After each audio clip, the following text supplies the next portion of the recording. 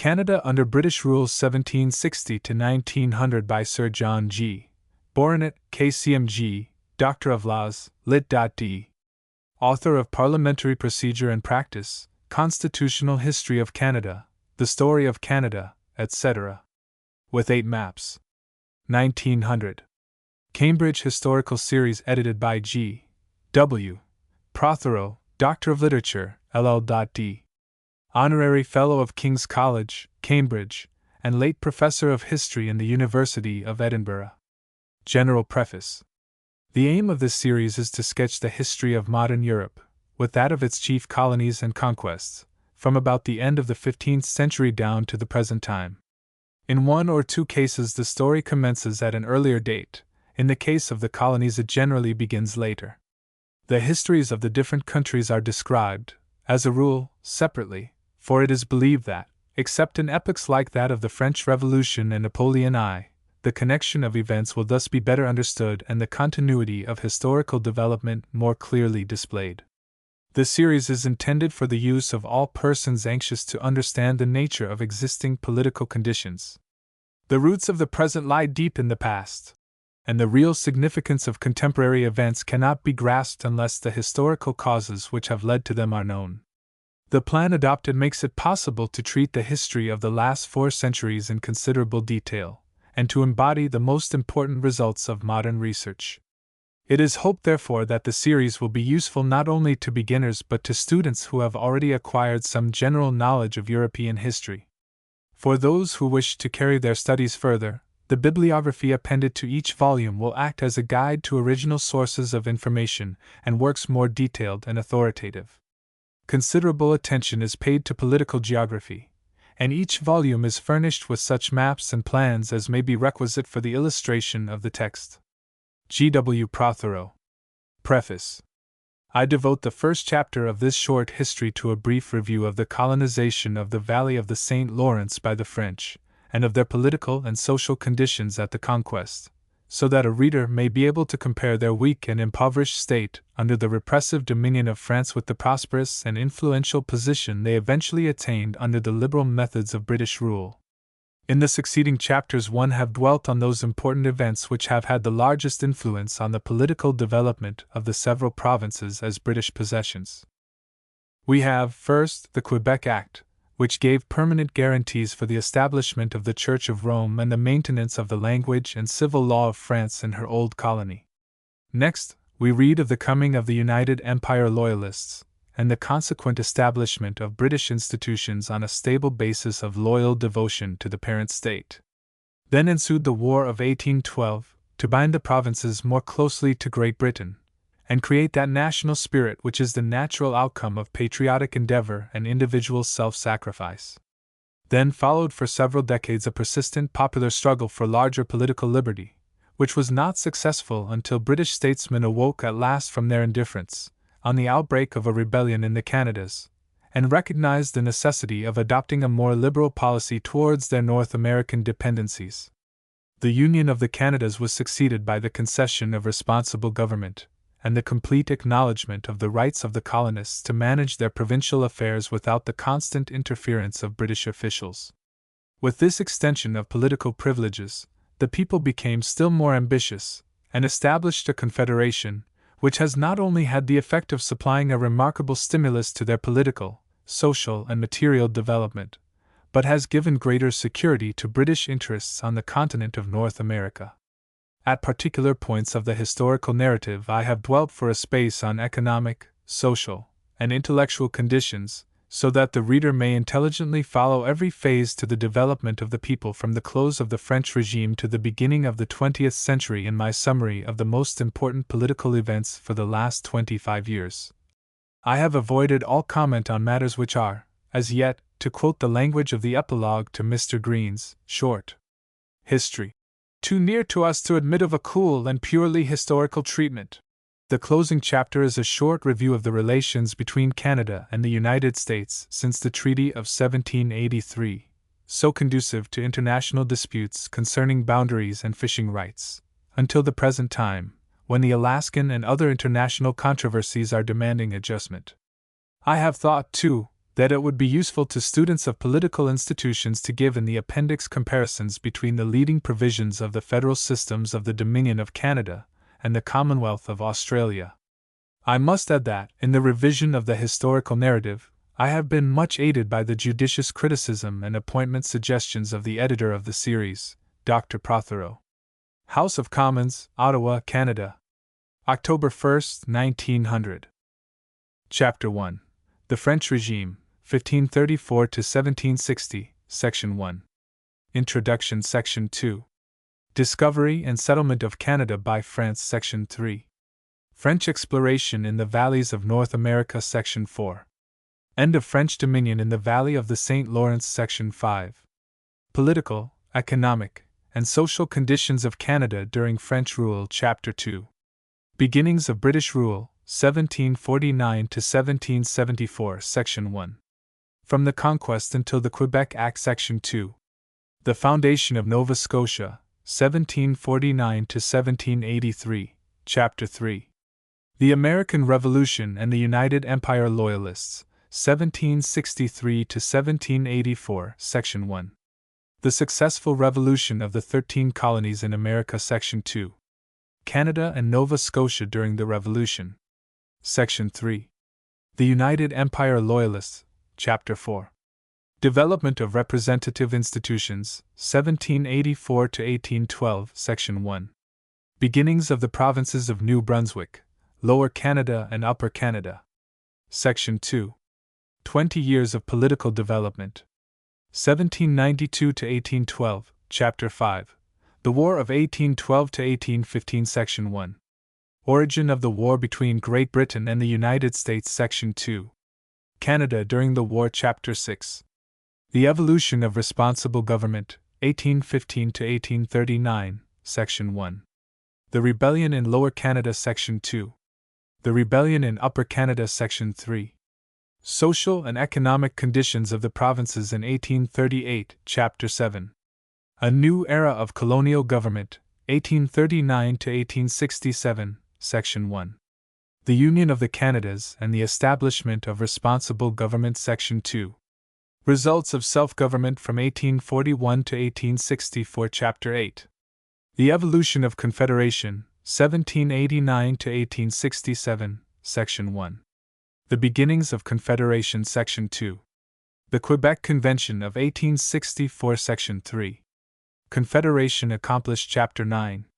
Confederation, 1867 to 1900, Section 1. The First Parliament of the Dominion of Canada, 1867 to 1873, Section 2. Extension of the Dominion from the Atlantic to the Pacific Ocean, 1869 to 1873, Section 3. Summary of noteworthy events from 1873 until 1900, Section 4. Political and Social Conditions of Canada under Confederation, Chapter 10. Canada's Relations with the United States and her Influence in Imperial Councils, 1783 to 1900, Appendix A. Comparisons between Constitutions of the Canadian Dominion and Australian Commonwealth. Appendix B. Bibliographical Notes, Plans and Maps. Map showing boundary between Canada and the United States by Treaty of 1783.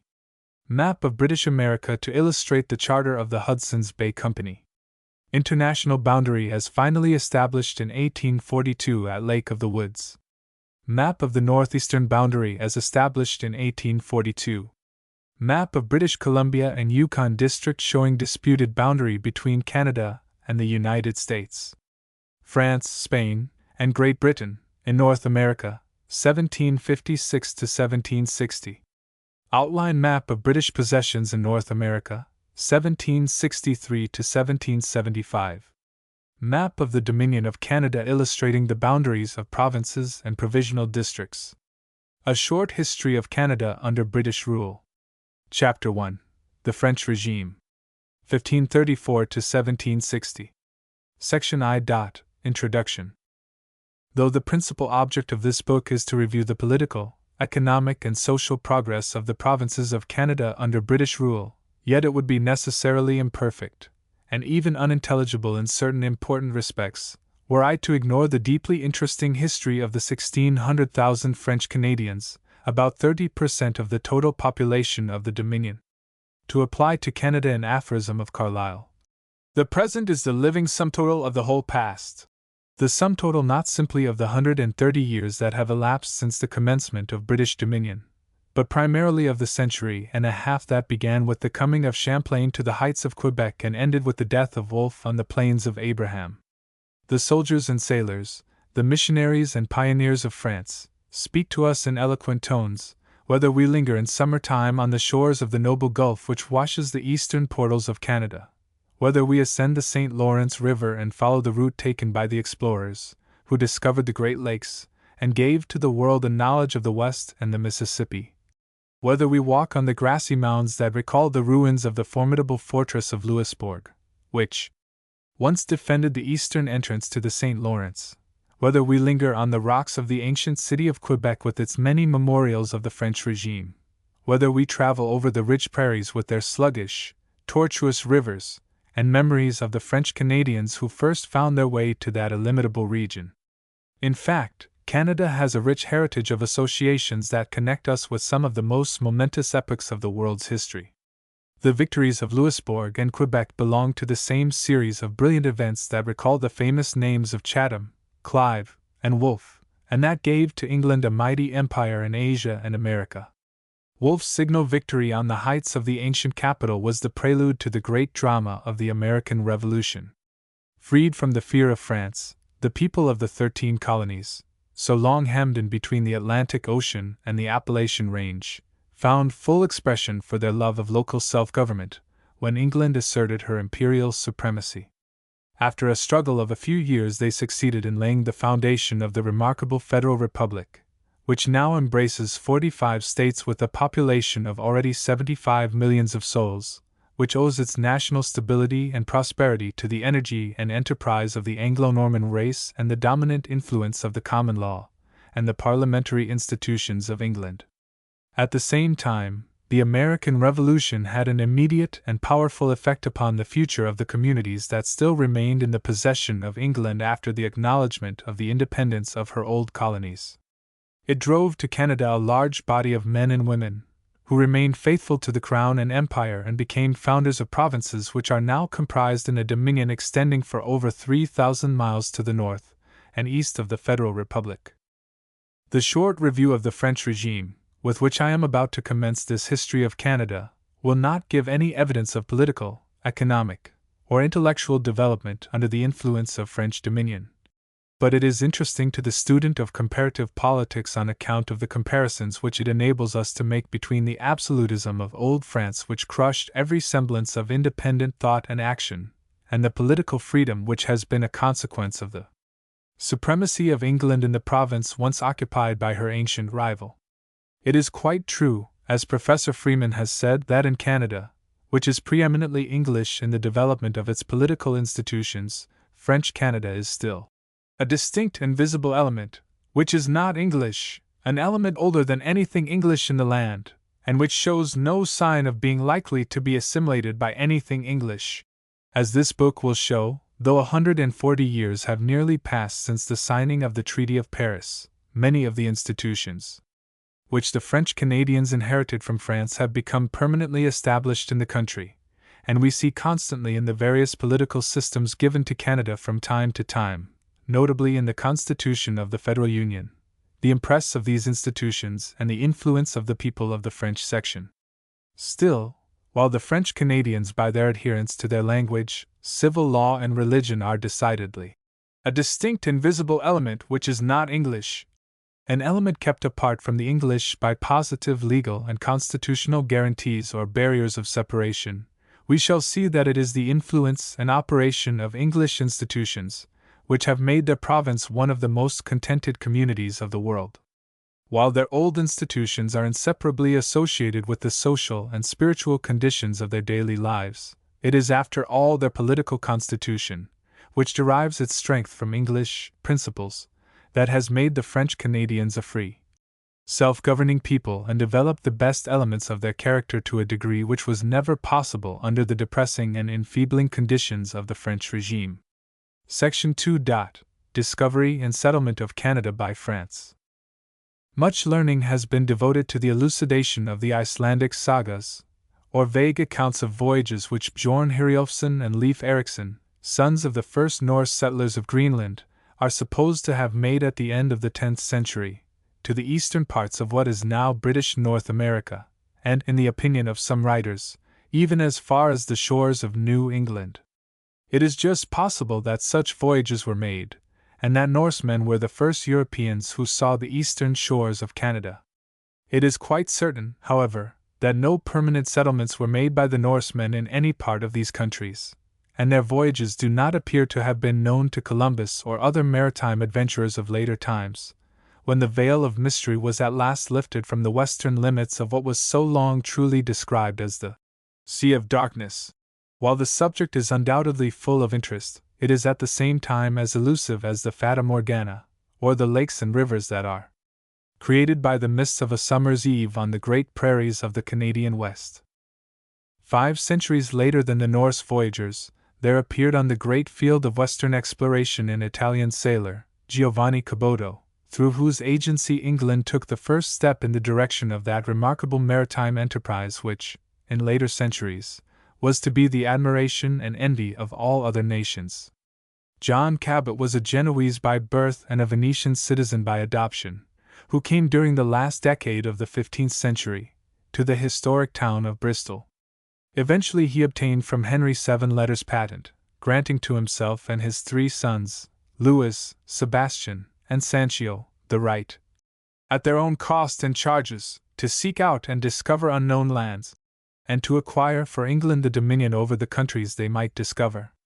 Early in May, 1497, John Cabot sailed from Bristol in the Matthew, manned by English sailors. In all probability he was accompanied by Sebastian, then about 21 years of age, who, in later times, through the credulity of his friends and his own garrulity and vanity, took that place in the estimation of the world which his father now rightly fills. Sometime toward the end of June, they made a landfall on the northeastern coast of North America.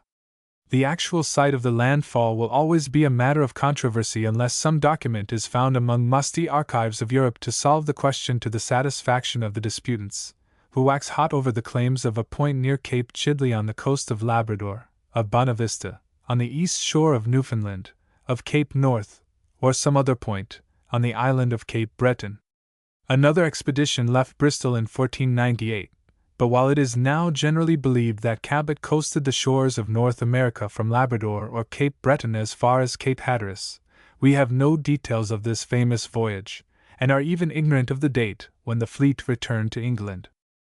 The Portuguese, Gaspar and Miguel Cortereal, in the beginning of the 16th century, were lost somewhere on the coast of Labrador or Newfoundland, but not before they gave to their country a claim to new lands.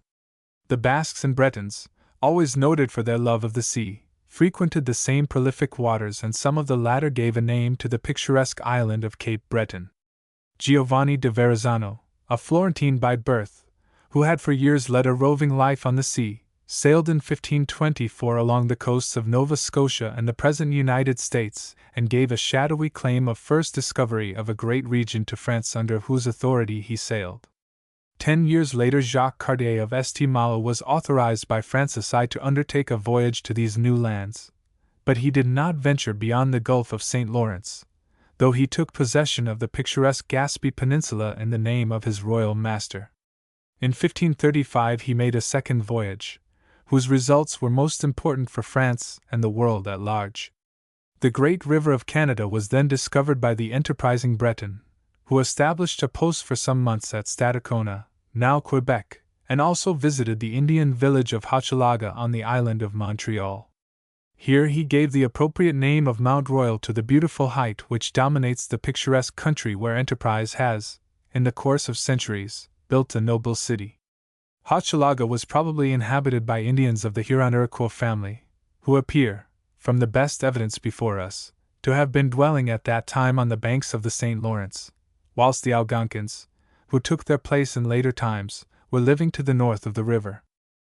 The name of Canada, obviously the Huron-Iroquois word for Canada, a town, began to take a place on the maps soon after Cartier's voyages.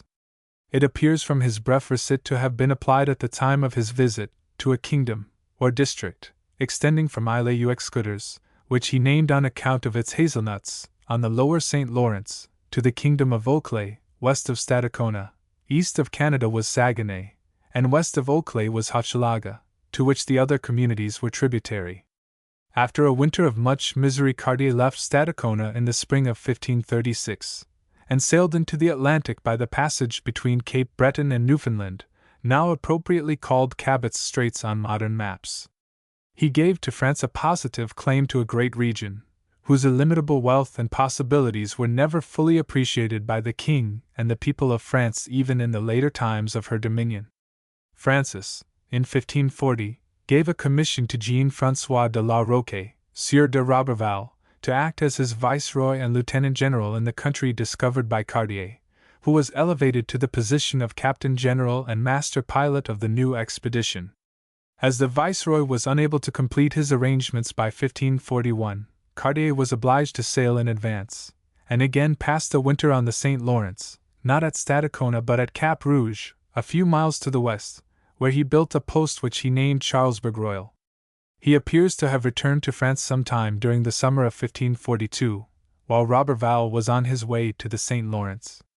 Roberval found his way without his master pilot to Charlesbourg Royal, which he renamed Franceroy, and where he erected buildings of a very substantial character in the hope of establishing a permanent settlement. His selection of colonists, chiefly taken from jails and purlieus of towns, was most unhappy, and after a bitter experience he returned to France, probably in the autumn of 1543, and disappeared from Canadian history. From the date of Cartier's last voyage until the beginning of the 17th century, a period of nearly 60 years, nothing was done to settle the lands of the new continent. Fishermen alone continued to frequent the Great Gulf, which was called for years the Square Gulf, or Golfo Quadrado, or Quar, on some European maps, until it assumed, by the end of the 16th century, the name it now bears. The name St. Lawrence was first given by Cartier to the harbor known as St. Genevieve, or sometimes Pillage Bay, on the northern shore of Canada, and gradually extended to the Gulf and river. The name of Labrador, which was soon established on all maps, had its origin in the fact that Gaspar Cortereal brought back with him a number of natives who were considered to be admirably calculated for labor. In the reign of Queen Elizabeth, the English began to take a prominent part in that maritime enterprise which was to lead to such remarkable results in the course of 3 centuries. The names of the ambitious navigators, Frobisher and Davis, are connected with those Arctic waters where so much money, energy, and heroism have been expended down to the present time. Under the influence of the great Raleigh, whose fertile imagination was conceiving plans of colonization in America, Sir Humphrey Gilbert, his brother-in-law, took possession of Newfoundland on a hill overlooking the harbor of St. John's. English enterprise, however, did not extend for many years to any other part of northeastern America than Newfoundland, which is styled Bacalaos on the Hakluyt map of 1597, though the present name appeared from a very early date in English statutes and records. The island, however, for a century and longer, was practically little more than a great ship moored near the banks during the fishing season, for the convenience of English fishermen, while English colonizing enterprise found a deeper interest in Virginia with its more favorable climate and southern products. It was England's great rival, France, that was the pioneer at the beginning of the 17th century in the work of exploring and settling the countries now comprised within the Dominion of Canada. France first attempted to settle the indefinite region, long known as l'Acadie or Acadie. The Sieur de Monts, Samuel Champlain, and the Baron de Poutrincourt were the pioneers in the exploration of this country. Their first post was erected on Dauchet Island, within the mouth of the St. Croix River, the present boundary between the state of Maine and the province of New Brunswick. But this spot was very soon found unsuitable, and the hopes of the pioneers were immediately turned towards the beautiful basin, which was first named Port Royal by Champlain. The Baron de Poutrincourt obtained a grant of land around this basin, and determined to make his home in so beautiful a spot. De Monts, whose charter was revoked in 1607, gave up the project of colonizing Acadia, whose history from that time is associated for years with the misfortunes of the Beancourts, the family name of Baron de Poutrincourt, but the hopes of this adventurous nobleman were never realized. In 1613, an English expedition from Virginia, under the command of Captain Argall, destroyed the struggling settlement at Fort Royal, and also prevented the establishment of a Jesuit mission on the island of Mons Deserts, which owes its name to Champlain. Acadia had henceforth a checkered history, chiefly noted for feuds between rival French leaders and for the efforts of the people of New England to obtain possession of Acadia. Port Royal was captured in 1710 by General Nicholson, at the head of an expedition composed of an English fleet and the militia of New England. Then it received the name of Annapolis Royal in honor of Queen Anne, and was formally ceded with all of Acadia, according to its ancient limits, to England by the Treaty of Utrecht. 1. This name is now generally admitted to belong to the language of the Micmac Indians of the Atlantic provinces. It means a place, or locality, and is always associated with another word descriptive of some special natural production. For instance, Shubenacadie, or Segubenacade, is the place where the groundnut, or Indian potato, grows. We find the first official mention of the word in the commission given by Henry IV of France to the Sieur de Monts in 1604. It was not in Acadia, but in the valley of the St. Lawrence, that France made her great effort to establish her dominion in North America. Samuel Champlain, the most famous man in the history of French Canada, laid the foundation of the present city of Quebec in the month of June, 1608, or 3 years after the removal of the little Acadian colony from St. Croix Island to the basin of the Annapolis.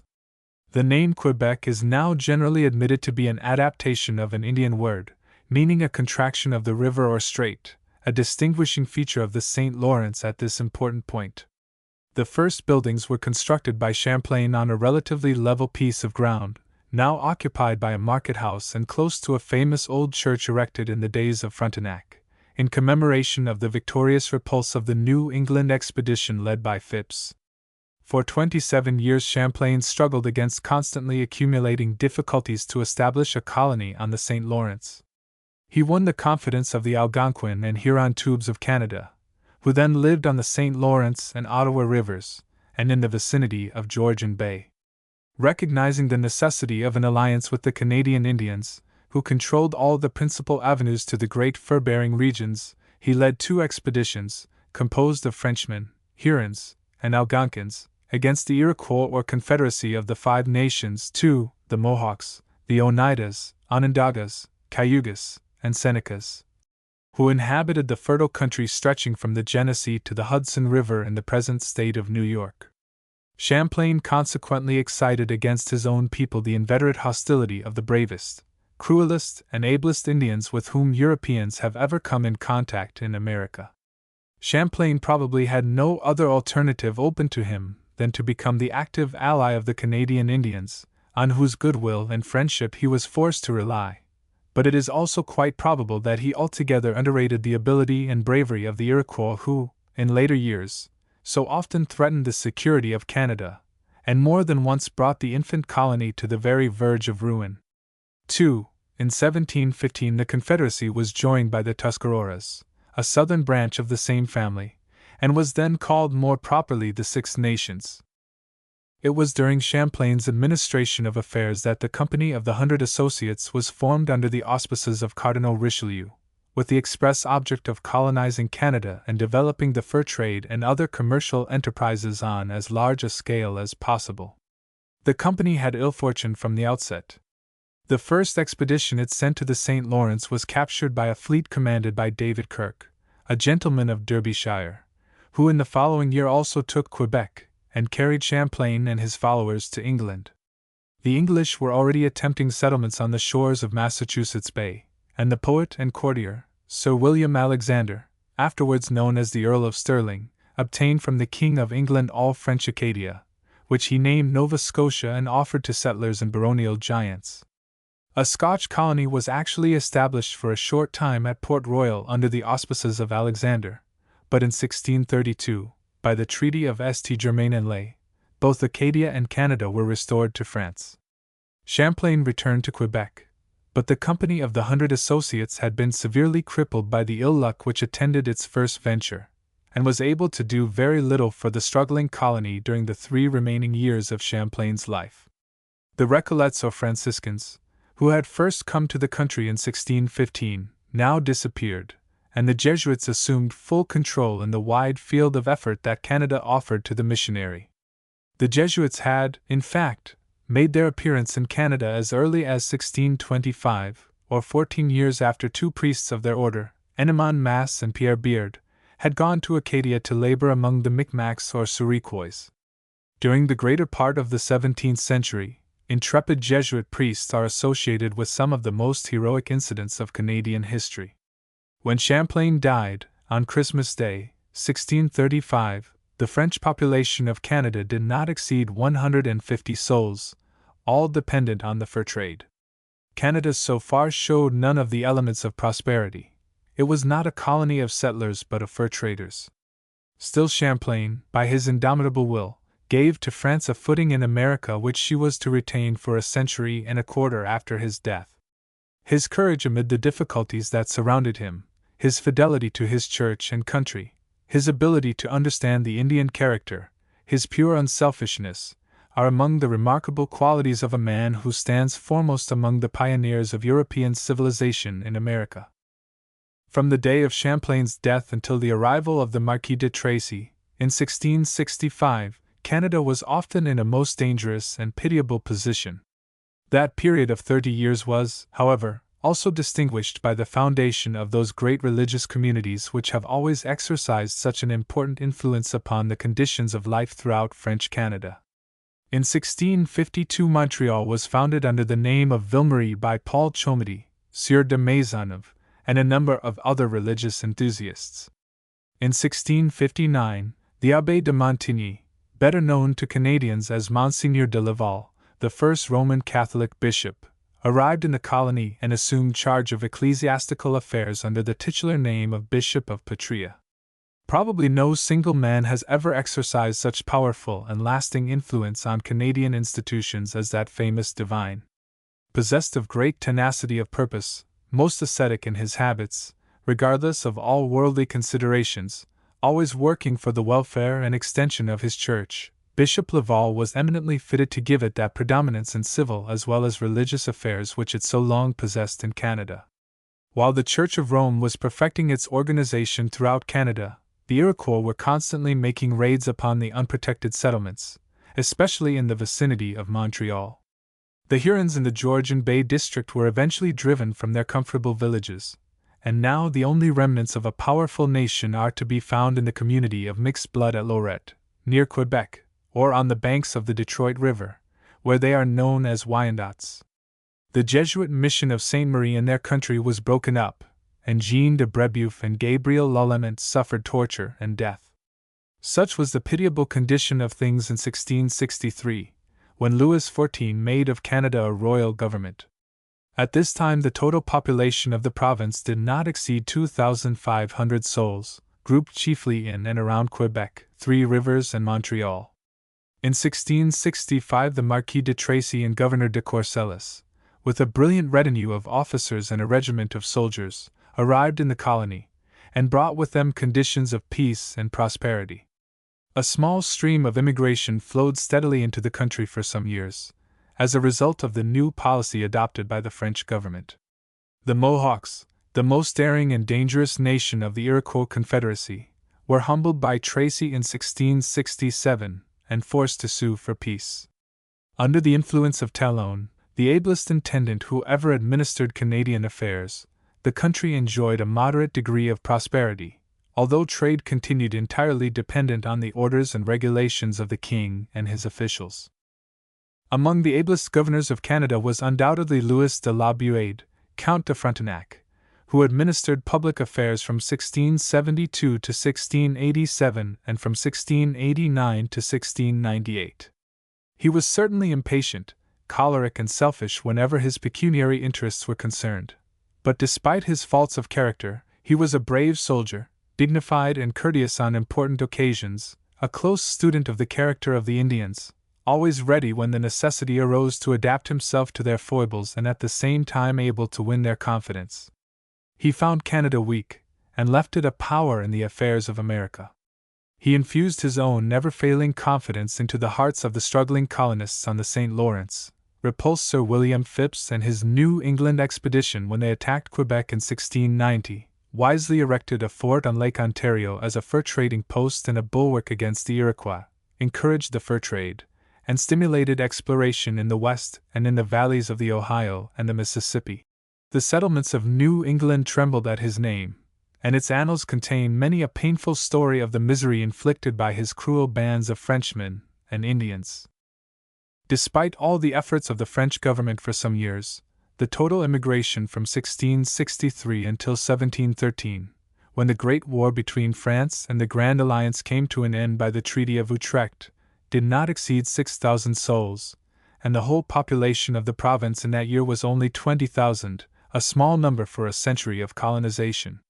For some years after the formation of the royal government, a large number of marriageable women were brought to the country under the auspices of the religious communities, and marriages and births were encouraged by exhortations and bounties. A considerable number of the officers and soldiers of the Carignan-Salieres regiment, who followed the Marquis de Tracy into Canada, were induced to remain and settle new seigneuries, chiefly in palisade villages in the Richelieu district for purposes of defense against Iroquois expeditions. Despite all the paternal efforts of the government to stimulate the growth of a large population, the natural increase was small during the 17th century.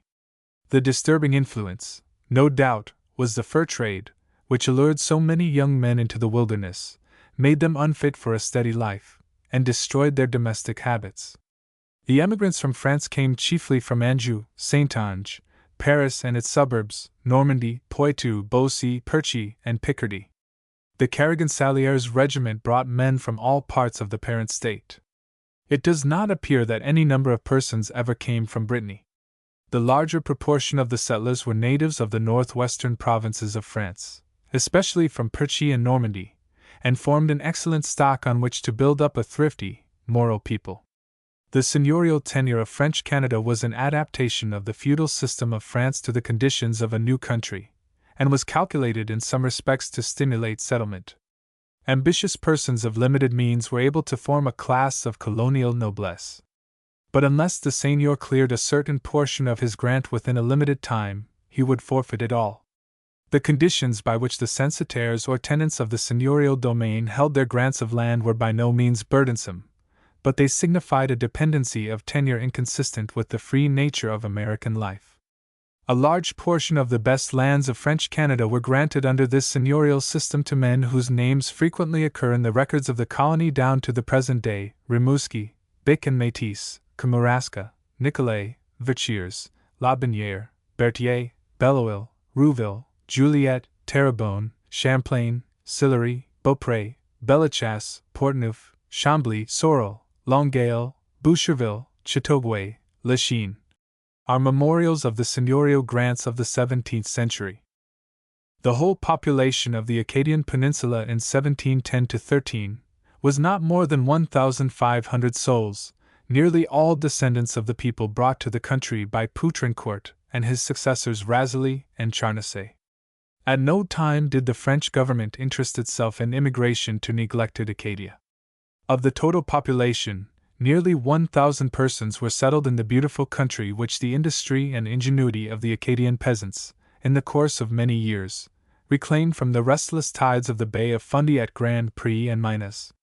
The remaining settlements were at Beaubassin, Annapolis, Pisiquid, now Windsor, Cobequid, now Truro, and Cape Sable. Some small settlements were also founded on the banks of the St. John River and on the eastern bays of the present province of New Brunswick. Section 3. French exploration in the Great Valleys of North America.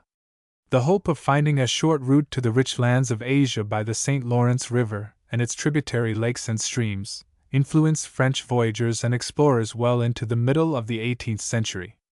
When Cartier stood on Mount Royal and saw the waters of the Ottawa, there must have flashed across his mind the thought that perhaps by this river would be found that passage to the Western Sea of which he and other sailors often dreamed both in earlier and later times. Ellis Garbutt tells us that Champlain in his Western explorations always hoped to reach Asia by a Canadian route. He was able, however, long before his death, to make valuable contributions to the geography of Canada. He was the first Frenchman to ascend the river of the Iroquois, now the Richelieu, and to see the beautiful lake which still bears his name. In 1615 he found his way to Georgian Bay by the route of the Ottawa and Ottawa rivers, Lake Nipissing and French River. Here he visited the Huron villages which were situated in the district now known as Simcoe County in the province of Ontario. Father Le Caron, a Recollet, had preceded the French explorer, and was performing missionary duties among the Indians, who probably numbered 20,000 in all. This brave priest was the pioneer of an army of faithful missionaries, mostly of a different order, who lived for years among the Indians, suffered torture and death, and connected their names not only with the martyrs of their faith but also with the explorers of this continent. From this time forward we find the trader and the priest advancing in the wilderness. Sometimes one is first, sometimes the other. Champlain accompanied his Indian allies on an expedition against the Onondagas, one of the 5 nations who occupied the country immediately to the south of the upper St. Lawrence and Lake Ontario. The party reached Lake Ontario by the system of inland navigation which stretches from Lake Simcoe to the Bay of Kent. The Onondagas repulsed the Canadian allies who returned to their settlements, where Champlain remained during the winter of 1616.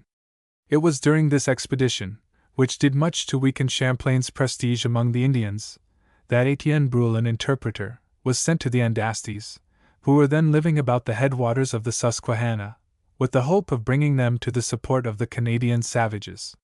He was not seen again until 1618, when he returned to Canada with a story, doubtless correct, of having found himself on the shores of a great lake where there were mines of copper, probably Lake Superior.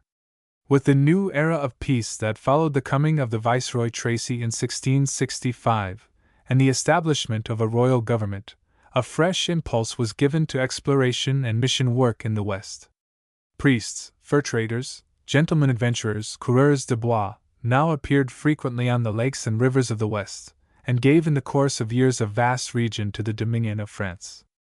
As early as 1665 Father Allouez established a mission at La Pointe, the modern Ashland, on the shores of Lake Superior.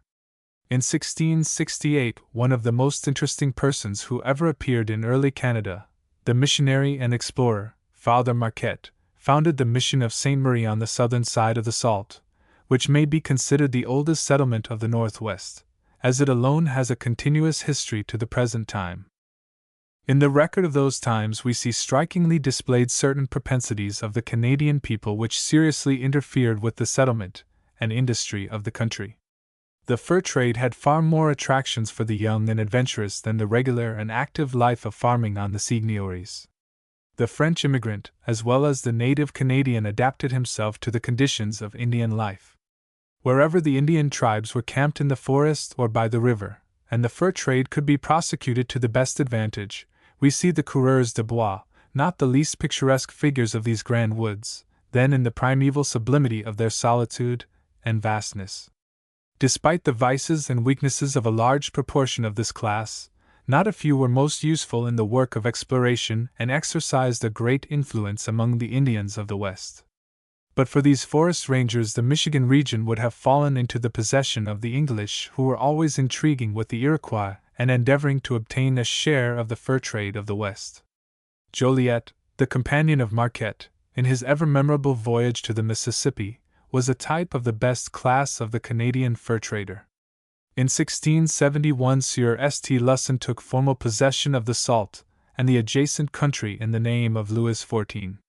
In 1673 Fort Frontenac was built at Cataraqui, now Kingston, as a barrier to the aggressive movements of the Iroquois and an entrepot for the fur trade on Lake Ontario.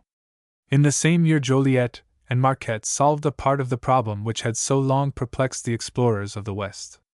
The trader and priest reached the Mississippi by the way of Green Bay, the Fox and Wisconsin rivers. They went down the Mississippi as far as the Arkansas. Though they were still many hundreds of miles from the mouth of the river, they grasped the fact that it must reach, not the Western Ocean, but the southern Gulf first discovered by the Spaniards. Marquette died not long afterwards, worn out by his labors in the wilderness, and was buried beneath the little chapel at St. Ignace.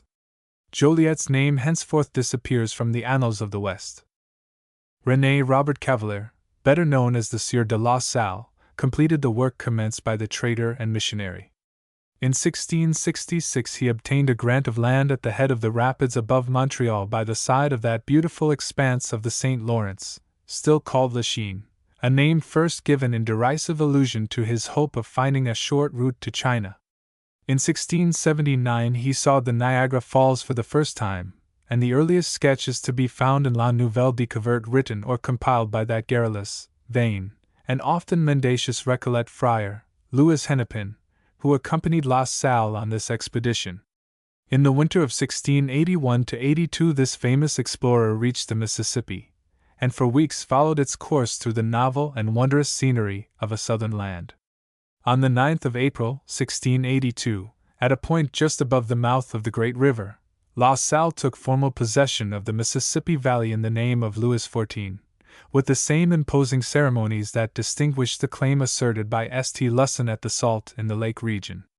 By the irony of fate, La Salle failed to discover the mouth of the river when he came direct from France to the Gulf of Mexico in 1685, but landed somewhere on Matagorda Bay on the Texan coast, where he built a fort for temporary protection. Finding his position untenable, he decided in 1687 to make an effort to reach the Illinois country, but when he had been a few days on this perilous journey he was treacherously murdered by some of his companions near the southern branch of Trinity River. His body was left to the beasts and birds of prey. 2 of the murderers were themselves killed by their accomplices, none of whom appear ever to have been brought to justice for their participation in a crime by which France lost one of the bravest and ablest men who ever struggled for her dominion in North America. Some years later the famous Canadians, Iberville and Bienville, founded a colony in the Great Valley, known by the name of Louisiana, which was first given to it by La Salle himself. By the possession of the Sault, Mackinac, and Detroit, the French were for many years supreme on the lakes, and had full control of Indian trade. The Iroquois and their English friends were effectively shut out of the West by the French posts and settlements which followed the explorations of Joliet, La Salle, Duluth, and other adventurers. Plans continued to be formed for reaching the Western or Pacific Ocean even in the middle of the 18th century. The Jesuit Charlevoix, the historian of New France, was sent out to Canada by the French government to inquire into the feasibility of a route which Frenchmen always hoped for. Nothing definite came out of this mission, but the Jesuit was soon followed by an enterprising native of Three Rivers, Pierre Gaultier de Varennes, generally called the Sieur de la Vérendrye, who with his sons ventured into the region now known as the province of Manitoba and the Northwest Territory of Canada. He built several forts, including one on the site of the city of Winnipeg. 2 of his sons are believed to have reached the Big Horn Range, an outlying buttress of the Rocky Mountains, in 1743, and to have taken possession of what is now territory of the United States. The youngest son, Chevalier de la Vérendrye, who was the first to see the Rocky Mountains, subsequently discovered the Saskatchewan, Pascoyac, and even ascended it as far as the Forks, the furthest western limits so far touched by a white man in America. A few years later, in 1751, M. de Niverville, under the orders of M. de St. Pierre, then acting in the interest of the infamous Intendant Bigot, who coveted the western fur trade, reached the foothills of the Rocky Mountains and built a fort on the Saskatchewan not far from the present town of Calgary. We have now followed the paths of French adventurers for nearly a century and a half, from the day Champlain landed on the rocks of Quebec until the Vérendryes traversed the prairies and plains of the Northwest. French explorers had discovered the 3 great waterways of this continent: the Mississippi, which pours its enormous volume of water, drawn from hundreds of tributaries, into a southern gulf; the St. Lawrence, which bears the tribute of the Great Lakes to the Atlantic Ocean; the Winnipeg, with its connecting rivers and lakes which stretch from the Rocky Mountains to the dreary Arctic Sea. La Vérendrye was the first Frenchman who stood on the height of land or elevated plateau of the continent, almost within sight of the sources of those great rivers which flow, after devious courses, north, south, and east. It has been well said that if 3 men should ascend these 3 waterways to their farthest sources, they would find themselves in the heart of North America, and, so to speak, within a stone's throw of one another. Nearly all the vast territory, through which these great waterways flow, then belonged to France, so far as exploration, discovery, and partial occupation gave her a right to exercise dominion. Only in the Great North, where summer is a season of a very few weeks, where icebergs bar the way for many months, where the fur trade and the whale fishery alone offered an incentive to capital and enterprise, had England a right to an indefinite dominion. Here a company of gentlemen adventurers trading into Hudson's Bay occupied some fortified stations which, during the 17th century, had been seized by the daring French-Canadian corsair, Iberville, who ranks with the famous Englishman, Drake. On the Atlantic coast, the prosperous English colonies occupied a narrow range of country bounded by the Atlantic Ocean and the Alleghenies. It was only in the middle of the 18th century, nearly 3/4 of a century after Joliet's and La Salle's explorations, and even later than the date at which Frenchmen had followed the Saskatchewan to the Rocky Mountains, that some enterprising Virginians and Pennsylvanians worked their way into the beautiful country watered by the affluents of the Ohio.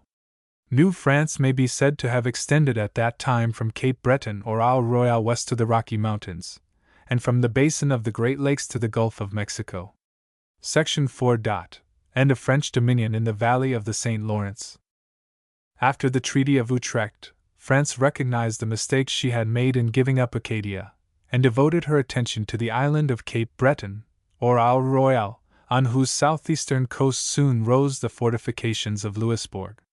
In the course of years, this fortress became a menace to English interests in Acadia and New England. In 1745, the town was taken by a force of New England volunteers, led by General Pepperell, a discreet and able colonist, and a small English squadron under the command of Commodore, afterwards Admiral, Warren, both of whom were rewarded by the British government for their distinguished services on this memorable occasion. France, however, appreciated the importance of Isle Royale, and obtained its restoration in exchange for Madras, which at that time was the most important British settlement in the East Indies. England then decided to strengthen herself in Acadia, where France retained her hold of the French Acadian population through the secret influence of her emissaries, chiefly missionaries, and accordingly established a town on the Atlantic coast of Nova Scotia, ever since known as Halifax, in honor of a prominent statesman of those times. The French settlers, who by the middle of the 18th century numbered 12,000, a thrifty, industrious, and simple-minded people, easily influenced by French agents, called themselves neutrals, and could not be forced to take the unqualified oath of allegiance which was demanded of them by the authorities of Halifax. The English government was now determined to act with firmness in a province where British interests had been so long neglected, and where the French inhabitants had in the course of 40 years shown no disposition to consider themselves British subjects and discharge their obligations to the British Crown. France had raised the contention that the Acadia ceded to England by the Treaty of Utrecht comprised only the present province of Nova Scotia, and indeed only a portion of that peninsula according to some French authorities. Commissioners were appointed by the two powers to settle the question of boundaries, of the meaning of Acadie with its ancient boundaries, but their negotiations came to naught, and the issue was only settled by the arbitrament of war. The French built the forts of Beauséjour and Gaspereau, the latter a mere palisade, on the Isthmus of Chignecto, which became the rendezvous of the French Acadians, whom the former persuaded by promises or threats to join their fortunes. In 1755, a force of English and colonial troops, under the command of Colonels Monckton, Winslow, and Scott, captured these forts, and this success was followed by the banishment of the Acadian French. This cruel act of Governor Lawrence and the English authorities at Halifax was no doubt largely influenced by the sentiment of leading men in New England, who were apprehensive of the neighborhood of so large a number of an alien people, who could not be induced to prove their loyalty to Great Britain, and might, in case of continued French successes in America, become open and dangerous foes. But while there are writers who defend this sad incident of American history on the ground of stern national necessity at a critical period in the affairs of the continent, all humanity that listens to the dictates of the heart and tender feeling will ever deplore the exile of those hapless people. Previous to the expulsion of the Acadians from their pleasant homes on the meadows of Grand Pré and Minas, England sustained a severe defeat in the valley of the Ohio, which created much alarm throughout the English colonies, and probably had some influence on the fortunes of those people. France had formally taken possession of the Ohio country and established forts in 1753 on French Creek, at its junction with the Allegheny, and also at the forks of the Ohio. Adventurous British pioneers were at last commencing to cross the Alleghenies, and a company had been formed with the express intention of stimulating settlement in the valley. George Washington, at the head of a small colonial force, was defeated in his attempt to drive the French from the Ohio, and the English government was compelled to send out a large body of regular troops under the command of General Braddock, who met defeat and death on the banks of the Monongahela. General Johnson, on the other hand, defeated a force of French regulars, Canadian militia and Indians, under General Dieskau, at the southern end of Lake George. In 1756 war was publicly proclaimed between France and England, although, as we have just seen, it had already broken out many months previously in the forests of America. During the first 2 years of the war, the English forces sustained several disasters through the incompetency of the English commanders on land and sea. The French in Canada were now led by the Marquis de Montcalm, distinguished both as a soldier of great ability and as a man of varied intellectual accomplishments. In the early part of the Canadian campaign he was most fortunate. Fort William Henry, at the foot of Lake George, and Fort Oswego, on the south side of Lake Ontario, were captured, but his signal victory at the former place was sullied by the massacre of defenseless men, women, and children by his Indian allies, although it is now admitted by all impartial writers that he did his utmost to prevent so sad a sequel to his triumph. The English commander-in-chief, Lord Loudon, assembled a large military force at Halifax in 1757 for the purpose of making a descent on Louisbourg, but he returned to New York without accomplishing anything, when he heard of the disastrous affair of William Henry, for which he was largely responsible on account of having failed to give sufficient support to the defenders of the fort. Admiral Holborn sailed to Louisbourg, but he did not succeed in coming to an engagement with the French fleet then anchored in the harbor, and the only result of his expedition was the loss of several of his ships on the reefs of that foggy, rocky coast. In 1758 Pitt determined to enter on a vigorous campaign against France in Europe and America. For America he chose Amherst, Boscawen, Howe, Forbes, Wolfe, Lawrence, and Whitman. Abercrombie was unfortunately allowed to remain in place of Loudon, but it was expected by Pitt and others that Lord Howe, one of the best soldiers in the British Army, would make up for the military weakness of that commander. Louisbourg, Fort Duquesne, and the forts on Lake George were the immediate objects of attack. Abercrombie at the head of a large force failed ignominiously in his assault on Ticonderoga, and Lord Howe was one of the first to fall in that unhappy and ill-managed battle. Amherst and Boscawen, on the other hand, took Louisbourg, where Wolfe displayed great energy and contributed largely to the success of the enterprise. Forbes was able to occupy the important fort at the forks of the Ohio, now Pittsburgh, which gave to the English control of the beautiful country to the west of the Alleghenies. Fort Frontenac was taken by Bradstreet, and Prince Edward Island, then called Isle St. Jean, was occupied by an English force as the necessary consequence of the fall of the Cape Breton fortress. The nation felt that its confidence in Pitt was fully justified, and that the power of France in America was soon to be effectually broken. In 1759 and 1760 Pitt's designs were crowned with signal success. Wolfe proved at Quebec that the statesman had not overestimated his value as a soldier and leader. Wolfe was supported by Brigadiers Monckton, Townsend, Murray, and Guy Carleton, the latter a distinguished figure in the later annals of Canada. The fleet was commanded by Admirals Saunders, Durell, and Holmes, all of whom rendered most effective service. The English occupied the island of Orleans and the heights of Levis, from which they were able to keep up a most destructive fire on the capital. The whole effective force under Wolfe did not reach 9,000 men, or 5,000 less than the regular and colonial army under Montcalm, whose lines extended behind batteries and earthworks from the St. Charles River, which washes the base of the rocky heights of the town, as far as the falls of Montmorency. The French held an impregnable position which their general decided to maintain at all hazards, despite the constant efforts of Wolfe for weeks to force him to the issue of battle. Above the city for many miles there were steep heights, believed to be unapproachable, and guarded at all important points by detachments of soldiery. Wolfe failed in an attempt which he made at Beauport to force Montcalm from his defenses, and suffered a considerable loss through the rashness of his grenadiers. He then resolved on a bold stroke which succeeded by its very audacity in deceiving his opponent, and giving the victory to the English. A rugged and dangerous path was used at night up those very heights which, Montcalm confidently believed, 100 men could easily defend against the whole British army. On the morning of the September 13, 1759, Wolfe marshaled an army of 4,500 men on the plains of Abraham, where he was soon face to face with the French army. Montcalm had lost no time in accepting the challenge of the English, in the hope that his superior numbers would make up for their inferiority in discipline and equipment compared with the smaller English force. His expectations were never realized. In a few minutes the French fell in hundreds before the steady, deadly fire of the English lines, and Montcalm was forced to retreat precipitately with the beaten remnant of his army.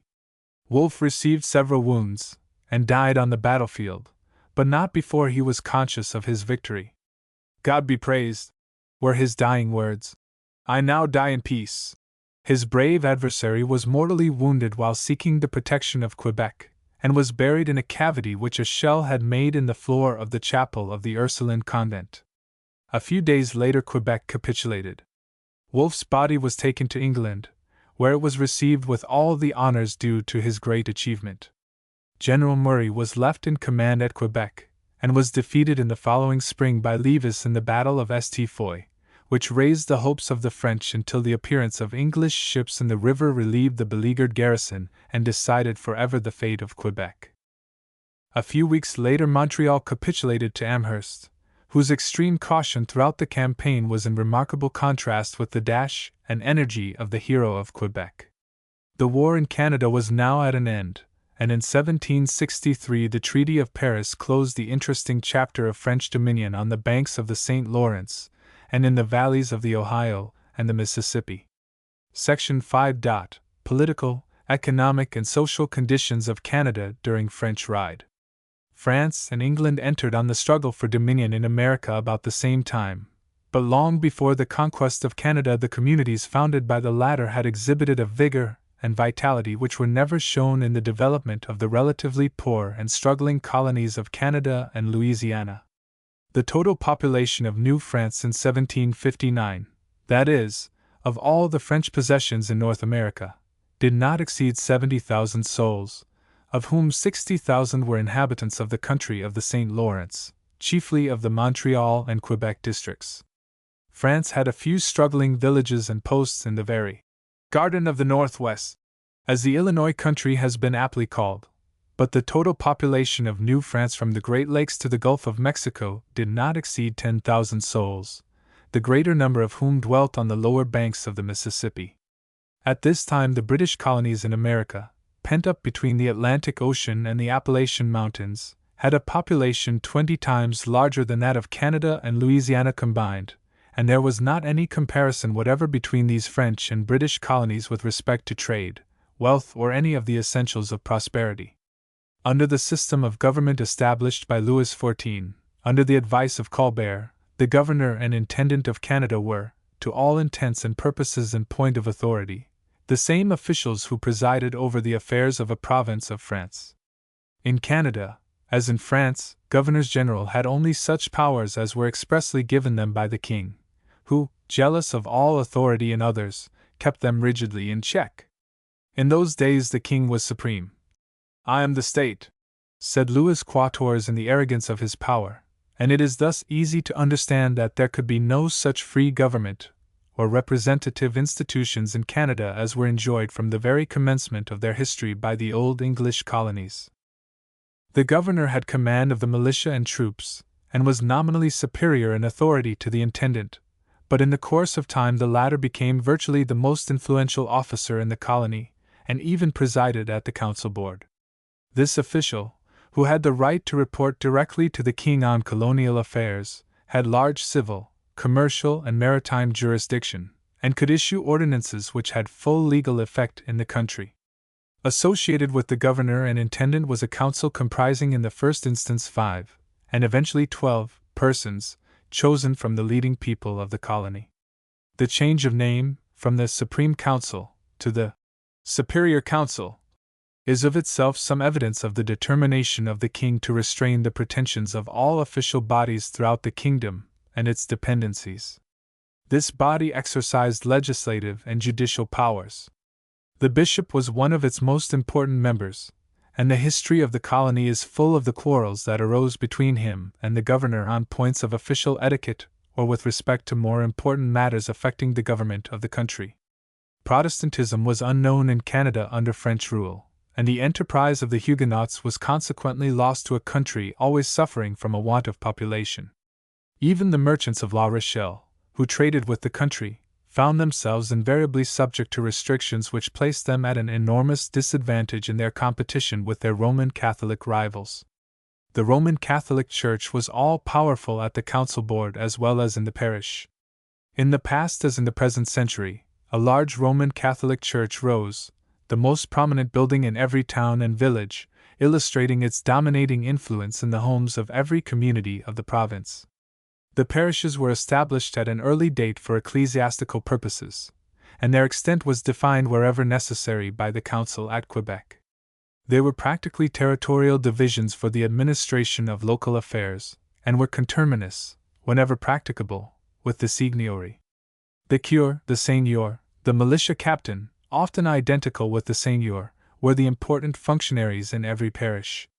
Even at the present time, when a canonical parish has been once formed by the proper ecclesiastical authority, it may be erected into a municipal or civil division after certain legal formalities by the government of the province. Tithes were first imposed by Bishop Laval, who practically established the basis of ecclesiastical authority in the province.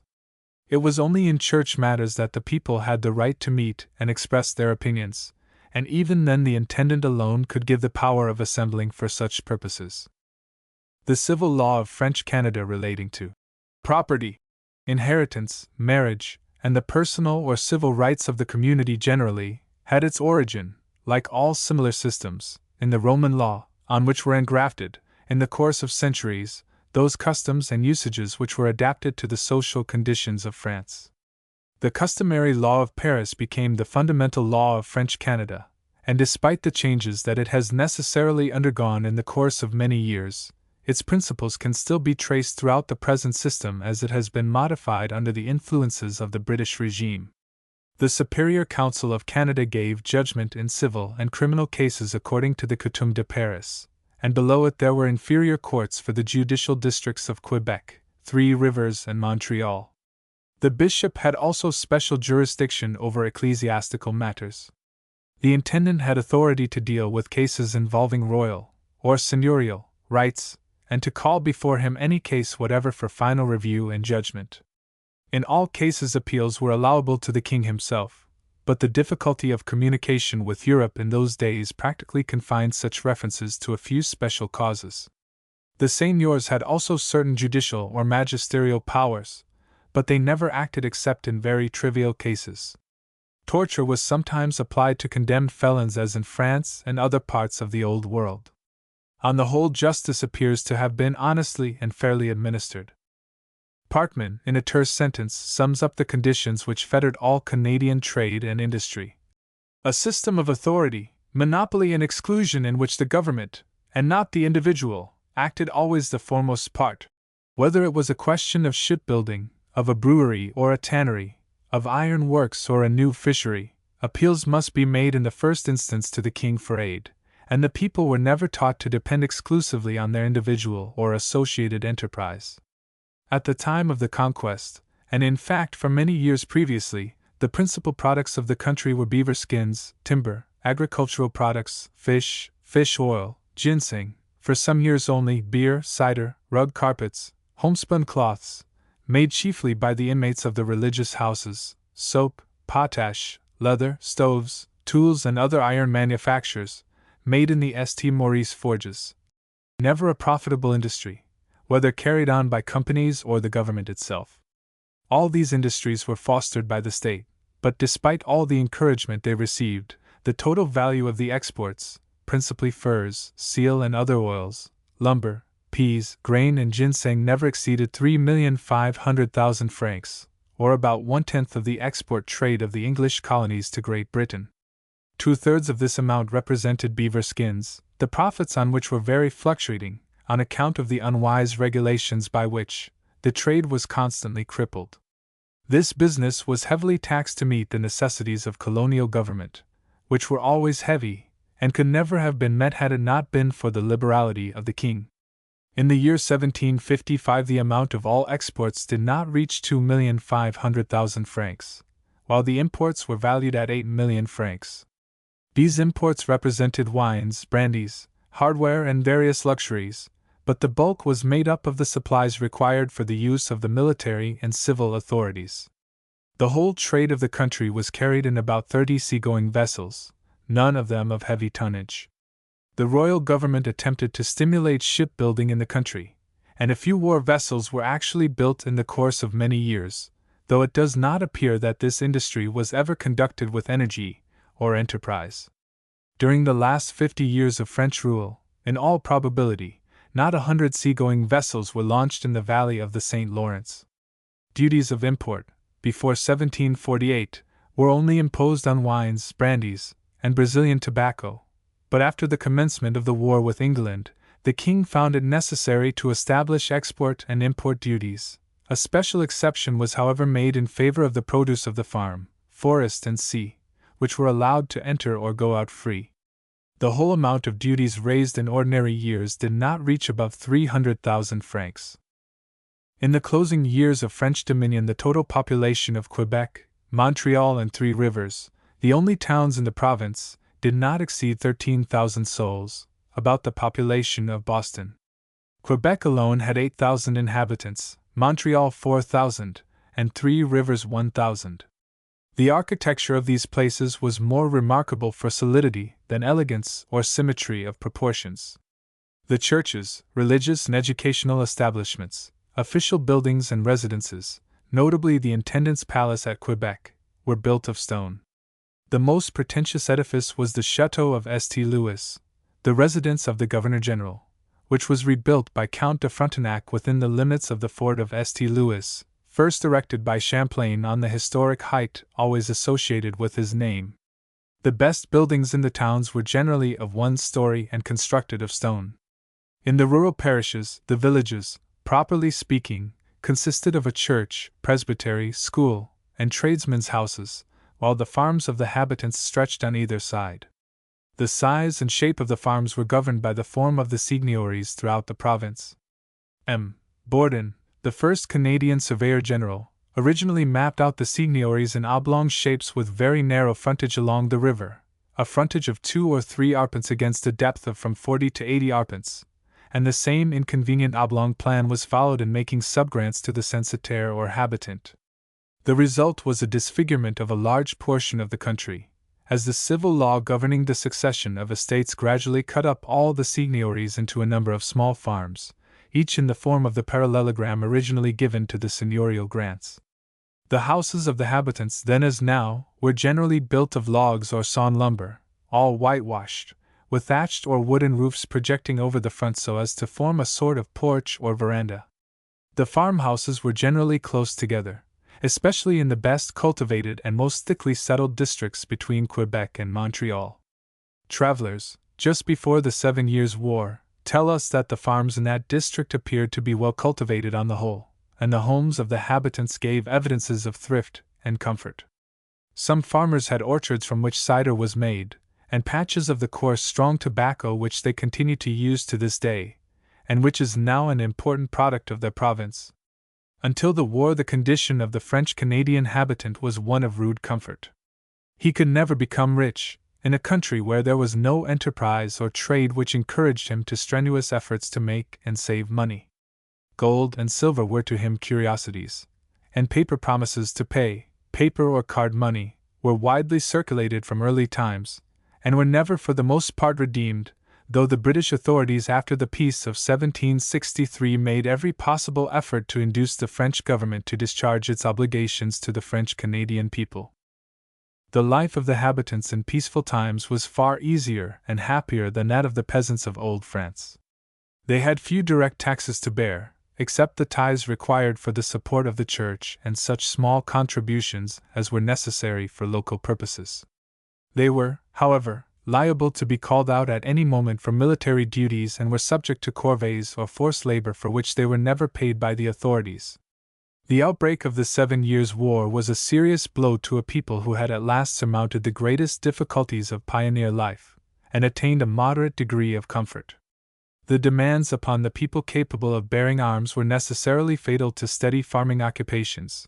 Indeed, in the towns of Quebec and Montreal there was more than once an insufficiency of food for the garrisons, and horse flesh had to be served out, to the great disgust of the soldiers who at first refused to take it. Had it not been for the opportune arrival of a ship laden with provisions in the spring of 1759, the government would have been unable to feed the army or the inhabitants of Quebec. The gravity of the situation was aggravated for years by the jobbery and corruption of the men who had the fate of the country largely in their hands. A few French merchants, and monopolists in league with corrupt officials, controlled the markets and robbed a long-suffering and too patient people. The names of Bigot, Pean, and other officials of the last years of French administration are justly execrated by French Canadians as robbers of the state and people in the days when the country was on the verge of war, and Montcalm, a brave, incorruptible man, was fighting against tremendous odds to save this unfortunate country to which he gave up his own life in vain. So long as France governed Canada, education was entirely in the hands of the Roman Catholic Church. The Jesuits, Franciscans, and other religious orders, male and female, at an early date, commenced the establishment of those colleges and seminaries which have always had so important a share in the education of Lower Canada. The Jesuits founded a college at Quebec in 1635, or 3 years before the establishment of Harvard, and the Ursulines opened their convent in the same city 4 years later. Sister Bourgeoise of Troyes founded at Montreal in 1659 the Congregation de Notre Dame for the education of girls of humble rank, the commencement of an institution which has now its buildings in many parts of Canada. In the latter part of the 17th century, Bishop Laval carried out a project for providing education for Canadian priests drawn from the people of the country. Consequently, in addition to the great seminary at Quebec, there was the lesser seminary where boys were taught in the hope that they would take orders. In the inception of education, the French endeavored in more than one of their institutions to combine industrial pursuits with the ordinary branches of an elementary education. But all accounts of the days of the French regime go to show that, despite the zealous efforts of the religious bodies to improve the education of the colonists, secular instruction was at a very low ebb and hardly reached the seigneuries. One writer tells us that even the children of officers and gentlemen scarcely knew how to read and write. They were ignorant of the first elements of geography and history. Still, dull and devoid of intellectual life as was the life of the Canadian, he had his place of worship where he received a moral training which elevated him immeasurably above the peasantry of England as well as of his old home. The clergy of Lower Canada confessedly did their best to relieve the ignorance of the people, but they were naturally unable to accomplish, by themselves, a task which properly devolved on the governing class. Under the French regime in Canada, the civil authorities were as little anxious to enlighten the people by the establishment of public or common schools as they were to give them a voice in the government of the country. Evidence of some culture and intellectual aspirations in social circles of the ancient capital attracted the surprise of travelers who visited the country before the close of the French dominion. Science and the fine arts, wrote Charlevoix in 1744, have their turn and conversation does not fail. The Canadians breathe from their birth an air of liberty, which makes them very pleasant in the intercourse of life, and our language is nowhere more purely spoken. La Galissonière, a highly cultured governor, spared no effort to encourage a sympathetic study of scientific pursuits. Dr. Michel Sarrazin, who was a practicing physician in Quebec for nearly half a century, devoted himself most assiduously to the natural history of the colony, and made some valuable contributions to the French Academy. The Swedish botanist, Peter Kalm, was impressed with the liking for scientific study which he observed in the French colony. But such intellectual culture, as Kalm and Charlevoix mentioned, never showed itself beyond the walls of Quebec or Montreal. The province, as a whole, was in a state of mental sluggishness at the time of the conquest by England, under whose benign influence the French-Canadian people were now to enter on a new career of political and intellectual development. Pitt and Wolfe must take a high place among the makers of the Dominion of Canada. It was they who gave relief to French Canada from the absolutism of old France, and started her in a career of self-government and political liberty. When the great procession passed before the Queen of England on the day of the Diamond Jubilee, when delegates from all parts of a mighty, world-embracing empire gave her their loyal and heartfelt homage, Canada was represented by a Prime Minister who belonged to that race which has steadily gained in intellectual strength, political freedom, and material prosperity since the memorable events of 1759 and 1760. In that imperial procession nearly half the American continent was represented, Acadia and Canada first settled by France, the Northwest prairies first traversed by French-Canadian adventurers, the Pacific coast first seen by Cook and Vancouver. There, too, marched men from Bengal, Madras, Bombay, Jaipur, Hyderabad, Kashmir, Punjab, from all sections of that great empire of India which was won for England by Clive and the men who, like Wolfe, became famous for their achievements in the days of Pitt. Perhaps there were in that imperial pageant some Canadians whose thoughts wandered from the present to the past, and recalled the memory of that illustrious statesman and of all he did for Canada and England, when they stood in Westminster Abbey, and looked on his expressive effigy, which, in the eloquent language of a great English historian, seems still, with eagle face and outstretched arm, to bid England be of good cheer and to hurl defiance at her foes. Chapter 2. Beginnings of British Rule. 1760 to 1774. Section I. From the Conquest until the Quebec Act. For nearly 4 years after the surrender of Vaudreuil at Montreal, Canada was under a government of military men, whose headquarters were at Quebec, Three Rivers, and Montreal, the capitals of the old French districts of the same name. General Murray and the other commanders labored to be just and considerate in all their relations with the new subjects of the Crown, who were permitted to prosecute their ordinary pursuits without the least interference on the part of the conquerors.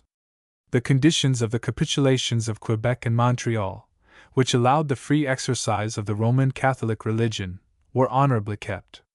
All that was required then, and for many years later, was that the priests and cures should confine themselves exclusively to their parochial duties, and not take part in public matters.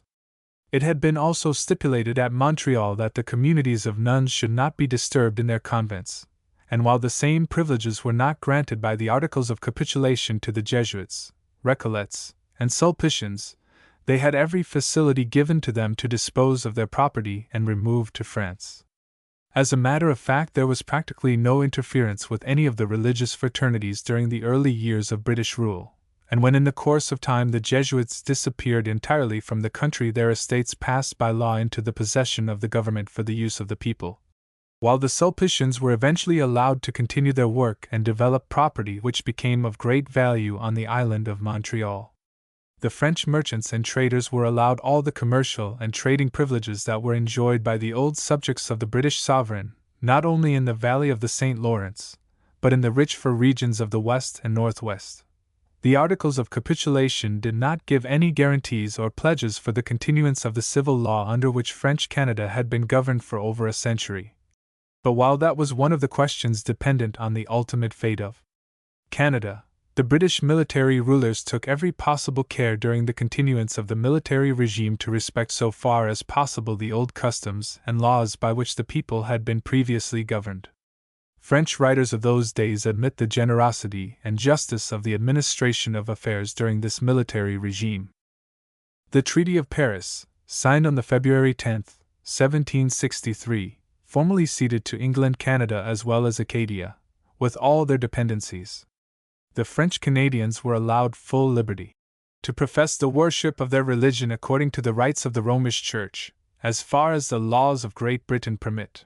The people had permission to retire from Canada with all their effects within 18 months from the date of the ratification of the treaty.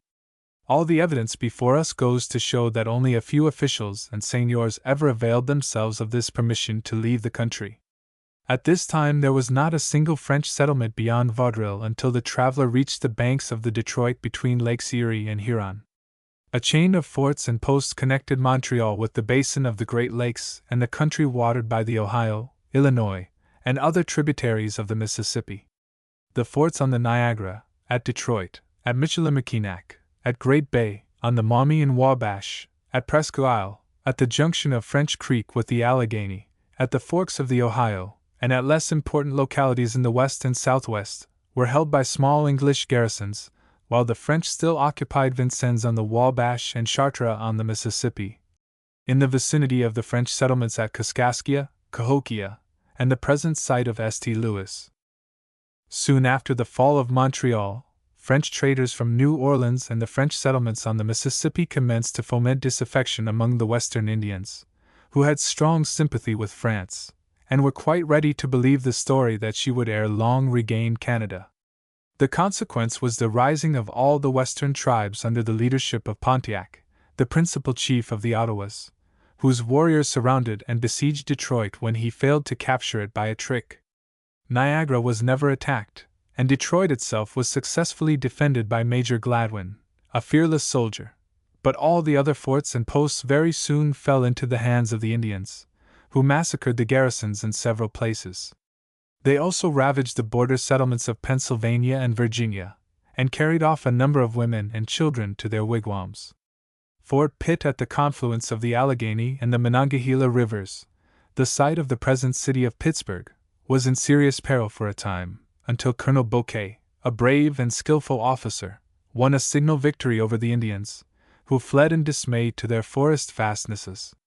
Pontiac failed to capture Detroit, and Bouquet followed up his first success by a direct march into the country of the Shawnees, Mingos, and Delawares, and forced them to agree to stern conditions of peace on the banks of the Muskingum.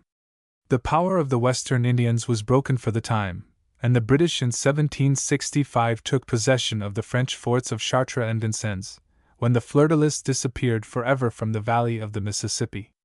The French settlers on the Illinois and the Mississippi preferred to remain under British rule rather than cross the great river and become subjects of Spain, to whom western Louisiana had been ceded by France. From this time forward, France ceased to be an influential factor in the affairs of Canada or New France, and the Indian tribes recognized the fact that they could no longer expect any favor or aid from their old ally. They therefore transferred their friendship to England, whose power they had felt in the Ohio Valley, and whose policy was now framed with a special regard to their just treatment. This Indian War was still in progress when King George III issued his proclamation for the temporary government of his new dependencies in North America. As a matter of fact, though the proclamation was issued in England on the October 7, 1763, it did not reach Canada and come into effect until the August 10, 1764. The four governments of Quebec, Grenada, East Florida, and West Florida were established in the territories ceded by France and Spain. The eastern limit of the province of Quebec did not extend beyond St. John's River at the mouth of the St. Lawrence, nearly opposite to Anticosti, while that island itself and the Labrador country, east of the St. John's as far as the Straits of Hudson, were placed under the jurisdiction of Newfoundland. The islands of Cape Breton and St. John, now Prince Edward, became subject to the government of Nova Scotia, which then included the present province of New Brunswick. The northern limit of the province did not extend beyond the territory known as Rupert's Land under the charter given to the Hudson's Bay Company in 1670, while the western boundary was drawn obliquely from Lake Nipissing as far as Lake St. Francis on the St. Lawrence. The southern boundary then followed line 45 degrees across the upper part of Lake Champlain, whence it passed along the highlands which divide the rivers that empty themselves into the St. Lawrence from those that flow into the sea, an absurdly defined boundary since it gave to Canada as far as Cape Rosier on the Gaspé Peninsula, a territory only a few miles wide. No provision whatever was made in the proclamation for the government of the country west of the Appalachian Range, which was claimed by Pennsylvania, Virginia, and other colonies under the indefinite terms of their original charters, which practically gave them no western limits. Consequently, the proclamation was regarded with much disfavor by the English colonists on the Atlantic coast. No provision was even made for the great territory which extended beyond Nipissing as far as the Mississippi, and included the basin of the Great Lakes. It is easy to form the conclusion that the intention of the British government was to restrain the ambition of the old English colonies east of the Appalachian Range, and to divide the immense territory to their northwest at some future and convenient time into several distinct and independent governments. No doubt the British government also found it expedient for the time being to keep the control of the fur trade so far as possible in its own hands, and in order to achieve this object it was necessary in the first place to conciliate the Indian tribes, and not allow them to come in any way under the jurisdiction of the chartered colonies. The proclamation itself, in fact, laid down entirely new, and certainly equitable, methods of dealing with the Indians within the limits of British sovereignty. The governors of the old colonies were expressly forbidden to grant authority to survey lands beyond the settled territorial limits of their respective governments. No person was allowed to purchase land directly from the Indians. The government itself thenceforth could alone give a legal title to Indian lands, which must, in the first place, be secured by treaty with the tribes that claimed to own them. This was the beginning of that honest policy which has distinguished the relations of England and Canada with the Indian nations for over 100 years, and which has obtained for the present dominion the confidence and friendship of the many thousand Indians, who roamed for many centuries in Rupert's Land and in the Indian territories where the Hudson's Bay Company long enjoyed exclusive privileges of trade. The language of the proclamation with respect to the government of the province of Quebec was extremely unsatisfactory. It was ordered that so soon as the state and circumstances of the colony admitted, the Governor-General could with the advice and consent of the members of the Council summon a General Assembly. In such manner and form as is used and directed in those colonies and provinces in America which are under our immediate government. Laws could be made by the Governor, Council, and representatives of the people for the good government of the colony, as near as may be agreeable to the laws of England, and under such regulations and restrictions as are used in other colonies. Until such an assembly could be called, the governor could with the advice of his council constitute courts for the trial and determination of all civil and criminal cases, according to law and equity, and as near as may be agreeable to the laws of England, with liberty to appeal, in all civil cases, to the Privy Council of England. General Murray, who had been in the province since the battle on the Plains of Abraham, was appointed to administer the government. Any persons elected to serve in an assembly were required, by his commission and instructions, before they could sit and vote, to take the oaths of allegiance and supremacy, and subscribe a declaration against transubstantiation, the adoration of the Virgin, and the sacrifice of the Mass.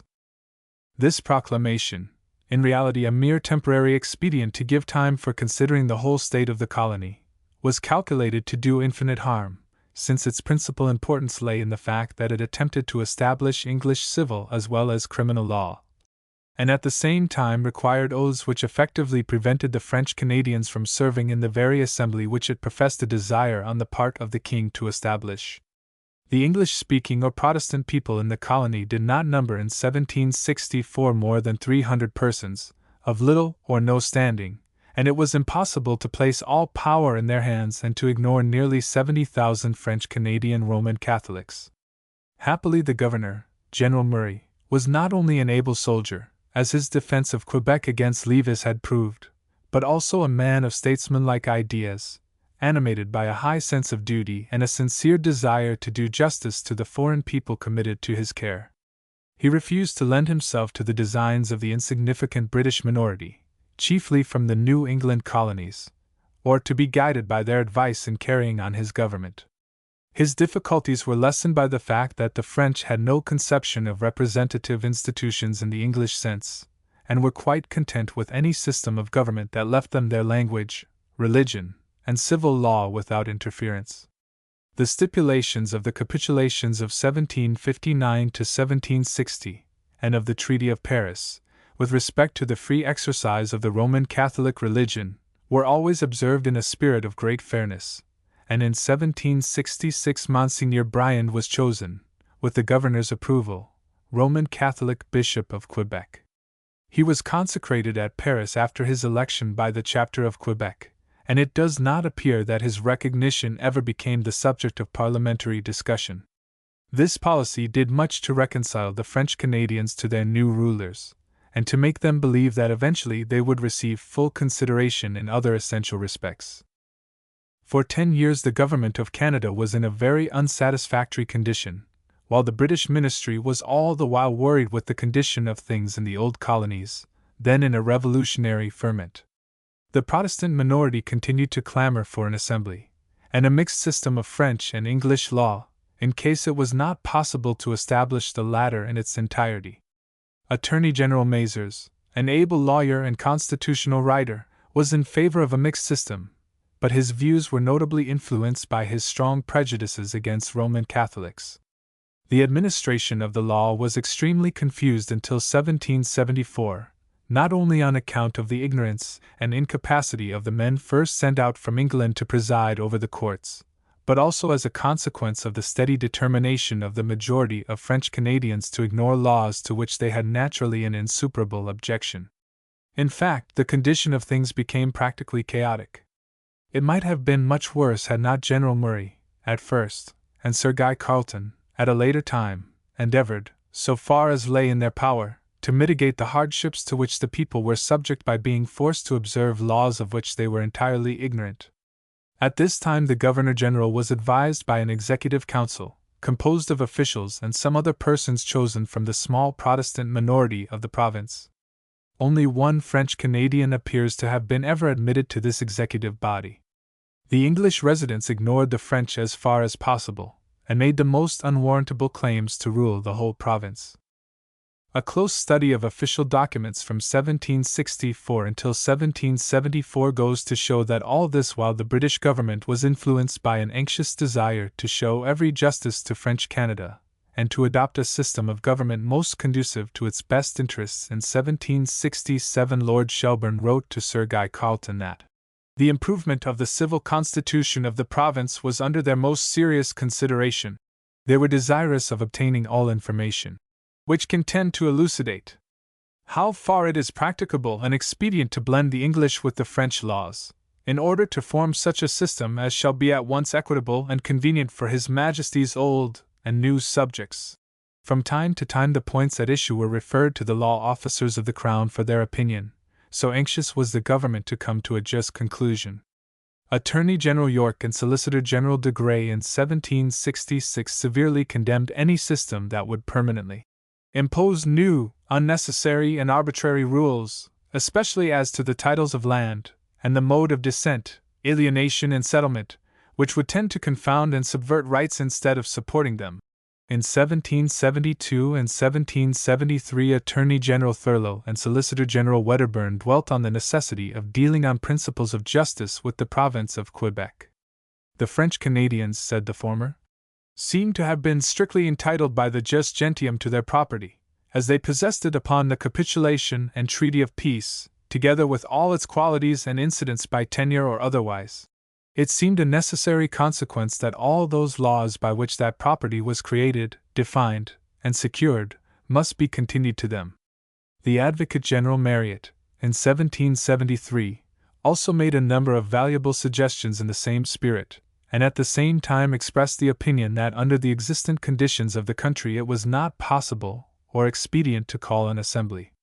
Before the imperial government came to a positive conclusion on the vexed questions before it, they had the advantage of the wise experience of Sir Guy Carleton, who visited England and remained there for some time. The result of the deliberation of years was the passage through the British Parliament of the measure known as the Quebec Act, which has always been considered the charter of the special privileges which the French Canadians have enjoyed ever since, and which, in the course of a century, made their province one of the most influential sections of British North America. The preamble of the Quebec Act fixed new territorial limits for the province. It comprised not only the country affected by the proclamation of 1763, but also all the Eastern Territory which had been previously annexed to Newfoundland. In the west and southwest the province was extended to the Ohio and the Mississippi, and in fact embraced all the lands beyond the Alleghanies coveted and claimed by the old English colonies, now hemmed in between the Atlantic and the Appalachian Range.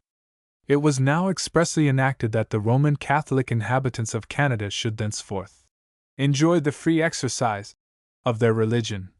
subject to the king's supremacy declared and established by law, and on condition of taking an oath of allegiance, set forth in the Act. The Roman Catholic clergy were allowed to hold, receive, and enjoy their accustomed dues and rights, with respect to such persons only as shall confess the said religion. That is, 1/26 part of the produce of the land, Protestants being specially exempted. The French Canadians were allowed to enjoy all their property, together with all customs and usages incident thereto, in as large, ample, and beneficial manner as if the proclamation or other acts of the Crown had not been made. But the religious orders and communities were accepted in accordance with the terms of the Capitulation of Montreal, the effect of which exception I have already briefly stated. In all matters of controversy relative to property and civil rights, resort was to be had to the old civil law of French Canada as the rule for the decision of the same, but the criminal law of England was extended to the province on the indisputable ground that its certainty and lenity were already sensibly felt by the inhabitants from an experience of more than 9 years. The government of the province was entrusted to a governor and a legislative council appointed by the Crown.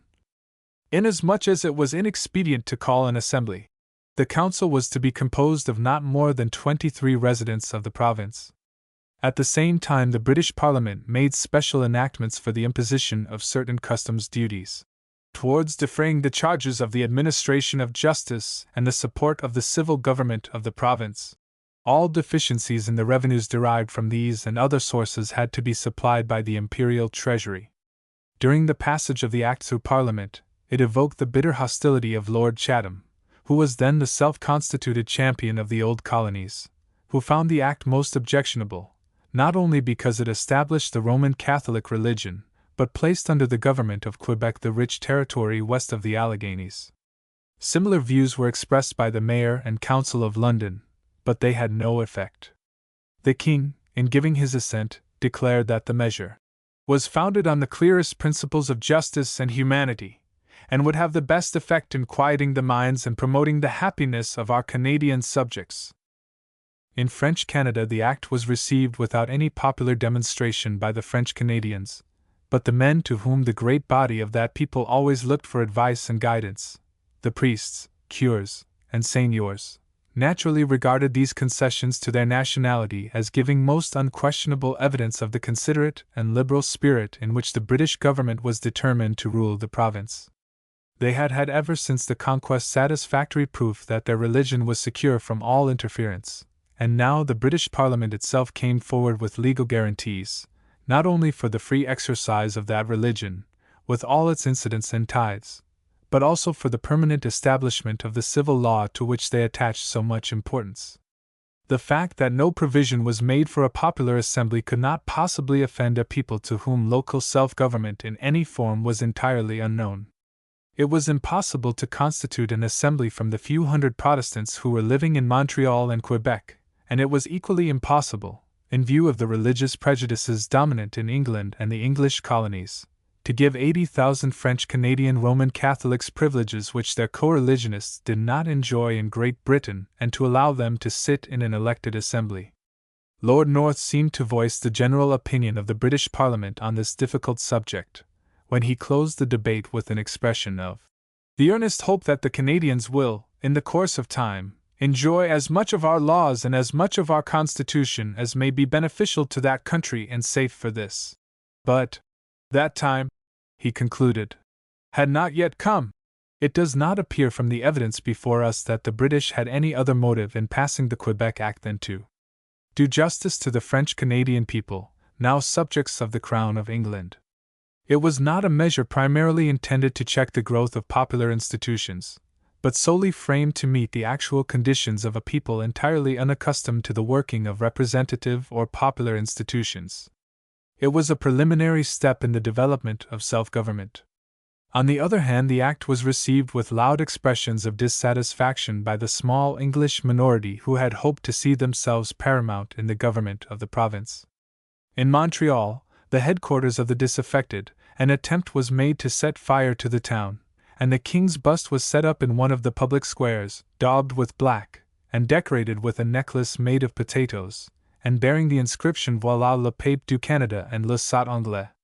The author of this outrage was never discovered, and all the influential French-Canadian inhabitants of the community were deeply incensed that their language should have been used to insult a king whose only offense was his assent to a measure of justice to themselves.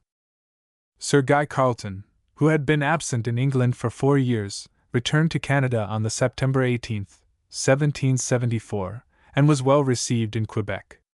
The first Legislative Council under the Quebec Act was not appointed until the beginning of August, 1775. Of the 22 members who composed it, 8 were influential French Canadians bearing historic names. The council met on the August 17th, but was forced to adjourn on the September 7th, on account of the invasion of Canada by the troops of the Continental Congress, composed of representatives of the rebellious element of the 13 colonies. In a later chapter one shall very shortly review the effects of the American Revolution upon the people of Canada. But before I proceed to do so, it is necessary to take my readers first to Nova Scotia on the eastern seaboard of British North America and give a brief summary of its political development from the beginning of British rule. Section 2. The Foundation of Nova Scotia, 1749 to 1783. The foundation of Halifax practically put an end to the Acadian period of Nova Scotian settlement. Until that time, the English occupation of the country was merely nominal.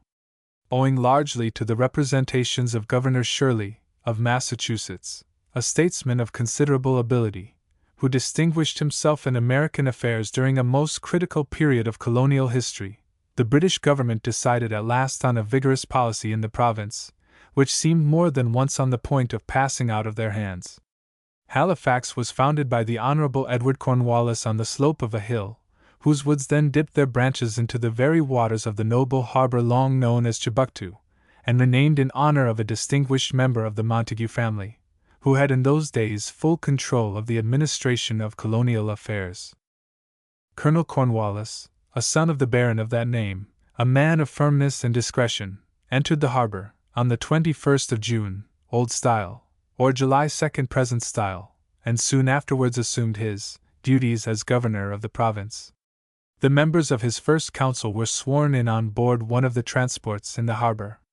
Between 2,000 and 3,000 persons were brought at this time to settle the town and country. These people were chiefly made up of retired military and naval officers, soldiers and sailors, gentlemen, mechanics, farmers, far too few, and some Swiss, who were extremely industrious and useful. On the whole, they were not the best colonists to build up a prosperous industrial community. The government gave the settlers large inducements in the shape of free grants of land, and practically supported them for the first 2 or 3 years. It was not until the Acadian population were removed, and their lands were available, that the foundation of the agricultural prosperity of the peninsula was really laid. In the summer of 1753 a considerable number of Germans were placed in the present county of Lunenburg, where their descendants still prosper, and take a most active part in all the occupations of life. With the disappearance of the French Acadian settlers, Nova Scotia became a British colony in the full sense of the phrase. The settlement of 1749 was supplemented in 1760, and subsequent years, by a valuable and large addition of people who were induced to leave Massachusetts and other colonies of New England and settle in townships of the present counties of Annapolis, Kings, Hants, Queens, Yarmouth, Cumberland, and Colchester, especially in the beautiful townships of Cornwallis and Horton, where the Acadian meadows were the richest. A small number also settled at Maugerville and other places on the St. John River. During the few years that had elapsed since the Acadians were driven from their lands, the sea had once more found its way through the ruined dikes, which had no longer the skillful attention of their old builders. The new owners of the Acadian lands had none of the special knowledge that the French had acquired, and were unable for years to keep back the ever-encroaching tides. Still there were some rich uplands and low-lying meadows, raised above the sea, which richly rewarded the industrious cultivator. The historian, Halliburton, describes the melancholy scene that met the eyes of the new settlers when they reached, in 1760, the old homes of the Acadians at Mines. They came across a few straggling families of Acadians who had eaten no bread for years, and had subsisted on vegetables, fish, and the more hardy part of the cattle that had survived the severity of the first winter of their abandonment. They saw everywhere ruins of the houses that had been burned by the provincials, small gardens encircled by cherry trees and currant bushes, and clumps of apple trees. In all parts of the country, where the new colonists established themselves, the Indians were unfriendly for years, and it was necessary to erect stockade houses for the protection of the settlements. No better class probably could have been selected to settle Nova Scotia than these American immigrants. The majority were descendants of the Puritans who settled in New England, and some were actually sprung from men and women who had landed from the Mayflower in 1620. Governor Lawrence recognized the necessity of having a sturdy class of settlers, accustomed to the climatic conditions and to agricultural labor in America, and it was through his strenuous efforts that these immigrants were brought into the province. They had, indeed, the choice of the best land of the province, and everything was made as pleasant as possible for them by a paternal government, only anxious to establish British authority on a sound basis of industrial development.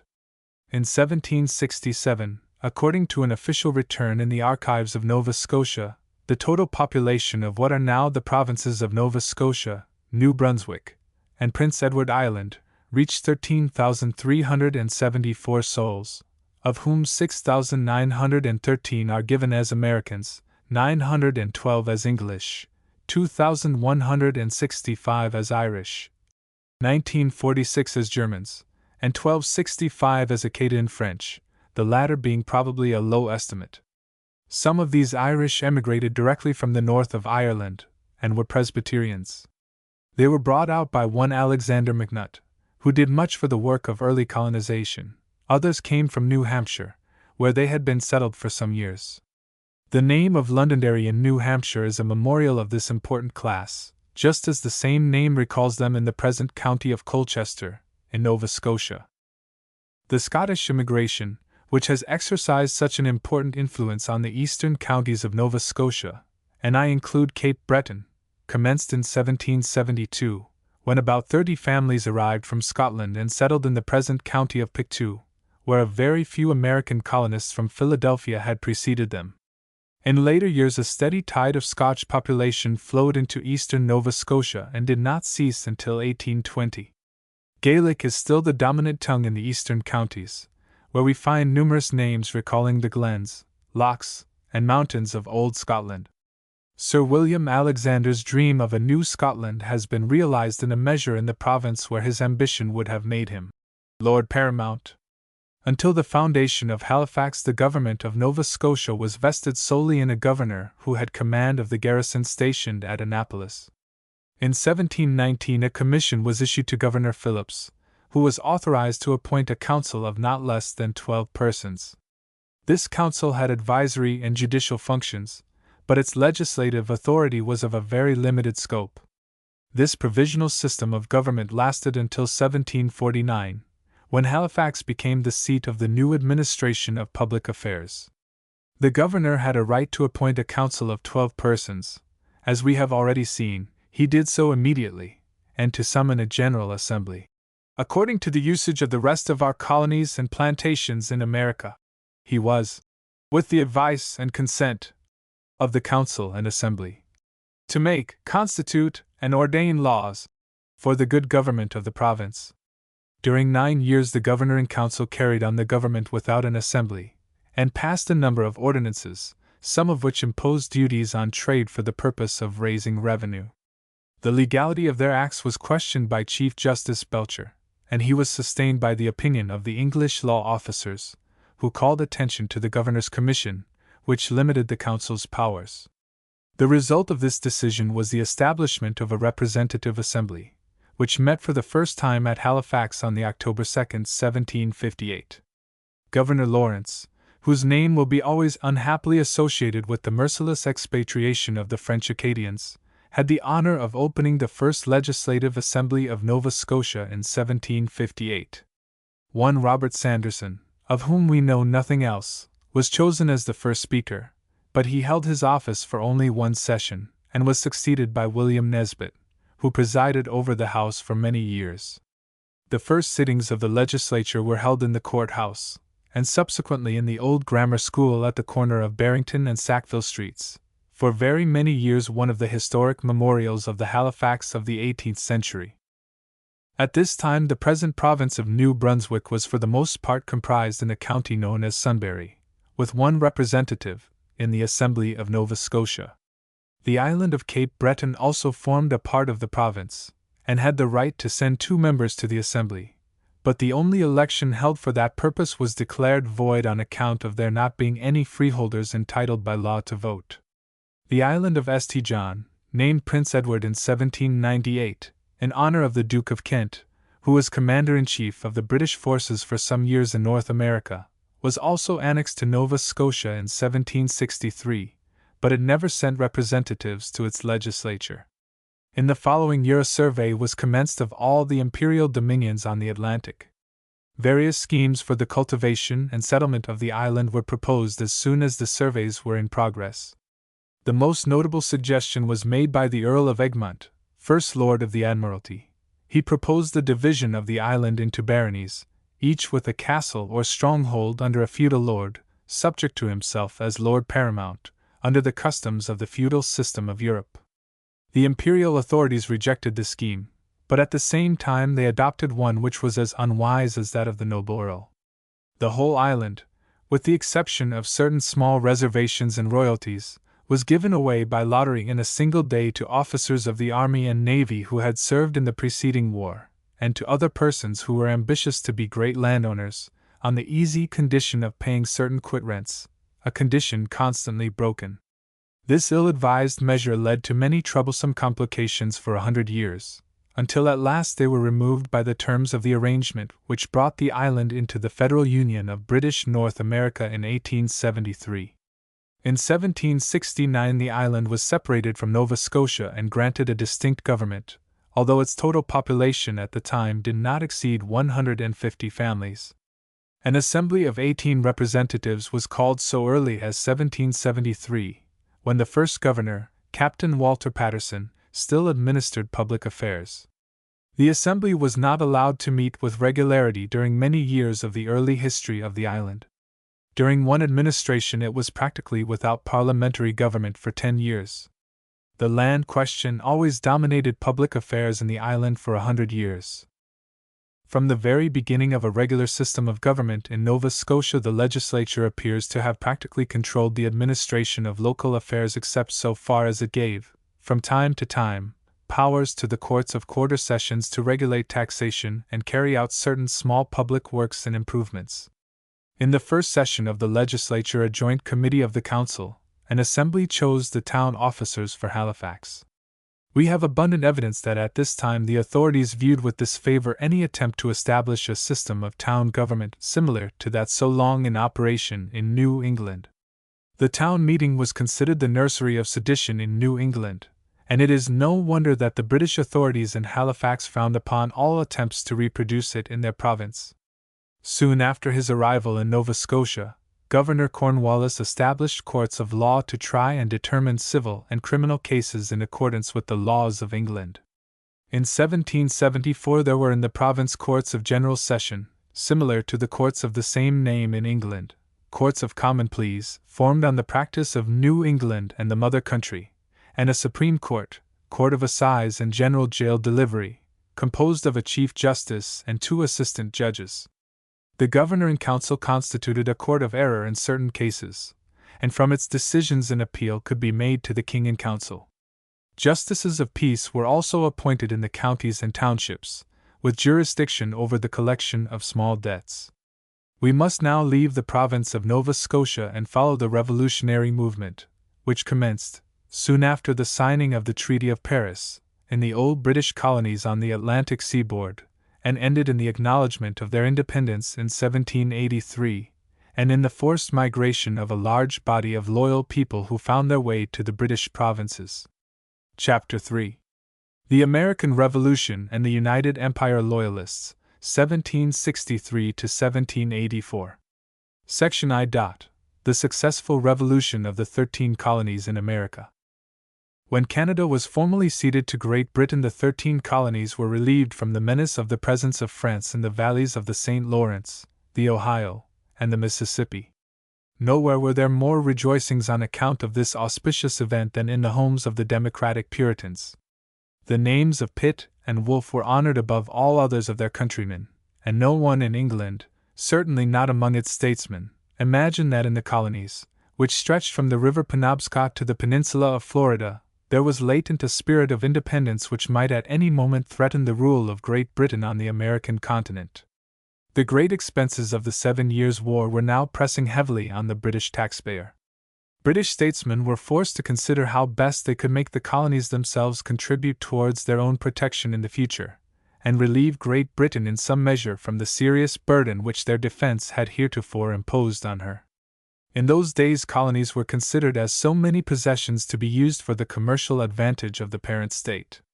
Their commerce and industries had been fettered for many years by Acts of Parliament, which were intended to give Great Britain a monopoly of their trade and at the same time prevent them from manufacturing any article that they could buy from the British factories. As a matter of fact, however, these restrictive measures of imperial protection had been for a long time practically dead letters. The merchants and seamen of New England carried on smuggling with the French and Spanish Indies with impunity, and practically traded where they pleased. The Stamp Act was only evidence of a vigorous colonial policy, which was to make the people of the colonies contribute directly to their own defense and security, and at the same time enforce the navigation laws and acts of trade and put an end to the general system of smuggling by which men, some of the best-known merchants of Boston, had acquired a fortune. George Grenville, who was responsible for the rigid enforcement of the navigation laws and the Stamp Act, had none of that worldly wisdom which Sir Robert Walpole showed when, years before, it was proposed to him to tax the colonies. "No," said that astute politician, "I have Old England set against me already, and do you think I will have New England likewise?" But Grenville and his successors, in attempting to carry out a new colonial policy, entirely misunderstood the conditions and feelings of the colonial communities affected and raised a storm of indignation which eventually led to independence. The Stamp Act was in itself an equitable measure, the proceeds of which were to be exclusively used for the benefit of the colonies themselves. But its enactment was most unfortunate at a time when the influential classes in New England were deeply irritated at the enforcement of a policy which was to stop the illicit trade from which they had so largely profited in the past. The popular indignation, however, vented itself against the Stamp Act, which imposed internal taxation, was declared to be in direct violation of the principles of political liberty and self-government long enjoyed by the colonists as British subjects, and was repealed as a result of the violent opposition it met in the colonies. Parliament contented itself with a statutory declaration of its supremacy in all matters over every part of the empire, but not long afterwards the determination of some English statesmen to bring the colonies as far as practicable directly under the dominion of British law in all matters of commerce and taxation, and to control their government, as far as possible, found full expression in the Townshend Acts of 1767, which imposed port duties on a few commodities, including tea, imported into those countries. At the same time, provision was made for the due execution of existing laws relating to trade. The province of New York was punished for openly refusing to obey an Act of Parliament, which required the authorities to furnish the British troops with the necessaries of life.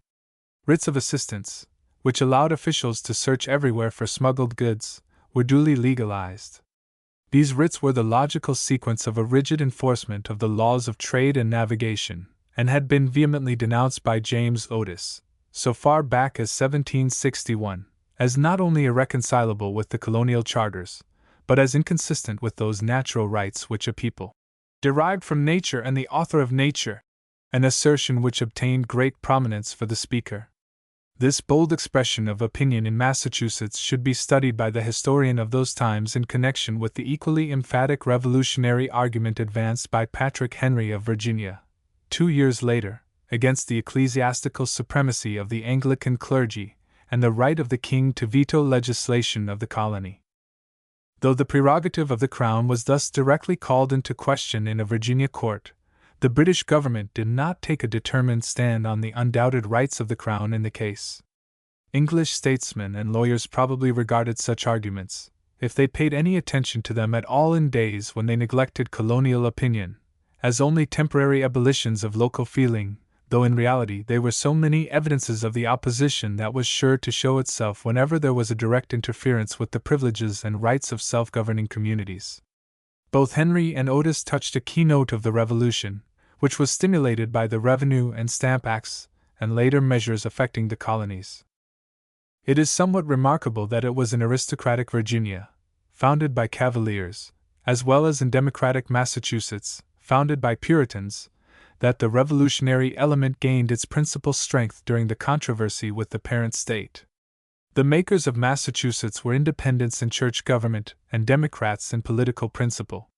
The whole history of New England, in fact, from the first charters until the argument on the writs of assistance, is full of incidents which show the growth of Republican ideas. The Anglican Church had no strength in the northern colonies, and the great majority of their people were bitterly opposed to the pretensions of the English hierarchy to establish an episcopate in America. It is not therefore surprising that Massachusetts should have been the leader in the revolutionary agitation. On the other hand, in Virginia the Anglican clergy belonged to what was essentially an established church, and the whole social fabric of the colony rested on an aristocratic basis.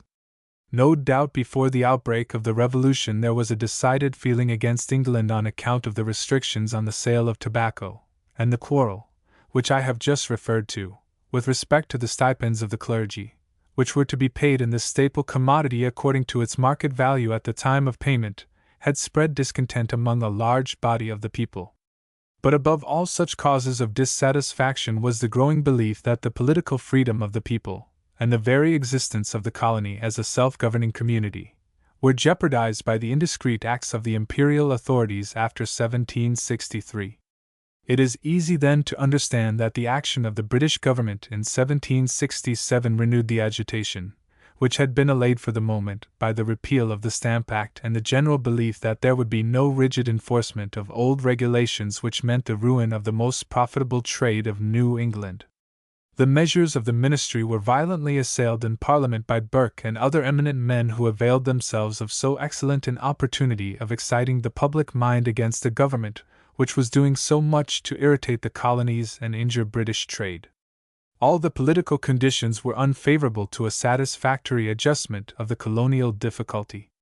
Chatham had been one of the earnest opponents of the Stamp Act, but he was now buried in retirement, laboring under some mental trouble, and Charles Townshend, the Chancellor of the Exchequer in the cabinet of which Chatham was the real head, was responsible for measures which his chief would have repudiated as most impolitic and inexpedient in the existing temper of the colonies.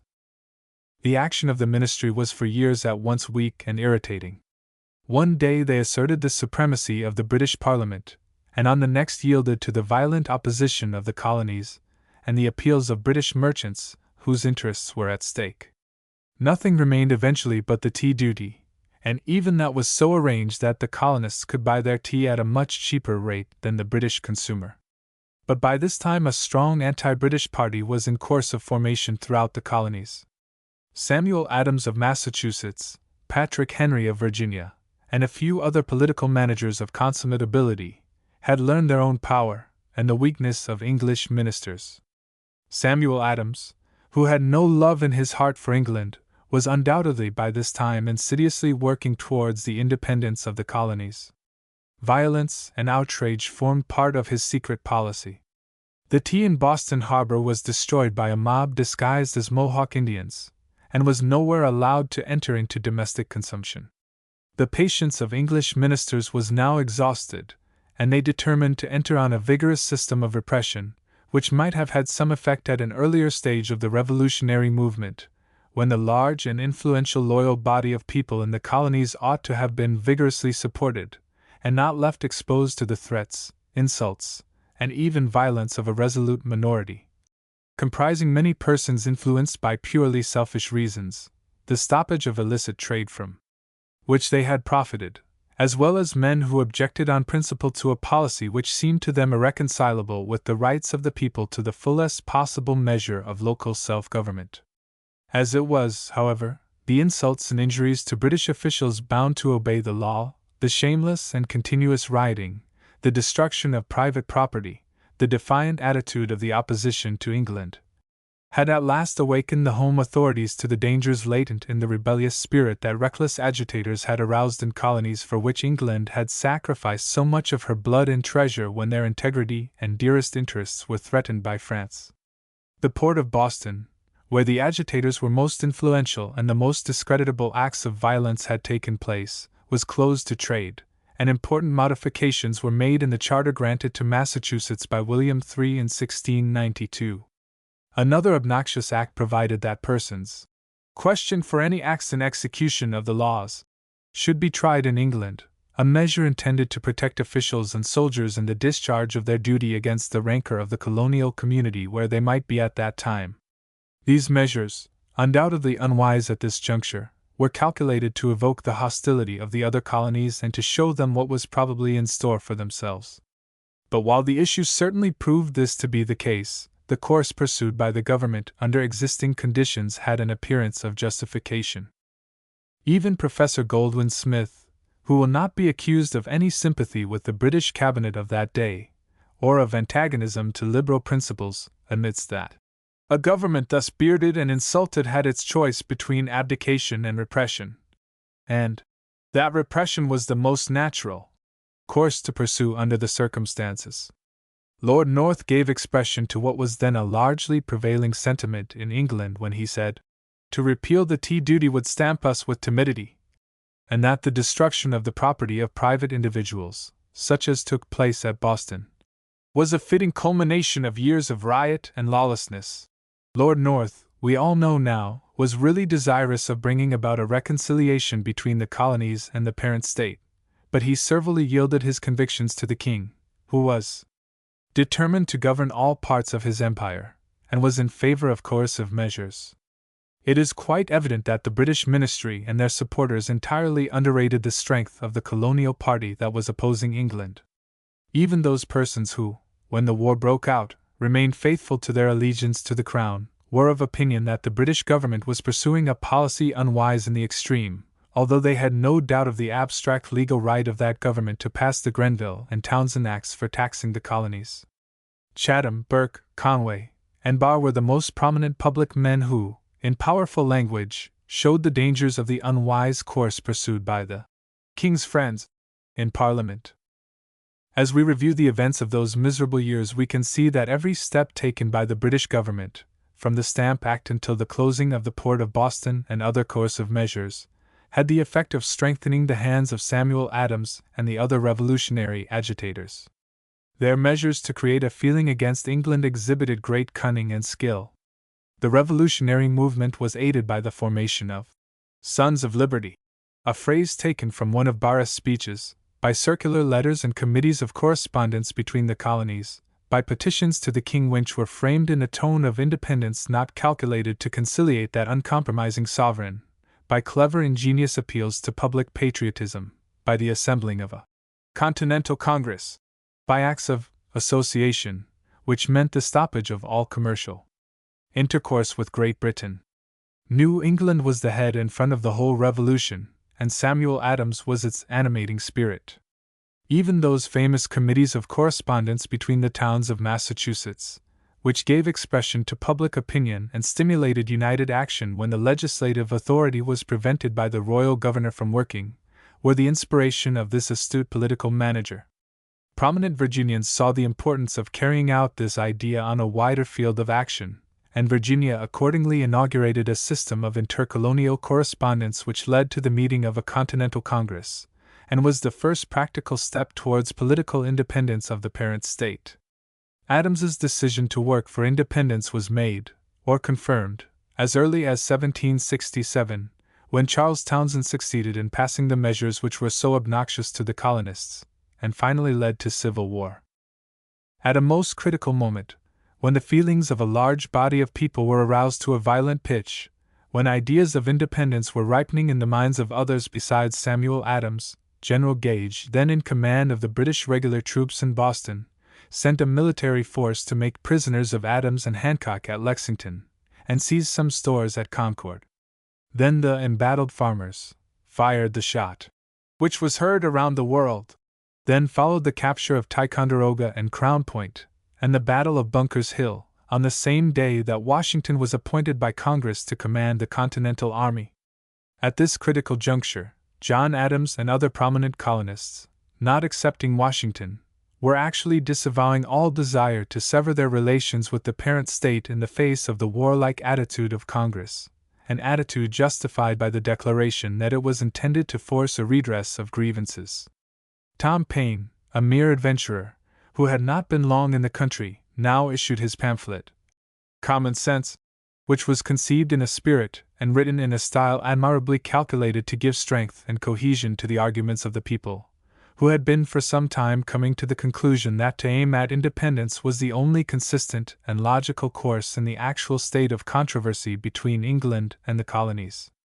On March 14, 1776, the town of Boston, then the most important in America, was given up to the rebels, and British ships carried the first large body of unhappy and disappointed Loyalists to Halifax. On July the 4th of the same year the Declaration of Independence was passed, after much hesitation and discussion, and published to the world by the Continental Congress assembled at Philadelphia.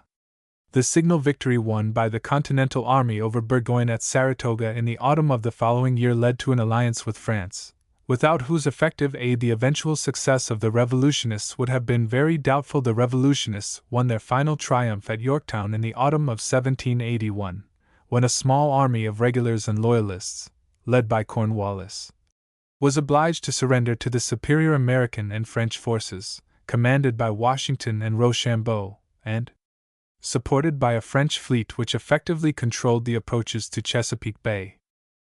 The conduct of the war on the part of England was noted for the singular incapacity of her generals. Had there been one of any energy or ability at the head of her troops, when hostilities commenced, the undisciplined American army might easily have been beaten and annihilated. Boston need never have been evacuated had Howe taken the most ordinary precautions to occupy the heights of Dorchester that commanded the town. Washington could never have organized an army had not Howe given him every possible opportunity for months to do so. The British probably had another grand opportunity of ending the war on their occupation of New York, when Washington and his relatively insignificant army were virtually in their power while in retreat. The history of the war is full of similar instances of lost opportunities to overwhelm the Continental troops. All the efforts of the British generals appear to have been devoted to the occupation of the important towns in a country stretching for 1,000 miles from north to south, instead of following and crushing the constantly retreating, diminishing, and discouraged forces of the revolutionists. The evacuation of Philadelphia at a critical moment of the war was another signal illustration of the absence of all military foresight and judgment, since it disheartened the Loyalists and gave up an important base of operation against the South. Even Cornwallis, who fought so bravely and successfully in the southern provinces, made a most serious mistake when he chose so weak a position as Yorktown, which was only defensible whilst the army of occupation had free access to the sea.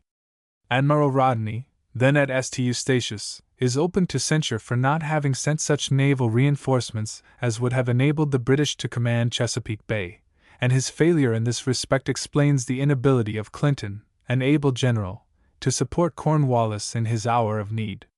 The moment the French fleet appeared in the Chesapeake, Cornwallis's position became perfectly untenable, and he was obliged to surrender to the Allied armies, who were vastly superior in number and equipment to his small force, which had not even the advantage of fighting behind well-constructed and perfect defenses. No doubt, from the beginning to the end of the war, notably in the case of Burgoyne, the British were seriously hampered by the dilatory and unsafe counsels of Lord George Germain, who was allowed by the favor of the king to direct military operations, and who, we remember, had disgraced himself on the famous battlefield of Minden. All the conditions in the country at large were favorable to the imperial troops had they been commanded by generals of ability. The Loyalists formed a large available force, rendered valueless time after time by the incapacity of the men who directed operations. At no time did the great body of the American people warmly respond to the demands made upon them by Congress to support Washington. Had it not been for New England and Virginia, the war must have more than once collapsed for want of men and supplies. It is impossible to exaggerate the absence of public spirit in the States during this critical period of their history. The English historian, Lecky, who has reviewed the annals of those times with great fairness, has truly said, "The nobility and beauty of the character of Washington can hardly be surpassed. Several of the other leaders of the Revolution were men of ability and public spirit, and few armies have ever shown a nobler self-devotion than that which remained with Washington through the dreary winter at Valley Forge. But the army that bore those sufferings was a very small one, and the general aspect of the American people during the contest was far from heroic or sublime." This opinion is fully borne out by those American historians who have reviewed the records of their national struggle in a spirit of dispassionate criticism. We know that in the spring of 1780 Washington himself wrote that his troops were constantly on the point of starving for want of provisions and forage. He saw in every line of the army the most serious features of mutiny and sedition. Indeed, he had almost ceased to hope, for he found the country in general in such a state of insensibility and indifference to its interests, that he dare not flatter himself with any change for the better. The war under such circumstances would have come to a sudden end had not France liberally responded to Washington's appeals and supported him with her money, her sailors, and her soldiers. In the closing years of the war, Great Britain had not only to fight France, Spain, Holland, and her own colonies, but she was without a single ally in Europe. Her dominion was threatened in India, and the king prevented the intervention of the only statesman in the kingdom to whom the colonists at any time were likely to listen with respect. When Chatham died with a protest on his lips against the dismemberment of this ancient monarchy, the last hope of bringing about a reconciliation between the revolutionists and the parent state disappeared forever, and the 13 colonies became independent at Yorktown. Section 2. Canada and Nova Scotia during the Revolution. If Canada was saved to England during the American Revolution, it was not on account of the energy and foresight shown by the King and his ministers in providing adequately for its defense, but mainly through the coolness and excellent judgment displayed by Governor Carleton. The Quebec Act, for which he was largely responsible, was extremely unpopular in the 13 colonies, on account of its having extended the boundaries of the province and the civil law to that western country beyond the Alleghenies, which the frontiersmen of Pennsylvania and Virginia regarded as specially their own domain. The fact that the Quebec Act was passed by Parliament simultaneously with the Boston Port Bill and other measures especially leveled against Massachusetts gave additional fuel to the indignation of the people, who regarded this group of acts as part of a settled policy to crush the British-speaking colonies. Under these circumstances, the invasion of Canada by Arnold in 1775, with the full approval of the Continental Congress, soon after the taking of Crown Point and Ticonderoga by the Green Mountain Boys of Vermont, was a most popular movement which, it was hoped generally, would end in the easy conquest of a province occupied by an alien people, and likely to be a menace in the future to the countries south of the St. Lawrence. The capture of Chambly and St. John's, the Keys of Canada, by way of Lake Champlain, was immediately followed by the surrender of Montreal, which was quite indefensible, and the flight of Carleton to Quebec, where he wisely decided to make a stand against the invaders. At this time there were not 1,000 regular troops in the country, and Carleton's endeavor to obtain reinforcements from Boston had failed in consequence of the timidity of Admiral Graves, who expressed his opinion that it was not safe to send vessels up the St. Lawrence towards the end of the month of October. No dependence apparently could be placed at this critical juncture on a number of the French habitants, as soon as the districts of Richelieu, Montreal, and Three Rivers were occupied by the Continental troops. Many of them were quite ready to sell provisions to the invaders, provided they were paid in coin, and a few of them even joined Montgomery on his march to Quebec.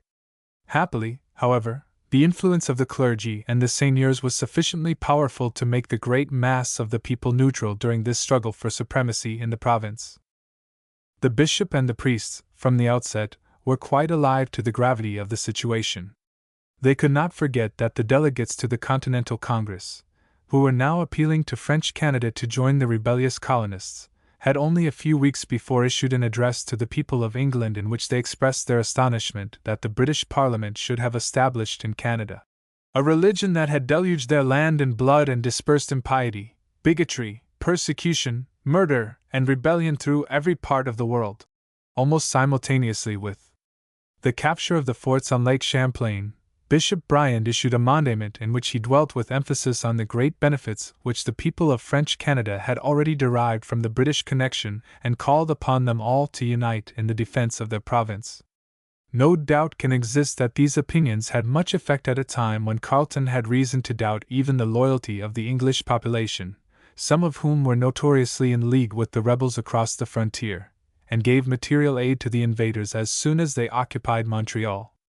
It was assuredly the influence of the French clergy that rendered entirely ineffectual the mission of Chase, Franklin, and the Carrolls of Maryland, one of whom became the first Roman Catholic Archbishop of the United States, who were instructed by Congress to offer every possible inducement to the Roman Catholic subjects of England and Canada to join the revolutionary movement. Richard Montgomery, who had commanded the troops invading Canada, had served at Louisbourg and Quebec, and had subsequently become a resident of New York, where his political opinions on the outbreak of the Revolution had been influenced by his connection, through marriage, with the Livingstones, bitter opponents of the British government. His merit as a soldier naturally brought him into prominence when the war began, and his own ambition gladly led him to obey the order to go to Canada, where he hoped to emulate the fame of Wolfe and become the captor of Quebec. He formed a junction, close to the ancient capital, with the force under Benedict Arnold, who was at a later time to sully a memorable career by an act of the most deliberate treachery to his compatriots. When Montgomery and Arnold united their forces before Quebec, the whole of Canada, from Lake Champlain to Montreal, and from that town to the walls of the old capital, was under the control of the Continental troops. Despite the great disadvantages under which he labored, Carleton was able to perfect his defenses of the city, which he determined to hold until reinforcements should arrive in the spring from England. Montgomery had neither men nor artillery to storm the fortified city which he had hoped to surprise and easily occupy with the aid of secret friends within its walls. Carleton, however, rallied all loyal men to his support, and the traitors on whom the invaders had relied were powerless to carry out any treacherous design they may have formed. The American commanders at once recognized the folly of a regular investment of the fortress during a long and severe winter, and decided to attempt to surprise the garrison by a night assault. This plan was carried out in the early morning of the 31st of December, 1775, when the darkness was intensified by flurries of light blinding snow, but it failed before the assailants could force the barricades which barred the way to the upper town, where all the principal offices and buildings were grouped, just below the chateau and fort of St. Louis, which towers above the historic heights. Montgomery was killed, Arnold was wounded at the very outset, and a considerable number of their officers and men were killed or wounded. Carleton saved Quebec at this critical hour and was able in the course of the same year, when General Burgoyne arrived with reinforcements largely composed of subsidized German regiments, to drive the Continental troops in confusion from the province and destroy the fleet which Congress had formed on Lake Champlain. Carleton took possession of Crown Point but found the season too late. It was now towards the end of autumn, to attempt an attack on Ticonderoga, which was occupied by a strong and well-equipped garrison. After a careful view of the situation, he concluded to abandon Crown Point until the spring, when he could easily occupy it again, and attack Ticonderoga with every prospect of success. But Carleton, soon afterwards, was ordered to give up the command of the royal troops to Burgoyne, who was instructed by Germain to proceed to the Hudson River, where Howe was to join him. Carleton naturally resented the insult that he received and resigned the governor-generalship, to which General Haldimand was appointed. Carleton certainly brought Canada securely through one of the most critical epochs of her history, and there is every reason to believe that he would have saved the honor of England and the reputation of her generals, had he rather than Burgoyne and Howe been entrusted with the direction of her armies in North America. Carleton's administration of the civil government of the province was distinguished by a spirit of discretion and energy which deservedly places him among the ablest governors who ever presided over the public affairs of a colony. During the progress of the American War, the Legislative Council was not able to meet until nearly 2 years after its abrupt adjournment in September, 1775. At this session, in 1777, ordinances were passed for the establishment of courts of King's Bench, Common Pleas, and Probate. A critical perusal of the valuable documents, placed of late years in the archives of the Dominion, clearly proves that it was a fortunate day for Canada when so resolute a soldier and far-sighted administrator as General Haldimand was in charge of the civil and military government of the country after the departure of Carleton. His conduct appears to have been dictated by a desire to do justice to all classes, and it is most unfair to his memory to declare that he was antagonistic to French Canadians. During the critical time when he was entrusted with the public defense, it is impossible to accuse him of an arrogant or unwarrantable exercise of authority, even when he was sorely beset by open and secret enemies of the British connection. The French-Canadian habitant found himself treated with a generous consideration that he never obtained during the French regime, and wherever his services were required by the state, he was paid, not in worthless card money, but in British coin. During Haldimand's administration, the country was in a perilous condition on account of the restlessness and uncertainty that prevailed while the French naval and military expeditions were in America, using every means of exciting a public sentiment hostile to England and favorable to France among the French Canadians. Admiral d'Estaing's proclamation in 1778 was a passionate appeal to the old national sentiment of the people, and was distributed in every part of the province. Dr. Kingsford believes that it had large influence in creating a powerful feeling which might have seriously threatened British dominion had the French been able to obtain permission from Congress to send an army into the country. Whatever may have been the temper of the great majority of the French Canadians, it does not appear that many of them openly expressed their sympathy with France, for whom they would naturally still feel a deep love as their motherland. The assertion that many priests secretly hoped for the appearance of the French army is not justified by any substantial evidence except the fact that one La Valiniere was arrested for his disloyalty, and sent a prisoner to England. It appears, however, that this course was taken with the approval of the bishop himself, who was a sincere friend of the English connection throughout the war. Haldimand arrested a number of persons who were believed to be engaged in treasonable practices against England, and effectively prevented any successful movement being made by the supporters of the revolutionists, or sympathizers with France, whose emissaries were secretly working in the parishes.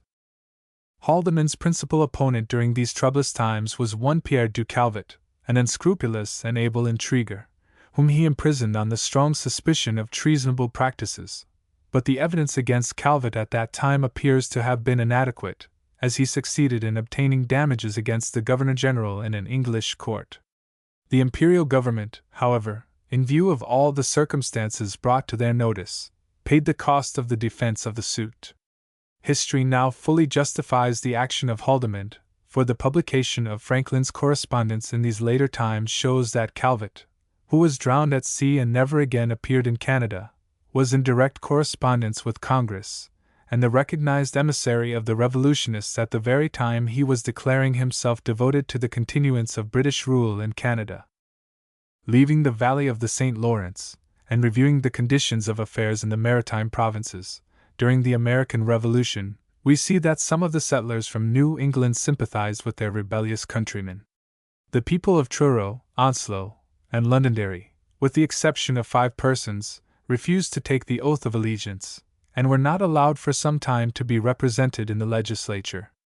The Assembly was always loyal to the Crown, and refused to consider the appeals that were made to it by circular letters, and otherwise, to give active aid and sympathy to the rebellious colonies during the war. Armed cruisers pillaged the small settlements at Charlottetown, Annapolis, Lunenburg, and the entrance of the St. John River.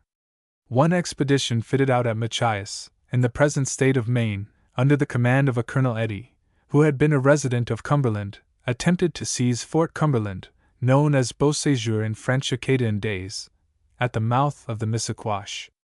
In this section of the country there were many sympathizers with the rebels, and Eddy expected to have an easy triumph. The military authorities were happily on the alert, and the only result was the arrest of a number of persons on the suspicion of treasonable designs. The inhabitants of the county of Yarmouth, a district especially exposed to attack, only escaped the frequent visits of privateers by secret negotiations with influential persons in Massachusetts.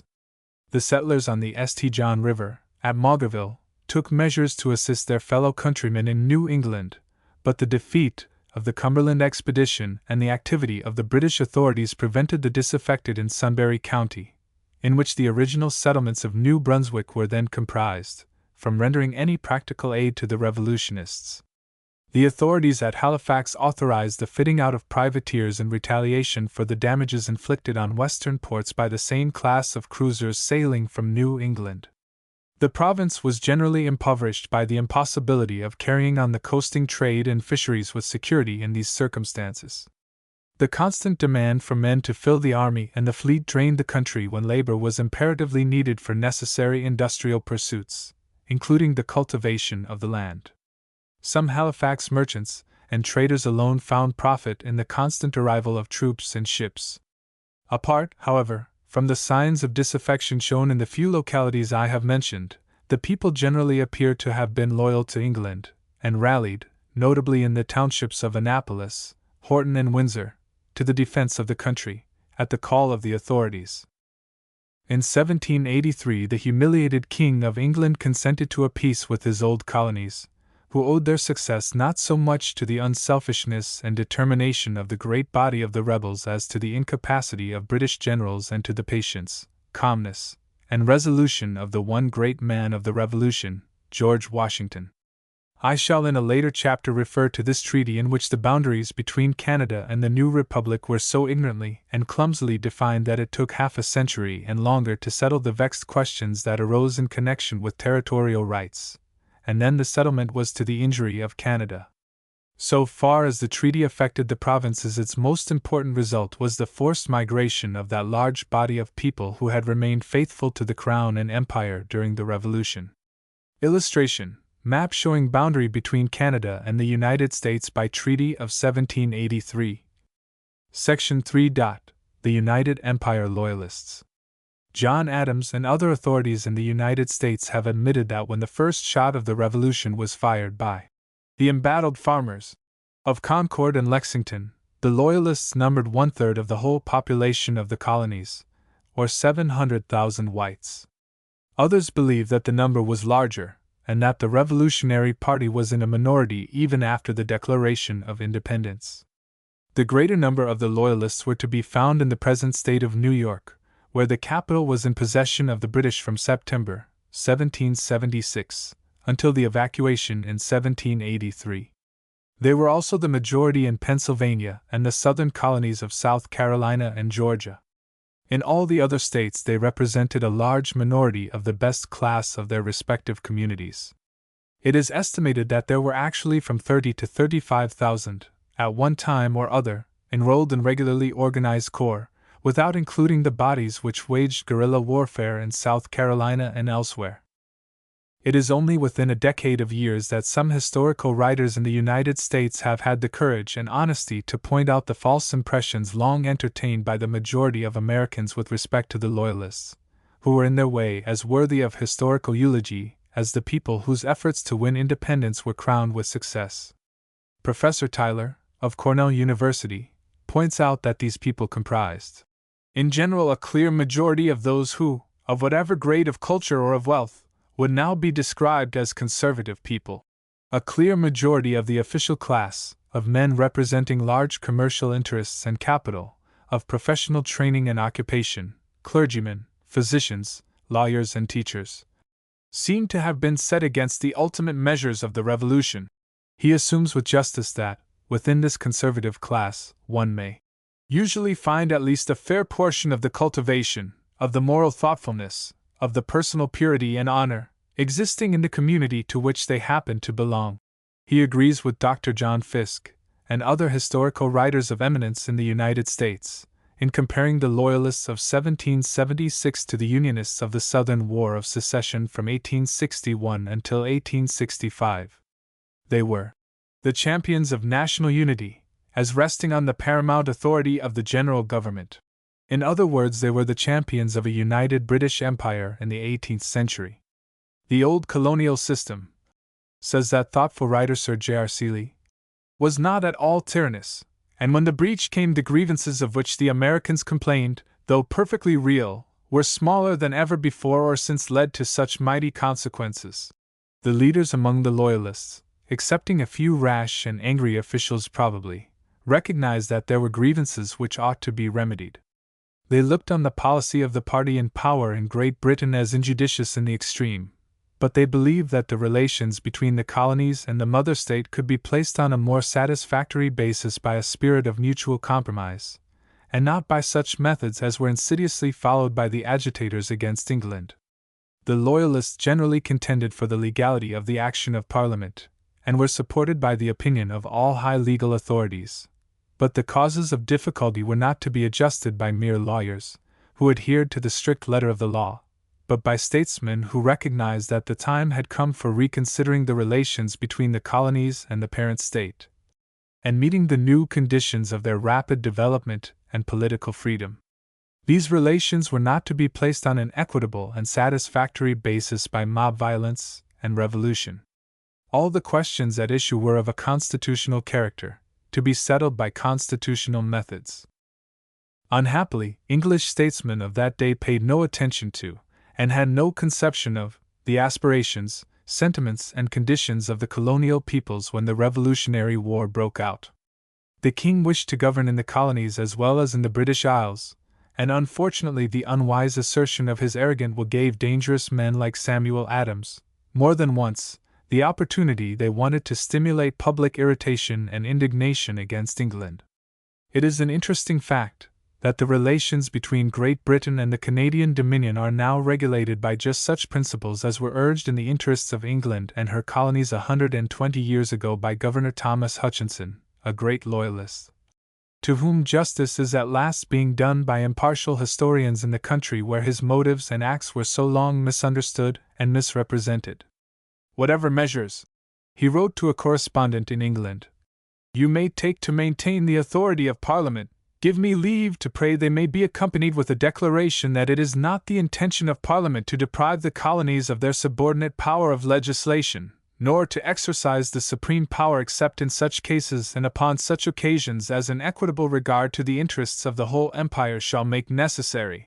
But it took 3/4 of a century after the coming of the Loyalists to realize these statesmanlike conceptions of Hutchinson in the colonial dominions of England to the north of the dependencies which she lost in the latter part of the 18th century.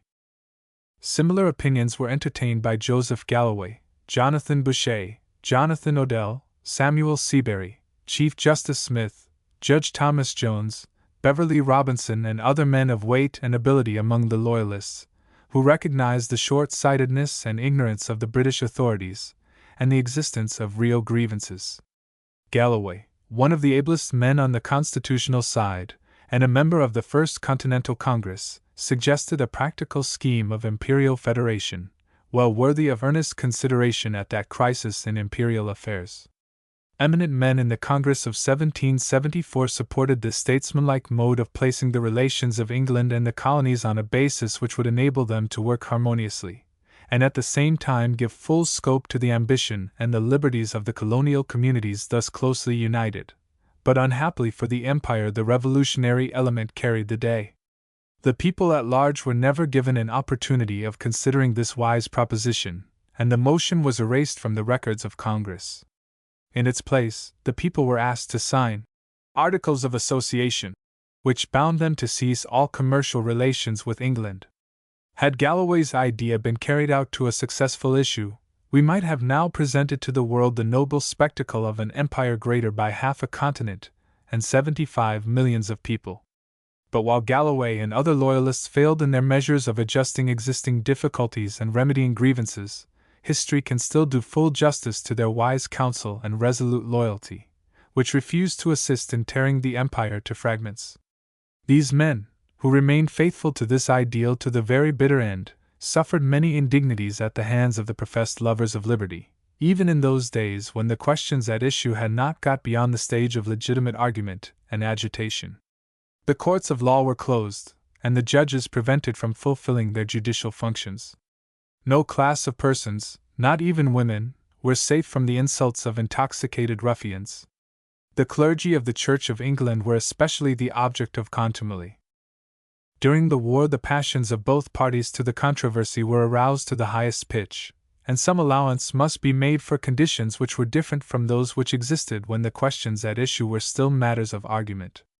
It is impossible in times of civil strife to cool the passions of men and prevent them from perpetrating cruelties and outrages which would be repugnant to their sense of humanity in moments of calmness and reflection. Both sides, more than once, displayed a hatred of each other that was worthy of the American Iroquois themselves. The legislative bodies were fully as vindictive as individuals in the persecution of the Loyalists. Confiscation of estate, imprisonment, disqualification for office, banishment, and even death in case of return from exile, were among the penalties to which these people were subject by the legislative acts of the Revolutionary Party. If allowance can be made for the feelings of revenge and passion which animate persons under the abnormal conditions of civil war, no extenuating circumstances appear at that later period when peace was proclaimed and Congress was called upon to fulfill the terms of the treaty and recommend to the several independent states the restoration of the confiscated property of Loyalists. Even persons who had taken up arms were to have an opportunity of receiving their estates back on condition of refunding the money which had been paid for them, and protection was to be afforded to those persons during 12 months while they were engaged in obtaining the restoration of their property. It was also solemnly agreed by the 6th article of the treaty that there should be no future confiscations or prosecutions, and that no person should suffer any future loss or damage either in his person, liberty, or property, for the part he might have taken in the war. Now was the time for generous terms, such terms as were even shown by the triumphant North to the rebellious South at the close of the War of Secession. The recommendations of Congress were treated with contempt by the legislatures in all the states except in South Carolina, and even there the popular feeling was entirely opposed to any favor or justice being shown to the beaten party. The 6th article of the treaty, a solemn obligation, was violated with malice and premeditation. The Loyalists, many of whom had returned from Great Britain with the hope of receiving back their estates, or of being allowed to remain in the country, soon found they could expect no generous treatment from the successful Republicans. The favorite Whig occupation of tarring and feathering was renewed. Loyalists were warned to leave the country as soon as possible, and in the South some were shot and hanged because they did not obey the warning.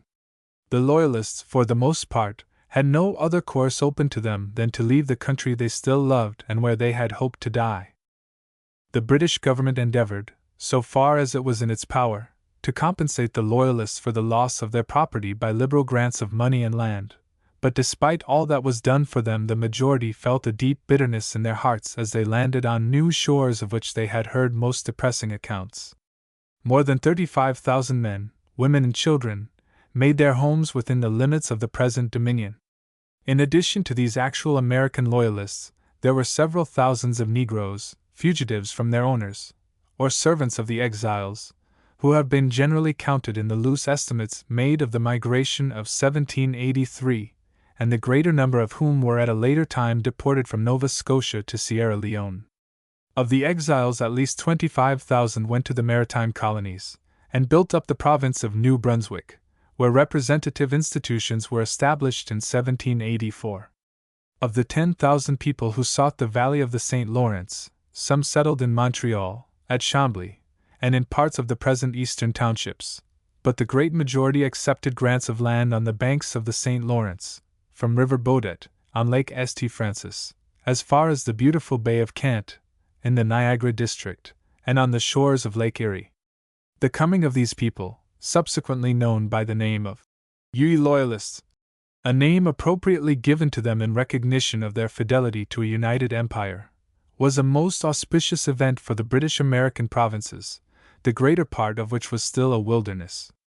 As we have seen in the previous chapters, there was in the Acadian provinces, afterwards divided into New Brunswick and Nova Scotia, a British population of only some 14,000 souls, mostly confined to the peninsula. In the valley of the St. Lawrence there was a French population of probably 100,000 persons, dwelling chiefly on the banks of the St. Lawrence between Quebec and Montreal. The total British population of the province of Quebec did not exceed 2,000, residing for the most part in the towns of Quebec and Montreal. No English people were found west of Lake St. Louis, and what is now the populous province of Ontario was a mere wilderness, except where loyal refugees had gathered about the English fort at Niagara, or a few French settlers had made homes for themselves on the banks of the Detroit River and Lake St. Clair. The migration of between 30,000 and 40,000 Loyalists to the maritime provinces and the valley of the St. Lawrence was the saving of British interests in the great region which England still happily retained in North America. The refugees who arrived in Halifax in 1783 were so numerous that hundreds had to be placed in the churches or in cabooses taken from the transports and ranged along the streets. At Guysborough, in Nova Scotia, so named after Sir Guy Carleton, the first village, which was hastily built by the settlers, was destroyed by a bush fire, and many persons only saved their lives by rushing into the sea. At Shelburne, on the first arrival of the exiles, there were seen lines of women sitting on the rocky shore and weeping at their altered condition. Towns and villages, however, were soon built for the accommodation of the people. At Shelburne, or Port Roseway, anglicized from the French Reservoir, a town of 14,000 people, with wide streets, fine houses, some of them containing furniture and mantelpieces brought from New York, arose in 2 or 3 years. The name of New Jerusalem had been given to the same locality some years before, but it seemed a mockery to the Loyalists when they found that the place they had chosen for their new home was quite unsuited for settlement. A beautiful harbor lay in front, and a rocky country unfit for farmers in the rear of their ambitious town, which at one time was the most populous in British North America. In the course of a few years the place was almost deserted, and sank for a time into insignificance. A pretty town now nestles by the side of the beautiful and spacious harbor which attracted the first 2 hopeful settlers, and its residents point out to the tourist the sites of the buildings of last century, 1 or 2 of which still stand, and can show many documents and relics of those early days. Over 12,000 Loyalists, largely drawn from the disbanded loyal regiments of the old colonies, settled in New Brunswick. The name of Portadown was first given, in honor of the governor of Nova Scotia, to the infant settlement which became the city of St. John, in 1785, when it was incorporated. The first landing of the loyal pioneers took place on the 18th of May 1783, at what is now the market slip of this interesting city. Previous to 1783, the total population of the province did not exceed 700 souls, chiefly at Maugerville and other places on the Great River. The number of Loyalists who settled on the St. John River was at least 10,000, of whom the greater proportion were established at the mouth of the river, which was the base of operations for the peopling of the new province. Some adventurous spirits took possession of the abandoned French settlements at Grimross and St. Anne's, where they repaired some ruined huts of the original Acadian occupants, or built temporary cabins. This was the beginning of the settlement of Fredericton, which 4 years later became the political capital on account of its central position, its greater security in time of war, and its location on the land route to Quebec. Many of the people spent their first winter in log huts, bark camps, and tents covered with spruce, or rendered habitable only by the heavy banks of snow which were piled against them. A number of persons died through exposure, and strong, proud men, to quote the words of one who lived in those sorrowful days, wept like children and lay down in their snow-bound tents to die. A small number of loyal refugees had found their way to the valley of the St. Lawrence as early as 1778, and obtained employment in the regiments organized under Sir John Johnson and others. It was not until 1783 and 1784 that the large proportion of the exiles came to Western Canada. They settled chiefly on the northern banks of the St. Lawrence, in what are now the counties of Glengarry, Stormont, Dundas, Grenville, Leeds, Frontenac, Addington, Lennox, Hastings, and Prince Edward, where their descendants have acquired wealth and positions of honor and trust. The first township laid out in Upper Canada, now Ontario, was Kingston. The beautiful Bay of Kent is surrounded by a country full of the memories of this people, and the same is true of the picturesque district of Niagara. Among the Loyalists of Canada must also be honorably mentioned Joseph Brant, Thayendanegea, the astute and courageous chief of the Mohawks, the bravest nation of the Iroquois Confederacy, who fought on the side of England during the war. At its close he and his people settled in Canada, where they received large grants from the government, some in a township by the Bay of Kent, which still bears the Indian title of the Great Warrior, and the majority on the Grand River, where a beautiful city and county perpetuate the memory of this loyal subject of the British Crown. The first Anglican church built in Upper Canada was that of the Mohawks, near Brantford, and here the church bell first broke the silence of the illimitable forest. The difficulties which the Upper Canadian immigrants had to undergo before reaching their destination were much greater than was the case with the people who went direct in ships from American ports to Halifax and other places on the Atlantic coast. The former had to make toilsome journeys by land, or by bateaux and canoes up the St. Lawrence, the Richelieu, the Genesee, and other streams which gave access from the interior of the United States to the new Canadian land.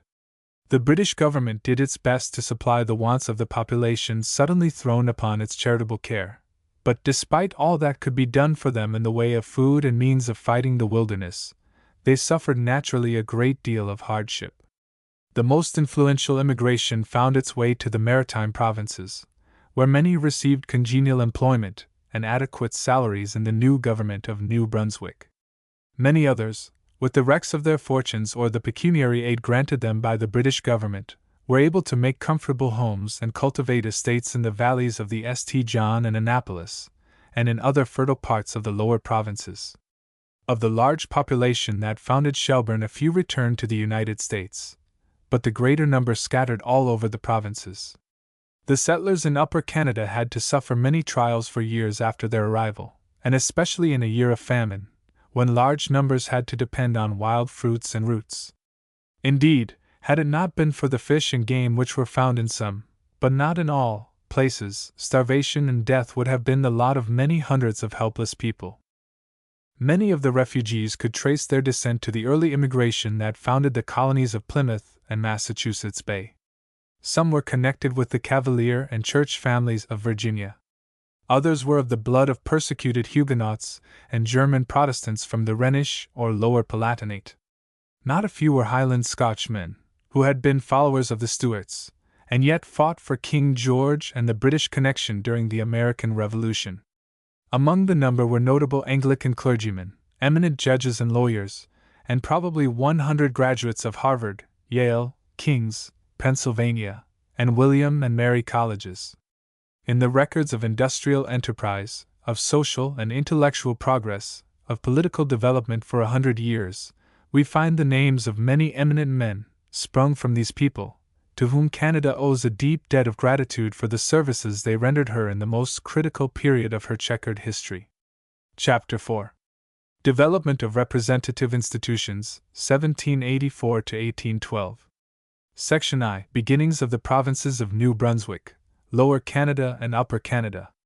On the August 16, 1784, as a consequence of the coming of over 10,000 Loyalists to the valley of the St. John River, a new province was formed out of that portion of the ancient limits of Acadia, which extended northward from the Isthmus of Chignecto to the province of Quebec, and eastward from the uncertain boundary of the St. Croix to the Gulf of St. Lawrence.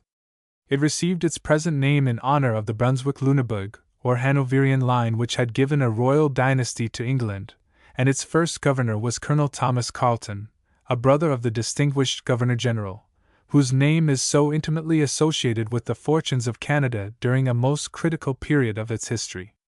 The first Executive Council, which was also the Legislative Council, comprised some of the most eminent men of the Loyalist migration. For instance, George Duncan Ludlow, who had been a judge of the Supreme Court of New York, Jonathan Odell, the famous satirist and divine, William Hazen, a merchant of high reputation, who had large interests on the St. John River from 1763, and had proved his fidelity to the Crown at a time when his countrymen at Maugerville were disposed to join the Revolutionary Party, Gabriel G. Ludlow, previously a colonel in a royal regiment, Edward Winslow, Daniel Bliss, and Isaac Allen, all of whom had borne arms in the royal service and had suffered the loss of valuable property, confiscated by the successful rebels. The Constitution of 1784 provided for an assembly of 26 members who were elected in 1785, and met for the first time on the 3rd of January, 1786, at the Mallard House, a plain two-story building on the north side of King Street.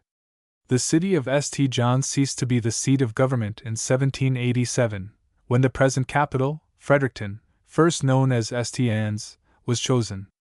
Of the 26 members elected to this assembly, 23 were Loyalists, and the same class necessarily continued for many years to predominate in the legislature.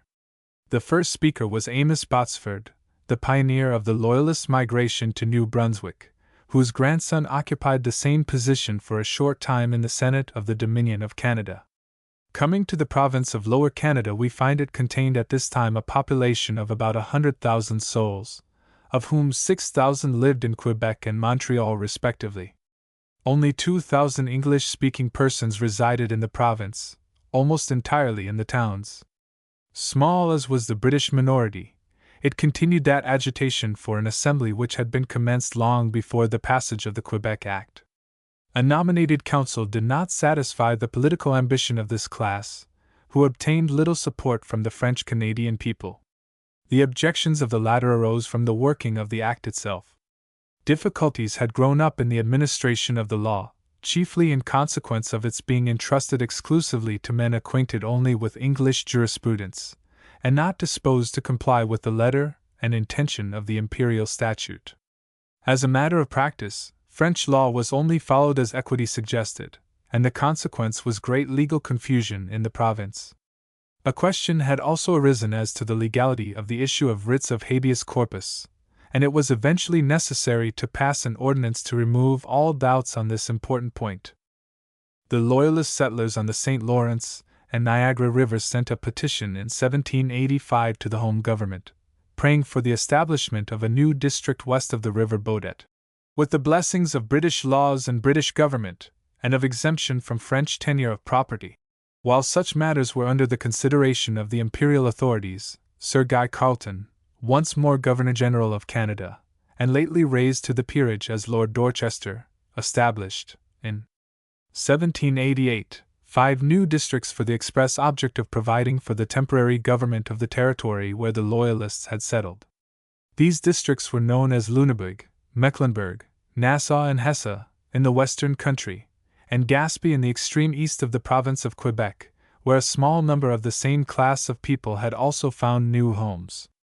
Townships, ranging from 80 to 40,000 acres each, were also surveyed within these districts and parceled out with great liberality among the Loyalists.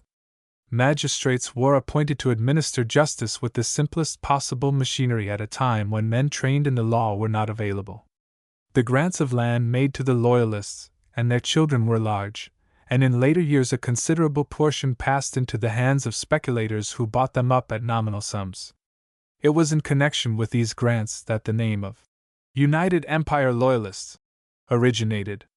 An order in council was passed on the 9th of November 1780, in accordance with the wish of Lord Dorchester, to put a mark of honor upon the families who had adhered to the unity of the Empire and joined the royal standard in America before the Treaty of Separation in 1783.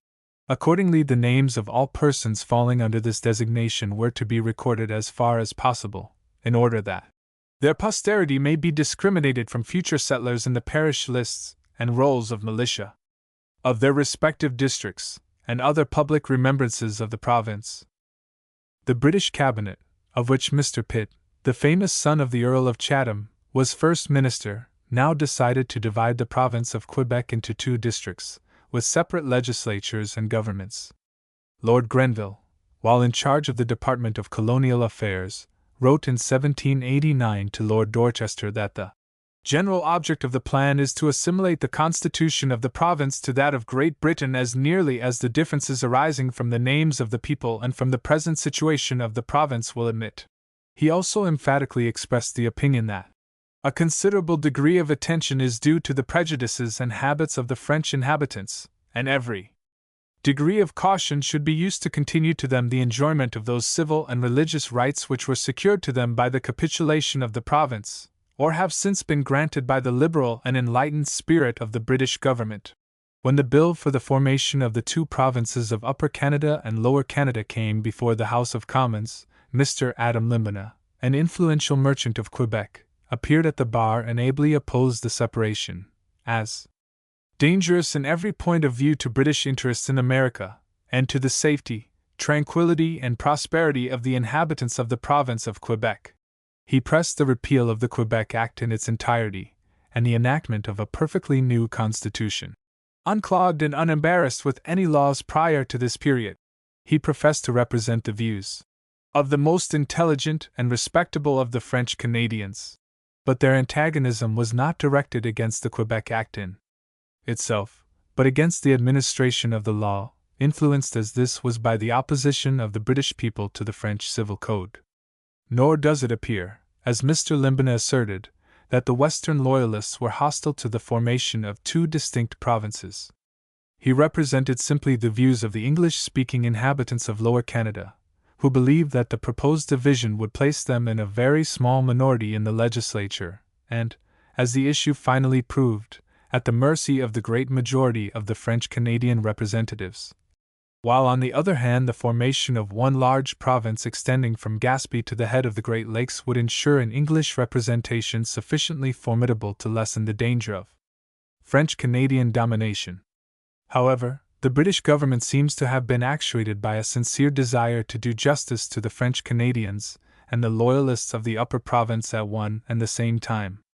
When introducing the bill in the House of Commons on the March 7, 1791, Mr. Pitt expressed the hope that the division would remove the differences of opinion which had arisen between the old and new inhabitants, since each province would have the right of enacting laws desired in its own House of Assembly.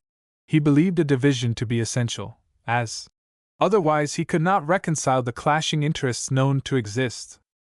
Mr. Burke was of opinion that to attempt to amalgamate two populations composed of races of men diverse in language, laws, and customs was a complete absurdity, and he consequently approved of the division. Mr. Fox, from whom Burke became alienated during this debate, looked at the question in an entirely different light, and was strongly of opinion that it was most desirable to see the French and English inhabitants coalesce into one body, and the different distinctions of people extinguished forever. The Constitutional Act of 1791 established in each province a legislative council and assembly, with powers to make laws. The Legislative Council was to be appointed by the King for life. In Upper Canada it was to consist of not less than 7, and in Lower Canada of not less than 15 members. The sovereign might, if he thought proper, annex hereditary titles of honor to the right of being summoned to the Legislative Council in either province, a provision which was never brought into operation. The whole number of members in the Assembly of Upper Canada was not to be less than 16, in Lower Canada not less than 50, to be chosen by a majority of votes in either case. The British Parliament reserved to itself the right of levying and collecting customs duties, for the regulation of navigation and commerce to be carried on between the two provinces, or between either of them and any other part of the British dominions or any foreign country. Parliament also reserved the power of directing the payment of these duties, but at the same time left the exclusive apportionment of all moneys levied in this way to the legislature, which could apply them to such public uses as it might deem expedient. The free exercise of the Roman Catholic religion was guaranteed permanently. The king was to have the right to set apart, for the use of the Protestant clergy in the colony, a 7th part of all uncleared crown lands. The governor might also be empowered to erect parsonages and endow them, and to present incumbents or ministers of the Church of England. The English criminal law was to obtain in both provinces. In the absence of Lord Dorchester in England, the duty devolved on Major General Alyard Clark, as Lieutenant Governor, to bring the Lower Canadian Constitution into force by a proclamation on the February 18, 1791. On the May 7, in the following year, the new province of Lower Canada was divided into 50 electoral districts, composed of 21 counties, the towns of Montreal and Quebec, and the boroughs of Three Rivers and William Henry, now Sorel. The elections to the Assembly took place in June, and a legislative council of 15 influential Canadians was appointed. The new legislature was convoked for the dispatch of business on the December 17, in the same year, in an old stone building known as the Bishop's Palace, which stood on a rocky eminence in the upper town of the old capital. Chief Justice Smith took the chair of the Legislative Council under appointment by the Crown, and the Assembly elected as its Speaker Mr. Joseph Antone Panet, an eminent advocate, who was able to speak the two languages. In the House there were only 16 members of British origin, and in later parliaments there was even a still smaller representation, while the Council was nearly divided between the two nationalities. When the House proceeded to business, one of its first acts was to order that all motions, bills, and other proceedings should be put in the two languages. We find in the list of French-Canadian members of the two houses representatives of the most ancient and distinguished families of the province. A descendant of Pierre Boucher, governor of Three Rivers in 1653, and the author of a rare history of Canada, sat in the Council of 1792 just as a Boucherville sits nowadays in the Senate of the Dominion. A Lapinière had been King's Counsellor in 1680. A Chaussegros de Larry had been an engineer in the Royal Colonial Corps. A Lanaudière had been an officer in the Carignan Regiment in 1652. A Salaberry was a captain in the Royal Navy, and his family won further honors on the field of Chateauguay in the War of 1812-15, when the soil of Lower Canada was invaded. A Taschereau had been a royal councillor in 1732. The names of Belester, Valtric, Bonne, Rouville, Estiars, and Duchesne are often met in the annals of the French regime, and show the high character of the representation in the first Parliament of Lower Canada. The village of Newark was chosen as the capital of Upper Canada by Colonel, afterwards Major General, Simcoe, the first Lieutenant Governor of the province. He had served with much distinction during the Revolution as the commander of the Queen's Rangers, some of whom had settled in the Niagara district. He was remarkable for his decision of character, and for his ardent desire to establish the principles of British government in the new province. He was a sincere friend of the Loyalists, whose attachment to the Crown he had had many opportunities of appreciating during his career in the rebellious colonies, and consequently was an uncompromising opponent of the new republic and of the people who were laboring to make it a success on the other side of the border. The new Parliament met in a wooden building nearly completed on the sloping bank of the river, at a spot subsequently covered by a rampart of Fort George, which was constructed by Governor Simcoe on the surrender of Fort Niagara. A large boulder has been placed on the top of the rampart to mark the site of the humble Parliament House of Upper Canada, which had to be eventually demolished to make place for new fortifications. The sittings of the first legislature were not unfrequently held under a large tent set up in front of the house, and having an interesting history of its own, since it had been carried around the world by the famous navigator, Captain Cook. As soon as Lieutenant Governor Simcoe assumed the direction of the government, he issued a proclamation dividing the province of Upper Canada into 19 counties, some of which were again divided into ridings for the purpose of electing the 16 representatives to which the province was entitled under the Act of 1791. One of the first acts of the legislature was to change the names of the divisions, proclaimed in 1788, to Eastern, Midland, Home, and Western districts, which received additions in the course of years until they were entirely superseded by the county organizations. These districts were originally intended for judicial and legal purposes. The legislature met under these humble circumstances at Newark on September 17, 1792. Chief Justice Osgood was the Speaker of the Council, and Colonel John Macdonell, of Aberchalder, who had gallantly served in the royal forces during the Revolution, was chosen presiding officer of the Assembly. Besides him, there were 11 Loyalists among the 16 members of the lower house.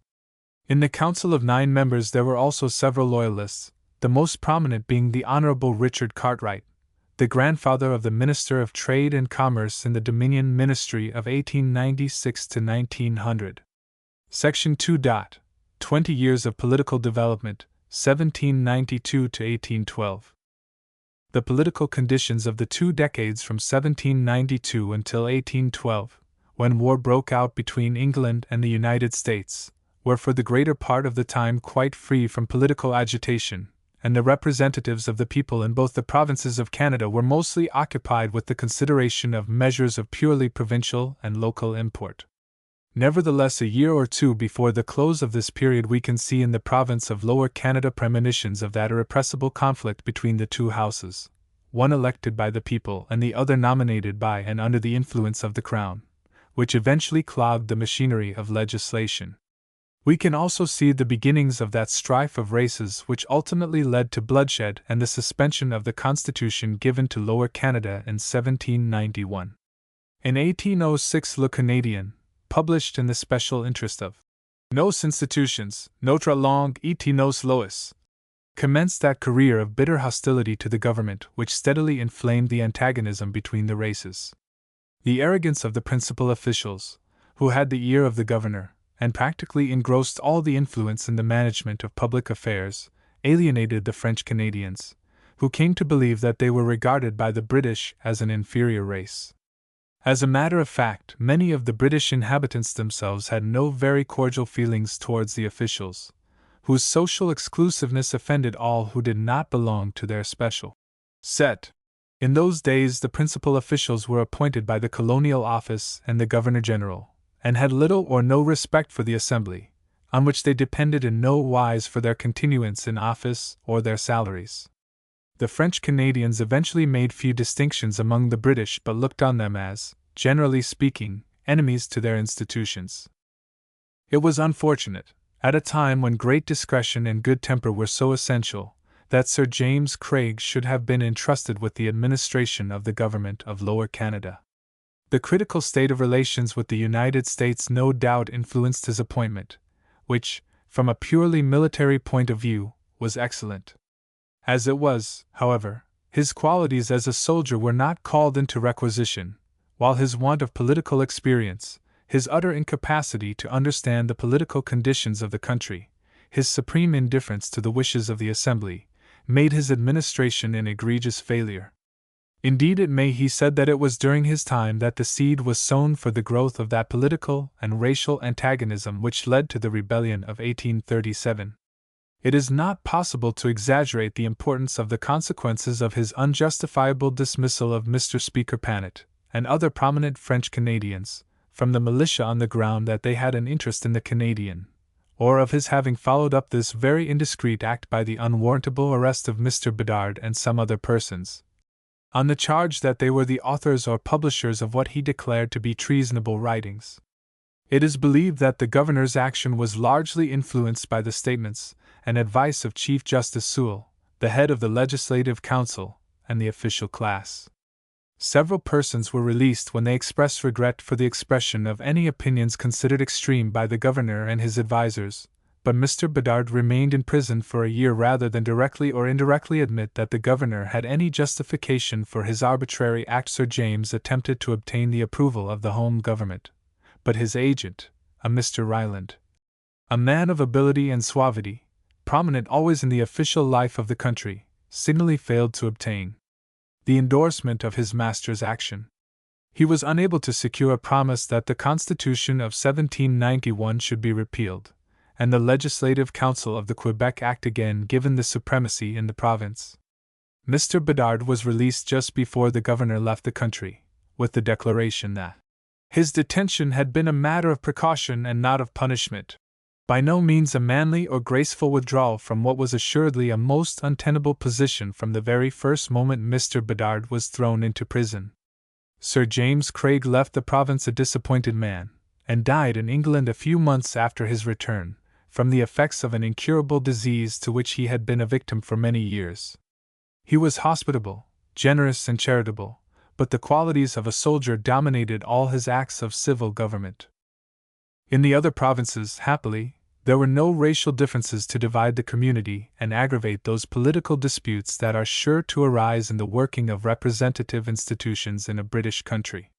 In Upper Canada for years the questions under discussion were chiefly connected with the disposal of the public lands, which in early times were too lavishly granted by Simcoe, and this led to the bringing in for a while of some undesirable immigrants from the United States. Undesirable because they were imbued with republican and leveling ideas by no means favorable to the development and stability of English institutions of government. One of the first acts of the legislature was the establishment of courts of law and equity, in accordance with the practice and principles of English jurisprudence. Another very important measure was one for the legalization of marriages which had been irregularly performed during early times in the absence of the clergy of the Anglican Church by justices of the peace, and even the officers in charge of military posts. Magistrates were still allowed to perform the marriage ceremony according to the ritual of the Church of England, when the services of a clergyman of that denomination were not available. Not until 1830 were more liberal provisions passed and the clergy of any recognized creed permitted to unite persons legally in wedlock. It was in the second session of the first Parliament of Upper Canada, where the Loyalists were in so huge a majority, that an act was passed to prevent the further introduction of slaves and to limit the term of contract for servitude within this province. A considerable number of slave servants accompanied their Loyalist masters to the provinces at the end of the war, and we find for many years after in the newspapers advertisements relating to runaway servants of this class. The Loyalists in the Maritime Provinces, like the same class in Upper Canada, never gave their approval to the continuance of slavery. So early as 1800, some prominent persons brought before the Supreme Court of New Brunswick the case of one Nancy Morton, a slave, on a writ of habeas corpus, and her right to freedom was argued by Ward Shipmem, one of the Loyalist makers of New Brunswick. Although the argument in this case was not followed by a judicial conclusion, the four judges being divided in opinion, slavery thereafter practically ceased to exist, not only in New Brunswick, but in the other maritime provinces, leaving behind it a memory so faint that the mere suggestion that there ever was a slave in either of these provinces is very generally received with surprise, if not with incredulity.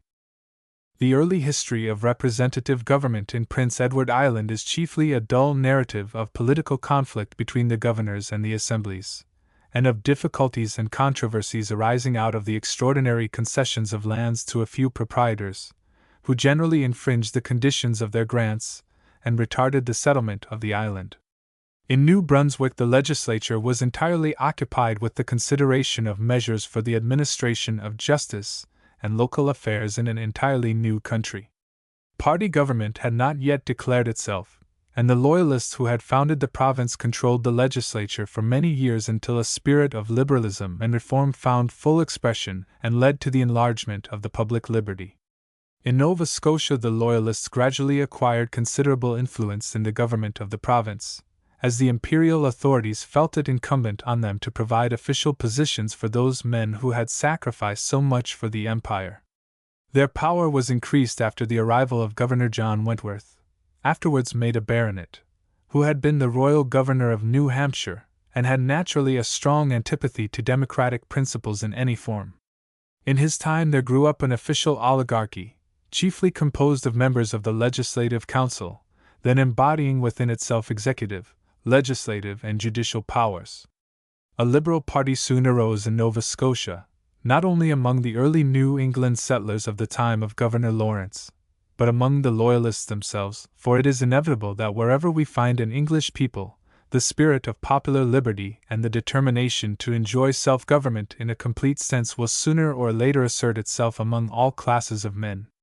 The first prominent leader of the opposition to the Tory methods of the government was one William Cottenham Tonge, who was for some years in the employ of the Naval Department. Sir John Wentworth carried his hostility to the extent of dismissing him from his naval office and also of refusing to accept him as Speaker of the Assembly, the first example in colonial history of an extreme exercise of the royal prerogative by a governor. Mr. Tonge's only crime appears to have been his bold assertion from time to time of the privileges of the House of Assembly, as the guardian of the revenues and expenditures, against the interference of the governor and council. We find in Nova Scotia, as in the other provinces, during the period in question, the elements of perpetual discord, which found more serious expression after the War of 1812-15, and led to important constitutional changes. The governors of those times became, from the very nature of their position, so many provincial autocrats, brought constantly into conflict with the popular body, and unable to conceive any system of government possible that did not place the province directly under the control of the imperial authorities, to whom appeals must be made in the most trivial cases of doubt or difficulty. The representative of the Crown brooked no interference on the part of the Assembly with what he considered his prerogatives and rights, and as a rule threw himself into the arms of the Council, composed of the official oligarchy. In the course of time, the whole effort of the Liberal or Reform Party, which gathered strength after 1815, was directed against the power of the Legislative Council. We hear nothing in the assemblies or the literature of the period under review in advocacy of the system of parliamentary or responsible government, which was then in existence in the parent state, and which we now enjoy in British North America. In fact, it was not until the beginning of the fourth decade of the 19th century that the Liberal politicians of Nova Scotia, like those of Upper Canada, recognized that the real remedy for existing political grievances was to be found in the harmonious operation of the three branches of the legislature. Even then, we look in vain for an enunciation of this essential principle of representative government in the speeches or writings of a single French Canadian from 1791 until 1838, when the Constitution of Lower Canada was suspended as a result of rebellion. During the 20 years of which I am writing, the Government of Canada had much reason for anxiety on account of the unsatisfactory state of the relations between Great Britain and the United States, and of the attempts of French emissaries after the outbreak of the Revolution in France to stir up sedition in Lower Canada. One of the causes of the War of 1812-15 was undoubtedly the irritation that was caused by the retention of the western posts by Great Britain despite the stipulation in the definitive treaty of peace to give them up with all convenient speed. This policy of delay was largely influenced by the fact that the new republic had failed to take effective measures for the restitution of the estates of the Loyalists, or for the payment of debts due to British creditors. But in addition there was, probably still, as in 1763 and 1774, a desire to control the fur trade and the Indians of the West, who claimed that the lands between the Canadian frontier and the Ohio were exclusively their hunting grounds, not properly included within the territory ceded to the United States. Jay's Treaty, arranged in 1794, with the entire approval of Washington, who thereby incurred the hostility of the anti-British party, was a mere temporary expedient for tiding over the difficulties between England and the United States. Its most important result so far as it affected Canada was the giving up in 1797 of the western posts, including Old Fort Niagara. It became then necessary to remove the seat of government from Niagara, as an insecure position, and York, which regained its original Indian name of Toronto in 1834, was chosen as the capital by Lord Dorchester in preference to a place suggested by Simcoe on the Tranche, now the Thames, near where London now stands. The Second Parliament of Upper Canada met in York on the 1st of June, 1797, when Mr. Russell, who had been secretary to Sir Henry Clinton during the American War, was administrator of the government after the departure of Lieutenant Governor Simcoe from a province whose interests he had so deeply at heart. After the declaration of war against England by the Republican Convention of France in 1793, French agents found their way into the French parishes of Lower Canada, and endeavored to make the credulous and ignorant inhabitants believe that France would soon regain dominion in her old colony. During General Prescott's administration, one Maclean, who was said to be not quite mentally responsible for his acts, was convicted at Quebec for complicity in the designs of French agents, and was executed near St. John's Gate with all the revolting incidents of a traitor's death in those relentless times. His illiterate accomplice, Fréchette, was sentenced to imprisonment for life, but was soon released on the grounds of his ignorance of the serious crime he was committing. No doubt in these days some restlessness existed in the French-Canadian districts, and the English authorities found it difficult for a time to enforce the provisions of the Militia Act. Happily for the peace and security of Canada, the influence of the bishop and Roman Catholic clergy, who looked with horror on the murderous acts of the revolutionists of France, was successfully exerted for the support of British rule, whose justice and benignity their church had felt ever since the conquest.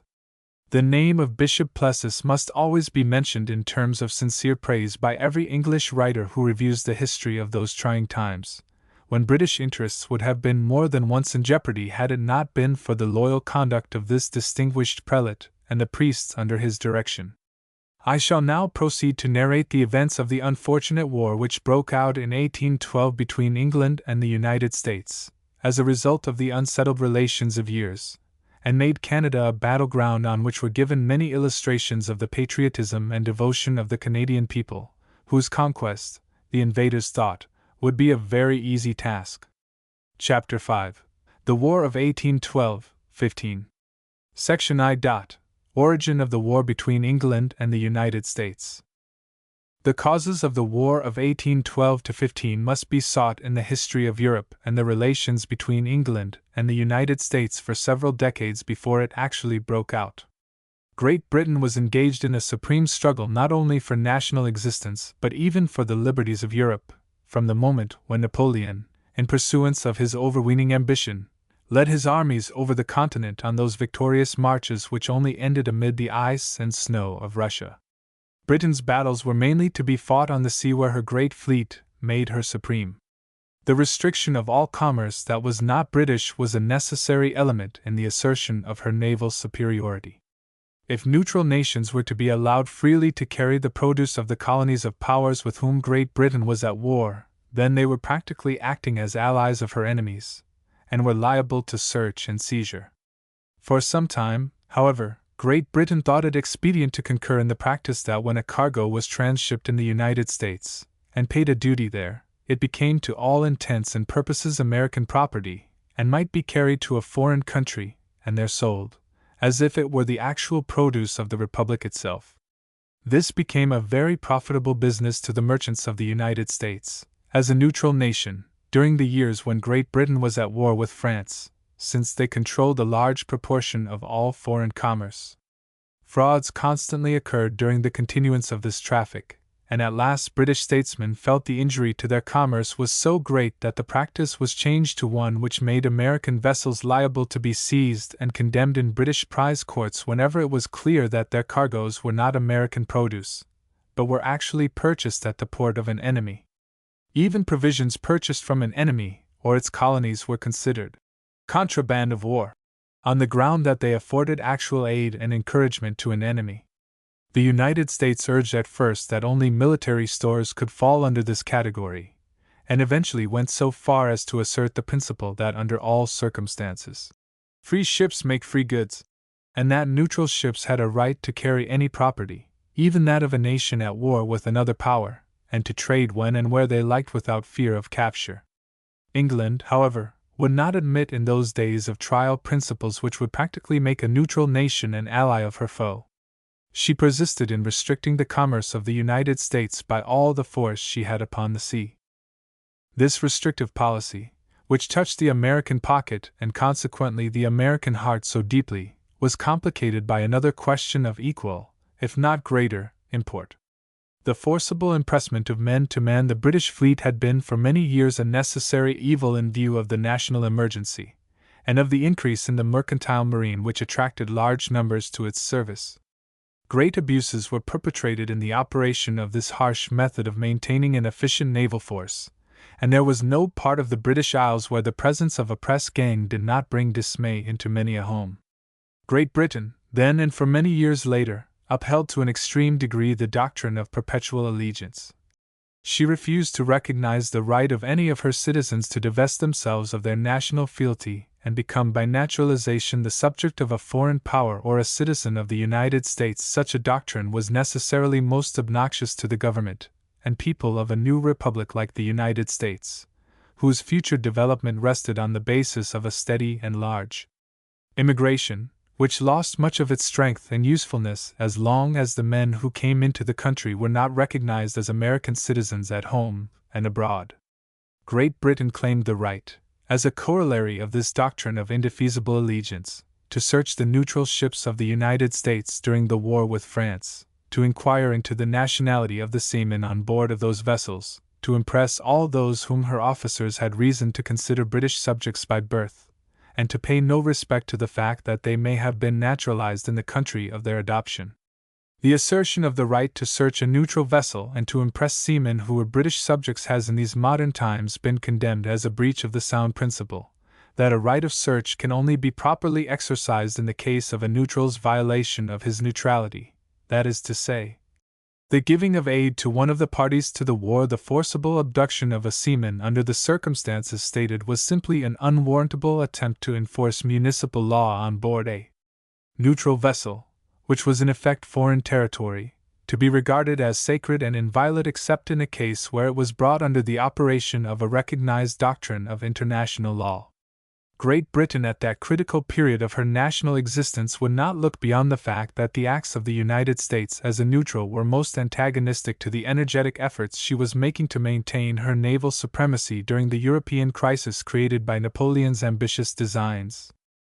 The desertion of British seamen from British ships, for the purpose of finding refuge in the United States and then taking service in American vessels, caused great irritation in Great Britain and justified, in the opinion of some statesmen and publicists who only regarded national necessities, the harsh and arbitrary manner in which English officials stopped and searched American shipping on the high seas, seized men whom they claimed to be deserters, and impressed any whom they asserted to be still British subjects.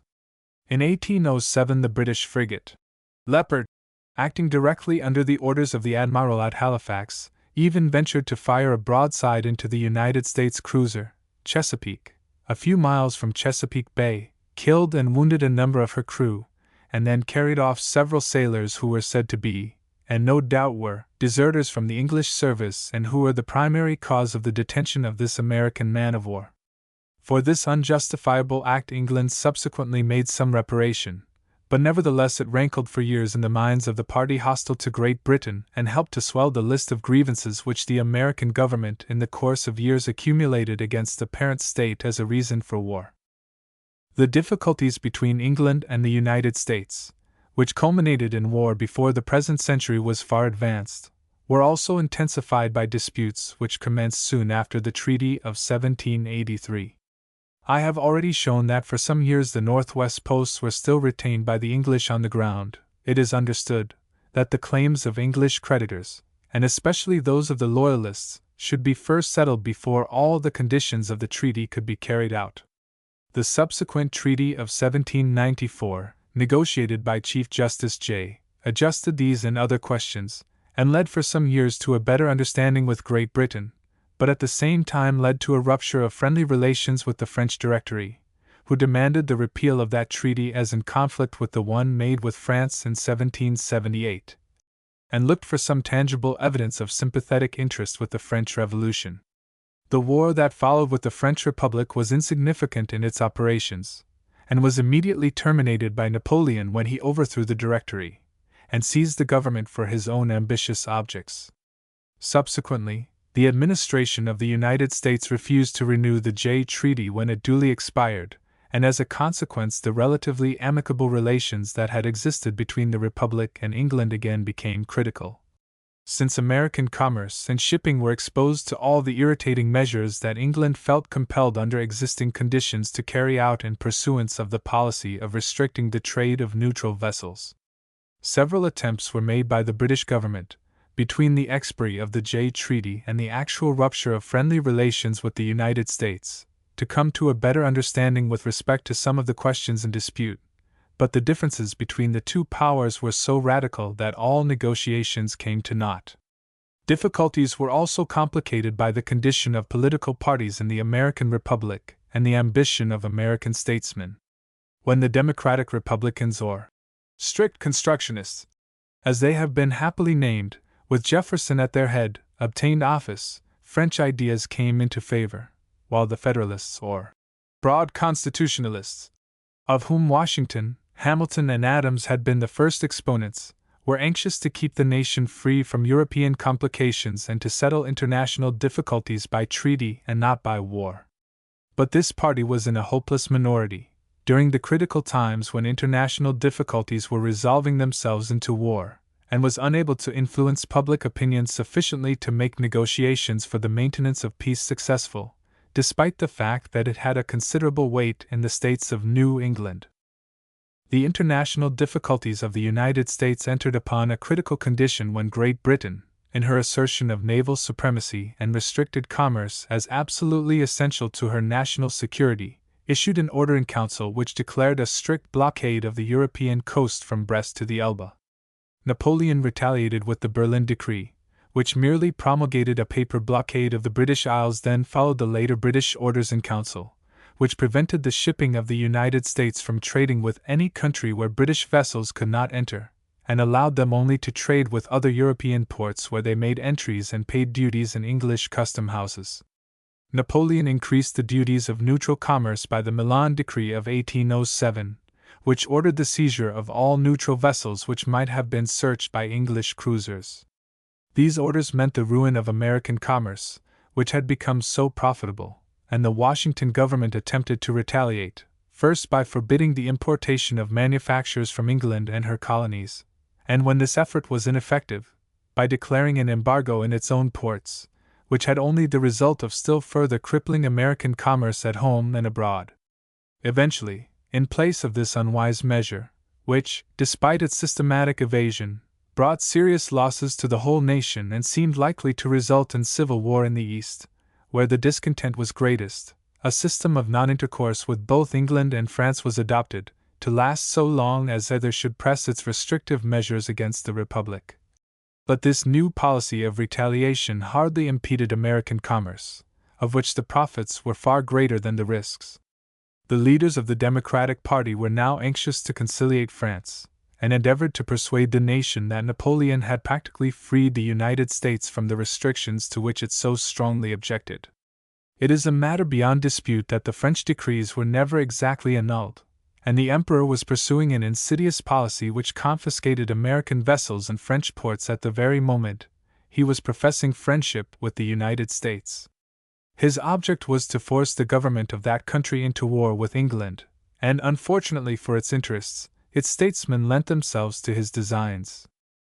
The Democratic leaders, determined to continue in power, fanned the flame against England, whose maritime superiority enabled her to inflict the greatest injury on American shipping and commerce. The governing party looked to the south and west for their principal support. In these sections the interests were exclusively agricultural, while in New England, where the Federalists were generally in the majority, the commercial and maritime elements predominated. In Kentucky, Ohio, and other states there was a strong feeling against England on account of the current belief that the English authorities in Canada had tampered with the Indian tribes and induced them to harass the settlers until Harrison, on the eve of the War of 1812, effectually cowed them. It is, however, now well established by the Canadian archives that Sir James Craig, when Governor-General in 1807, actually warned the Washington government of the restlessness of the Western Indians, and of the anxiety of the Canadian authorities to avoid an Indian war in the Northwest, which might prejudicially operate against the Western province. This fact was not, however, generally known, and the feeling against Canada and England was kept alive by the dominant party in the United States by the disclosure that one John Henry had been sent by the Canadian government in 1808 to ascertain the sentiment of the people of New England with respect to the relations between the two countries and the maintenance of peace. Henry's correspondence was really quite harmless, but when it had been purchased from him by Madison, on the refusal of the imperial government to buy his silence, it served the temporary purpose of making the people of the West believe that England was all the while intriguing against the national interests, and endeavoring to create a discontent which might end in civil strife. Under these circumstances the Southern leaders, Clay of Kentucky, and Calhoun of South Carolina, who always showed an inveterate animosity against England, forced Madison, then anxious to be re-elected president, to send a warlike message to Congress, which culminated in a formal declaration of hostilities on the 18th of June 1812, only one day later than the repeal of the obnoxious Order in Council by England. When the repeal became known some weeks later in Canada and the United States, the province of Upper Canada had been actually invaded by Hull, and the government of the United States had no desire whatever to desist from warlike operations, which, they confidently believed, would end in the successful occupation of Canada at a time when England was unable, on account of her European responsibilities, to extend to its defenders effective assistance. Section 2. Canada during the war. In 1812 there were 500,000 people living in the provinces of British North America. Of this number, the French people of Lower Canada made up at least one half. These people had some grievances, and political agitators, notably the writers of the Canadian, were creating jealousies and rivalries between the French and English races chiefly on the ground of the dominant influence of the British minority in the administration of public affairs. On the whole, however, the country was prosperous and the people generally contented with British rule, the freedom of which presented such striking contrast to the absolutism of the old French regime. The great majority of the 80,000 inhabitants of Upper or Western Canada were Loyalists or descendants of Loyalists, who had become deeply attached to their new homes, whilst recalling with feelings of deep bitterness the sufferings and trials of the American Revolution. This class was naturally attached to British rule and hostile to every innovation which had the least semblance of American republicanism. In the western part of the province of Upper Canada there was, however, an American element composed of people who had been brought into the country by the liberal grants of land made to settlers, and who were not animated by the high sentiments of the Loyalists of 1783 and succeeding years. These people, for some years previous to 1812, were misled by political demagogues like Wilcox and Markle, both of whom deserted to the enemy soon after the outbreak of the war. Emissaries from the Republic were busily engaged for months, we now know, in fomenting a feeling against England among these later immigrants, and in persuading them that the time was close at hand when Canada would be annexed to the Federal Republic. Some attempts were even made to create discontent among the French Canadians, but no success appears to have followed these efforts in a country where the bishop, priests, and leading men of the rural communities perfectly appreciated the value of British connection. The statesmen of the United States, who were responsible for the war, looked on the provinces as so many weak communities which could be easily invaded and conquered by the Republican armies. Upper Canada, with its long and exposed frontier and its small and scattered population, was considered utterly indefensible and almost certain to be successfully occupied by the invading forces.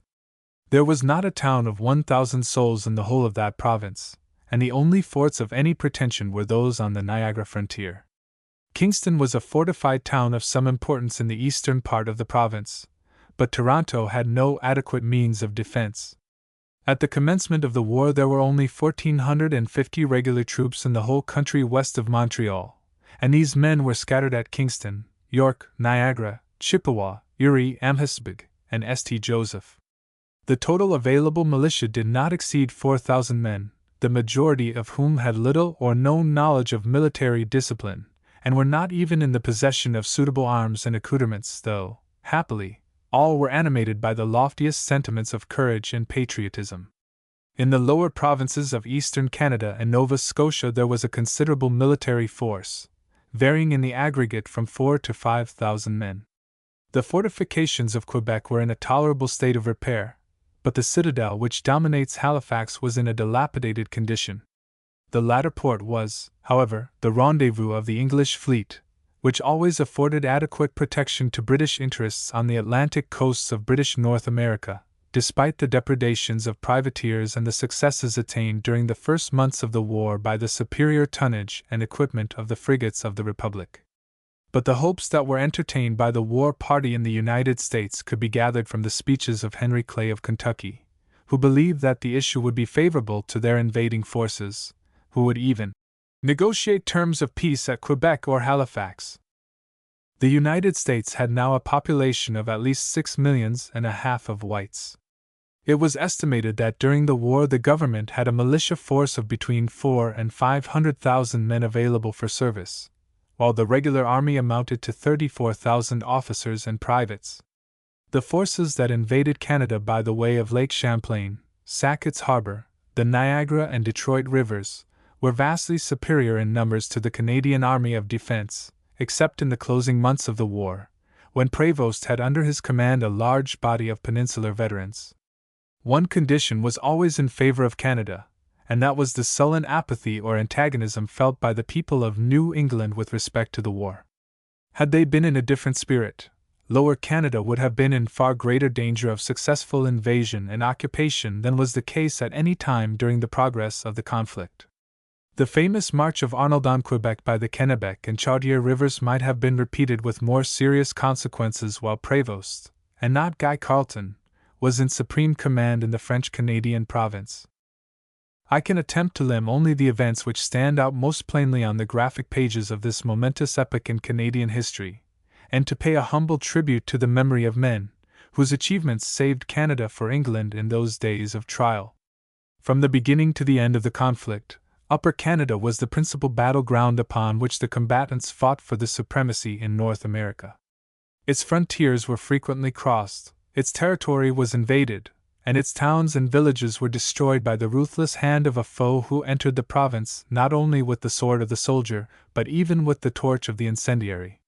The plan of operations at the outset of the campaign was to invade the province across the Niagara and Detroit rivers, either of which offered any real obstacles to the passage of a determined and well-managed army in the absence of strong fortifications, or a superior defensive force, at every vulnerable point along the Canadian banks. Queenston was to be a base of operations for a large force, which would overrun the whole province and eventually cooperate with troops which could come up from Lake Champlain and march on Montreal. The forces of the United States in 1812 acted with considerable promptitude as soon as war was officially declared, and had they been led by able commanders, the result might have been most unfortunate for Canada. The resources for defense were relatively insignificant, and indecision and weakness were shown by Sir George Prevost, then Commander-in-Chief and Governor-General, a well-meaning man but wanting in ability as a military leader, who was also hampered by the vacillating counsels of the Liverpool administration, which did not believe in war until the province was actually invaded. It was fortunate for Canada that she had then at the head of the government in the Upper Province General Brock, who possessed decision of character and the ability to comprehend the serious situation of affairs at a critical juncture, when his superiors both in England and Canada did not appear to understand its full significance. The Assembly of Upper Canada passed an address giving full expression to the patriotic sentiments which animated all classes of people when the perilous state of affairs and the necessity for energetic action became apparent to the dullest minds. The Loyalists and their descendants, as well as other loyal people, rallied at the moment of danger to the support of Brock, and the immediate result of his decided orders was the capture of the post of Michilimackinac, which had been, ever since the days of the French regime, a position of great importance on the upper lakes. Then followed the ignominious surrender of General Hull and his army to Brock, and the consequent occupation of Detroit, and the present state of Michigan by the British troops. Later, on the Niagara frontier, an army of invaders was driven from Queenston Heights, but this victory cost the life of the great English general, whose promptitude at the commencement of hostilities had saved the province. Among other brave men who fell with Brock was the Attorney General of the province, Lieutenant Colonel John Macdonell, who was one of the general's aides. General Sheaffe, the son of a Loyalist, took command and drove the enemy across the river, in whose rapid waters many were drowned while struggling to save themselves from the pursuing British soldiery, determined to avenge the death of their honored chief. A later attempt by General Smith to invade Canadian territory opposite Black Rock on the Niagara River was also attended with the same failure that attended the futile attempts to cross the Detroit and to occupy the heights of Queenston. At the close of 1812, Upper Canada was entirely free from the Army of the Republic. The Union Jack floated above the fort at Detroit, and the ambitious plan of invading the French province and seizing Montreal was given up as a result of the disasters to the enemy in the West. The party of peace in New England gathered strength, and the promoters of the war had no consolation except the triumphs obtained at sea by some heavily armed and well-manned frigates of the United States, to the surprise of the government and people of England, who never anticipated that their maritime superiority could be in any way endangered by a nation whose naval strength was considered so insignificant. But these victories of the Republic on the ocean during the first year of the war were soon effaced by the records of the 2 subsequent years when the Chesapeake was captured by the Shannon, and other successes of the British ships restored the prestige of England on the sea. During the second year of the war, the United States won some military and naval successes in the Upper Province, although the final results of the campaign were largely in favor of the defenders of Canada. The war opened with the defeat of General Winchester at Frenchtown on the River Raisins in the present state of Michigan, but this success, which was won by General Proctor, was soon forgotten in the taking of York, the capital of the province, and the destruction of its public buildings. This event forced General Sheaffe to retire to Kingston, while General Vincent retreated to Burlington Heights as soon as the invading army occupied Fort George and dominated the Niagara frontier. Sir George Prevost showed his military incapacity at Sackett's Harbor, where he had it in his power to capture a post which was an important base of operations against the province. On the other hand, Colonel George Macdonell made a successful attack on Ogdensburg and fittingly avenged the raid that an American force had made a short time previously on Elizabethtown, which was called Brockville not long afterwards in honor of the noted general. An advance of the invading army against General Vincent was checked by the memorable success won at Stony Creek by Colonel Harvey and the surrender at Beaver Dams of Colonel Bursler to Lieutenant Fitzgibbon, whose clever strategy enabled him to capture a large force of the enemy while in command of a few soldiers and Indians.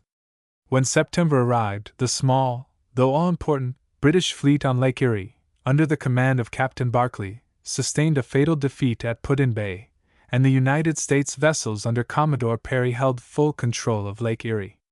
A few weeks later, General Proctor lost the reputation which he had won in January by his defeat of Winchester, and was beaten, under circumstances which disgraced him in the opinion of his superiors, on the River Thames not far from the Indian village of Moraviantown. The American forces were led by General Harrison, who had won some reputation in the Indian campaign in the Northwest, and who subsequently became, as his son in later times, a President of the United States. It was in this engagement that the Shawnees chief, Tecumseh, was killed. In him England lost a faithful and brave ally. English prospects in the West were consequently gloomy for some time, until the autumn of 1813, when the auspicious tidings spread from the lakes to the Atlantic that the forces of the Republic, while on their march to Montreal by the way of Lake Champlain and the St. Lawrence, had been successfully met and repulsed at Chateauguay and Chrysler's Farm, two of the most memorable engagements of the war, when we consider the insignificant forces that checked the invasion and saved Canada at a most critical time. In the last month of the same year Fort George was evacuated by the American garrison, but not before General McClure had shamelessly burned the pretty town of Niagara, and driven helpless women and children into the ice and snow of a Canadian winter. General Drummond, who was in command of the Western Army, retaliated by the capture of Fort Niagara and the destruction of all the villages on the American side of the river as far as Buffalo, then a very insignificant place. When the new year dawned, the only Canadian place in possession of the enemy was Amherstburg on the western frontier. The third and last year of the war was distinguished by the capture of Oswego and Prairie du Chiens by British expeditions, the repulse of a large force of the invaders at Loch Hall Mills in Lower Canada, the surrender of Fort Erie to the enemy, the defeat of General Riall at Streets or Usher's Creek in the Niagara district, the hotly contested battle won at Lundy's Lane by Drummond, and the ignominious retreat from Plattsburgh of Sir George Prevost, in command of a splendid force of Peninsular veterans, after the defeat of Commodore Downey's fleet on Lake Champlain. Before the year closed and peace was proclaimed, Fort Erie was evacuated, the Stars and Stripes were driven from Lake Ontario, and all Canadian territory except Amherstburg was free from the invader. The capital of the United States had been captured by the British and its public buildings burned as a severe retaliation for the conduct of the invading forces at York, Niagara, Moraviantown, St. David's and Port Dover. Both combatants were by this time heartily tired of the war, and terms of peace were arranged by the Treaty of Ghent at the close of 1814. But before the news reached the South, General Jackson repulsed General Pakenham with heavy losses at New Orleans, and won a reputation which made him president a few years later. The maritime provinces never suffered from invasion, but on the contrary obtained some advantages from the presence of large numbers of British men of war in their seaports, and the expenditure on military and naval supplies during the 3 years of war. Following the example of the Canadas, the assemblies of New Brunswick and Nova Scotia voted large sums of money and embodied the militia for active service or general purposes of defense. The Assembly of New Brunswick, essentially the province of the Loyalists, declared in 1813 that the people were ready and determined to repel every aggression which the infatuated policy of the American government may induce it to commit on the soil of New Brunswick. But the war was so unpopular in the state of Maine and other parts of New England that the provinces by the sea were comparatively safe from aggression and conflict. Soon after the commencement of hostilities, the governors of Maine and New Brunswick issued proclamations which prevented hostilities for 2 years along their respective borders. In Nova Scotia there was much activity during the war, and letters of marque were issued to privateers which made many captures, and offered some compensation for the losses inflicted on the coasting and fishing interests by the same class of American vessels. In 1814 it was decided by the imperial authorities to break the truce which had practically left Maine free from invasion, and Sir John Sherbrooke, then governor of Nova Scotia, and Rear Admiral Griffith took possession of Machias, Eastport, Moose, and other islands in Passamaquoddy Bay. The people of the United States generally welcomed the end of a war which brought them neither honor nor profit, and seemed likely to break the Union into fragments in consequence of the hostility that had existed in New England through the conflict from the very beginning. The news of Prevost's retreat from Plattsburgh no doubt hastened the decision of the British government to enter into negotiations for peace, which was settled on terms by no means favorable to Canadian interests. The question of the New Brunswick boundary might have been then adjusted on conditions which would have prevented at a later day the sacrifice of a large tract of territory in Maine which would be now of great value to the Dominion.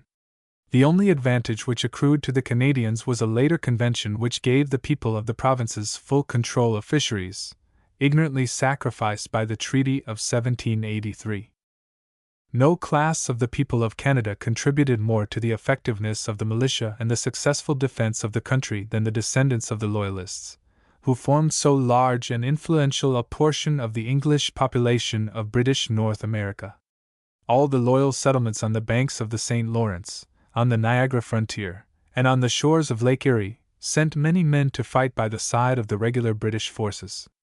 Even aged men, who had borne arms in the Revolutionary War, came forward with an enthusiasm which showed that age had not impaired their courage or patriotism, and although they were exempted from active service, they were found most useful in stationary duties at a time when Canada demanded the experience of such veterans.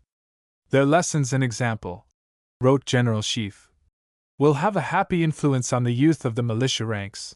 When Hull invaded the province and issued his boastful and threatening proclamation, he used language which must have seemed a mockery to the children of the Loyalists. They remembered too well the sufferings of their fathers and brothers during the stormy period of the Revolution, and it seemed derisive to tell them now that they were to be emancipated from tyranny and oppression and restored to the dignified station of free men. The proclamation issued by Governor Brock touched the loyal hearts of a people whose family histories were full of examples of oppression and tyranny, and of the kind consideration and justice of England in their new homes. "Where," asked Brock, with the confidence of truth, "is the Canadian subject who can truly affirm to himself that he has been injured by the government in his person, his property, or his liberty? Where is to be found, in any part of the world, a growth so rapid in prosperity and wealth as this colony exhibits?" These people, to whom this special appeal was made at this national crisis, responded with a heartiness which showed that gratitude and affection lay deep in their hearts. Even the women worked in the field that their husbands, brothers, and sons might drive the invaders from Canadian soil. The 104th Regiment, which accomplished a remarkable march of 13 days in the depth of winter, from Fredericton to Quebec, a distance of 350 miles, and lost only one man by illness, was composed of descendants of the loyal founders of New Brunswick. This march was accomplished practically without loss, while more than 300 men were lost by Benedict Arnold in his expedition of 1777 against Quebec by the way of Kennebec, a journey not more dangerous or arduous than that so successfully accomplished by the New Brunswick Loyalists. In 1814, considerable numbers of seamen for service in the Upper Lakes passed through New Brunswick to Quebec, and were soon followed by several companies of the 8th, or King's Regiment. The patriotism of the Loyalists of New Brunswick was shown by grants of public money and every other means in their power, while these expeditions were on their way to the seat of war in the upper provinces. Historians and poets have often dwelt on the heroism of Laura Secord, daughter and wife of Loyalists, who made a perilous journey in 1814 through the Niagara district, and succeeded in warning Lieutenant Fitzgibbon of the approach of the enemy, thus enabling him with a few soldiers and Indians to surprise Colonel Bursler near Beaver Dams and force him by clever strategy to surrender with nearly 600 men and several cannon. Even boys fled from home and were found fighting in the field. The Prince Regent, at the close of the war, expressly thanked the Canadian militia, who had mainly contributed to the immediate preservation of the province and its future security. The Loyalists, who could not save the old colonies to England, did their full share in maintaining her supremacy in the country she still owned in the valley of the St. Lawrence and on the shores of the Atlantic. As Bishop Plessis stimulated a patriotic sentiment among the French Canadians, so Vicar General MacDonell of Glengarry, subsequently the first Roman Catholic Bishop of Upper Canada, performed good service by assisting in the formation of a Glengarry regiment, and otherwise taking an active part in the defense of the province, where his will always be an honored name. Equally indefatigable in patriotic endeavor was Bishop Strachan, then rector of York, who established the Loyal and Patriotic Society, which did incalculable good by relieving the necessities of women and children, when the men were serving in the battlefield, by providing clothing and food for the soldiery, and otherwise contributing towards the comfort and succor of all those who were taking part in the public defenses. Of the engagements of the war there are two which, above all others, possess features on which the historian must always like to dwell. The battle which was fought against such tremendous odds on the banks of the Chateauguay by less than 1,000 French Canadians, led by Salaberry and MacDonell, recalls in some respects the defeat of Braddock in 1755. The disaster to the British forces near the Monongahela was mainly the result of the strategy of the Indians, who were dispersed in the woods, which re-echoed to their wild yells and their ever-fatal shots fired under cover of trees, rocks, and stumps.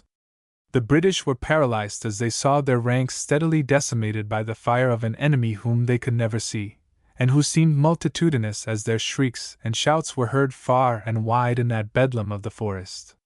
The leaves that lay thick and deep on the ground were reddened with the blood of many victims helpless against the concealed, relentless savages.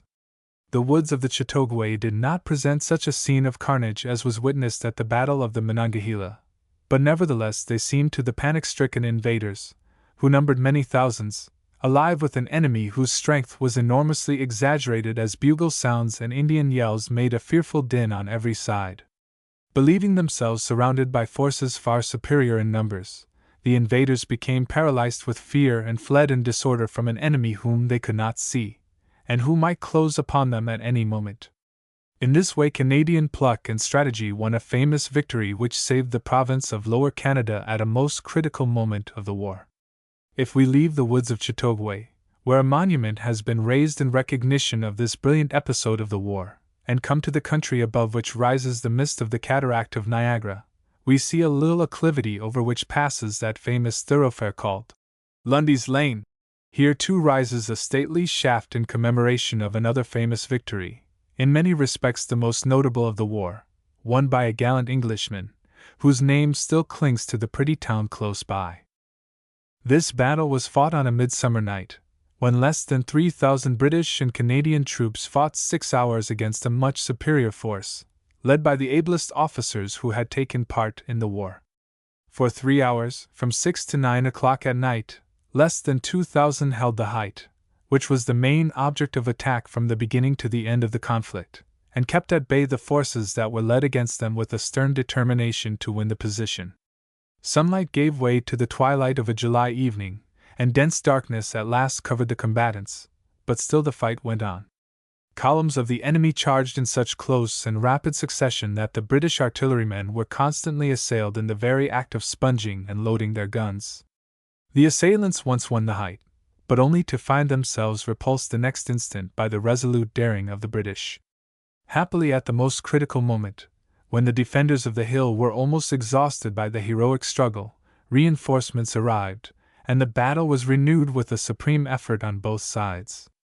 For 3 hours longer, from 9 o'clock to midnight, the battle was fought in the darkness, only relieved by the unceasing flashes from the guns, whose sharp reports mingled with the deep and monotonous roar of the great falls. It was a scene worthy of a painter whose imagination could grasp all the incidents of a situation essentially dramatic in its nature. The assailants of the Canadian position gave way at last and withdrew their wearied and disheartened forces.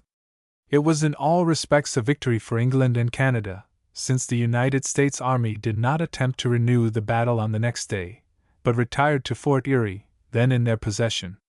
As Canadians look down the corridors of time, they will always see those flashes from the musketry and cannon of Lundy's Lane, and hear the bugles which drove the invaders of their country from the woods of Chateauguay. The war did much to solidify the various racial elements of British North America during its formative stage. Frenchmen, Englishmen, Scotsmen from the Lowlands and Highlands, Irishmen and Americans, united to support the British connection. The character of the people, especially in Upper Canada, was strengthened from a national point of view by the severe strain to which it was subjected. Men and women alike were elevated above the conditions of a mere colonial life and the struggle for purely material necessities, and became animated by that spirit of self-sacrifice and patriotic endeavor which tend to make a people truly great. Chapter 6. The Evolution of Responsible Government, 1815 to 1839, Section I. The Rebellion in Lower Canada. Responsible government in Canada is the logical sequence of the political struggles, which commenced soon after the close of the War of 1812-15. As we review the history of Canada since the conquest, we can recognize one ever-increasing purpose, through all political changes, and the ardent desire of men, entrusted at the outset with a very moderate degree of political responsibility, to win for themselves a larger measure of political liberty in the management of their own local affairs. Grave mistakes were often made by the advocates of reform in the government of the several provinces, notably, as I shall show, in Lower Canada, where the French-Canadian majority were carried often beyond reason at the dictation of Papineau. But whatever may have been the indiscretions of politicians, there were always at the bottom of their demands the germs of political development. The political troubles that continued from 1817 until 1836 in Lower Canada eventually made the working of legislative institutions impracticable. The contest gradually became one between the Governor-General representing the Crown and the Assembly controlled almost entirely by a French-Canadian majority, with respect to the disposition of the public revenues and expenditures. Imperial statutes, passed as far back as 1774 to 1775, provided for the levying of duties, to be applied solely by the Crown, primarily, towards defraying the expenses of the administration of justice and the support of the civil government of the province, and any sums that remained in the hands of the government were for the future disposition of Parliament. Then there were the casual or territorial revenues, such as money arising from the Jesuits' estates, royal seigneurial dues, timber, and land, all of which were also exclusively under the control of the government. The Assembly had been given jurisdiction only over the amount of duties payable into the Treasury under the authority of laws passed by the legislature itself. In case the royal revenues were not sufficient to meet the annual expenditure of the government, the deficiency was met until the War of 1812-15 by drawing on the military exchequer. As the expenses of the provincial administration increased, the royal revenues became inadequate, while the provincial revenues gradually showed a considerable surplus over the expenditure voted by the legislature. In 1813, the cost of the war made it impossible for the government to use the military funds, and it resorted to the provincial moneys for the expenses of justice and civil government. In this way, by 1817, the government had incurred a debt of £120,000 to the province without the direct authority of the legislature. The Assembly of Lower Canada was not disposed to raise troublesome issues during the war, or in any way to embarrass the action of Sir George Prevost, who, whatever may have been his incompetency as a military chief, succeeded by his conciliatory and persuasive methods in winning the good opinions of the French-Canadian majority and making himself an exceptionally popular civil governor. After closing the accounts of the war, the government felt it expedient to stop such irregular proceedings, to obtain from the legislature a General Appropriation Act, covering the amount of expenditures in the past, and to prevent the necessity of such a questionable application of provincial funds in the future. This may be considered the beginning of the financial controversies that were so constant, as years passed by, between the governors and the assemblies, and never ended until the rebellion broke out. The Assembly, desirous of obtaining power in the management of public affairs, learned that it could best embarrass the government and force them to consider and adjust public grievances, as set forth by the majority in the House, by means of the appropriation bills required for the public service. The Assembly not only determined to exercise sole control over its own funds, but eventually demanded the disposal of the duties imposed and regulated by imperial statutes. The conflict was remarkable for the hot and uncompromising temper constantly exhibited by the majority on the discussion of the generally moderate and fair propositions submitted by the government for settling vexed questions. The Assembly found a powerful argument in favor of their persistent contention for a complete control of the public revenues and expenditures in the defalcation of Mr. Caldwell, the Receiver General, who had been allowed for years to use the public funds in his business speculations, and whose property was entirely inadequate to cover the deficiency in his accounts. The Legislative Council was always ready to resist what it often asserted to be unconstitutional acts on the part of the House and direct infringements of the rights of the Crown, sometimes a mere convenient phrase used in an emergency to justify resistance to the Assembly. It often happened, however, that the upper chamber had law on its side, when the House became perfectly unreasonable and uncompromising in its attitude of hostility to the government. The Council, on several occasions, rejected a supply bill because it contained provisions asserting the Assembly's right to control the Crown revenues and to vote the estimates, item by item, from the governor's salary down to that of the humblest official. Every part of the official and legislative machinery became clogged by the obstinacy of governor, councils, and assembly. To such an extent, indeed, did the Assembly's assumption of power carry it in 1836, that the majority actually asserted its own right to amend the constitution of the council as defined in the Imperial Statute of 1791. Its indiscreet acts eventually alienated the sympathy and support of such English members as Mr. Neilson, a journalist and politician of repute, Mr. Andrew Stuart, a lawyer of ability, and others who believed in the necessity of constitutional reforms, but could not follow Mr. Papineau and his party in their reckless career of attack on the government, which they thought would probably in the end imperil British connection. The government was in the habit of regularly submitting its accounts and estimates to the legislature, and expressed its desire eventually to grant that body the disposal of all the Crown revenues, provided it would consent to vote a civil list for the King's life, or even for a fixed number of years. But the Assembly was not willing to agree to any proposal which prevented it from annually taking up the expenditures for the civil government item by item, and making them matters of yearly vote. In this way every person in the public service would be subject to the caprice, or ill feeling, of any single member of the legislature, and the whole administration of the public departments would probably be made ineffective. Under the plan suggested by the government in accordance with English constitutional forms, the Assembly would have every opportunity of criticizing all the public expenditures, and even reducing the gross sum in cases of extravagance. But the sane contumacious spirit, which several times expelled Mr. Christie, member for Gaspee, on purely vexatious and frivolous charges, and constantly impeached judges without the least legal justification, simply to satisfy personal spite or political malice, would probably have been exhibited towards all officials had the majority in the Assembly been given the right of voting each salary separately. The Assembly never once showed a disposition to meet the wishes of the government even halfway. Whatever may have been the vacillation or blundering of officials in Downing Street, it must be admitted that the imperial government showed a conciliatory spirit throughout the whole financial controversy. Step by step it yielded to all the demands of the Assembly on this point.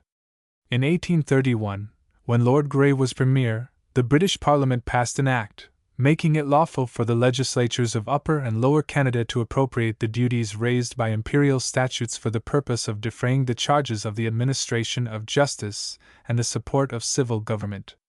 The government consequently retained only the relatively small sum arising from casual and territorial dues. When Lord Aylmer, the Governor-General, communicated this important concession to the legislature, he also sent a message setting forth the fact that it was the settled policy of the Crown on no future occasion to nominate a judge either to the Executive or the Legislative Council, the sole exception being the Chief Justice of Quebec. He also gave the consent of the government to the passage of an act declaring that judges of the Supreme Court should thereafter hold office, during good behavior, on the essential condition that their salaries were made permanent by the legislature. The position of the judiciary had long been a source of great, and even just complaint, and in the time of Sir James Craig, judges were disqualified from sitting in the Assembly on the demand of that body.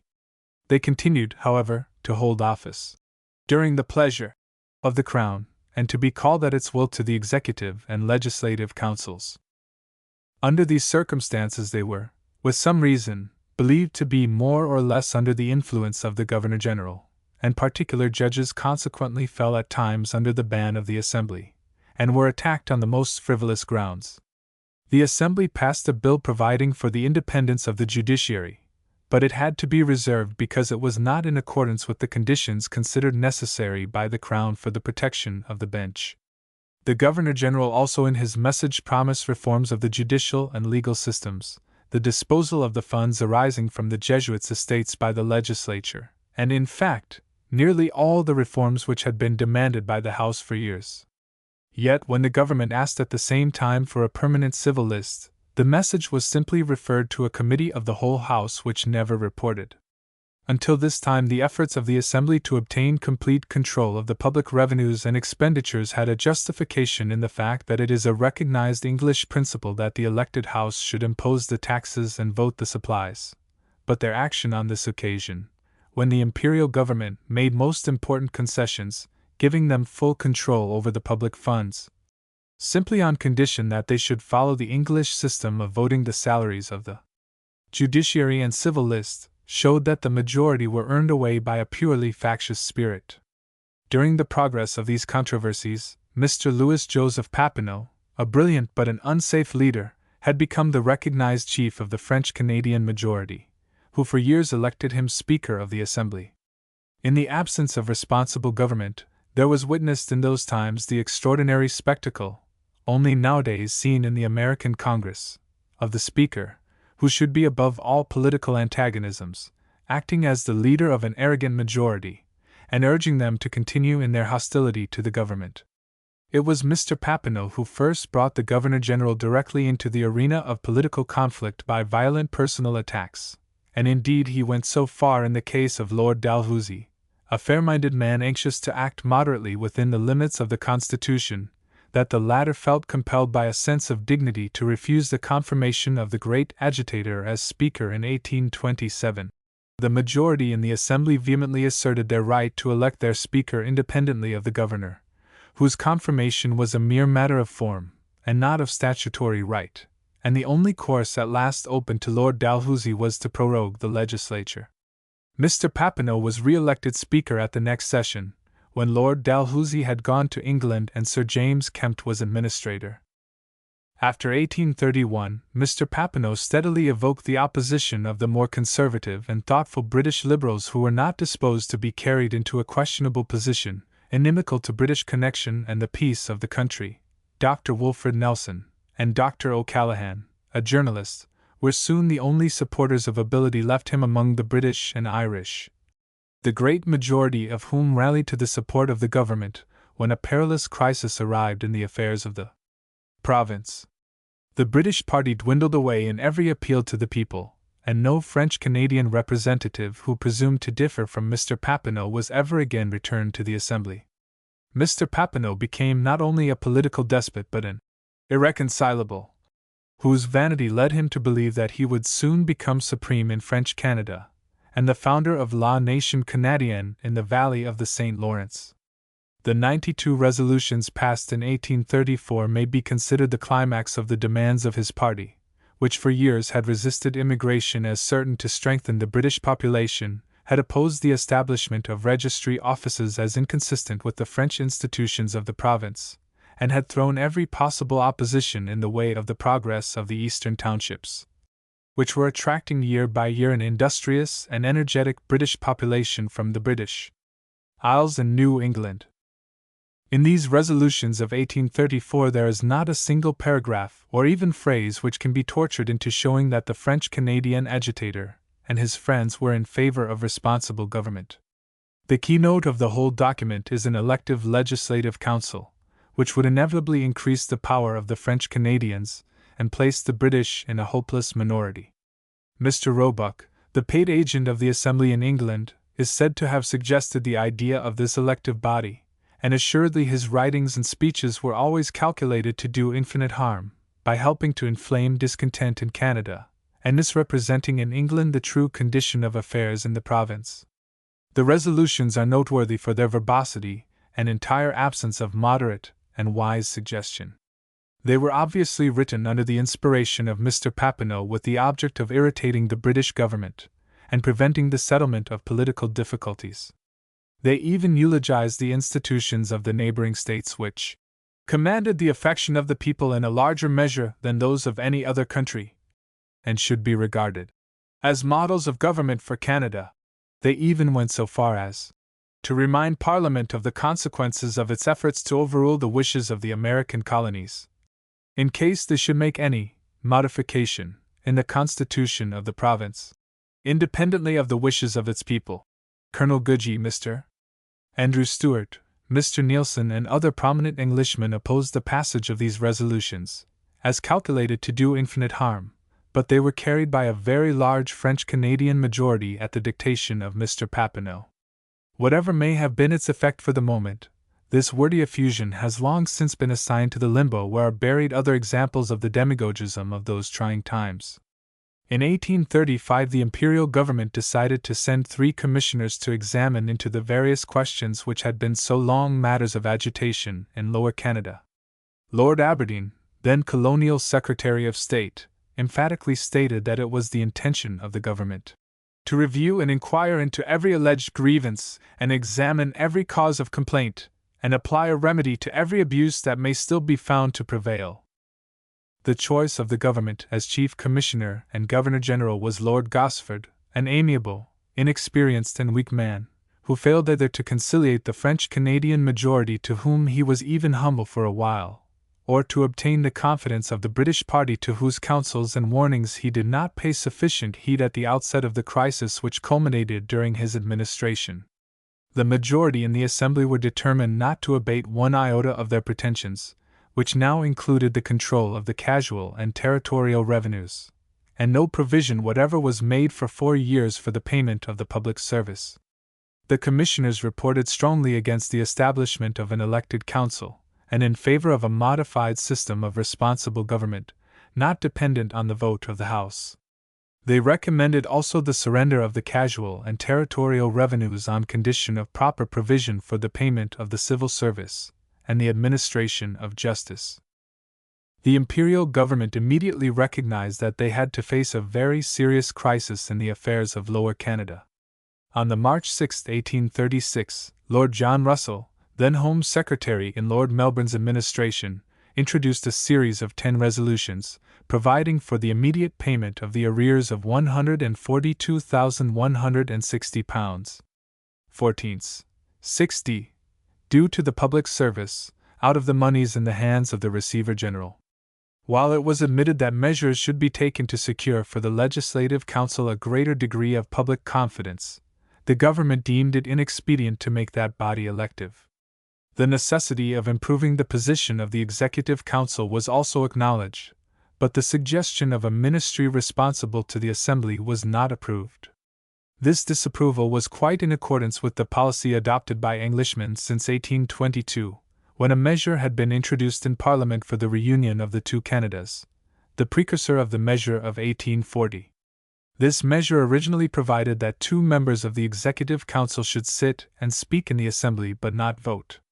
Those parts of the Bill of 1822 which provided for a union were not pressed on account of the objections raised in both the provinces, but certain other provisions became law under the title of the Canadian Trade Acts, relieving Upper Canada from the capricious action of Lower Canada with respect to the duties from which the former obtained the principal part of her fund for carrying on her government.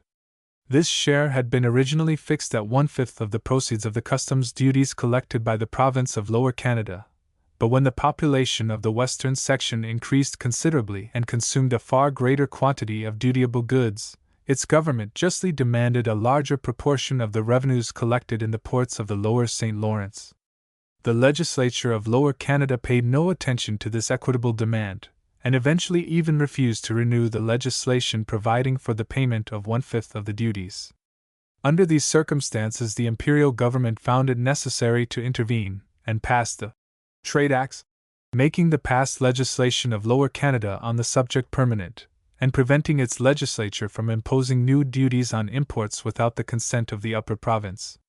As this was a question of grave import, The resolutions of 1836 gave authority to the legislatures of Upper and Lower Canada to provide joint legislation for determining and adjusting all questions respecting the trade and commerce of the provinces. As soon as the passage of these resolutions became known throughout Lower Canada, Papineau and his supporters commenced an active campaign of denunciation against England, from whom, they declared, there was no redress whatever to be expected. Wherever the revolutionists were in the majority, they shouted, "Vive la liberté! Vive la nation canadienne! Vive Papineau! Point de despotism!" while flags and placards were displayed with similar illustrations of popular frenzy.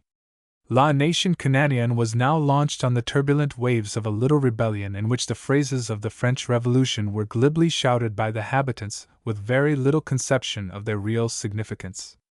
The British or Constitutional Party took active steps in support of British connection, but Lord Gosford, unhappily still Governor-General, did not for some time awaken to the reality of the public danger.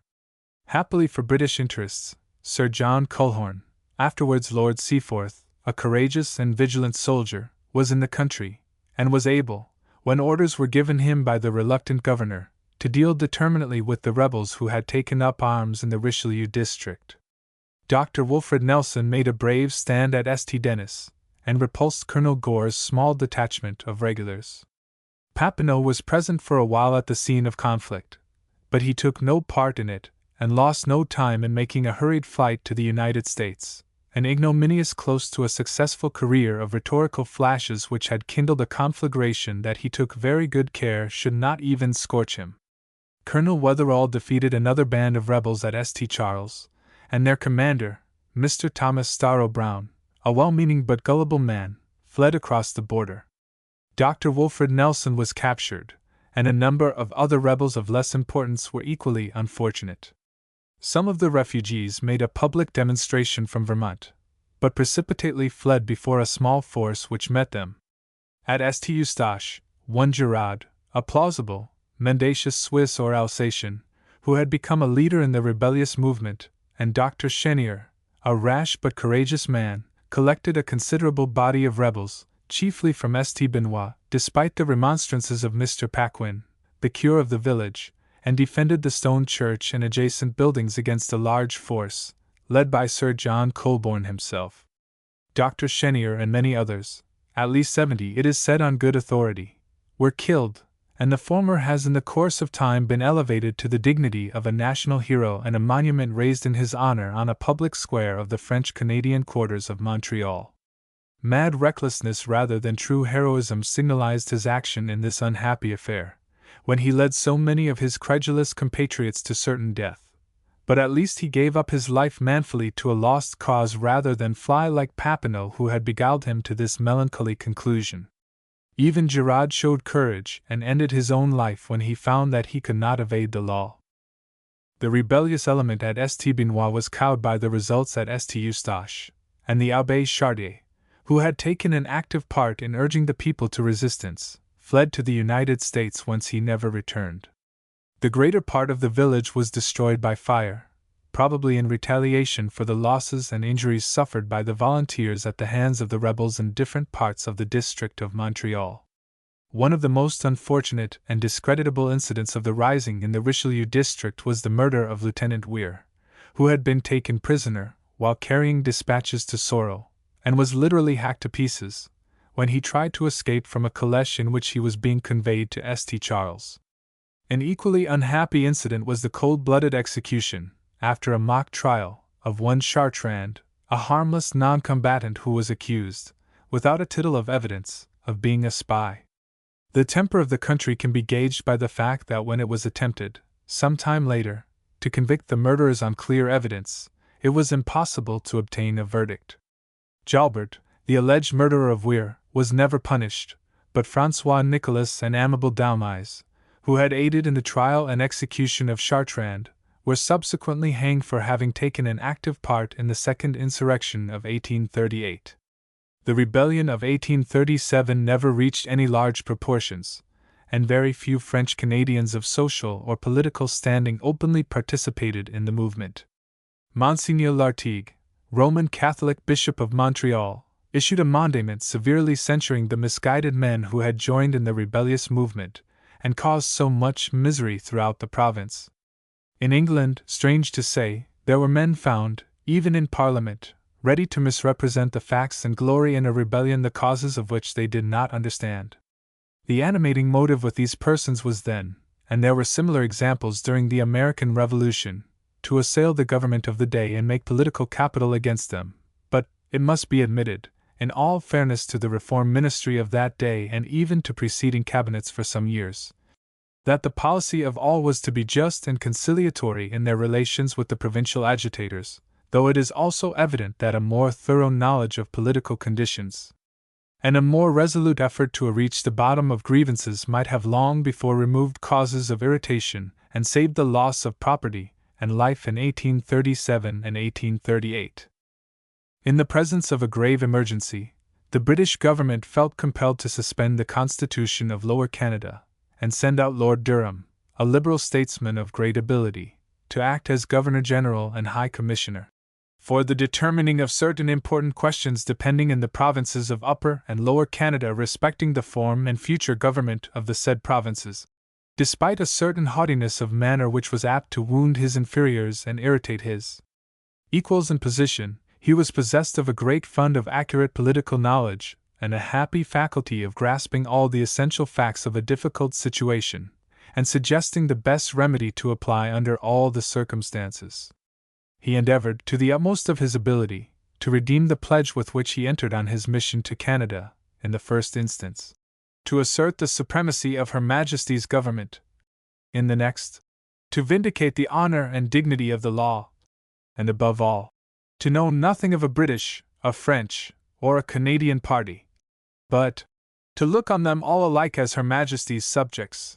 After he had appointed a special council, he set to work energetically to secure the peace of the country. Humanity was the distinguishing feature of his too short career in Canada.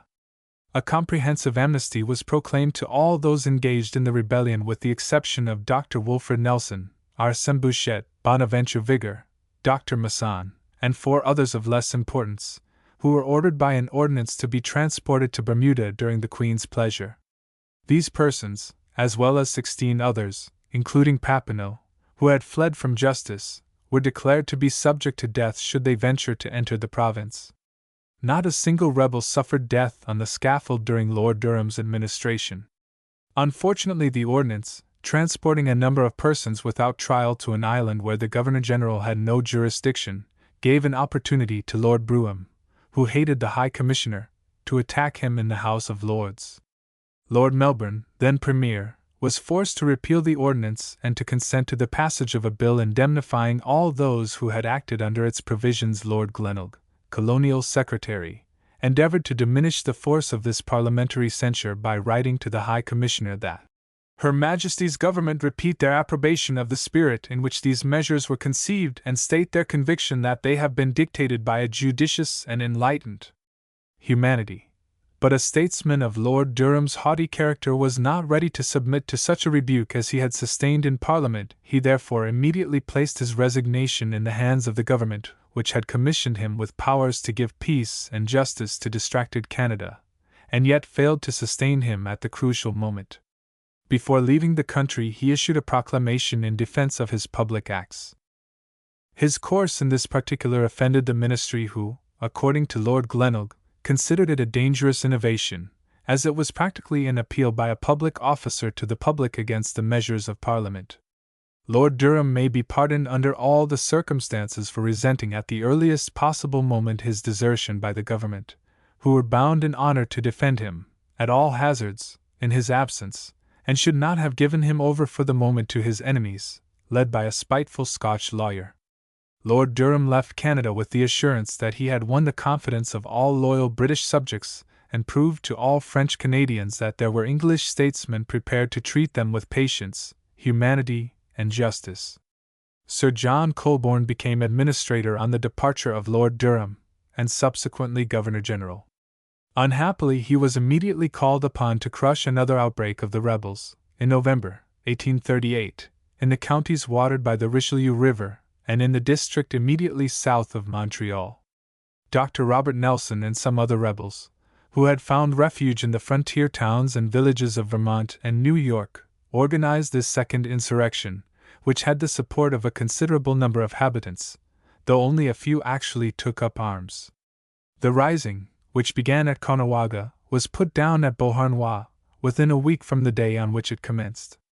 The authorities now felt that the time had passed for such leniency as had been shown by Lord Durham, and Sir John Colborne accordingly established courts-martial for the trial of the prisoners taken during the second insurrection, as it was utterly impossible to obtain justice through the ordinary process of the courts.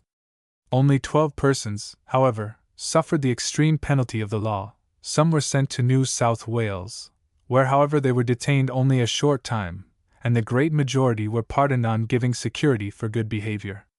While these trials were in progress, and the government were anxious to give peace and security to the province, refugees in the border states were dispatching hands of ruffians to attack and plunder the Loyalists in the eastern townships. But the government of the United States intervened and instructed its officers to take decisive measures for the repression of every movement in the territory of a friendly power. Thus the mad insurrection incited by Papineau, but actually led by the Nelsons, Chenier and Brown, came at last to an end. A new era of political development was now to dawn on the province, as a result of a more vigorous and remedial policy initiated by the imperial government, at last thoroughly awakened to an intelligent comprehension of the political conditions of the Canadas. But before I proceed to explain the details of measures fraught with such important consequences, I must give an historical summary of the events which led also to a rash uprising in Upper Canada, simultaneously with the one which ended so disastrously for its leaders in the French province. Section 2. The Rebellion in Upper Canada. The financial disputes between the Executive and the Assembly never attained such prominence in Upper Canada as in the Lower Province. In 1830, when the Assembly consented to make permanent provision for the civil list and the judiciary, on condition of the government's giving up to the legislature all the revenues previously at its own disposition. 3 years later, the legislature also passed an act to provide that the judges should hold their offices during good behavior, and not at the pleasure of the Crown, a measure rendered possible by the fact that the Assembly had made the salaries of the bench permanent. Nor did the differences between the Assembly and the Legislative Council ever assume such serious proportions as they did in the French province. Still, the leaders of the Reform Party of Upper Canada had strong objections to the constitution of the Council, and a committee of grievances reported in 1835 in favor of an elected body as well as a responsible council, although it did not very clearly outline the methods of working out the system in a colony where the head of the executive was an imperial officer acting under royal instructions. The different lieutenant governors, the executive and legislative councillors, and the whole body of officials, from the very moment responsible government was suggested in any form, threw every possible obstacle in the way of its concession by the imperial government. It was largely the dominant influence of the official combination, long known in Canadian history as the Family Compact, which prevented the concession of responsible government before the Union of the Canadas. This phrase, as Lord Durham said in his report, was misleading inasmuch as there was very little of family connection between the persons thus united. As a matter of fact, the phrase represented a political and aristocratic combination, which grew up as a consequence of the social conditions of the province, and eventually monopolized all offices and influence in government. This bureaucracy permeated all branches of government, the executive, the legislative council, and even the assembly, where for years there sat several members holding offices of emolument under the crown. It practically controlled the banks and monetary circles. The Church of England was bound up in its interests. The judiciary was more or less under its influence, while judges were appointed during pleasure and held seats in the councils. This governing class was largely composed of the descendants of the Loyalists of 1784, who had taken so important a part in the war with the United States and always asserted their claims to special consideration in the distribution of government favor. The old settlers, all those who had come into the country before the war, demanded and obtained greater consideration at the hands of the government than the later immigrants, who eventually found themselves shut out of office and influence. The result was the growth of a liberal or reform party, which, while generally composed of the later immigrants, comprised several persons of loyalist extraction, who did not happen to belong to the favored class or church, but recognized the necessity for a change in the methods of administration. Among these loyalists must be specially mentioned Peter Perry, who was really the founder of the Reform Party in 1834, and the Reverend Edgerton Ryerson, a Methodist minister of great natural ability. Unfortunately, creed also became a powerful factor in the political controversies of Upper Canada. By the Constitutional Act of 1791, large tracts of land were set aside for the support of a Protestant clergy, and the Church of England successfully claimed for years an exclusive right to these clergy reserves, on the ground that it was the Protestant Church recognized by the state. The clergy of the Church of Scotland in Canada, though very few in number for years, at a later time obtained a share of these grants as a national religious body, but all the dissentient denominations did not participate in the advantages of these reserves. The Methodists claimed in the course of years to be numerically equal to, if not more numerous than, the English Episcopalians, and were deeply irritated at the inferior position they long occupied in the province. So late as 1824, the Legislative Council, composed of members of the dominant church, rejected a bill allowing Methodist ministers to solemnize marriages, and it was not until 1831 that recognized ministers of all denominations were placed on an equality in this respect. Christian charity was not more a characteristic of those times than political liberality. Methodism was considered by the governing class as a sign of democracy and social inferiority. History repeated itself in Upper Canada.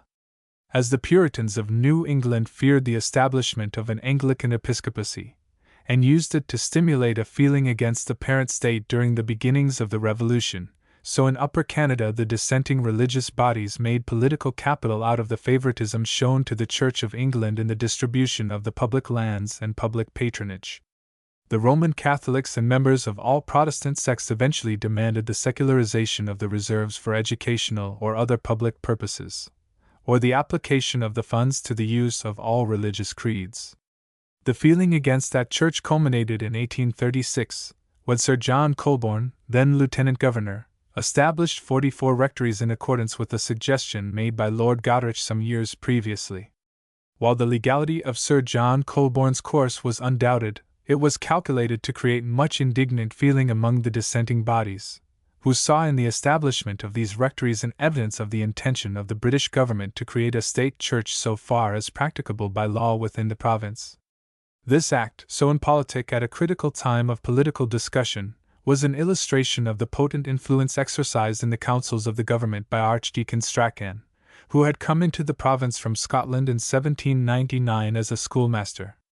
He had been brought up in the tenets of the Presbyterian Church, but some time after his arrival in Canada he became an ordained minister of the Church of England, in which he rose step by step to the episcopacy. He became a member of both the Executive and Legislative Councils in 1816 and 1817, and exercised continuously until the Union of 1841 a singular influence in the government of the province. He was endowed with that indomitable will, which distinguished his great countryman, John Knox. His unbending Toryism was the natural outcome of his determination to sustain what he considered the just rights of his church against the liberalism of her opponents, chiefly dissenters, who wished to rob her of her clergy reserves and destroy her influence in education and public affairs generally. This very fidelity to his church became to some extent her weakness, since it evoked the bitter hostility of a large body of persons, and created the impression that she was the church of the aristocratic and official class rather than that of the people, an impression which existed for many years after the fall of the Family Compact. The public grievances connected with the disposition of the public lands were clearly exposed by one Robert Gourlay, a somewhat meddlesome Scotchman, who had addressed a circular, soon after his arrival in Canada, to a number of townships with regard to the causes which retarded improvement and the best means of developing the resources of the province. An answer from Sandwich virtually set forth the feeling of the rural districts generally on these points.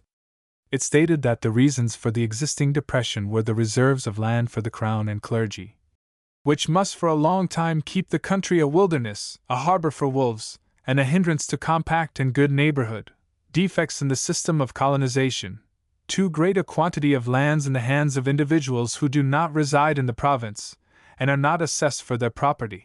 Mr. Gourlay's questions were certainly asked in the public interest, but they excited the indignation of the official class who resented any interference with the state of things which favored themselves and their friends, and were not desirous of an investigation into the management of public affairs. The subsequent treatment of Mr. Gourlay was shameful in the extreme. He was declared a most dangerous character when he followed up his circular by a pamphlet, attacking the methods by which public affairs generally were conducted, and contrasting them with the energetic and progressive system on the other side of the border. The indignation of the officials became a positive fever when he suggested the calling of public meetings to elect delegates to a provincial convention, a term which recalled the days of the American Revolution, and was cleverly used by Gourlay's enemies to excite the ire and fear of the descendants of the Loyalists. Sir Peregrine Maitland succeeded in obtaining from the legislature an opinion against conventions as repugnant to the Constitution, and declaring the holding of such public meetings a misdemeanor, while admitting the constitutional right of the people to petition. These proceedings evoked a satirical reply from Gourlay, who was arrested for seditious libel, but the prosecutions failed. It was then decided to resort to the provisions of a practically obsolete statute passed in 1804, authorizing the arrest of any person who had resided in the province for 6 months without taking the oath of allegiance, and was suspected to be a seditious character. Such a person could be ordered by the authorities to leave the province, or give security for good behavior. This act had been originally passed to prevent the immigration of aliens unfavorable to England, especially of Irishmen who had taken part in the rebellion of 1798 and found refuge in the United States. Gourlay had been a resident of Upper Canada for nearly 2 years, and in no single instance had the law been construed to apply to an immigrant from the British Isles. Gourlay was imprisoned in the Niagara jail, and when his friends attempted to bring him out on a writ of habeas corpus they failed simply because Chief Justice Powell, an able lawyer of a Loyalist family and head of the official party, refused to grant the writ on a mere technical plea, afterwards declared by the highest legal authorities in England to be entirely contrary to sound law. Gourlay consequently remained in prison for nearly 8 months, and when he was brought again before the Chief Justice, his mental faculties were obviously impaired for the moment, but despite his wretched condition, which prevented him from conducting his defense, he was summarily convicted and ordered to leave the province within 24 hours, under penalty of death should he not obey the order or return to the country. This unjust sentence created widespread indignation among all right-thinking people, especially as it followed a message of the Lieutenant Governor to the legislature, that he did not feel justified in extending the grants of land, made to actors in the War of 1812-15, to any of the inhabitants who composed the late Convention of Delegates, the proceedings of which were very properly subjected to your very severe animadversion. This undoubtedly illegal action of the Lieutenant Governor only escaped the censure of the Assembly by the casting vote of the Speaker, but was naturally justified in the Legislative Council where Chief Justice Powell presided. Gourlay became a martyr in the opinion of a large body of people, and a reform party began to grow up in the country. The man himself disappeared for years from Canadian history, and did not return to the province until 1856, after a checkered and unhappy career in Great Britain and the United States. The Assembly of the United Canadas in 1842 declared his arrest to be unjust and illegal, and his sentence null and void, and he was offered a pension as some compensation for the injuries he had received, but he refused it unless it was accompanied by an official declaration of the illegality of the conviction and its elision from the records of the courts. The Canadian government thought he should be satisfied with the action of the Assembly and the offer of the pension. Gourlay died abroad, and his daughters on his death received the money which he rejected with the obstinacy so characteristic of his life. During these days of struggle we find most prominent among the official class Attorney General Robinson, afterwards Chief Justice of Upper Canada for many years. He was the son of a Virginian Loyalist, and a Tory of extreme views, calm, polished, and judicial in his demeanor. But whatever his opinions on the questions of the day, he was too discreet a politician and too honest a judge ever to have descended to such a travesty of justice as had been shown by his predecessor in the case of Gourlay. His influence, however, was never in the direction of liberal measures. He opposed responsible government and the union of the two provinces, both when proposed unsuccessfully in 1822 and when carried in Upper Canada 18 years later. The elections of 1825 had a very important influence on the political conditions of the Upper Province, since they brought into the Assembly Peter Perry, Dr. Rolfe, and Marshal Spring Bidwell, who became leading actors in the reform movement which culminated in the concession of responsible government.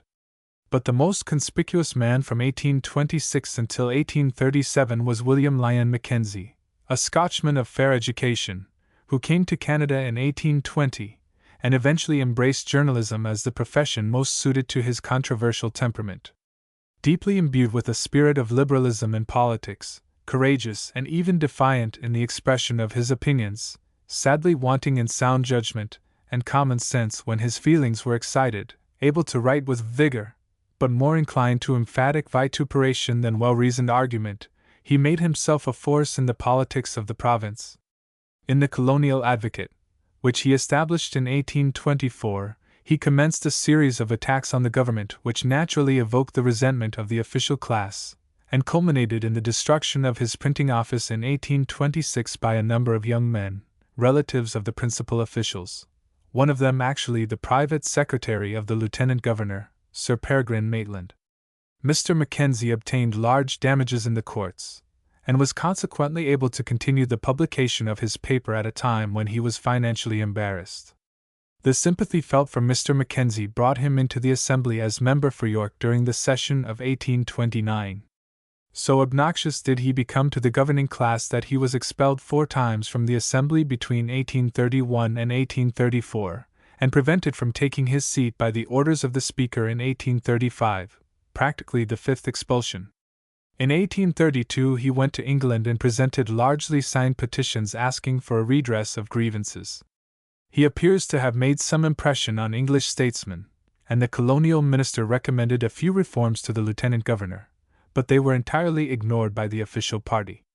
Lord Glenelg also disapproved of the part taken by Attorney General Bolton, Mr. Robinson being then Chief Justice, and Solicitor General Hagerman in the expulsion of Mr. Mackenzie, but they treated the rebuke with contempt and were removed from office for again assisting in the expulsion of Mr. Mackenzie.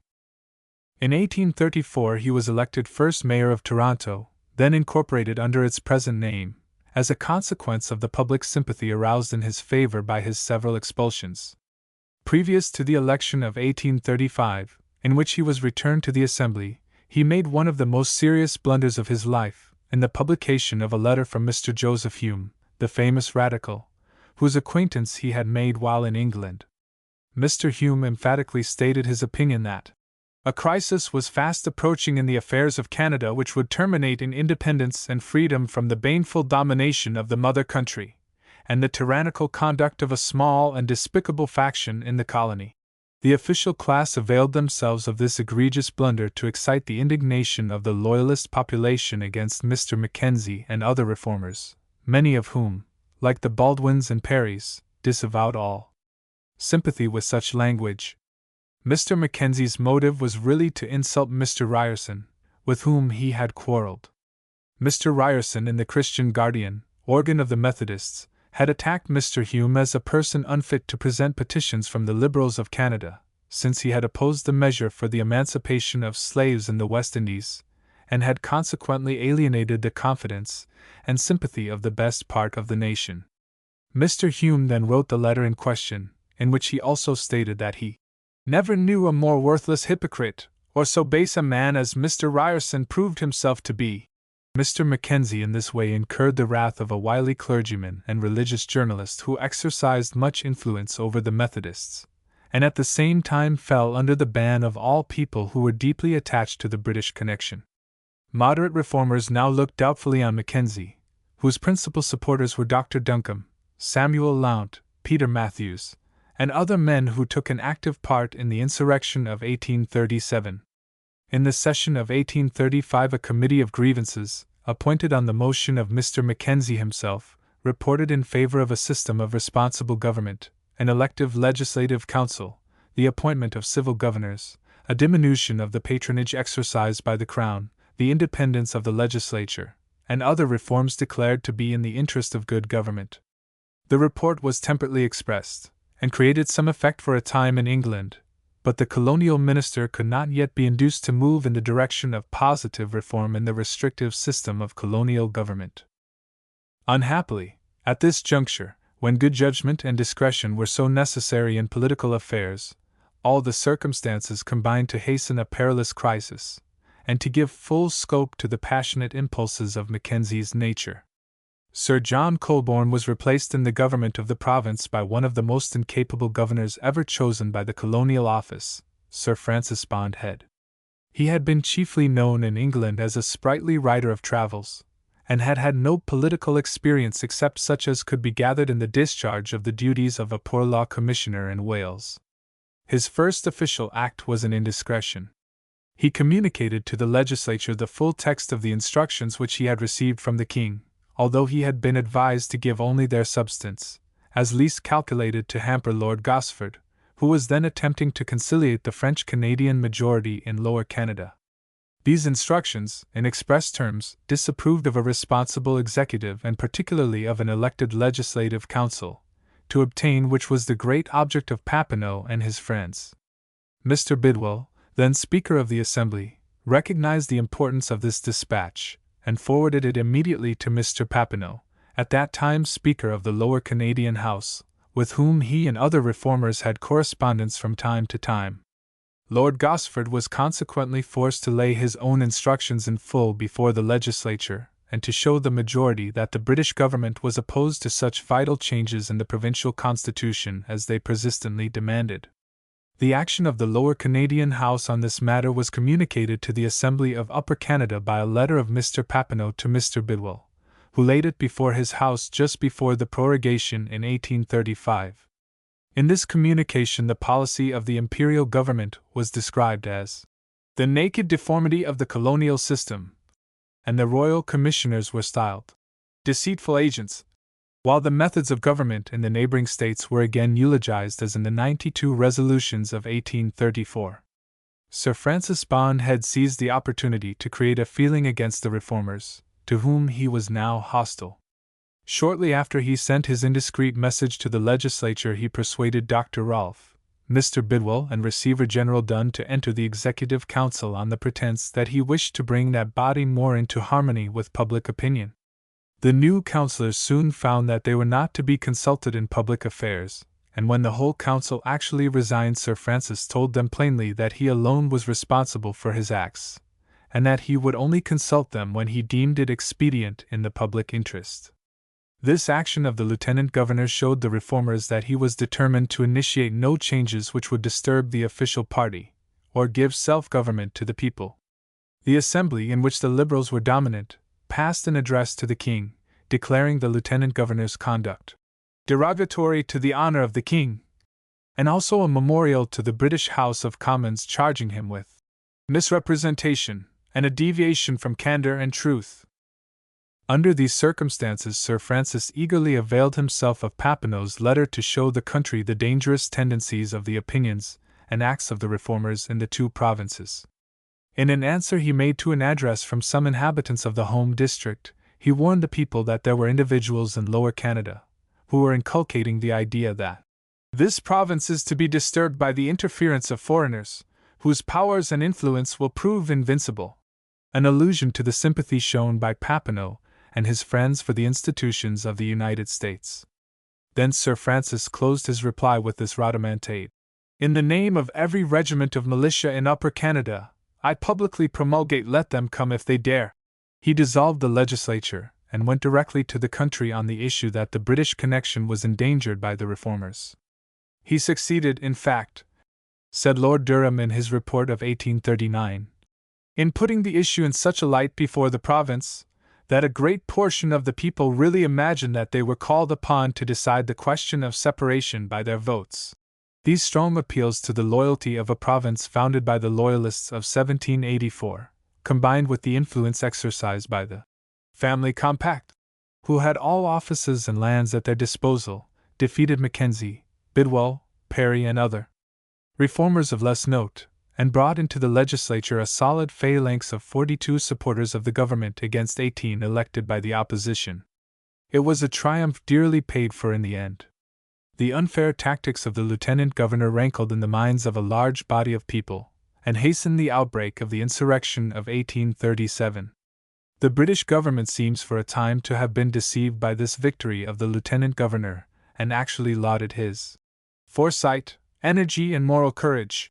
But ere long, after more mature consideration of the political conditions of the province, it dawned upon the dense mind of Lord Glenelg that the situation was not very satisfactory, and that it would be well to conciliate the moderate element among the reformers.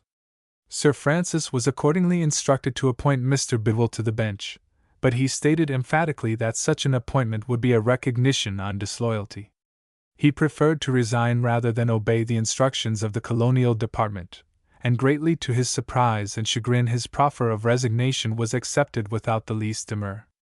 The Colonial Office by this time recognized the mistake they had made in appointing Sir Francis to a position for which he was utterly unfit, but unhappily for the province they awoke too late to a sense of their own folly. Mackenzie became so embittered by his defeat in 1836, and the unscrupulous methods by which it was accomplished, that he made up his mind that reform in government was not to be obtained except by a resort to extreme measures. At meetings of reformers, held at Lloydtown and other places during the summer of 1837, resolutions were carried that it was their duty to arm in defense of their rights and those of their countrymen. Mackenzie visited many parts of the province, in order to stimulate a revolutionary movement among the disaffected people. A system of training volunteers was organized, pikes were manufactured, and old arms were put in order. It was decided that Dr. Rolfe should be the executive chief of the provisional government, and Mackenzie in the meantime had charge of all the details of the movement. Mr. Bidwell appears to have steadily kept aloof from the disloyal party, but Dr. Rolfe was secretly in communication with Mackenzie, Lount, Matthews, Lloyd, Morrison, Duncombe, and other actors in the rebellion. The plan was to march on Toronto, where it was notorious that no precautions for defense were being taken, to seize the lieutenant governor, to proclaim a provisional government, and to declare the independence of the province unless Sir Francis should give a solemn promise to constitute a responsible council. It is quite certain that Mackenzie entirely misunderstood the sentiment of the country, and exaggerated the support that would be given to a disloyal movement. Lord Durham truly said that the insurrectionary movements which did take place were indicative of no deep-rooted disaffection, and that almost the entire body of the reformers of the province sought only by constitutional means to obtain those objects for which they had so long peacefully struggled before the unhappy troubles occasioned by the violence of a few unprincipled adventurers and heated enthusiasts. Despite the warnings that he was constantly receiving of the seditious doings of Mackenzie and his lieutenants, Sir Francis Bondhead could not be persuaded an uprising was imminent. So complete was his fatuity that he allowed all the regular troops to be withdrawn to Lower Canada at the request of Sir John Colborne. Had he taken adequate measures for the defense of Toronto, and showed he was prepared for any contingency, the rising of Mackenzie's immediate followers would never have occurred. His apathy and negligence at this crisis actually incited an insurrection. The repulse of Gore at St. Denis on the November 23, page 134, no doubt hastened the rebellious movement in Upper Canada, and it was decided to collect all available men and assemble at Montgomery's Tavern, only 4 miles from Toronto by way of Yonge Street, the road connecting Toronto with Lake Simcoe. The subsequent news of the dispersion of the rebels at St. Charles was very discouraging to Mackenzie and Lount, but they felt that matters had proceeded too far for them to stop at that juncture. They still hoped to surprise Toronto and occupy it without much difficulty. A Colonel Moody, who had taken part in the War of 1812-15, had heard of the march of the insurgents from Lake Simcoe, and was riding rapidly to Toronto to warn the lieutenant governor, when he was suddenly shot down and died immediately. Sir Francis was unconscious of danger when he was aroused late at night by Alderman Powell, who had been taken prisoner by the rebels but succeeded in making his escape and finding his way to Government House. Sir Francis at last awoke from his lethargy and listened to the counsels of Colonel Fitzgibbon, the hero of Beaver Dams in 1813, and other residents of Toronto, who had constantly endeavored to force him to take measures for the public security. The loyal people of the province rallied with great alacrity to put down the revolt. The men of the western district of Gore came up in force, and the first man to arrive on the scene was Allan MacNab, the son of a Loyalist and afterwards Prime Minister of Canada. A large and well-equipped force was at once organized under the command of Colonel Fitzgibbon. The insurrection was effectually quelled on the December 7th at Montgomery's Tavern by the militia and volunteer forces under Colonel Fitzgibbon. The insurgents had at no time mustered more than 800 men, and in the engagement on the 7th there were only 400, badly armed and already disheartened. In 20 minutes, or less time, the fight was over and the insurgents fled with the loss of 1 man killed and several seriously wounded. The Loyalists, who did not lose a single man, took a number of prisoners, who were immediately released by the Lieutenant Governor on condition of returning quietly to their homes. Mackenzie succeeded in escaping across the Niagara frontier, but Matthews was taken prisoner as he was leading a detachment across the Don into Toronto. Lount was identified at Chippewa while attempting to find his way to the United States and brought back to Toronto. Rolfe, Gibson, and Duncombe found a refuge in the Republic, but Van Egmond, who had served under Napoleon and commanded the insurgents, was arrested and died in prison of inflammatory rheumatism. Mr. Bidwell was induced to fly from the province by the insidious representations of the Lieutenant Governor, who used the fact of his flight as an argument that he had been perfectly justified in not appointing him to the bench. In later years, the Canadian government, recognizing the injustice Mr. Bidwell had received, offered him a judgeship, but he never could be induced to return to Canada. Mackenzie had definite grievances against Sir Francis and his party, and a British people, always ready to sympathize with men who resent injustice and assert principles of popular government, might have soon condoned the serious mistake he had made in exciting a rash revolt against his sovereign. But his apologists can find no extenuating circumstances for his mad conduct in stirring up bands of ruffians at Buffalo and other places on the frontier to invade the province. The base of operations for these raids was Navy Island, just above the Niagara Falls in British territory. A small steamer, the Caroline, was purchased from some Americans and used to bring munitions of war to the island. Colonel MacNab was sent to the frontier and successfully organized an expedition of boats under the charge of Captain Drew, afterwards an admiral, to seize the steamer at Fort Schlosser, an insignificant place on the American side. The capture was successfully accomplished, and the steamer set on fire and sent down the river, where she soon sank before reaching the cataract. Only 1 man was killed, one Durfee, a citizen of the United States. This audacious act of the Canadians was deeply resented in the Republic as a violation of its territorial rights, and was a subject of international controversy until 1842, when it was settled with other questions at issue between Great Britain and the United States. Mackenzie now disappeared for some years from Canadian history, as the United States authorities felt compelled to imprison him for a time. It was not until the end of 1838 that the people of the Canada were free from filibustering expeditions organized in the neighboring states. Hunters' lodges were formed under the pledge never to rest until all tyrants of Britain ceased to have any dominion or footing whatever in North America. These marauding expeditions on the exposed parts of the western frontier, especially on the St. Clair and Detroit rivers, were successfully resisted.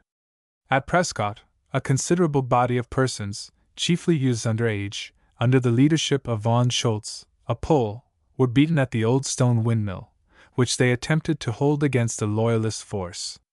At Sandwich, Colonel Prince, a conspicuous figure in Canadian political history of later years, routed a band of filibusters, 4 of whom he ordered to instant death. This resolute deed created some excitement in England, where it was condemned by some and justified by others. Canadians, who were in constant fear of such raids, naturally approved of summary justice in the case of persons who were really brigands, not entitled to any consideration under the laws of war. In 1838, President Buren issued a proclamation calling upon all citizens of the United States to observe the neutrality laws. But the difficulty in those days was the indisposition of the federal government to interfere with the states where such expeditions were organized. The vigilance of the Canadian authorities and the loyalty of the people alone saved the country in these trying times. A great many of the raiders were taken prisoners and punished with the severity due to their unjustifiable acts. Von Schultz and 8 others were hanged, a good many were pardoned, while others were transported to Van Diemen's Land, whence they were soon allowed to return. The names of these filibusters are forgotten, but those of Lount and Matthews, who perished on the scaffold, have been inscribed on some Canadian hearts as patriots. Sir George Arthur, who succeeded Sir Francis Head, was a soldier, who had had experience as a governor among the convicts of Van Diemen's Land, and the Negro population of Honduras, where he had crushed a revolt of slaves. Powerful appeals were made to him on behalf of Lount and Matthews, but not even the tears and prayers of Lount's distracted wife could reach his heart. Such clemency as was shown by Lord Durham would have been a bright incident in Sir George Arthur's career in Canada, but he looked only to the approval of the Loyalists, deeply incensed against the rebels of 1837. His action in these 2 cases was regarded with disapprobation in England, and the colonial minister expressed the hope that no further executions would occur. Advice followed in the case of other actors of the revolt of 1837. Sir George Arthur's place in colonial annals is not one of high distinction. Like his predecessors, he became the resolute opponent of responsible government, which he declared in a dispatch to be Mackenzie's scheme for getting rid of what Mr. Hume called the baneful domination of the mother country. And never, he added, was any scheme better devised to bring about such an end speedily. Section 3. Social and economic conditions of the provinces in 1838. We have now reached a turning point in the political development of the provinces of British North America, and may well pause for a moment to review the social and economic condition of their people. Since the beginning of the century there had been a large immigration into the provinces, except during the War of 1812. In the 9 years preceding 1837, 263,089 British and Irish immigrants arrived at Quebec, and in 1 year alone there were over 50,000. By 1838 the population of the 5 provinces of Upper Canada, Lower Canada, Nova Scotia, New Brunswick and Prince Edward Island had reached about 1,400,000 souls. In Upper Canada, with the exception of a very few people of German or Dutch descent, and some French Canadians opposite Detroit and on the Ottawa River, there was an entirely British population of at least 400,000 souls. The population of Lower Canada was estimated at 600,000, of whom hardly 1/4 were of British origin, living chiefly in Montreal, the townships, and Quebec. Nova Scotia had nearly 200,000 inhabitants, of whom probably 16,000 were French Acadians, resident in Cape Breton and in western Nova Scotia. In New Brunswick there were at least 150,000 people, of whom some 15,000 were descendants of the original inhabitants of Acadie. The island of Prince Edward had 30,000 people, of whom the French Acadians made up nearly 1/6. The total trade of the country amounted, in round figures, to about £5,000,000 in imports, and somewhat less in exports. The imports were chiefly manufactures from Great Britain, and the exports were lumber, wheat, and fish. Those were days when colonial trade was stimulated by differential duties in favor of colonial products, and the building of vessels was encouraged by the old navigation laws which shut out foreign commerce from the St. Lawrence and the Atlantic ports, and kept the carrying trade between Great Britain and the colonies in the hands of British and colonial merchants, by means of British registered ships. While colonists could not trade directly with foreign ports, they were given a monopoly for their timber, fish, and provisions in the profitable markets of the British West Indies. The character of the immigration varied considerably, but on the whole the thrifty and industrious formed the larger proportion. In 1833 the immigrants deposited 300,000 sovereigns, or nearly $1,500,000, in the Upper Canadian banks. An important influence in the settlement of Upper Canada was exercised by one Colonel Talbot, the founder of the county of Elgin. Mrs. Anna Jameson, the wife of a vice-chancellor of Upper Canada, describes in her Winter Studies and Summer Rambles, written in 1838, the home of this great proprietor, a Talbot of Malahide, one of the oldest families in the parent state. The chateau, as she calls it, perhaps sarcastically, was a long wooden building, chiefly of rough logs, with a covered porch running along the south side. Such homes as Colonel Talbot's were common enough in the country. Some of the higher class of immigrants, however, made efforts to surround themselves with some of the luxuries of the old world. Mrs. Jameson tells us of an old admiral, who had settled in the London district, now the most prosperous agricultural part of Ontario, and had the best of society in his neighborhood. Several gentlemen of family, superior education, and large capital, among them the brother of an English and the son of an Irish peer, a colonel and a major in the army, whose estates were in a flourishing state. The common characteristic of the Canadian settlements was the humble log hut of the poor immigrant, struggling with axe and hoe amid the stumps to make a home for his family. Year by year the sunlight was let into the dense forests, and fertile meadows soon stretched far and wide in the once untrodden wilderness. Despite all the difficulties of a pioneer's life, industry reaped its adequate rewards in the fruitful lands of the West. Bread was easily raised in abundance, and animals of all kinds thrived. Unhappily, the great bane of the province was the inordinate use of liquor. The erection of a church or chapel, says Mrs. Jameson, generally preceded that of a schoolhouse in Upper Canada, but the mill and the tavern invariably preceded both. The roads were of the most wretched character, and at some seasons actually prohibitory of all social intercourse. The towns were small and ill-built. Toronto, long known as Muddy Little York, had a population of about 10,000, but with the exception of the new Parliament House, it had no public buildings of architectural pretensions. The houses were generally of wood, a few of staring ugly red brick. The streets had not a single sidewalk until 1834, and in 1838 this comfort for the pedestrian was still exceptional. Kingston, the ancient Cataraqui, was even a better built town than Toronto, and had in 1838 a population of perhaps 4,500 persons. Hamilton and London were beginning to be places of importance. Bytown, now Ottawa, had its beginnings in 1826, when Colonel By of the Royal Engineers commenced the construction of the Rideau Canal on the chain of lakes and rivers between the Ottawa and the St. Lawrence at Kingston. The ambition of the people of Upper Canada was always to obtain a continuous and secure system of water navigation from the lakes to Montreal. The Welland Canal between Lakes Erie and Ontario was commenced as early as 1824 through the enterprise of Mr. William Hamilton Merritt, but it was very badly managed, and the legislature, which had from year to year aided the undertaking, was obliged eventually to acquire it as a provincial work. The Cornwall Canal was also undertaken, but work was stopped when it was certain that Lower Canada would not respond to the aspirations of the West and improve that portion of the St. Lawrence within its direct control.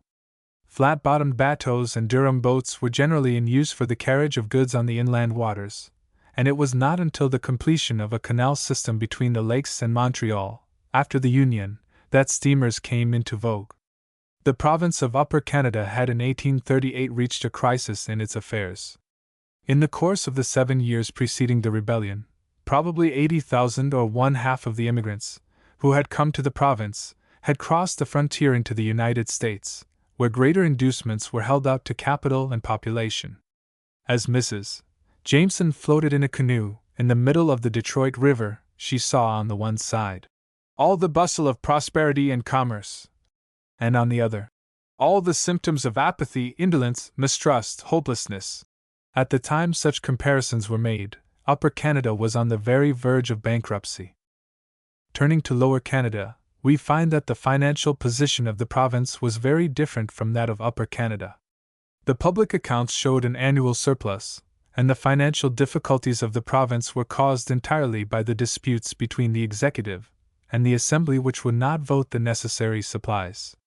The timber trade had grown to large proportions and constituted the principal export to Great Britain from Quebec, which presented a scene of much activity in the summer.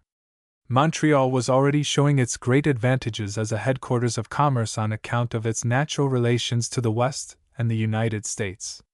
Quebec and Montreal had each about 35,000 inhabitants. Travelers admitted that Montreal, on account of the solidity of its buildings, generally of stone, compared most favorably with many of the finest and oldest towns in the United States. The parish church of Notre Dame was the largest ecclesiastical edifice in America, and notable for its simple grandeur. With its ancient walls girdling the heights first seen by Jacques Cartier, with its numerous churches and convents, illustrating the power and wealth of the Romish religion, with its rugged, erratic streets creeping through hewn rock, with its picturesque crowd of red-coated soldiers of England mingling with priests and sisters in sombre attire, or with the habitants in étoffe-du-pays, the old city of Quebec, whose history went back to the beginning of the 17th century, was certainly a piece of medievalism transported from northern France. The plain stone buildings of 1837 still remain in all their evidences of sombre antiquity. None of the religious or government edifices were distinguished for architectural beauty, except perhaps the English cathedral, but represented solidity and convenience, while harmonizing with the rocks amid which they had risen. The Parliament of Lower Canada still met in the Bishop's Palace, which was in want of repair. The old Château St. Louis had been destroyed by fire in 1834, and a terrace bearing the name of Durham was in course of construction over its ruins. It now gives one of the most picturesque views in the world on a summer evening as the descending sun lights up the dark green of the western hills, or brightens the tin spires and roofs of the churches and convents, or lingers amid the masts of the ships moored in the river or in the coves, filled with great rafts of timber. As in the days of French rule, the environs of Quebec and Montreal, and the north side of the St. Lawrence between these two towns, presented French-Canadian life in its most picturesque and favorable aspect. These settlements on the river formed one continuous village, with tin spires rising every few miles amid poplars, maples and elms. While the homes of the seigneurs and of a few professional men were more commodious and comfortable than in the days of French rule, while the churches and presbyteries illustrated the increasing prosperity of the dominant religion, the surroundings of the habitants gave evidences of their want of energy and enterprise. But crime was rare in the rural districts, and intemperance was not so prevalent as in parts of the West. Nearly 150,000 people of British origin resided in Lower Canada, a British people animated for the most part by that spirit of energy natural to their race. What prosperity Montreal and Quebec enjoyed as commercial communities was largely due to the enterprise of British merchants. The timber trade was chiefly in their hands, and the Bank of Montreal was founded by this class in 1817, 7 years before the Bank of Upper Canada was established in Toronto. As political strife increased in bitterness, the differences between the races became accentuated. Papineau alienated all the British by his determination to found a nation canadienne, in which the British would occupy a very inferior place. French and British, said Lord Durham, combined for no public objects or improvements, and could not harmonize even in associations of charity.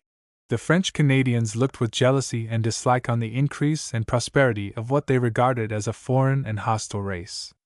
It is quite intelligible, then, why trade languished, internal development ceased, landed property decreased in value, the revenue showed a diminution, roads and all classes of local improvements were neglected, agricultural industry was stagnant, wheat had to be imported for the consumption of the people, and immigration fell off from 52,000 in 1832 to less than 5,000 in 1838.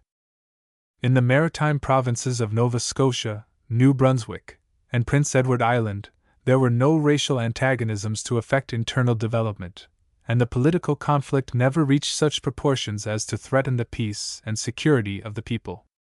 In New Brunswick the chief industry was the timber trade, deals especially, which received its first stimulus in 1809, when a heavy duty was placed on Baltic timber, while that from the colonies came free into the British Isles. Shipbuilding was also profitably followed in New Brunswick, and was beginning to be prosecuted in Nova Scotia, where, a few years later, it made that province one of the greatest ship-owning and ship-sailing communities of the world until iron steamers gradually drove wooden vessels from the carrying trade. The cod, mackerel, and herring fisheries, chiefly the first, were the staple industry of Nova Scotia, and kept up a large trade with the British West Indies, whence sugar, molasses, and rum were imported. Prince Edward Island was chiefly an agricultural community, whose development was greatly retarded by the wholesale grant of lands in 1767 to absentee proprietors. Halifax and St. John had each a population of 20,000. The houses were mostly of wood, the only buildings of importance being the Government House, finished in 1805, and the Provincial or Parliament House, considered in its day one of the handsomest structures in North America. In the beautiful valleys of Kings and Annapolis, now famous for their fruit, there was a prosperous farming population. Yarmouth illustrated the thrift and enterprise of the Puritan element that came into the province from New England at an early date in its development. The eastern counties, with the exception of Pictou, showed no sign of progress. The Scotch population of Cape Breton, drawn from a poor class of people in the north of Scotland, for years added nothing to the wealth of an island whose resources were long dormant from the absence of capital and enterprise. Popular education in those days was at the lowest possible ebb. In 1837 there were in all the private and public schools of the provinces only 1/15 of the total population. In Lower Canada not 1/10 could write. The children of the habitants repeated the catechism by rote, and yet could not read as a rule. In Upper Canada things were no better. Dr. Thomas Rolfe tells us that, so late as 1833, Americans or other anti-British adventurers carried on the greater proportion of the common schools, where the youth were taught sentiments hostile to the parent state, from books used in the United States, a practice stopped by statute in 1846. Adequate provision, however, was made for the higher education of youth in all the provinces. "I know of no people," wrote Lord Durham of Lower Canada, "among whom a larger provision exists for the higher kinds of elementary education." The piety and benevolence of the early possessors of the country founded seminaries and colleges, which gave an education resembling the kind given in the English public schools, though more varied. In Upper Canada, so early as 1807, grammar schools were established by the government. By 1837, Upper Canada College, an institution still flourishing, offered special advantages to youths whose parents had some money. In Nova Scotia, King's College, the oldest university in Canada, had its beginning as an academy as early as 1788, and educated many eminent men during its palmy days. Pictou Academy was established by the Reverend Dr. McCulloch as a remonstrance against the sectarianism of Kings, and the political history of the province was long disturbed by the struggle of its promoters against the narrowness of the Anglicans, who dominated the Legislative Council, and frequently rejected the grant made by the Assembly. Dalhousie College was founded in 1820 by Lord Dalhousie, then Governor of Nova Scotia, to afford that higher education to all denominations which Old Kings denied. Acadia College was founded by the Baptists at Wolfville, on a gently rising ground overlooking the fertile meadows of Grand Pré. The foundations of the University of New Brunswick were laid in 1800. McGill University, founded by one of those generous Montreal merchants who have always been its benefactors, received a charter in 1821, but it was not opened until 1829. The Methodists laid the foundation of Victoria College at Cobourg in 1834, but it did not commence its work until after the Union, and the same was the case with King's College, the beginning of the University of Toronto. We need not linger on the literary output of those early times. Joseph Bouchet, Surveyor General, had made in the first part of the century a notable contribution to the geography and cartography of Lower Canada. Major Richardson, who had served in the War of 1812 and in the Spanish Peninsula, wrote in 1833, Wacusta or the Prophecy, a spirited romance of Indian life. In Nova Scotia, the Sayings and Doings of Sam Slick of Slickville, truly a remarkable original creation in humorous literature, first appeared in a Halifax paper. The author, Judge Halliburton, also published as early as 1829 an excellent work in 2 volumes on the history of his native province. Small libraries and bookstores could only be seen in the cities. In these early times of the provinces, when books and magazines were rarities, the newspaper press naturally exercised much influence on the social and intellectual conditions of the people at large. By 1838 there were no less than 40 papers printed in the province of Upper Canada alone, some of them written with ability, though too often in a bitter, personal tone. In those days, English papers did not circulate to any extent in a country where postage was exorbitant. People could hardly afford to pay postage rates on letters. The poor settler was often unable to pay the 3 or 4 shillings or even more imposed on letters from their old homes across the sea, and it was not unusual to find in country post offices a large accumulation of dead letters, refused or neglected on account of the expense. The management of the post office by imperial officers was one of the grievances of the people of the provinces generally. It was carried on for the benefit of a few persons, and not for the convenience or solace of the many thousands who were anxious for news of their kin across the ocean. Chapter 7. A New Era of Colonial Government, 1839 to 1867. Section I. The Union of the Canadas and the Establishment of Responsible Government. Lord Durham's report on the affairs of British North America was presented to the British government on the January 31, 1839, and attracted an extraordinary amount of interest in England, where the 2 rebellions had at last awakened statesmen to the absolute necessity of providing an effective remedy for difficulties which had been pressing upon their attention for years, but had never been thoroughly understood until the appearance of this famous state paper. A legislative union of the 2 Canadas and the concession of responsible government were the 2 radical changes which stood out prominently in the report among minor suggestions in the direction of stable government. On the question of responsible government, Lord Durham expressed opinions of the deepest political wisdom. He found it impossible to understand how any English statesman could have ever imagined that representative and irresponsible government could be successfully combined. To suppose that such a system would work well there implied a belief that the French Canadians have enjoyed representative institutions for half a century, without acquiring any of the characteristics of a free people. That Englishmen renounce every political opinion and feeling when they enter a colony, or that the spirit of Anglo-Saxon freedom is utterly changed and weakened among those who are transplanted across the Atlantic. 3. For the full text of Lord Durham's report, which was laid before Parliament, February 11, 1839, see English Parliamentary Papers for 1839. In June, 1839, Lord John Russell introduced a bill to reunite the 2 provinces, but it was allowed, after its second reading, to lie over for that session of Parliament, in order that the matter might be fully considered in Canada. Mr. Paulette Thomson was appointed Governor-General with the avowed object of carrying out the policy of the Imperial Government. Immediately after his arrival in Canada, in the autumn of 1839, the Special Council of Lower Canada and the Legislature of Upper Canada passed addresses in favor of a union of the 2 provinces. These necessary preliminaries having been made, Lord John Russell, in the session of 1840, again brought forward an act to reunite the provinces of Upper and Lower Canada, and for the Government of Canada, which was assented to on the 23rd of July, but did not come into effect until the 10th of February in the following year.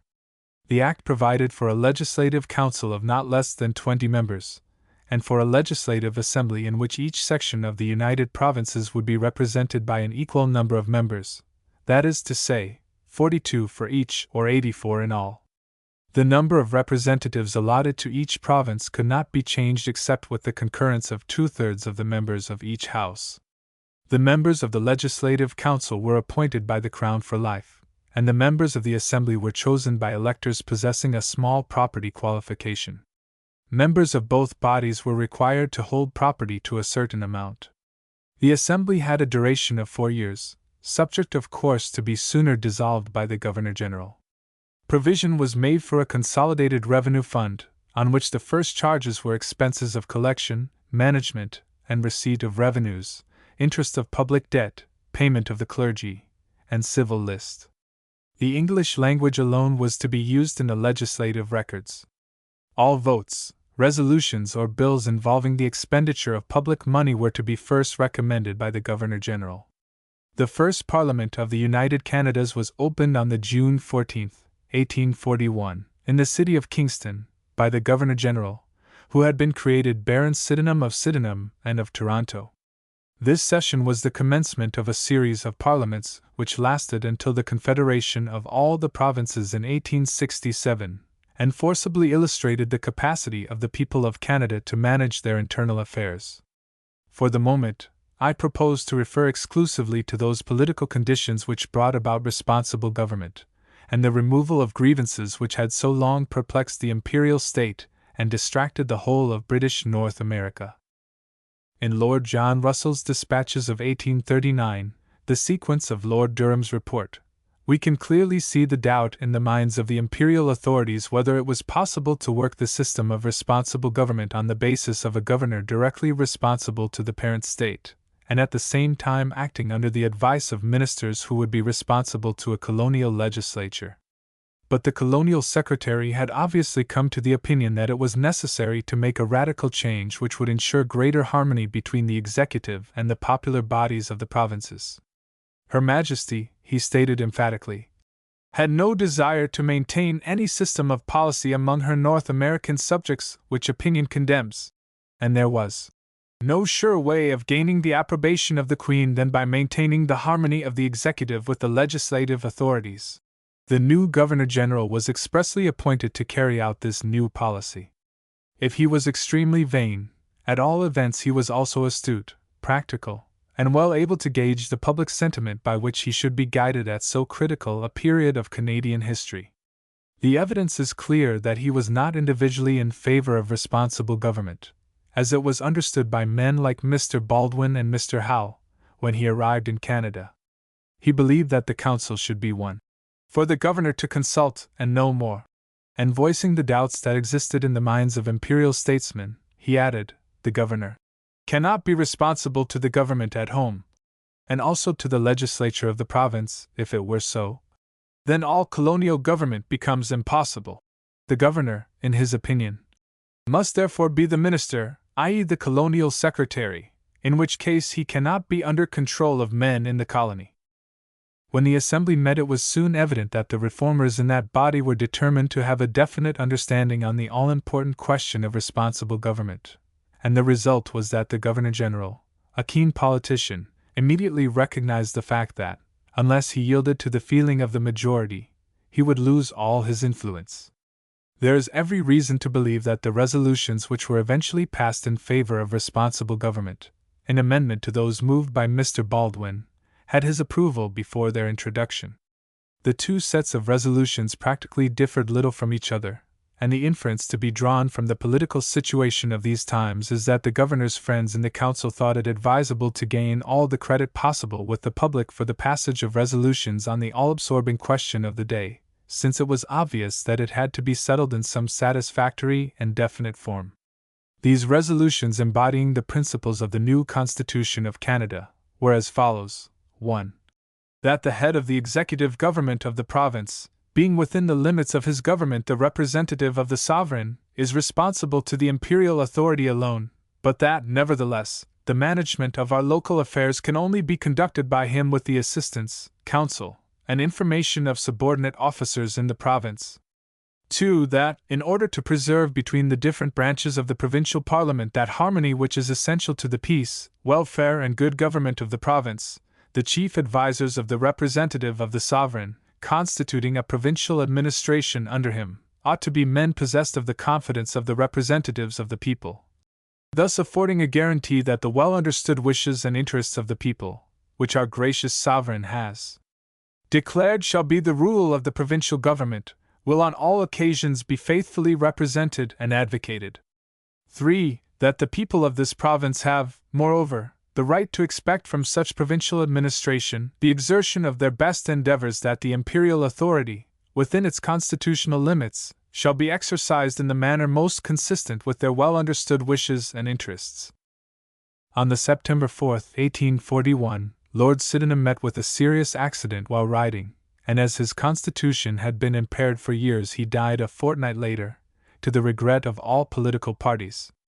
He was succeeded by Sir Charles Bagot, a conservative and high churchman, whose brief administration was notable for the display of infinite discretion on his part, and for his desire to do justice to the French Canadians even at the risk of offending the ultra-loyal party, who claimed special consideration in the management of public affairs. Responsible government was in a fair way of being permanently established when Sir Charles Bagot unhappily died in 1843 of dropsy, complicated by heart disease, and Lord Metcalfe was brought from India to create, as it soon appeared, confusion and discord in the political affairs of the province. His ideas of responsible government were those which had been steadily inculcated by colonial secretaries since 1839, and were even entertained by Lord Sydenham himself, namely, that the governor should be as influential a factor as possible in the government, and should always remember that he was directly responsible to the Crown, and should consider its prerogatives and interests as superior to all local considerations.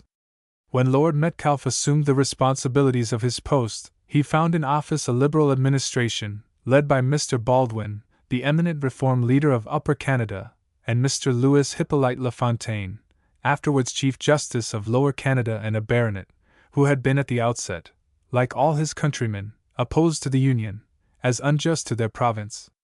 What originally excited their antagonism were the conditions exacted by the legislature of Upper Canada, an equality of representation, though the French section had a population of 200,000 more than the Western province, the exclusion of the French language from the legislature, and the imposition of the heavy debt of Upper Canada on the revenues of the United Provinces.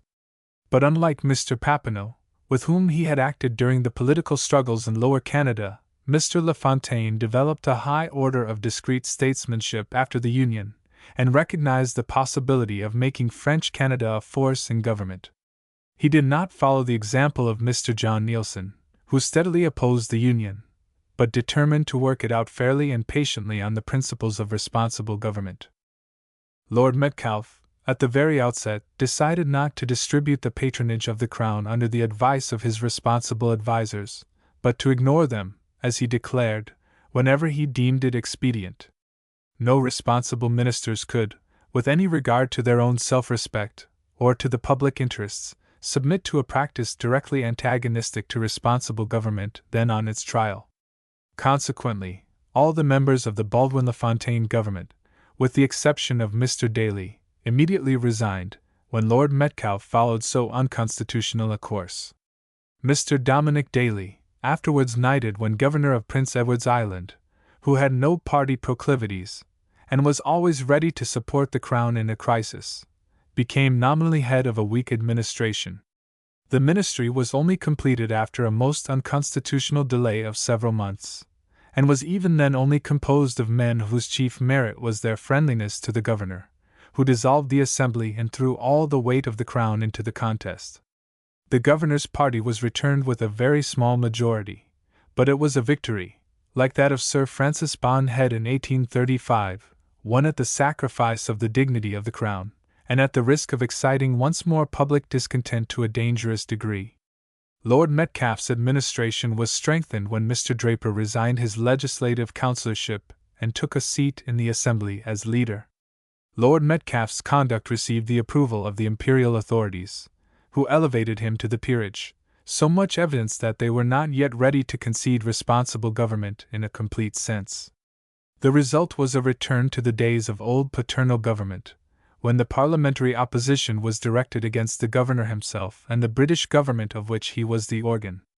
Lord Metcalfe had been a sufferer from cancer, and when it appeared again in its most aggravated form he returned to England, where he died a few months later, 1846. The abuse that followed him almost to the grave was a discreditable exhibition of party rancor, but it indicated the condition to which the public mind had been brought by his unwise and unconstitutional conduct of public affairs, conduct for which his only apology must be the half-hearted, doubtful policy of the imperial authorities with regard to the province, and his own inability to understand the fundamental principles of responsible government. Lord Metcalfe's successor was Lord Cathcart, who had served with distinction in the Peninsular War, and was appointed with a view to contingencies that might arise out of the dispute between England and the United States on the Oregon boundary question, to which I shall refer in another chapter. He pursued a judicious course at a time when politics were complicated by the fact that the industry and commerce of the country were seriously deranged by the adoption of free trade in England, and the consequent removal of duties which had given the preference in the British market to Canadian wheat, flour, and other products. What aggravated the commercial situation was the fact that the navigation laws, being still in force, closed the St. Lawrence to foreign shipping and prevented the extension of trade to other markets so as to compensate Canadians for the loss of that with the parent state. Lord Cathcart was recalled within less than a year, when all prospect of war with the United States had disappeared, and was followed, 1847, by a civil governor, the Earl of Elgin, who was chosen by the Whig ministry, in which Lord John Russell was Prime Minister, and Earl Grey the Secretary of State for the colonies. It had dawned upon English statesmen that the time had come for giving the colonists of British North America a system of responsible government, without such reserves as had so seriously shackled its beginnings. In all probability, they thought that the free trade policy of England had momentarily weakened the ties that had bound the colonies to the parent state, and that it was advisable to follow up the new commercial policy by removing causes of public discontent in the province. Lord Elgin was happily chosen to inaugurate a new era of colonial self-government. Gifted with a judicial mind and no ordinary amount of political sagacity, able to originate as well as carry out a statesmanlike policy, animated, like Lord Durham, whose daughter he had married, by a sincere desire to give full scope to the aspirations of the people for self-government, so far as compatible with the supremacy of the Crown, possessed of eloquence which at once charmed and convinced. Lord Elgin was able to establish on sure foundations the principles of responsible government, and eventually to leave Canada with the conviction that no subsequent representative of the Crown could again impair its efficient operation and convulse the public mind, as Lord Metcalfe had done. On his arrival he gave his confidence to the Draper Ministry, who were still in office, but shortly afterwards its ablest member was elevated to the bench, and Mr. Sherwood became Attorney General and head of a government, chiefly interesting now for the fact that one of its members was Mr. John Alexander Macdonald, who, on becoming a member of the Assembly in 1844, had commenced a public career which made him one of the most notable figures in the history of the colonial empire of England. Parliament was dissolved, and the elections were held in January, 1848, when the government were defeated by a large majority and the second LaFontaine-Baldwin ministry was formed, a ministry conspicuous for the ability of its members, and the useful character of its legislation during the 4 years it remained in power. It is noteworthy here that Lord Elgin did not follow the example of his predecessors and select the ministers himself, but followed the strict constitutional usage of calling upon Mr. LaFontaine as a recognized leader of a party in Parliament to form a government. It does not fall within the scope of this chapter to go into the merits of this great administration, whose coming into office may be considered the crowning of the principles adopted by Lord Elgin for the unreserved concession of responsible government, and never violated from that time forward by any governor of Canada.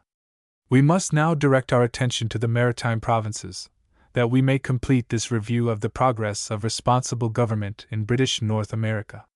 In 1836 the revenues of New Brunswick had been placed at the disposal of the legislature, an administrative power entrusted to those who possessed the confidence of the Assembly.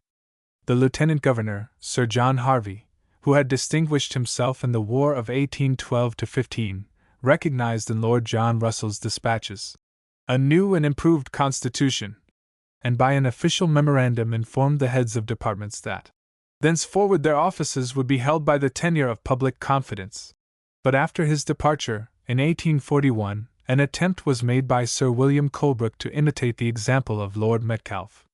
He appointed to the provincial secretaryship a Mr. Reed, who had been only a few months in the province, and never represented a constituency or earned promotion in the public service.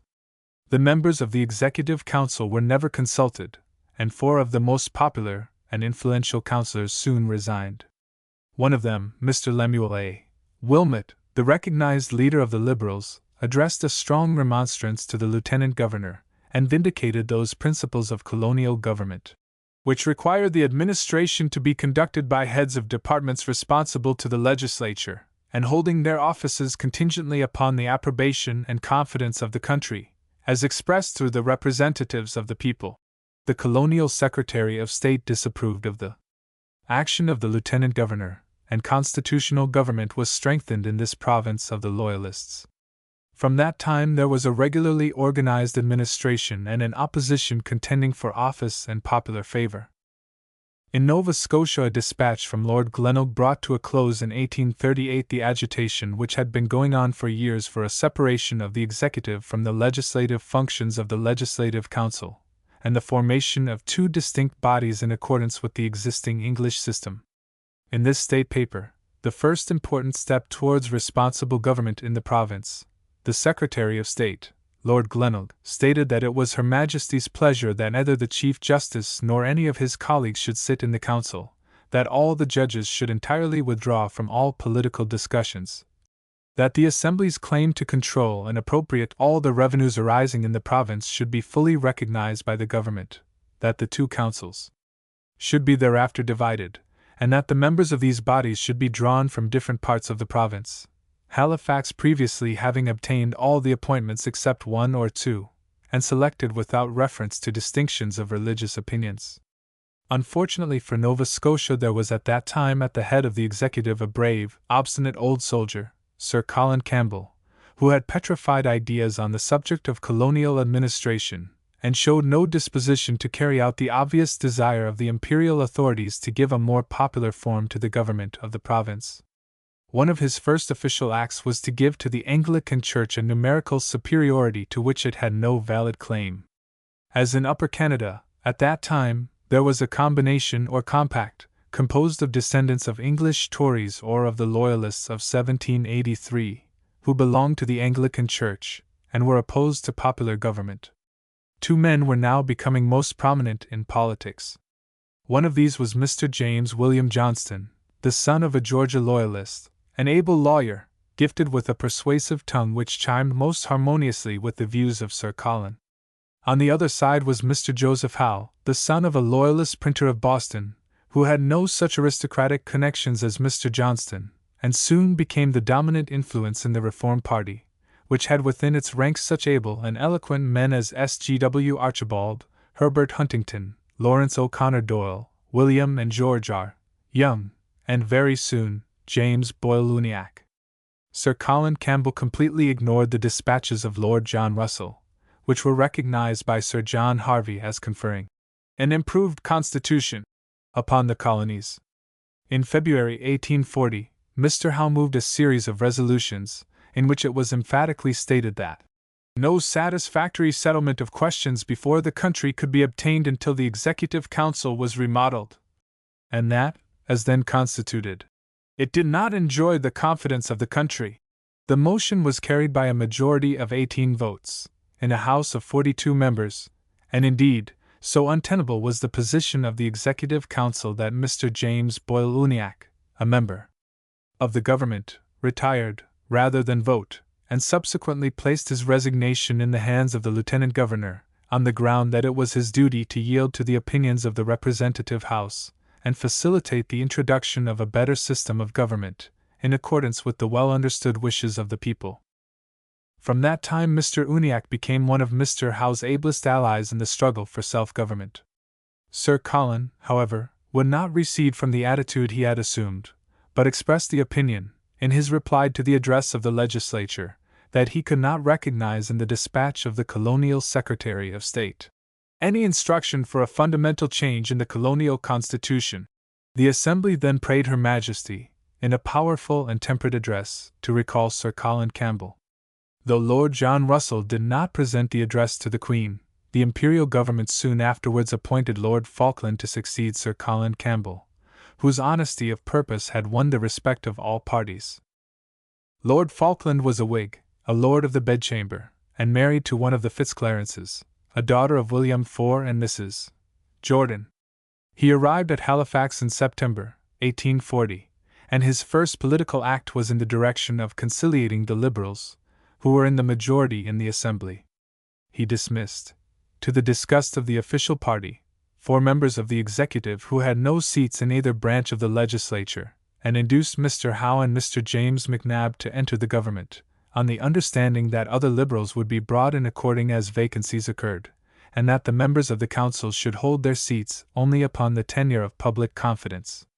A dissolution took place, the coalition government was sustained, and the Liberals came into the Assembly with a majority.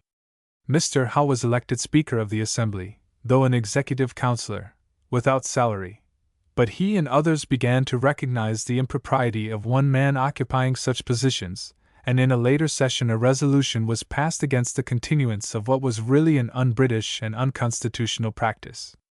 It was also an illustration of the ignorance that prevailed as to the principles that should guide the words and acts of a cabinet, that members of the executive, who had seats in the Legislative Council, notably Mr. Stuart, stated openly, in contradiction of the assertions of Mr. Howe and his Liberal colleagues, that no change had been made in the constitution of the country, and that responsible government in a colony was responsible nonsense, and meant independence.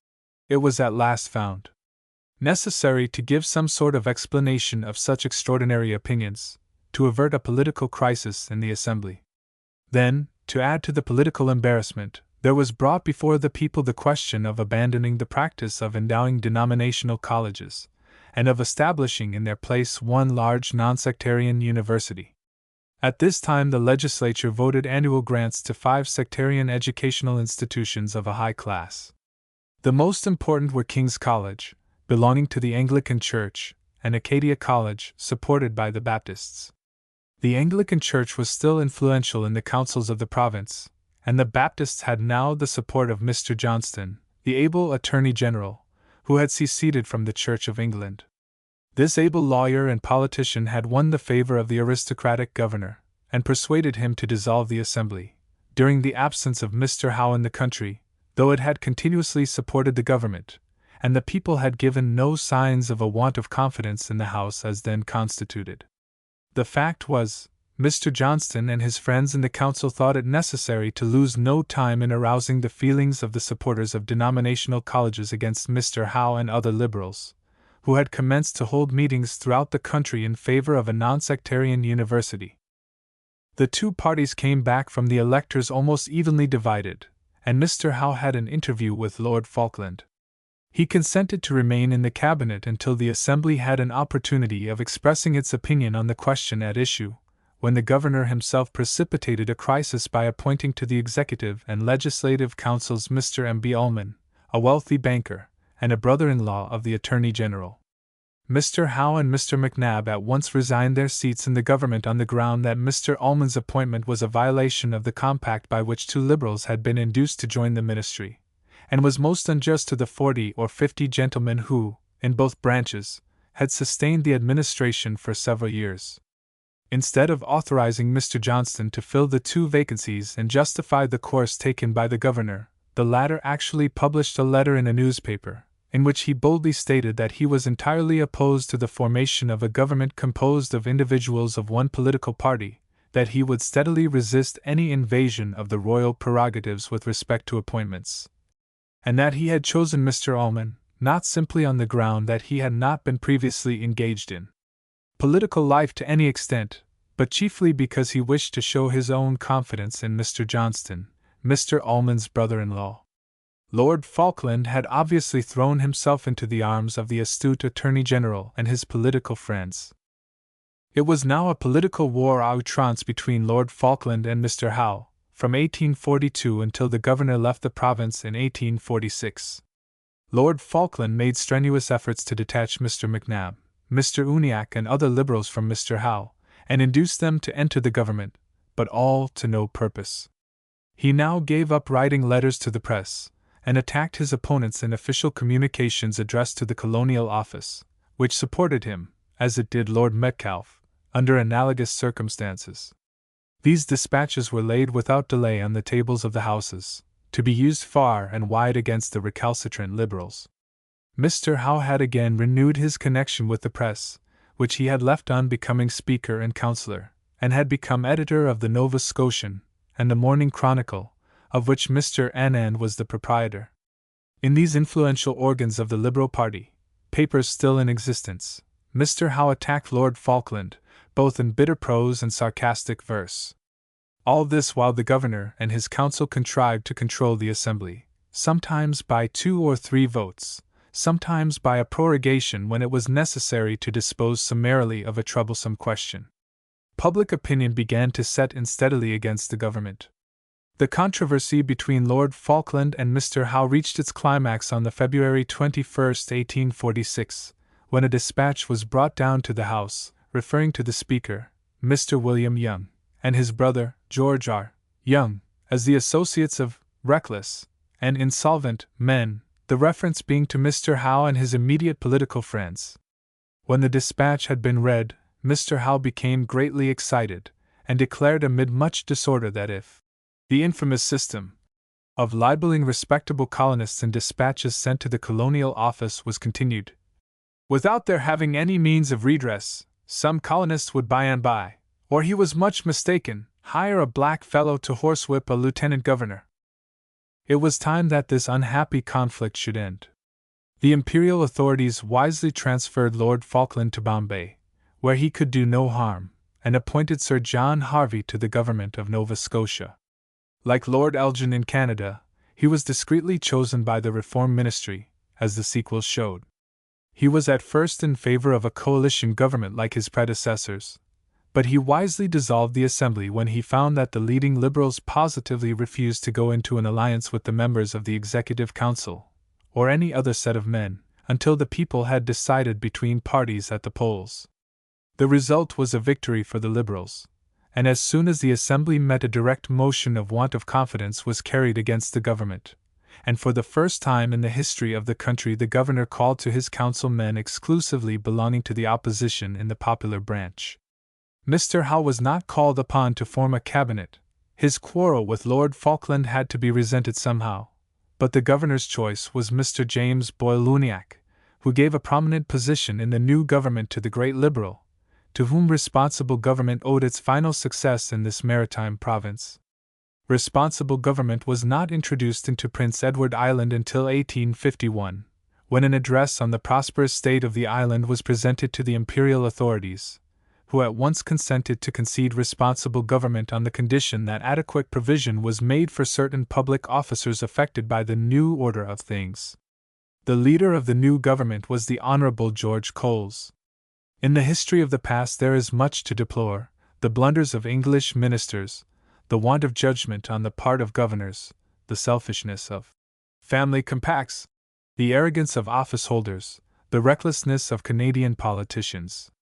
But the very trials of the crisis through which Canada passed brought out the fact that if English statesmen had mistaken the spirit of the Canadian people, and had not always taken the best methods of removing grievances, it was not from any studied disposition to do these countries an injustice, but rather because they were unable to see until the very last moment that, even in a colony, a representative system must be worked in accordance with those principles that obtained in England, and that it was impossible to direct the internal affairs of dependencies many thousand miles distant through a colonial office, generally managed by a few clerks.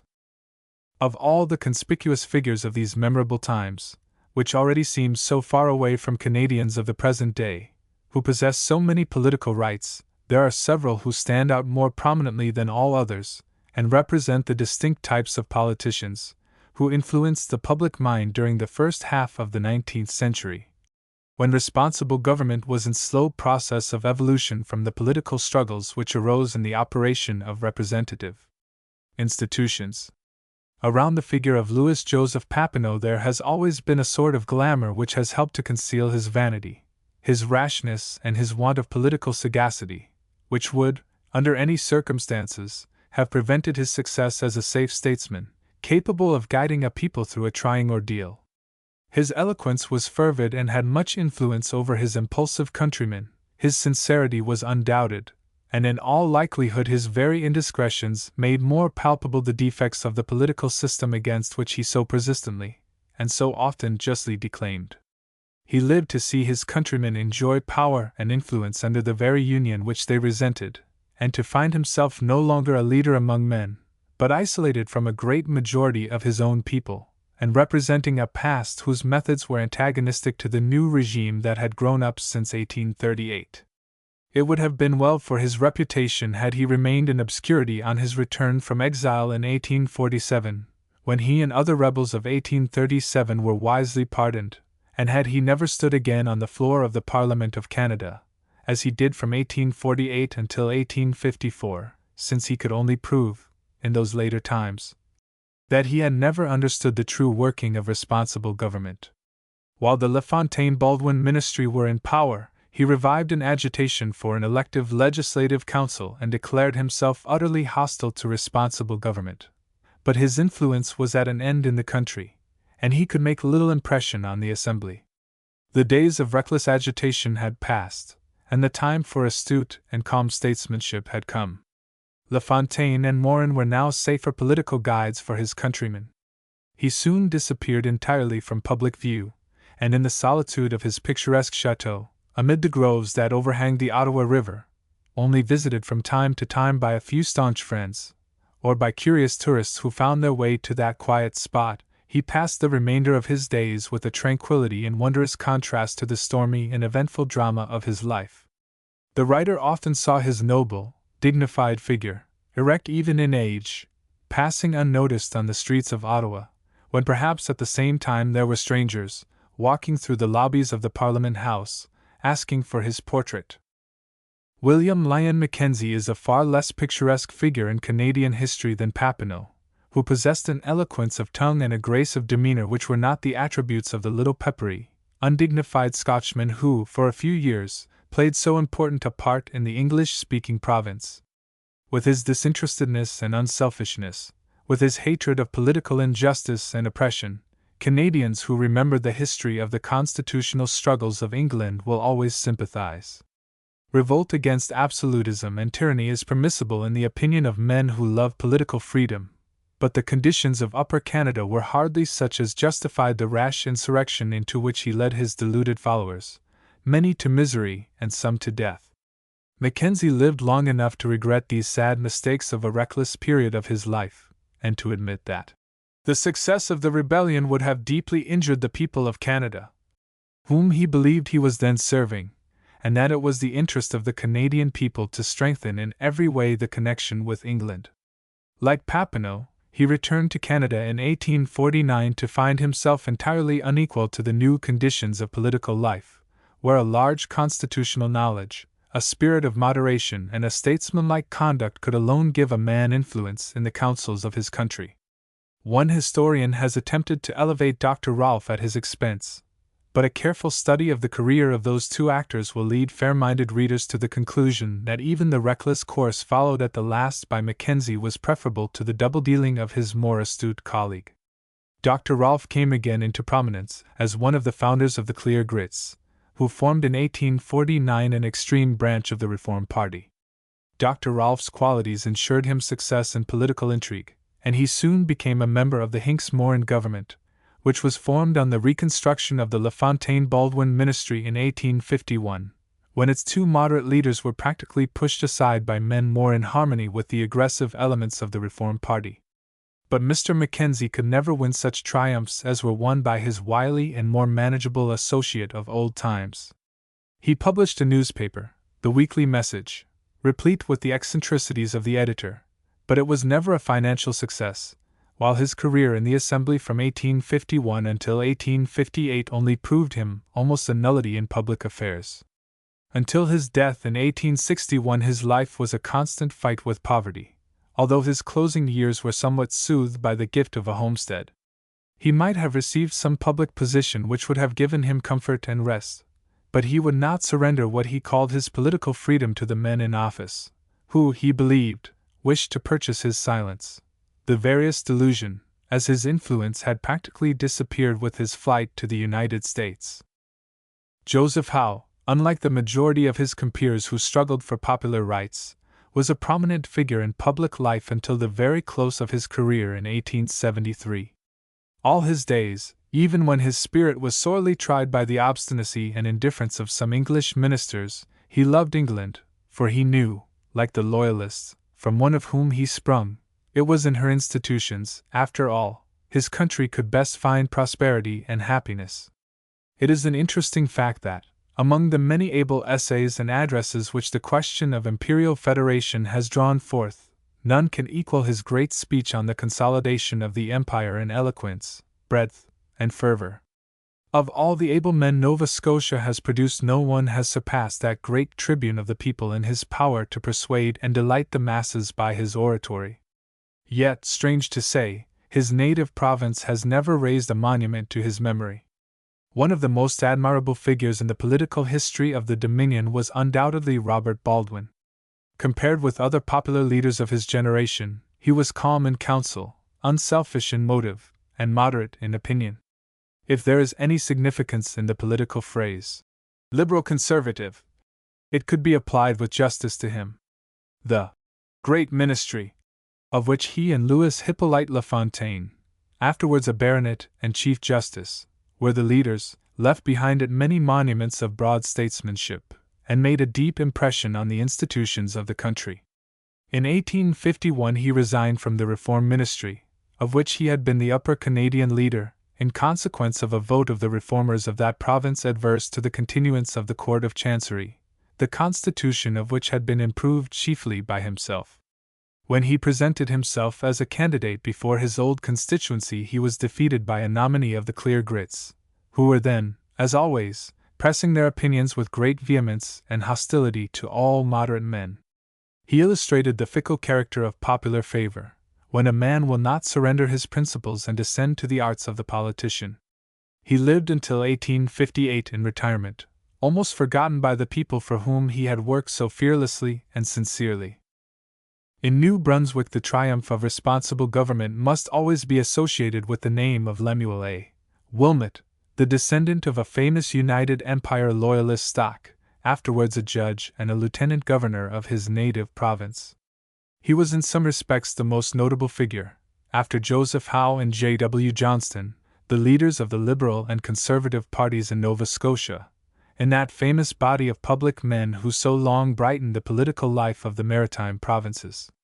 But neither those two leaders nor their distinguished compeers, James Boyle Uniacke, William Young, John Hamilton Gray, and Charles Fisher, all names familiar to students of Nova Scotia and New Brunswick history, surpassed Mr. Wilmot in that magnetic eloquence which carries an audience off its feet, in versatility of knowledge, in humorous sarcasm, and in conversational gifts, which made him a most interesting personality in social life.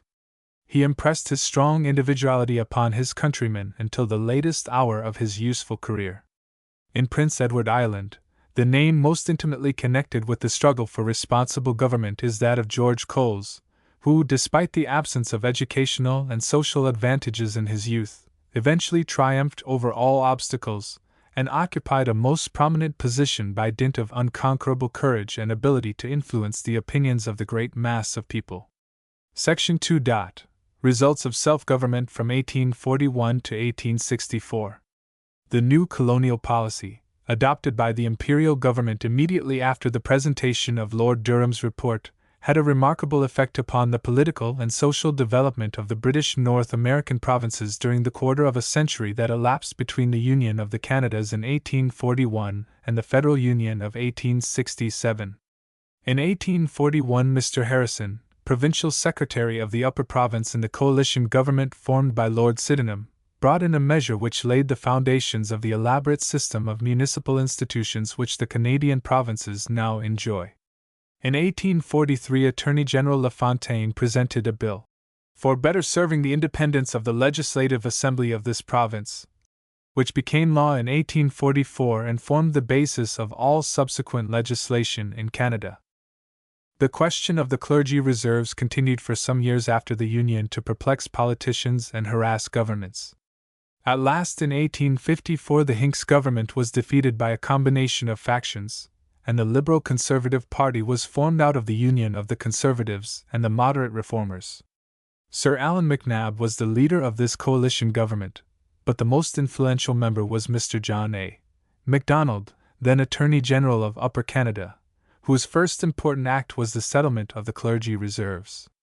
Reform ministers had for years evaded the question, and it was now left to a government, largely composed of men who had been Tories in the early part of their political career, to yield to the force of public opinion and take it out of the arena of political agitation by means of legislation which handed over this property to the municipal corporations of the province for secular purposes, and at the same time made a small endowment for the protection of the clergy who had legal claims on the fund. The same government had also the honor of removing the old French seigneurial system, recognized to be incompatible with the modern condition of a country of free government, and injurious to the agricultural development of the province at large. The question was practically settled in 1854, when Mr. Drummond, then Attorney General for Lower Canada, brought in a bill providing for the appointment of a commission to ascertain the amount of compensation that could be fairly asked by the seigneurs for the cession of their seigneurial rights. The seigneurs, from first to last, received about $1 million, and it also became necessary to revise those old French laws which affected the land tenure of Lower Canada. Accordingly, in 1856, Mr. George Cartier, Attorney General for Lower Canada in the Tach-Macdonald Ministry, introduced the legislation necessary for the codification of the civil law. In 1857, Mr. Spence, Postmaster General in the same ministry, brought in a measure to organize the civil service, on whose character and ability so much depends in the working of parliamentary institutions. From that day to this, the Canadian government has practically recognized the British principle of retaining public officers without reference to a change of political administration. Soon after the Union, the legislating obtained full control of the civil list and the post office. The last tariff framed by the Imperial Parliament for British North America was mentioned in the speech at the opening of the Canadian legislature in 1842. In 1846, the British colonies in America were authorized by an imperial statute to reduce or repeal by their own legislation duties imposed by imperial acts upon foreign goods imported from foreign countries into the colonies in question. Canada soon availed herself of this privilege, which was granted to her as the logical sequence of the free trade policy of Great Britain, and from that time to the present, she has been enabled to legislate very freely with regard to her own commercial interests.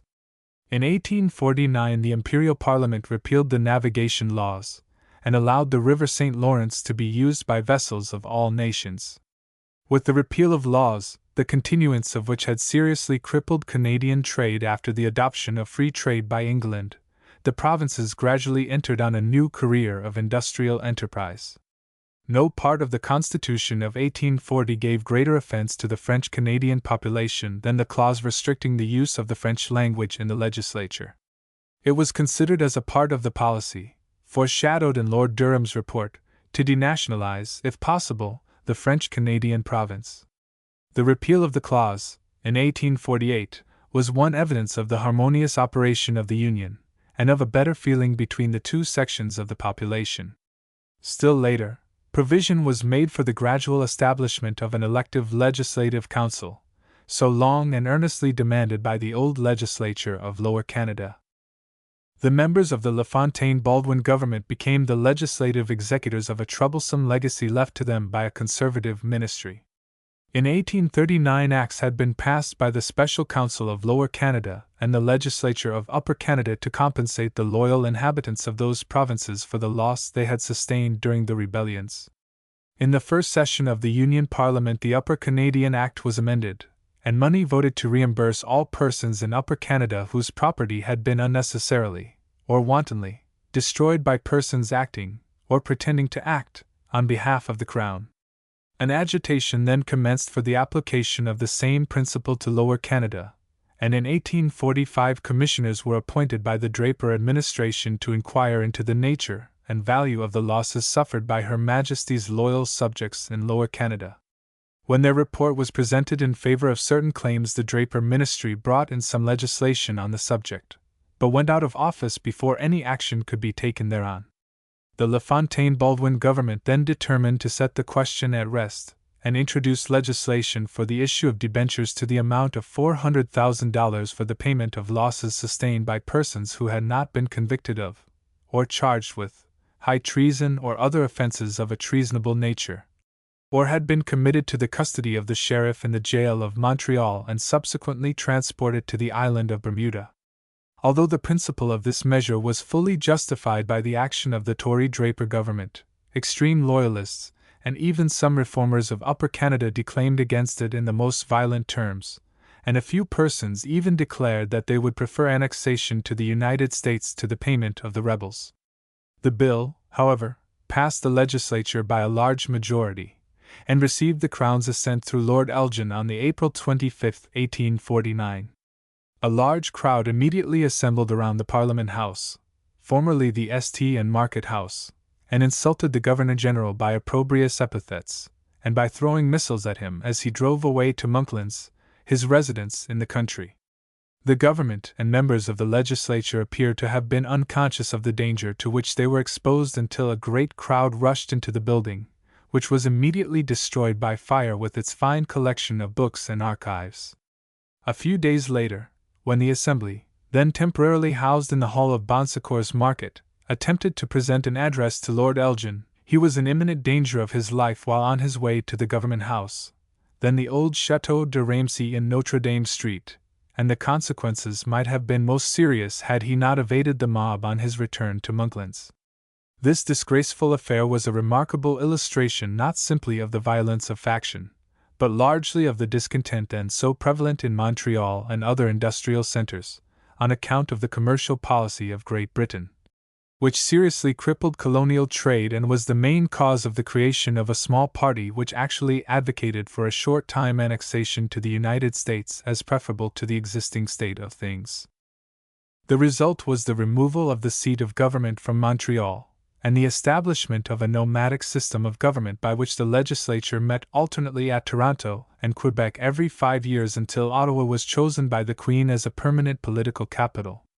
Lord Elgin felt his position keenly, and offered his resignation to the imperial government, but they refused to entertain it, and his course as a constitutional governor under such trying circumstances was approved by Parliament.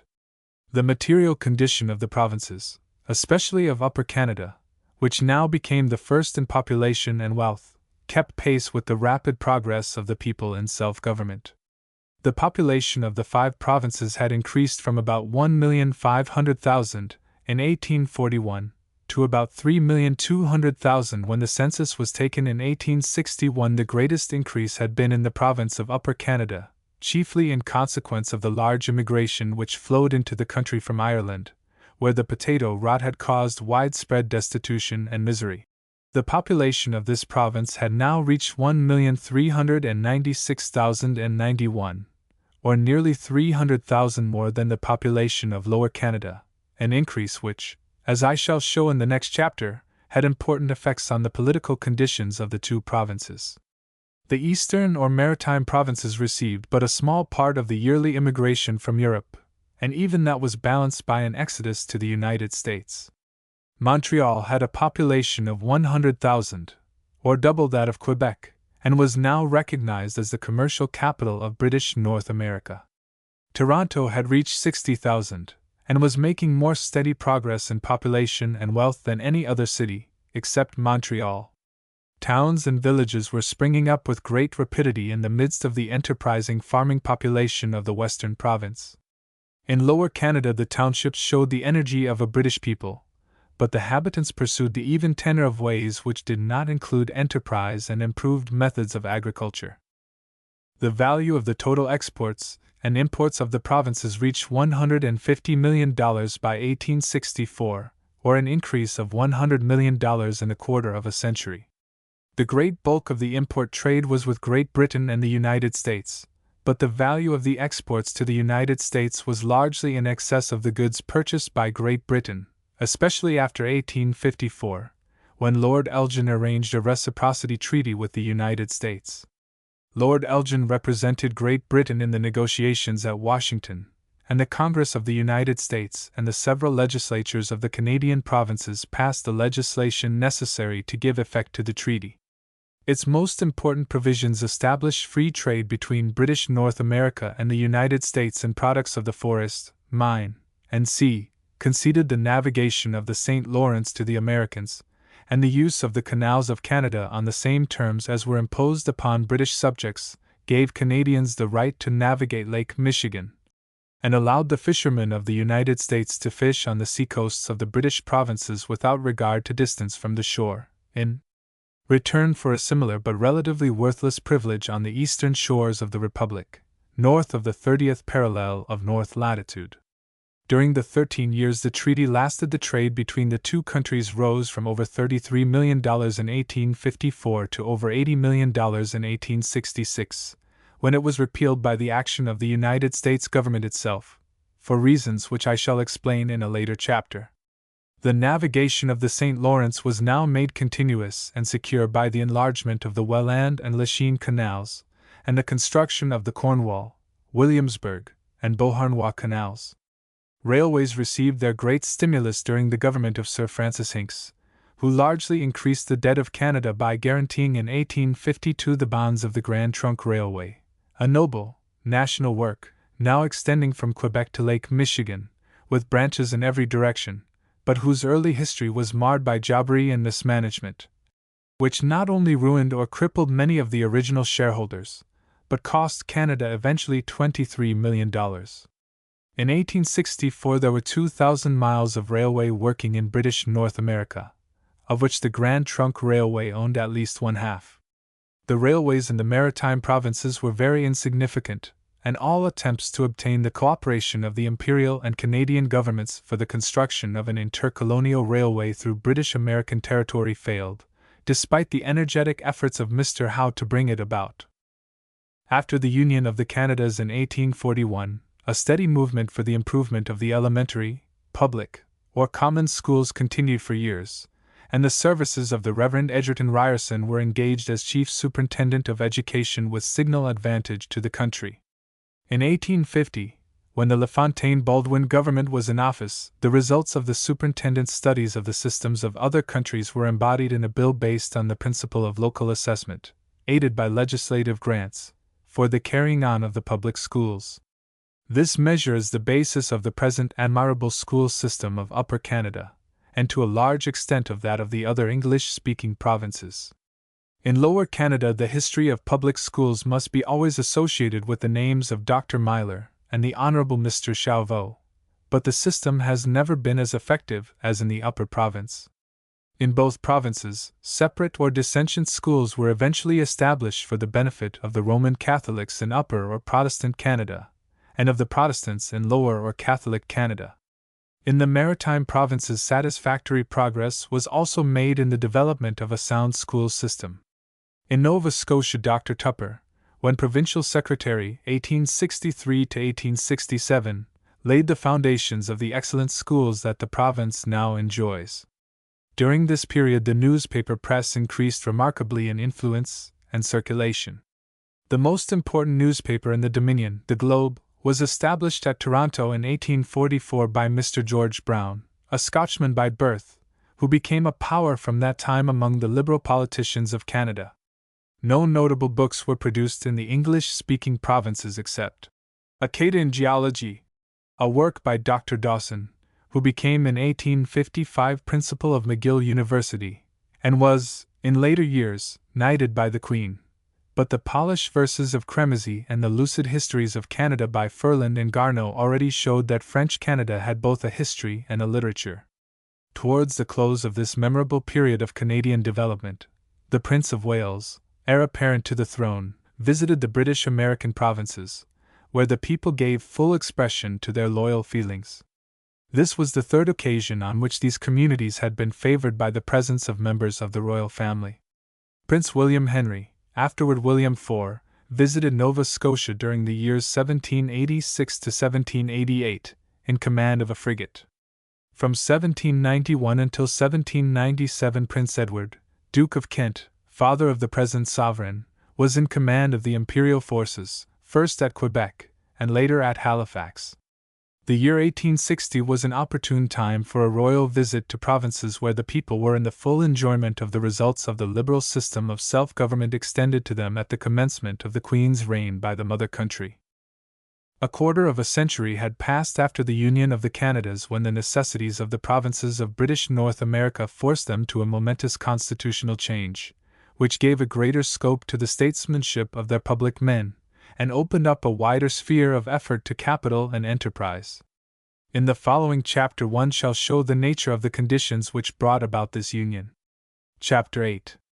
The Evolution of Confederation, 1789 to 1864. Section 1. The Beginnings of Confederation. The idea of a union of the provinces of British North America had been under discussion for half a century before it reached the domain of practical statesmanship. The eminent Loyalist, Chief Justice Smith of Quebec, so early as 1789, in a letter to Lord Dorchester, gave an outline of a scheme for uniting all the provinces of British North America under one general direction. A quarter of a century later, Chief Justice Sewell of Quebec, also a Loyalist, addressed a letter to the father of the present Queen, the Duke of Kent, in which he urged a federal union of the isolated provinces. Lord Durham was also of opinion in 1839 that a legislative union of all the provinces would at once decisively settle the question of races, but he did not find it possible to carry it out at that critical time in the history of the Canadas. Some 10 years later, at a meeting of prominent public men in Toronto, known as the British-American League, the project of a federal union was submitted to the favorable consideration of the provinces. In 1854 the subject was formally brought before the legislature of Nova Scotia by the Honourable James William Johnston, the able leader of the Conservative Party, and found its most eloquent exposition in the speech of the Honourable Joseph Howe, one of the fathers of responsible government.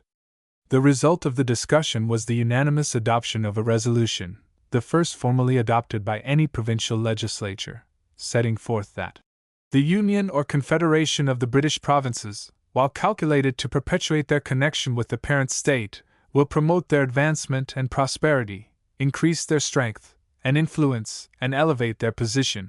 Mr. Howe, on that occasion, expressed himself in favor of a federation of the Empire, of which he was always an earnest advocate until his death. In the legislature of Canada, Mr. afterwards Sir Alexander Tilloch Galt was an able exponent of union, and when he became a member of the Cartier-Macdonald government in 1858 the question was made a part of the ministerial policy, and received special mention in the speech of Sir Edmund Head, the Governor-General, at the end of the session. The matter was brought to the attention of the Imperial Government on more than one occasion during these years by delegates from Canada and Nova Scotia, but no definite conclusion could be reached in view of the fact that the question had not been taken up generally in the provinces. The political condition of the Canadas brought about a union much sooner than was anticipated by its most sanguine promoters. In a dispatch written to the colonial minister by the Canadian delegates, members of the Cartier-Macdonald ministry, who visited England in 1858 and laid the question of union before the government, they represented that very grave difficulties now present themselves in conducting the government of Canada, that the progress of population has been more rapid in the Western province, and claims are now made on behalf of its inhabitants for giving them representation in the legislature in proportion to their numbers, that the result is shown by agitation fraught with great danger to the peaceful and harmonious working of our constitutional system, and consequently detrimental to the progress of the province, that this state of things is yearly becoming worse, and that the Canadian government are impressed with the necessity for seeking such a mode of dealing with these difficulties as may forever remove them.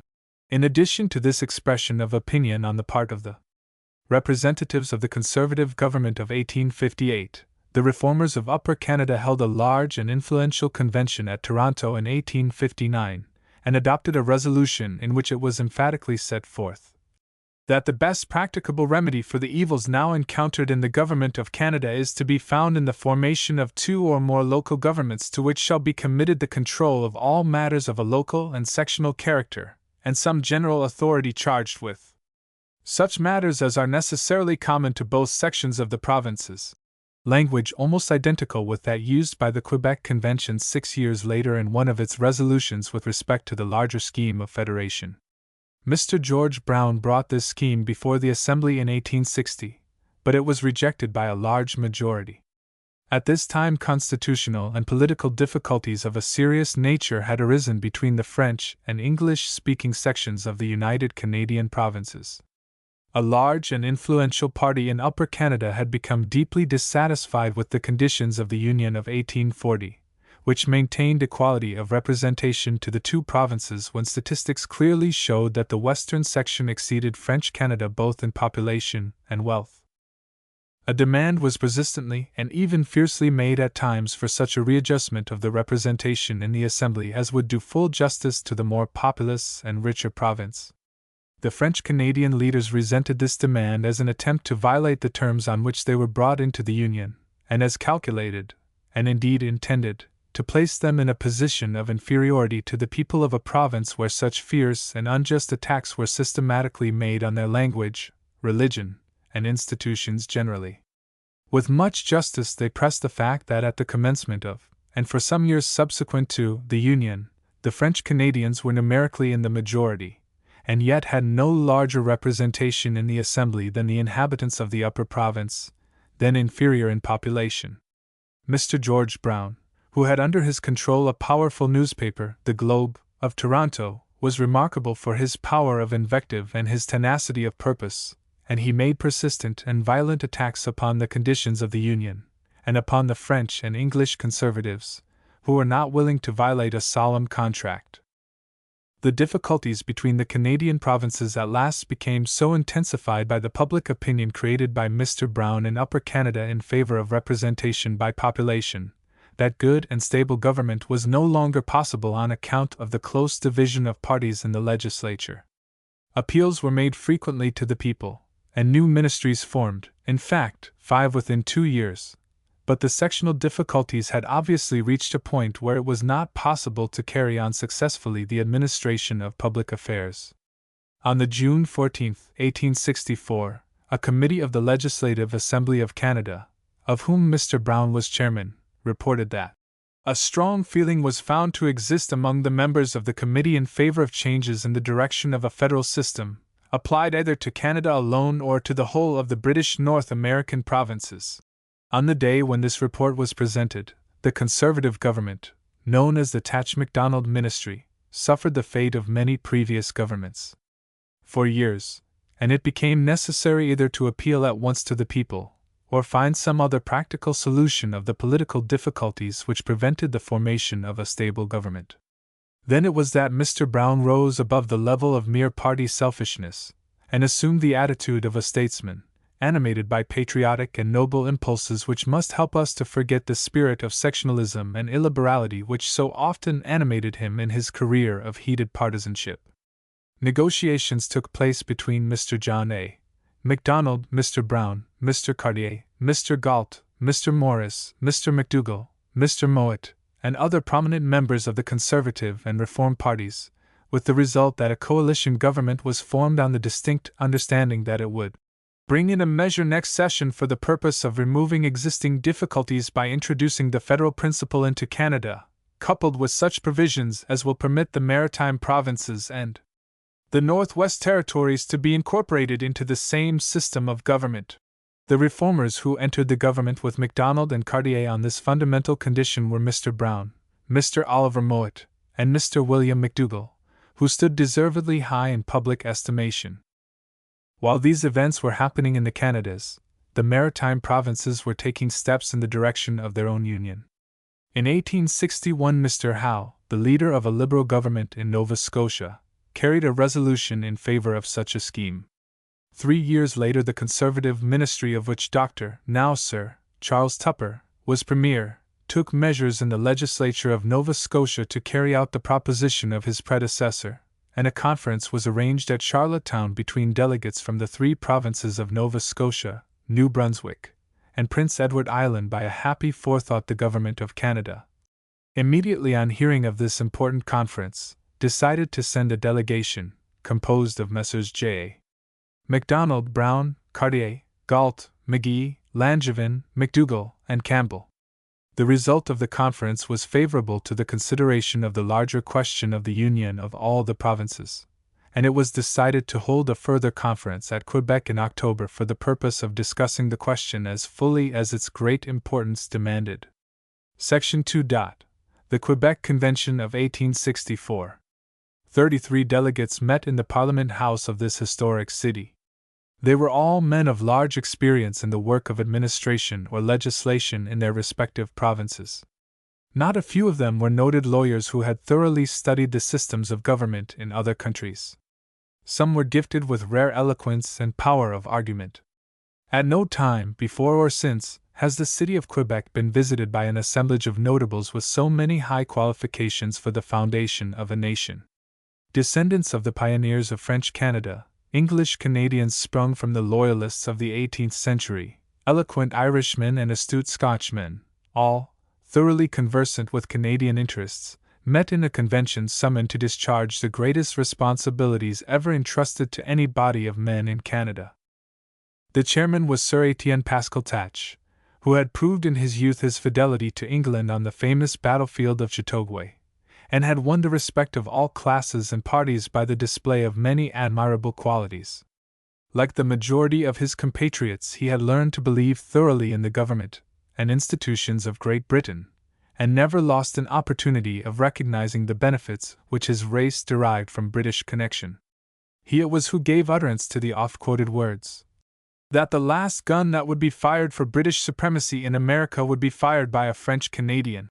He lived to move the resolutions of the Quebec Convention in the Legislative Council of Canada, but he died a few months before the Union was formally established in 1867, and never had an opportunity of experiencing the positive advantages which his race, of whose interests he was always an earnest exponent, derived from a condition of things which gave additional guarantees for the preservation of their special institutions. But there were in the convention other men of much greater political force, more deeply versed in constitutional knowledge, more capable of framing a plan of union than the esteemed and discreet president. Most prominent among these was Mr. afterwards Sir John Macdonald, who had been for years one of the most conspicuous figures in Canadian politics, and had been able to win to a remarkable degree the confidence not only of the great majority of the French Canadians but also of a powerful minority in the Western province where his able antagonist, Mr. Brown, until 1864 held the vantage ground by his persistence in urging its claims to greater weight in the administration of public affairs. Mr. Macdonald had a great knowledge of men, and did not hesitate to avail himself of their weaknesses in order to strengthen his political power. His greatest faults were those of a politician anxious for the success of his party. His strength lay largely in his ability to understand the working of British institutions, and in his recognition of the necessity of carrying on the government in a country of diverse nationalities, on principles of justice and compromise. He had a happy faculty of adapting himself to the decided current of public opinion even at the risk of leaving himself open to a charge of inconsistency, and he was just as ready to adopt the measures of his opponents as he was willing to enter their ranks and steal away some prominent men whose support he thought necessary to his political success. So early as 1861 he had emphatically expressed himself on the floor of the Assembly in favor of the main principles of just such a federal union as was initiated at Quebec. The moment he found that the question of union was likely to be something more than a mere subject for academic discussion or eloquent expression in legislative halls, he recognized immediately the great advantages it offered, not only for the solution of the difficulties of his own party, but also for the consolidation of British American as well as imperial interests on the continent of North America. From the hour when he became convinced of this fact, he devoted his consummate ability not merely as a party leader, but as a statesman of broad national views, to the perfection of a measure which promised so much for the welfare and security of the British provinces. It was his good fortune, after the establishment of the Federation, to be the first premier of the new Dominion and to mold its destinies with a firm and capable hand. He saw it extended to the Pacific shores long before he died, amid the regrets of all classes and creeds and races of a country he loved and in whose future he had the most perfect confidence. The name of the Right Honourable Sir John Macdonald, to give him the titles he afterwards received from the Crown, naturally brings up that of Mr. afterwards Sir George Etienne Cartier, who was his faithful colleague and ally for many years in the legislature of Old Canada, and for a short time after the completion of the Federal Union, until his death. This able French Canadian had taken an insignificant part in the unfortunate Rising of 1837, but like many other men of his nationality he recognized the mistakes of his impetuous youth, and unlike Papineau after the Union of 1840, endeavored to work out earnestly and honestly the principles of responsible government.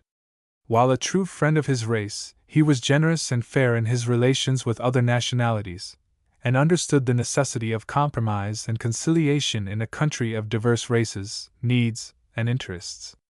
Sir John Macdonald appreciated at their full value his statesmanlike qualities, and succeeded in winning his sympathetic and faithful cooperation during the many years they acted together in opposition to the War of Nationalities, which would have been the eventual consequence of Mr. Brown's determined agitation if it had been carried to its logical and natural conclusion. Conclusion happily averted by the wise stand taken by Mr. Brown himself with respect to the settlement of provincial troubles.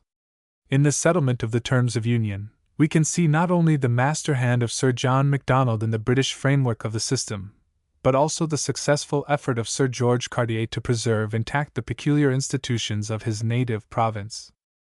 All those who have studied Mr. Brown's career know something of his independent and uncompromising character, but for some time after he entered the coalition government his speeches in favor of federation assumed a dignified style and a breadth of view which stand out in great contrast with his bitter arguments as leader of the Clear Grits. In the framing of the Quebec resolutions his part was chiefly in arranging the financial terms with a regard to the interests of his own province. Another influential member of the Canadian delegation was Mr. afterwards Sir Alexander Galt, the son of the creator of that original character in fiction, Laurie Todd, who had been a resident for many years in Western Canada, where a pretty city perpetuates his name.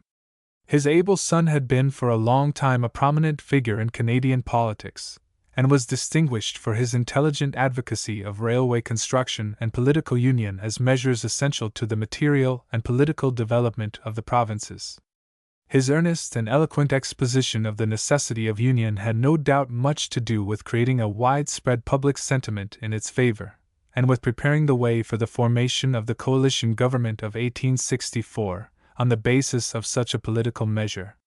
His knowledge of financial and commercial questions was found to be invaluable in the settlement of the financial basis of the Union, while his recognized position as a representative of the Protestant English-speaking people in French Canada gave him much weight when it was a question of securing their rights and interests in the Quebec resolutions.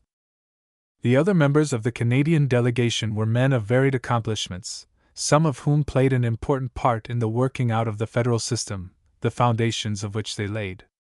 There was a brilliant Irishman, Thomas D'Arcy McGee, poet, historian and orator, who had been in his rash youth obliged to fly from Ireland to the United States on account of his connection with the rebellious party known as Young Ireland during the troubles of 1848.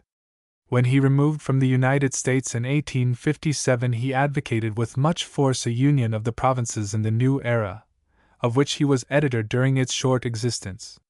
He was elected to Parliament in 1858, and became a notable figure in Canadian politics on account of his eloquence and bonhomie.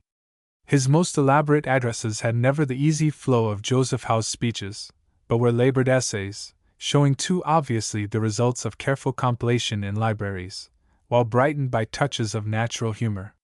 He had been president of the council in the Sandfield-Macdonald government of 1862, a moderate reform ministry, but later he joined the Liberal Conservative Party as less sectional in its aspirations and more generous in its general policy than the one led by Mr. Brown. Mr. McGee was during his residence in Canada a firm friend of the British connection, having observed the beneficent character of British rule in his new Canadian home, with whose interests he so thoroughly identified himself. Mr. William McDougall, the descendant of a Loyalist, had been long connected with the advocacy of reform principles in the press and on the floor of Parliament, and was distinguished for his clear, incisive style of debating. He had been for years a firm believer in the advantages of union, which he had been the first to urge at the Reform Convention of 1859.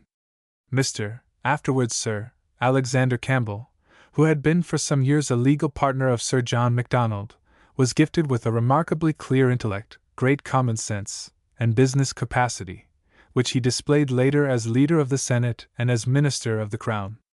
Mr. afterwards Sir Oliver Mowat, who had been a student of law in Sir John Macdonald's office at Kingston, brought to the discharge of the important positions he held in later times as Minister, Vice-Chancellor, and Premier of the Province of Ontario, great legal learning, and admirable judgment. Mr. now Sir Hector Langevin was considered a man of promise, likely to exercise in the future much influence among his countrymen. For some years after the establishment of the new Dominion he occupied important positions in the government of the country, and led the French Conservative Party after the death of Sir George Cartier. Mr. James Cockburn was an excellent lawyer, who 3 years later was chosen Speaker of the First House of Commons of the Federal Parliament, a position which his sound judgment, knowledge of parliamentary law, and dignity of manner enabled him to discharge with signal ability. Mr. J. C. Chappé was a man of sound judgment, which made him equal to the administrative duties entrusted to him from time to time. Of the 5 men sent by Nova Scotia, the 2 ablest were Dr. now Sir Charles Tupper, who was first Minister of the Conservative Government, and Mr. later Sir Adams G. Archibald, who was leader of the Liberal opposition in the Assembly. The former was then as now distinguished for his great power as a debater and for the forcible expression of his opinions on the public questions on which he had made up his mind. When he had a great end in view, he followed it with a tenacity of purpose that generally gave him success. Ever since he entered public life as an opponent of Mr. Howe, he has been a dominant force in the politics of Nova Scotia. While conservative in name, he entertained broad liberal views which found expression in the improvement of the school system, at a very low ebb when he came into office, and in the readiness and energy with which he identified himself with the cause of the Union of the Provinces. Mr. Archibald was noted for his dignified demeanor, sound legal attainments, and clear, plausible style of oratory, well calculated to instruct a learned audience. Mr. William A. Henry was a lawyer of considerable ability, who was at a later time elevated to the bench of the Supreme Court of Canada. Mr. Jonathan J. McCully, afterwards a judge in Nova Scotia, had never sat in the Assembly, but he exercised influence in the Legislative Council on the Liberal side and was an editorial writer of no mean ability. Mr. Dickey was a leader of the Conservatives in the Upper House and distinguished for his general culture and legal knowledge. New Brunswick sent 7 delegates, drawn from the government and opposition. The Loyalists who founded this province were represented by 4 of the most prominent members of the delegation: Tilley, Chandler, Gray, and Fisher. Mr. afterwards Sir Samuel Leonard Tilley had been long engaged in public life and possessed admirable ability as an administrator. He had for years taken a deep interest in questions of intercolonial trade, railway intercourse, and political union. He was a reformer of pronounced opinions, most earnest in the advocacy of temperance, possessed of great tact and respected for his high character in all the relations of life. In later times he became finance minister of the Dominion and lieutenant governor of his native province. Mr. John Hamilton Gray, later a judge in British Columbia, was one of the most eloquent and accomplished men in the convention, and brought to the consideration of legal and constitutional questions much knowledge and experience. Mr. Fisher, afterwards a judge in his province, was also a well-equipped lawyer and speaker who displayed a cultured mind. Like all the delegates from New Brunswick, he was animated by a great love for British connection and institutions. Mr. Peter Mitchell was a Liberal, conspicuous for the energy he brought to the administration of public affairs, both in his own province and at a later time in the New Dominion as a minister of the Crown. Mr. Edward Barron Chandler had long been a notable figure in the politics of New Brunswick, and was universally respected for his probity and worth. He had the honor of being at a later time the lieutenant governor of the province with which he had been so long and honorably associated. Mr. John Johnson and Mr. William H.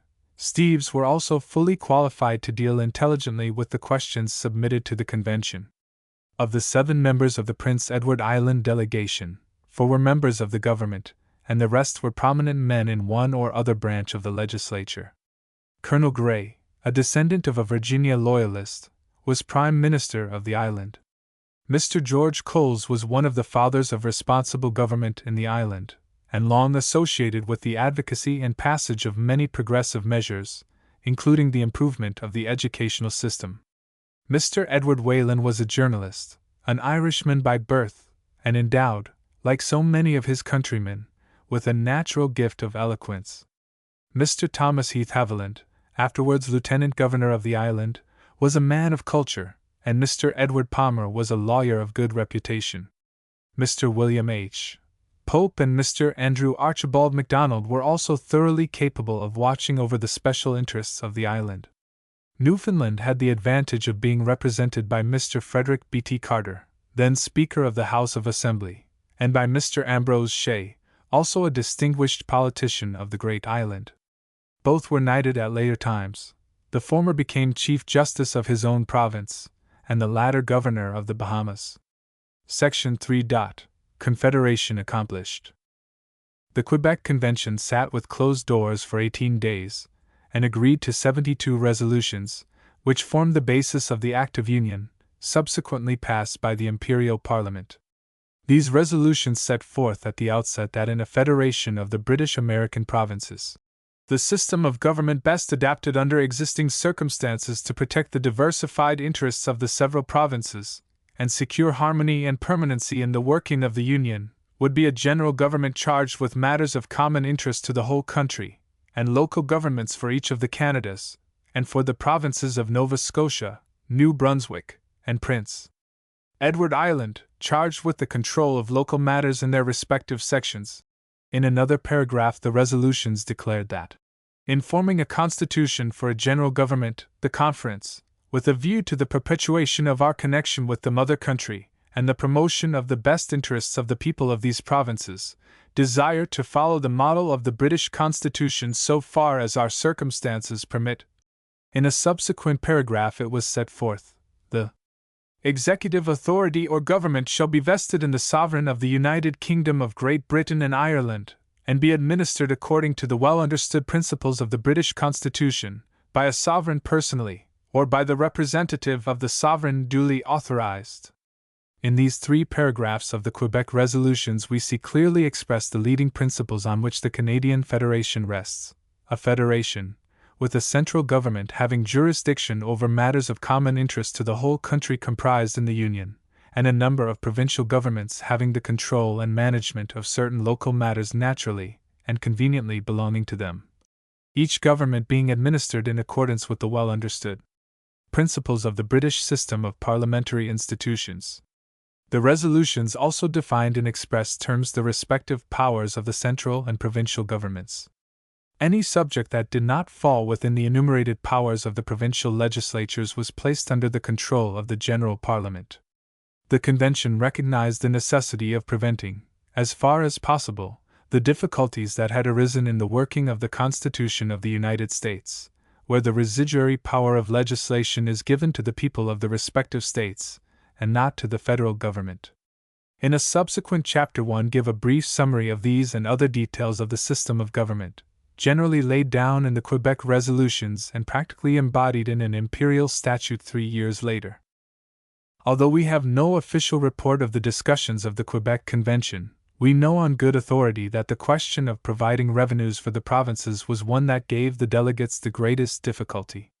In all the provinces the sources of revenue were chiefly customs and excise duties which had to be set apart for the general government of the Federation.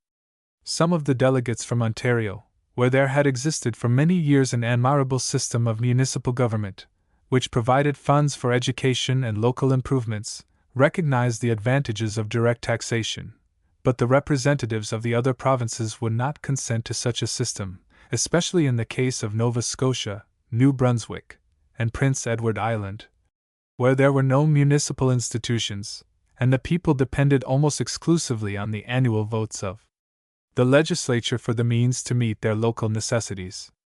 All of the delegates, in fact, felt that to force the maritime provinces to resort to direct taxes as the only method of carrying on their government would be probably fatal to the success of the scheme, and it was finally decided that the central government should grant annual subsidies, based on population, relative debts, financial position, and such other facts as should be fairly brought into the consideration of the case. It is unfortunate that we have no full report of the deliberations and debates of this great conference. We have only a fragmentary record from which it is difficult to form any adequate conclusions as to the part taken by the several delegates in the numerous questions which necessarily came under their purview. For, under these circumstances, a careful writer hesitates to form any positive opinion based upon these reports of the discussions. But no one can doubt that the directing spirit of the conference was Sir John Macdonald. Meagre as is the record of what he said, we can yet see that his words were those of a man who rose above the level of the mere politician, and grasped the magnitude of the questions involved. What he aimed at especially was to follow as closely as possible the fundamental principles of English parliamentary government, and to engraft them upon the general system of federal union. Mr. George Brown took a prominent part in the deliberations. His opinions read curiously now. He was in favor of having the lieutenant governors appointed by the general government, and he was willing to give them an effective veto over provincial legislation. He advocated the election of a legislative chamber on a fixed day every third year, not subject to a dissolution during its term, also an adaptation of the American system. He went so far as to urge the advisability of having the Executive Council elected for 3 years, by the Assembly, we may assume, though the imperfect report before us does not state so, and also of giving the Lieutenant Governor the right of dismissing any of its members when the House was not sitting. Mr. Brown consequently appears to have been the advocate, so far as the provinces were concerned, of principles that prevail in the Federal Republic across the border. He opposed the introduction of responsible government, as it now obtains, in all the provinces of the Dominion, while conceding its necessity for the central government. For Mr. Joseph Pope, for years the able confidential secretary of Sir John Macdonald, has edited and published all the official documents bearing on the origin and evolution of the British North America Act of 1867. But despite all the ability and fidelity he has devoted to the task, the result is most imperfect and unsatisfactory on account of the absence of any full or exact original report of proceedings. We gather from the report of discussions that the Prince Edward Island delegates hesitated from the beginning to enter a union where their province would necessarily have so small a numerical representation, one of the main objections which subsequently operated against the island coming into the Confederation. With respect to education, we see that it was Mr. afterwards Sir Alexander Galt, who was responsible for the provision in the Constitution which gives the general government and Parliament a certain control over provincial legislation in case the rights of a Protestant or a Roman Catholic minority are prejudicially affected. The minutes on this point are defective, but we have the original motion on the subject, and a note of Sir John Macdonald himself that it was passed, with the assent of all the provinces, at the subsequent London Conference in 1867. The majority of the delegates appear from the outset to have supported strenuously the principle which lies at the basis of the Confederation, that all powers not expressly reserved to the provinces should appertain to the general government, as against the opposite principle, which, as Sir John Macdonald pointed out, had led to great difficulties in the working of the federal system in the United States. Sir John Macdonald also, with his usual sagacity, showed that, in all cases of conflict of jurisdiction, recourse would be necessarily made to the courts, as was the practice even then whenever there was a conflict between imperial and Canadian statutes. Addresses to the Queen embodying the Quebec resolutions were submitted to the legislature of Canada during the winter of 1865, and passed in both houses by large majorities after a very full discussion of the merits of the scheme. The opposition in the Assembly came chiefly from Mr. Antoine A. Dorion, Mr. Luther H. Holton, Mr. Duncan, Mr. Lucius Seth Huntington, Mr. John Sandfield MacDonald, and other able Liberals who were not disposed to follow Mr. Brown and his 2 colleagues in their patriotic abandonment of partyism. The vote on the address was, in the Council, contents 45, non-contents 15. In the Assembly it stood, yeas 91, nays 33. The minority in the Assembly comprised 25 out of 65 representatives of French Canada, and only 8 out of the 65 from Upper Canada. With the Speaker in the chair, there were only 5 members absent on the taking of the final vote. Efforts were made both in the Council and Assembly to obtain an unequivocal expression of public opinion at the polls before the address was submitted to the Imperial Government for final action.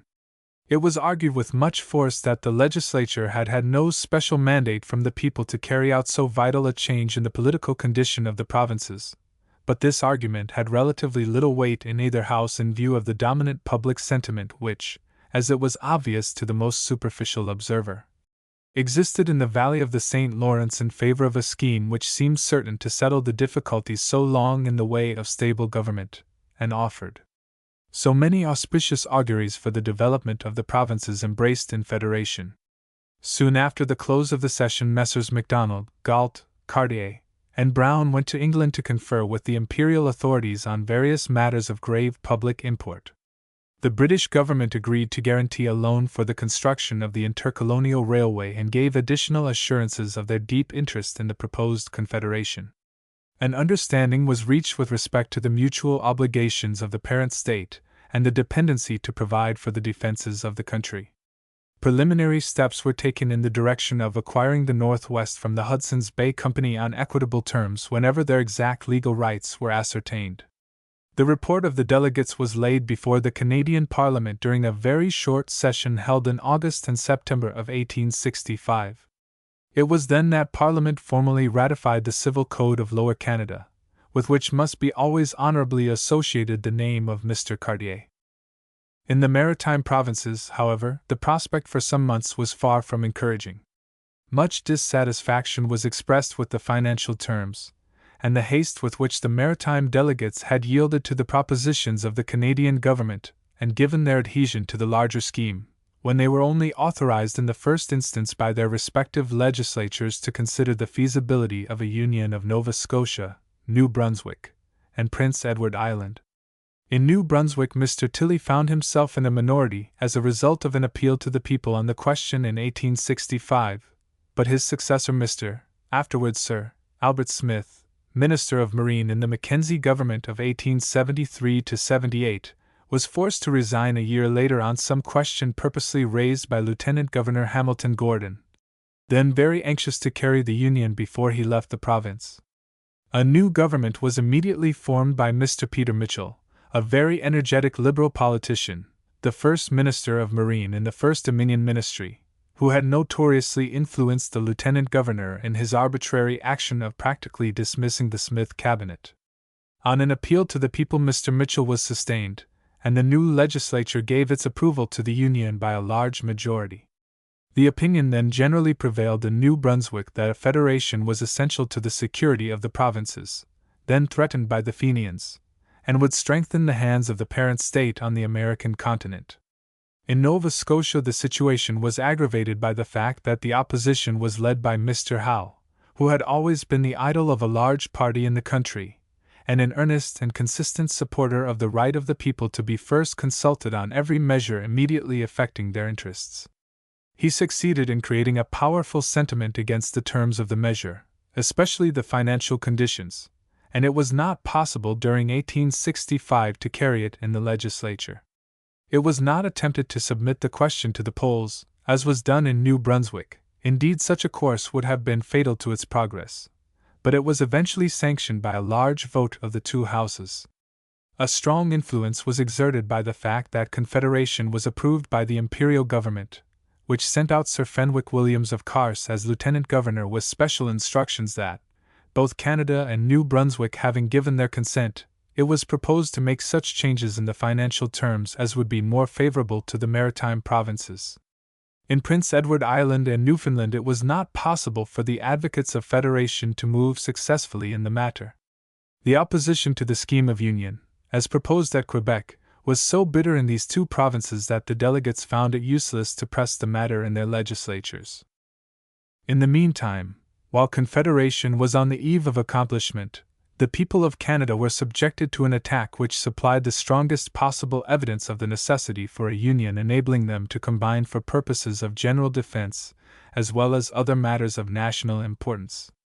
In the month of April, 1866, the Fenians, an Irish organization in the United States, made an insignificant demonstration on the New Brunswick frontier, which had no other effect than to excite the loyal action of the people of the province and strengthen the hands of the advocates of Confederation. In the beginning of June, a considerable body of the same order, under the command of one O'Neill, crossed from Buffalo into the Niagara district of Upper Canada and won a temporary success near Ridgeway, where the Queen's Own, a body of Toronto volunteers, chiefly students and other young men, were badly handled by Colonel Booker. Subsequently, Colonel Dennis and a small detachment of militia were surprised at Fort Erie by O'Neill. The knowledge that a large force of regulars and volunteers were marching against him under Colonel Peacock forced O'Neill and his men to disperse and find their way back to the United States, where a number were arrested by the orders of the Washington government. The eastern townships of Lower Canada were also invaded, but the raiders retreated before a Canadian force with greater rapidity than they had shown in entering the province, and found themselves prisoners as soon as they crossed the frontier. Canada was kept in a state of anxiety for some months after these reckless invasions of a country where the Irish, like all other nationalities, have always had the greatest possible freedom. But the vigilance of the authorities and the readiness of the people of Canada to defend their soil prevented any more hostile demonstrations from the United States. The prisoners taken in the Niagara district were treated with a degree of clemency which their shameless conduct did not merit from an outraged people. No persons were ever executed, though a number were confined for a while in Kingston Penitentiary. The invasion had the effect of stimulating the patriotism of the Canadian people to an extraordinary degree, and of showing them the necessity that existed for improving their home forces, whose organization and equipment proved sadly defective during the invasion. In the summer of 1866, the Canadian legislature met for the last time under the provisions of the Union Act of 1840, and passed addresses to the Queen, setting forth constitutions for the new provinces of Upper and Lower Canada, afterwards incorporated in the Imperial Act of Union. A conference of delegates from the provinces of Nova Scotia, New Brunswick, and Canada was held in the December of 1866 at the Westminster Palace Hotel in the City of London. The members on behalf of Canada were Messrs. Macdonald, Cartier, Galt, McDougall, Langevin, and W. P. Howland, in the place of Mr. Brown. On behalf of Nova Scotia, Messrs. Tupper, Henry, McCully, Archibald, and J. W. Ritchie, who took Mr. Dickey's place. Of New Brunswick, Messrs. Tilley, Johnson, Mitchell, Fisher, and R. D. Wilmot. The last named, who took the place of Mr. Steeves, was a Loyalist by descent, and afterwards became Speaker of the Senate and a Lieutenant Governor of his native province. Their deliberations led to some changes in the financial provisions of the Quebec Plan, made with the view of satisfying the opposition as far as possible in the maritime provinces, but without disturbing the fundamental basis to which Canada had already pledged itself in the legislative session of 1865. All the difficulties being now removed, the Earl of Carnarvon, then Secretary of State for the Colonies, submitted to the House of Lords on the 17th of February 1867, a bill intituled An Act for the Union of Canada, Nova Scotia, and New Brunswick, and the government thereof, and for purposes connected therewith. It passed the two houses with very little discussion, and the royal assent was given to it on the 29th of March of the same year as the British North America Act, 1867. It is interesting to know that in the original draft of the bill the United Provinces were called the Kingdom of Canada, but when it came eventually before Parliament they were designated as the Dominion of Canada. And the writer had it from Sir John Macdonald himself that this amendment did not emanate from the colonial delegates but from the Imperial Ministry, one of whose members was afraid of wounding the susceptibilities of United States statesmen. During the same session the Imperial Parliament passed a bill to guarantee a loan of £3 million for the construction of an intercolonial railway between Quebec and the coast of the maritime provinces, a work recognized as indispensable to the success of the new federation. Her Majesty's proclamation, giving effect to the Union Act, was issued on the May 22, 1867, declaring that, on and after the 1st of July, 1867, the provinces of Canada, Nova Scotia, and New Brunswick shall form and be one dominion, under the name of Canada. Chapter 9. Confederation. 1867 to 1900. Section I. The First Parliament of the Dominion of Canada. 1867 to 1872. The Dominion of Canada took its place among the federal states of the world on the 1st of July, 1867. Upper and Lower Canada now became known as Ontario and Quebec, while Nova Scotia and New Brunswick retained their original historic names. The first Governor-General was Viscount Monk, who had been head of the executive government of Canada throughout all the stages of Confederation. He was an Irish nobleman, who had been a junior Lord of the Treasury in Lord Palmerston's government. He was a collateral descendant of the famous General of the Commonwealth, created Duke of Albemarle after the Restoration. Without being a man of remarkable ability, he was gifted with much discretion, and gave all the weight of his influence to bring about a federation, whose great benefits from an imperial as well as a colonial point of view he fully recognized. The Prime Minister of the first federal government was naturally Sir John Macdonald, who chose as his colleagues Sir George E. Cartier, Sir S. L. Tilley, to give them all their later titles, Sir A. T. Galt, Sir W. P. Howland, Mr. William McDougall, Mr. P. Mitchell, Sir A. G. Archibald, Mr. A. F. Blair, Sir A. Campbell, Sir H. L. Langevin, Sir E. Kenny, and Mr. J. C. Chappé. Mr. Brown had retired from the coalition government of 1864 some months before the Union, nominally on a disagreement with his colleagues as to the best mode of conducting negotiations for a new reciprocity treaty with the United States. The ministry had appointed delegates to confer with the Washington government on the subject, but while Mr. Brown recognized the desirability of reciprocal trade relations with the United States on equitable conditions, he did not deem it expedient to appear before American statesmen as suitors for any terms they might be pleased to grant. A general impression, however, prevailed that this difference of opinion was not the real reason of Mr. Brown's resignation, but that the animating motive was his intense jealousy of Sir John Macdonald, whose dominant influence in the government he could no longer brook. The governments of the 4 provinces were also regularly constituted at this time in accordance with the Act of Union. The first Lieutenant Governor of Ontario was Lieutenant General Stisted, of Quebec, Sir Narcisse Belleau, of Nova Scotia, Lieutenant General Sir Fenwick Williams, the hero of Kars, of New Brunswick, Major General Doyle, but only for 3 months. With the exception of the case of Quebec, these appointments were only temporary. It was considered prudent to select military men in view of the continuous reports of Fenian aggression. Sir William Howland became, a year later, Lieutenant Governor of Ontario, Major General Sir Francis Hastings Doyle of Nova Scotia in the fall of 1867, and Hon. L. A. Wilmot, of New Brunswick in July 1868.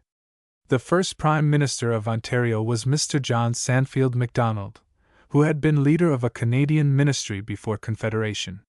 He had been a moderate Liberal in politics, and opposed at the outset to the Federal Union, but before 1867 he became identified with the Liberal Conservative Party, and gave his best assistance to the success of the Federation. In Quebec, Mr. Pierre Chauveau, a man of high culture, formed the first government, which was also associated with the Liberal Conservative Party.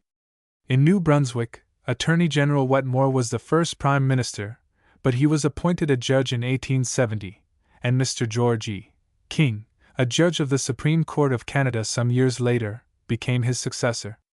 In Nova Scotia, Mr. Hiram Blanchard, a Liberal and Unionist, formed a government, but it was defeated at the elections by an overwhelming majority by the anti-Unionists, and Mr. Anand, the old friend of Mr. Howe, became First Minister. The elections for the Dominion House of Commons took place in the summer of 1867, and Sir John Macdonald's government was sustained by nearly 3/4 of the entire representation. The most notable incident in this contest was the defeat of Mr. Brown. Soon after his resignation in 1866 he assumed his old position of hostility to Sir John Macdonald and the Conservatives. At a later date, when the Liberals were in office, he accepted a seat in the Senate, but in the meantime he continued to manage the Globe and denounce his too successful and wily antagonist in its columns with his usual vehemence. The first Parliament of the new Dominion met in the autumn of 1867 in the new buildings at Ottawa, also chosen as the seat of government of the Federation, and was probably the ablest body of men that ever assembled for legislative purposes within the limits of Old or New Canada. In the absence of the legislation which was subsequently passed both in Ontario and Quebec against dual representation, or the election of the same representatives to both the Dominion Parliament and the local legislatures, it comprised the leading public men of all parties in the 2 provinces in question. Such legislation had been enacted in the Maritime Provinces before 1867, but it did not prevent the ablest men of New Brunswick from selecting the larger and more ambitious field of parliamentary action. In Nova Scotia, Sir Charles Tupper was the only man who emerged from the battle in which so many Unionists were for the moment defeated. Even Sir Adams Archibald, the Secretary of State, was defeated in a county where he had been always returned by a large majority. Mr. Howe came in at the head of a strong phalanx of anti-Unionists, repealers, as they called themselves for a short time. The legislation of the first Parliament during its 5 years of existence was noteworthy in many respects. The departments of government were reorganized with due regard to the larger interests now entrusted to their care. The new Department of Marine and Fisheries, rendered necessary by the admission of the maritime provinces, was placed under the direction of Mr. Peter Mitchell, then a member of the Senate, who had done so much to bring New Brunswick into the Union. An act was passed to provide for the immediate commencement of the Intercolonial Railway, which was actually completed by the 1st of July 1876, under the supervision of Mr. now Sir Sanford Fleming, as chief government engineer, and the provinces of Ontario and Quebec were at last directly connected with the maritime sections of the Dominion. The repeal agitation in Nova Scotia received its first blow by the defection of Mr. Howe, who had been elected to the House of Commons. He proceeded to England in 1868 with an address from the Assembly of Nova Scotia, demanding a repeal of the Union, but he made no impression whatever on a government and Parliament convinced of the necessity of the measure from an imperial as well as colonial point of view. Dr. Tupper was present on behalf of the Dominion government to answer any arguments that the repealers might advance against the Union. The visit to England convinced Mr. Howe that further agitation on the question might be injurious to British connection, and that the wisest course was to make the Union as useful as possible to the provinces. Then, as always, he was true to those principles of fidelity to the Crown and Empire which had forced his father to seek refuge in Nova Scotia, and which had been ever the mainspring of his action, even in the trying days when he and others were struggling for responsible government. He believed always in constitutional agitation, not in rebellion. He now agreed to enter the ministry as president of the council on condition that the financial basis, on which Nova Scotia had been admitted to the Federation, was enlarged by the Parliament of Canada. These better terms were brought before the Canadian Parliament in the session of 1869, and provided for the granting of additional allowances to the provinces, calculated on increased amounts of debt as compared with the maximum fixed by the terms of the British North America Act of 1867. They met with strong opposition from Edward Blake, a very eminent lawyer and reformer of Ontario, on the ground that they violated the original Compact of Union as set forth in the British North America Act. But despite the opposition of the Western reformers, they were ratified by a large majority, who recognized the supreme necessity of conciliating Nova Scotia. On account of his decision to yield to the inevitable, Mr. Howe incurred the bitter antagonism of many men who had been his staunch followers in all the political contests of Nova Scotia, and it was with the greatest difficulty that he was re-elected for the county of Hants as a minister of the Crown. He remained in the government until May 1873, when he was appointed lieutenant governor of Nova Scotia. The worries of a long life of political struggles, and especially the fatigue and exposure of the last election in Hants, had impaired his health and made it absolutely necessary that he should retire from active politics. Only a month after his appointment, the printer, poet, and politician died in the famous old Government House, admittance to which had been denied him in the stormy days when he fought Lord Falkland. It was a fit ending, assuredly, to the life of the statesman, who, with eloquent pen and voice, in the days when his opinions were even offensive to governors and social leaders, ever urged the right of his countrymen to a full measure of self-government. Canada and all other parts of the British Empire were deeply shocked on an April day of 1868 by the tragic announcement of the assassination of the brilliant Irishman, Thomas D'Arcy McGee, on his return late at night from his parliamentary duties. He had never been forgiven by the Irish enemies of England for his strenuous efforts in Canada to atone for the indiscretion of his thoughtless youth. His remains were buried with all the honors that the state could give him, and proper provision was made for the members of his family by that Parliament of which he had been one of the most notable figures. The murderer, Thomas Whelan, a member of the secret society that had ordered his death, was executed at Ottawa on the February 11, 1869. Section 2. Extension of the Dominion from the Atlantic to the Pacific Ocean. 1869 to 1873. The government and Parliament, to whom were entrusted the destinies of the Federation of 4 provinces, had a great work to accomplish in the way of perfecting and extending the Dominion, which was necessarily incomplete whilst its western territorial limits were confined to the boundaries of Ontario and the provinces of British Columbia on the Pacific coast and of Prince Edward Island in the Gulf of the St. Lawrence remained in a position of isolation. The provisions of the British North America Act of 1867 provided in general terms for the addition of the immense territories which extend from the head of Lake Superior in a northwesterly direction as far as the Rocky Mountains. 3 great basins divide these territories: Hudson Bay Basin, with probably a drainage of 2,250,000 square miles; the Winnipeg Sub-Basin tributary to the former, with nearly 400,000 square miles; the Mackenzie River Basin with nearly 700,000 square miles. The Winnipeg Basin covers a great area of prairie lands, whose luxuriant grasses and wild flowers were indented for centuries only by the tracks of herds of innumerable buffaloes on their way to the tortuous and sluggish streams which flow through that wide region.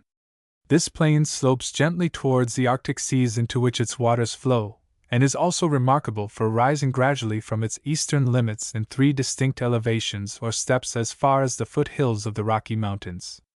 Forests of trees, small for the most part, are found only when the prairies are left, and we reach the more picturesque undulating country through which the North Saskatchewan flows. An extraordinary feature of this great region is the continuous chain of lakes and rivers which stretch from the basin of the St. Lawrence as far as the distant northern sea, into which the Mackenzie, the second largest river in North America, carries its enormous volume of waters. As we stand on the rugged heights of land which divides the Winnipeg from the Laurentian Basin, we are within easy reach of rivers which flow, some to Arctic seas, some to the Atlantic, and some to the Gulf of Mexico.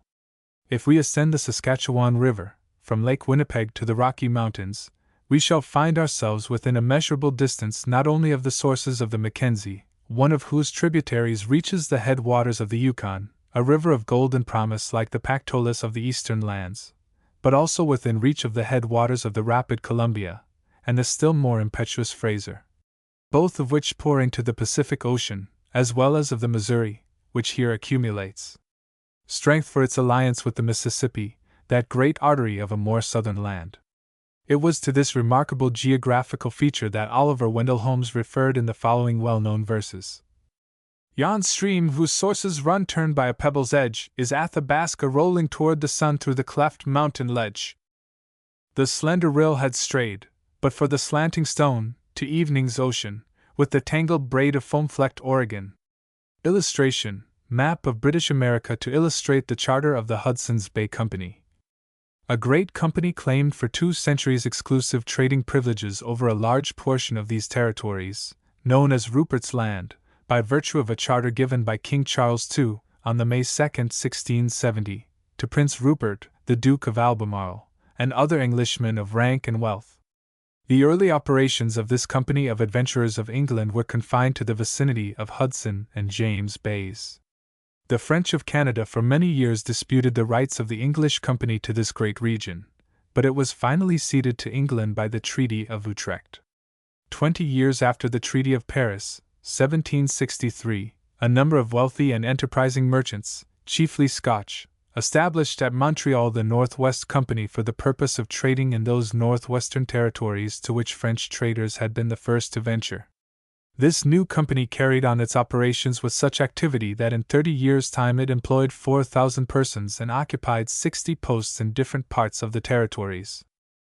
The Hudson's Bay Company's headquarters was York Factory, on the great bay to which British ships, every summer, brought out supplies for the posts. The Northwest Company followed the route of the old French traders from Lachine by way of the Ottawa or the lakes to the head of Lake Superior, and its principal depot was Fort William on the Kaministiquia River. The servants of the Northwest Company became indefatigable explorers of the territories as far as the Pacific Ocean and Arctic seas. Mr. afterwards Sir Alexander Mackenzie first followed the river which now bears his name, to the Arctic Ocean, into which it pours its mighty volume of water. He was also the first to cross the Rocky Mountains and reach the Pacific coast. Simon Fraser, another employee of the company, discovered, in 1808, the river which still recalls his exploits, and a little later David Thompson, from whom a river is named, crossed further south and reached Oregon by the Columbia River. The energetic operations of the Northwest Company so seriously affected the business of the Hudson's Bay Company that in some years the latter declared no dividends. The rivalry between the two companies reached its highest between 1811 and 1818, when Thomas Douglas, 5th Earl of Selkirk, who was an enthusiastic promoter of colonization in British North America, obtained from the Hudson's Bay Company an immense tract of land in the Red River country and made an earnest effort to establish a Scotch settlement at Kildonan. But his efforts to people Assiniboia, the Indian name he gave to his wide domain, were balked by the opposition of the employees of the Northwest Company, who regarded this colonizing scheme as fatal to the fur trade. In the territory conveyed to Lord Selkirk, the Montreal Company had established posts upon every river and lake, while the Hudson's Bay Company had only one fort of importance, Fort Douglas, within a short distance of the Northwest Company's post of Fort Gibraltar, at the confluence of the Red and Assiniboine rivers, where the city of Winnipeg now stands. The quarrel between the Scotch settlers who were under the protection of the Hudson's Bay Company and the Northwesters, chiefly composed of French Canadians and French half-breeds, or Métis, culminated in 1816, in the massacre of Governor Semple and 26 other persons connected with the new colony by a number of half-breeds. 2 years later, a number of persons who had been arrested for this murder were tried at York in Upper Canada, but the evidence was so conflicting on account of the false swearing on the part of the witnesses that the jury were forced to acquit the accused. Lord Selkirk died at Powell in 1820, but not before he had made an attempt to assist his young settlement, almost broken up by the shameful attack of 1816. The little colony managed to exist, but its difficulties were aggravated from time to time by the ravages of clouds of grasshoppers which devastated the territories and brought the people to the verge of starvation. In March 1821, the Northwest Company made over all their property to the older company, which now reigned supreme throughout the territories. All doubts as to their rights were set at rest by an Act of Parliament giving them a monopoly of trade for 21 years in what were then generally known as the Indian Territories, that vast region which lay beyond the confines of Rupert's Land, and was not strictly covered by the Charter of 1670. This act was reenacted in 1838 for another 21 years. No further extension, however, was ever granted, as an agitation had commenced in Canada by 1859 for the surrender of the company's privileges and the opening up of the territories, so long a great lone land, to enterprise and settlement. When the two rival companies were united, Mr. afterwards Sir George Simpson became governor, and he continued to occupy that position until 1860, when he died in his residence at Lachine, near Montreal. This energetic man largely extended the geographical knowledge of the wide dominions entrusted to his charge, though like all the servants of the company, he discouraged settlement and minimized the agricultural capabilities of the country. When examined in 1857 before a committee of the English House of Commons. In 1837 the company purchased from Lord Selkirk's heirs all their rights in Assiniboia. The Scotch settlers and the French half-breeds were now in close contiguity to each other on the Red and Assiniboine rivers. The company established a simple form of government for the maintenance of law and order. In the course of time, their council included not only their principal factors and officials, but a few persons selected from the inhabitants. On the whole, law and order prevailed in the settlements, although there was always latent a certain degree of sullen discontent against the selfish rule of a mere fur company, invested with such great powers. The great object of the company was always to keep out the pioneers of settlement, and give no information of the value of the land and resources of their vast domain. Some years before the Federation of the British American Provinces, the public men of Canada had commenced an agitation against the company, with the view of relieving from its monopoly a country whose resources were beginning to be known. Colonial delegates on several occasions interviewed the imperial authorities on the subject, but no practical results were obtained until federation became an accomplished fact. Then, at length, the company recognized the necessity of yielding to the pressure that was brought to bear upon them by the British government, at a time when the interests of the Empire as well as of the new Dominion demanded the abolition of a monopoly so hostile to the conditions of modern progress in British North America. In 1868 successful negotiations took place between a Canadian delegation, Sir George Cartier, and the Hon.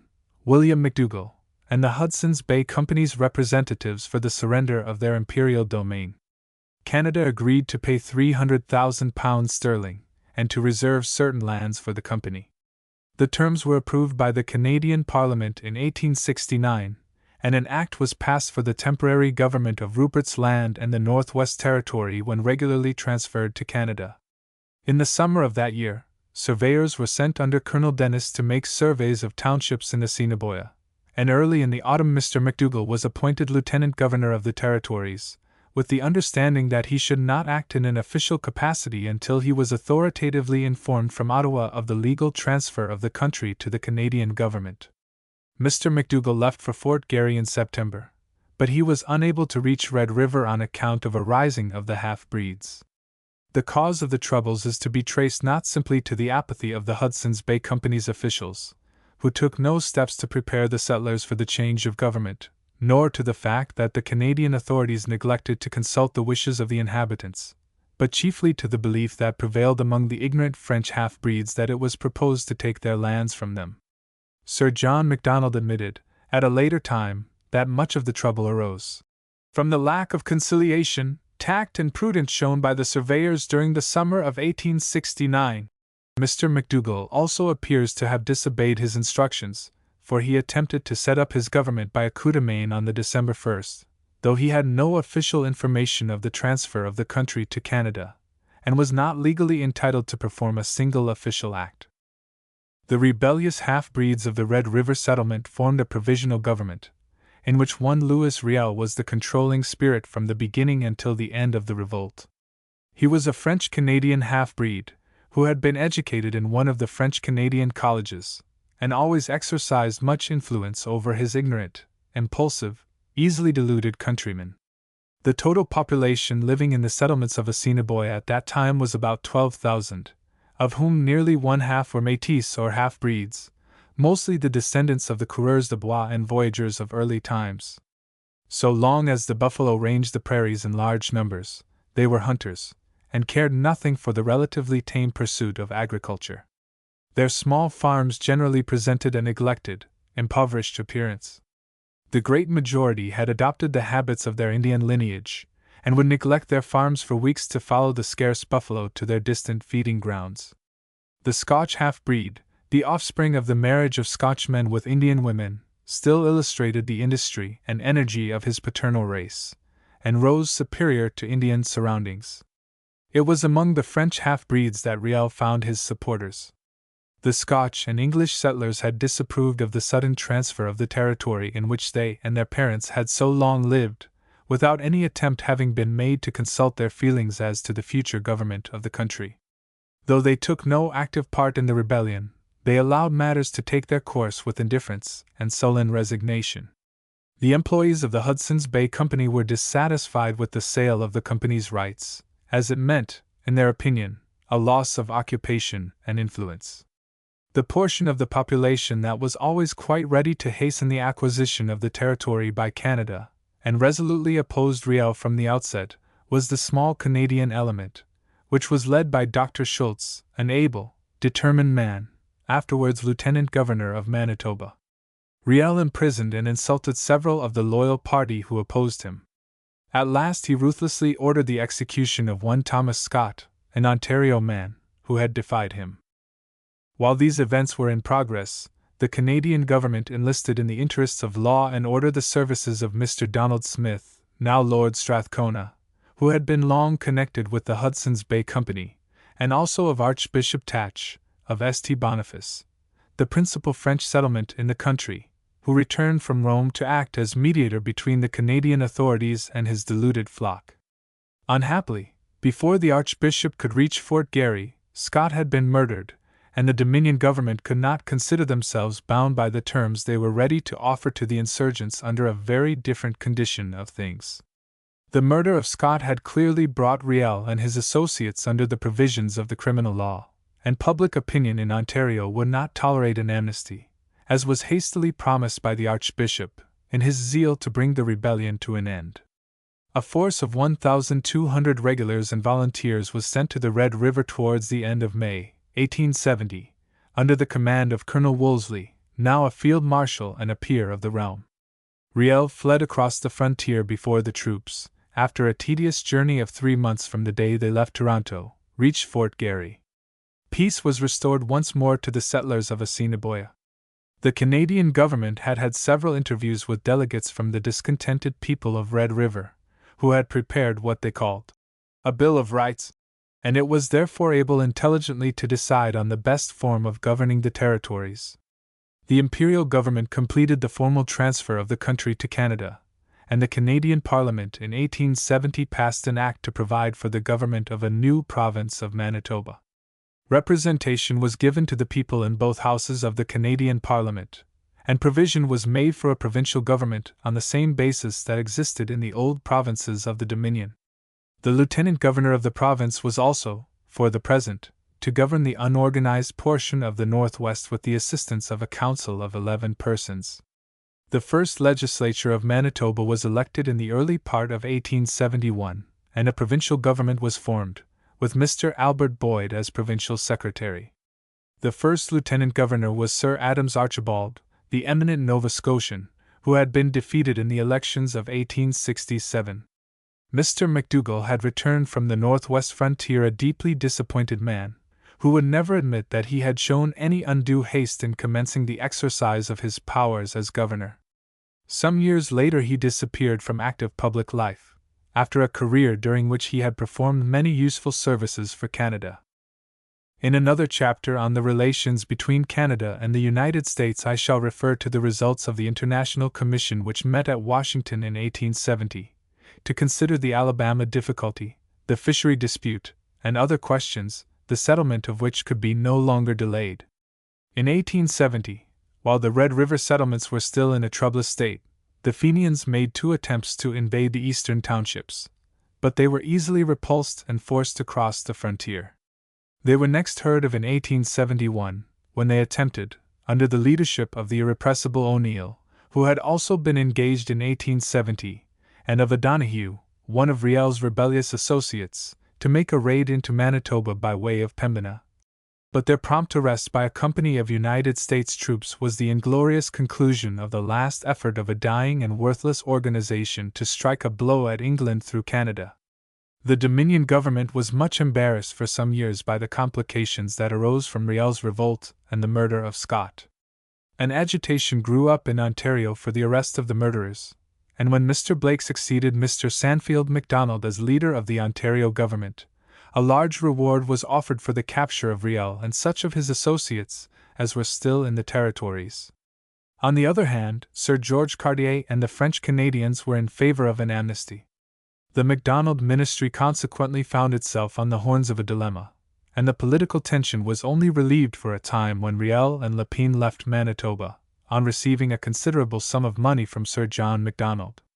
Although this fact was not known until 1875, when a committee of the House of Commons investigated the affairs of the Northwest, there was a general impression after 1870 throughout Ontario, an impression which had much effect on the general election of 1872, that the government had no sincere desire to bring Riel and his associates to justice. In 1871 the Dominion welcomed into the Union the great mountainous province of British Columbia, whose picturesque shores recall the memories of Cook, Vancouver and other maritime adventurers of the last century, and whose swift rivers are associated with the exploits of Mackenzie, Thompson, Cano, Fraser and other daring men, who first saw the impetuous waters which rushed through the canyons of the great mountains of the province until at last they emptied themselves into the Pacific Ocean. For many years Vancouver Island and the mainland, first known as New Caledonia, were under the control of the Hudson's Bay Company. Vancouver Island was nominally made a crown colony in 1849, that is, a colony without representative institutions, in which the government is carried on by a governor and council, appointed by the Crown. The official authority continued from 1851 practically in the hands of the company's chief factor, Sir James Douglas, a man of signal ability, who was also the governor of the infant colony. In 1856 an assembly was called, despite the insignificant population of the island. In 1858 New Caledonia was organized as a crown colony under the name of British Columbia, as a consequence of the gold discoveries which brought in many people. Sir James Douglas was also appointed Governor of British Columbia, and continued in that position until 1864. In 1866, the colony was united with Vancouver Island under the general designation of British Columbia. When the province entered the Confederation of Canada in 1871, it was governed by a lieutenant governor appointed by the Crown, a legislature composed of heads of the public departments, and several elected members. With the entrance of this province, so famous now for its treasures of gold, coal, and other minerals in illimitable quantities, must be associated the name of Sir Joseph Truch, the first lieutenant governor under the auspices of the Federation. The province did not come into the Union with the same constitution that was enjoyed by the other provinces, but it was expressly declared in the terms of union that the government of the Dominion will readily consent to the introduction of responsible government when desired by the inhabitants of British Columbia. Accordingly, soon after its admission, the province obtained a constitution similar to that of other provinces, a lieutenant governor, a responsible executive council, and an elective assembly. Representation was given it in both houses of the Dominion Parliament, and the members took their seats during the session of 1872. In addition to the payment of a considerable subsidy for provincial expenses, the Dominion government pledged itself to secure the construction of a railway within 2 years from the date of union to connect the seaboard of British Columbia with the railway system of Canada, to commence the work simultaneously at both ends of the line, and to complete it within 10 years from the admission of the colony to the Confederation. In 1872 a general election was held in the Dominion, and while the government was generally sustained, it came back with a minority from Ontario. The Riel agitation, the Washington Treaty, and the undertaking to finish the Pacific Railway in so short a time were questions which weakened the ministry. The most encouraging feature of the elections was the complete defeat of the anti-Unionists in Nova Scotia, the prelude to their disappearance as a party, all the representatives, with the exception of one member, being pledged to support a government whose chief merit was its persistent effort to cement the Union and extend it from ocean to ocean. Sir Francis Hincks, finance minister since 1870, was defeated in Ontario, and Sir George Cartier in Montreal. Both these gentlemen found constituencies elsewhere, but Sir George Cartier never took his seat, as his health had been seriously impaired, and he died in England in 1873. The state gave a public funeral to this great French Canadian, always animated by a sincere desire to weld the two races together on principles of compromise and justice. Sir Francis Hincks also disappeared from public life in 1873, and died at Montreal in 1885 from an attack of malignant smallpox. The sad circumstances of his death forbade any public or even private display, and the man who filled so many important positions in the Empire was carried to the grave with those precautions which are necessary in the case of those who fall victims to an infectious disease. But while these two eminent men disappeared from the public life of Canada, two others began now to occupy a more prominent place in Dominion affairs. These were Mr. Edward Blake and Mr. Alexander Mackenzie, who had retired from the Ontario legislature when an act was passed, as in other provinces, against dual representation, which made it necessary for them to elect between federal and provincial politics.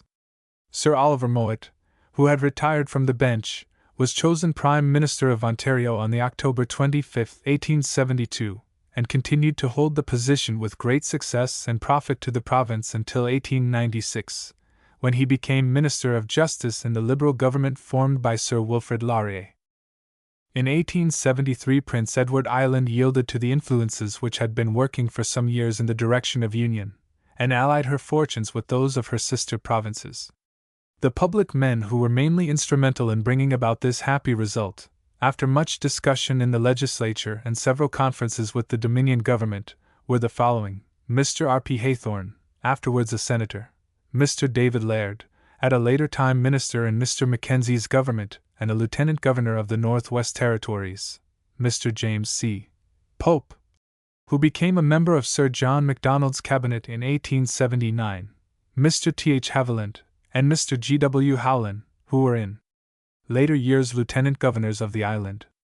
The terms of union made not only very favorable financial arrangements for the support of the provincial government, but also allowed a sum of money for the purpose of extinguishing the claims of the landlords to whom the greater portion of the public domain had been given by the British government more than 100 years before. The constitution of the executive authority and the legislature remained as before Confederation.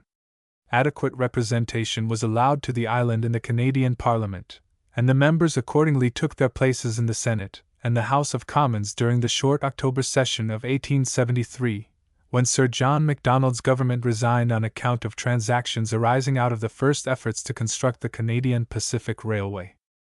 The Dominion was now extended for a distance of about 3,500 miles, from the island of Prince Edward in the east to the island of Vancouver in the west.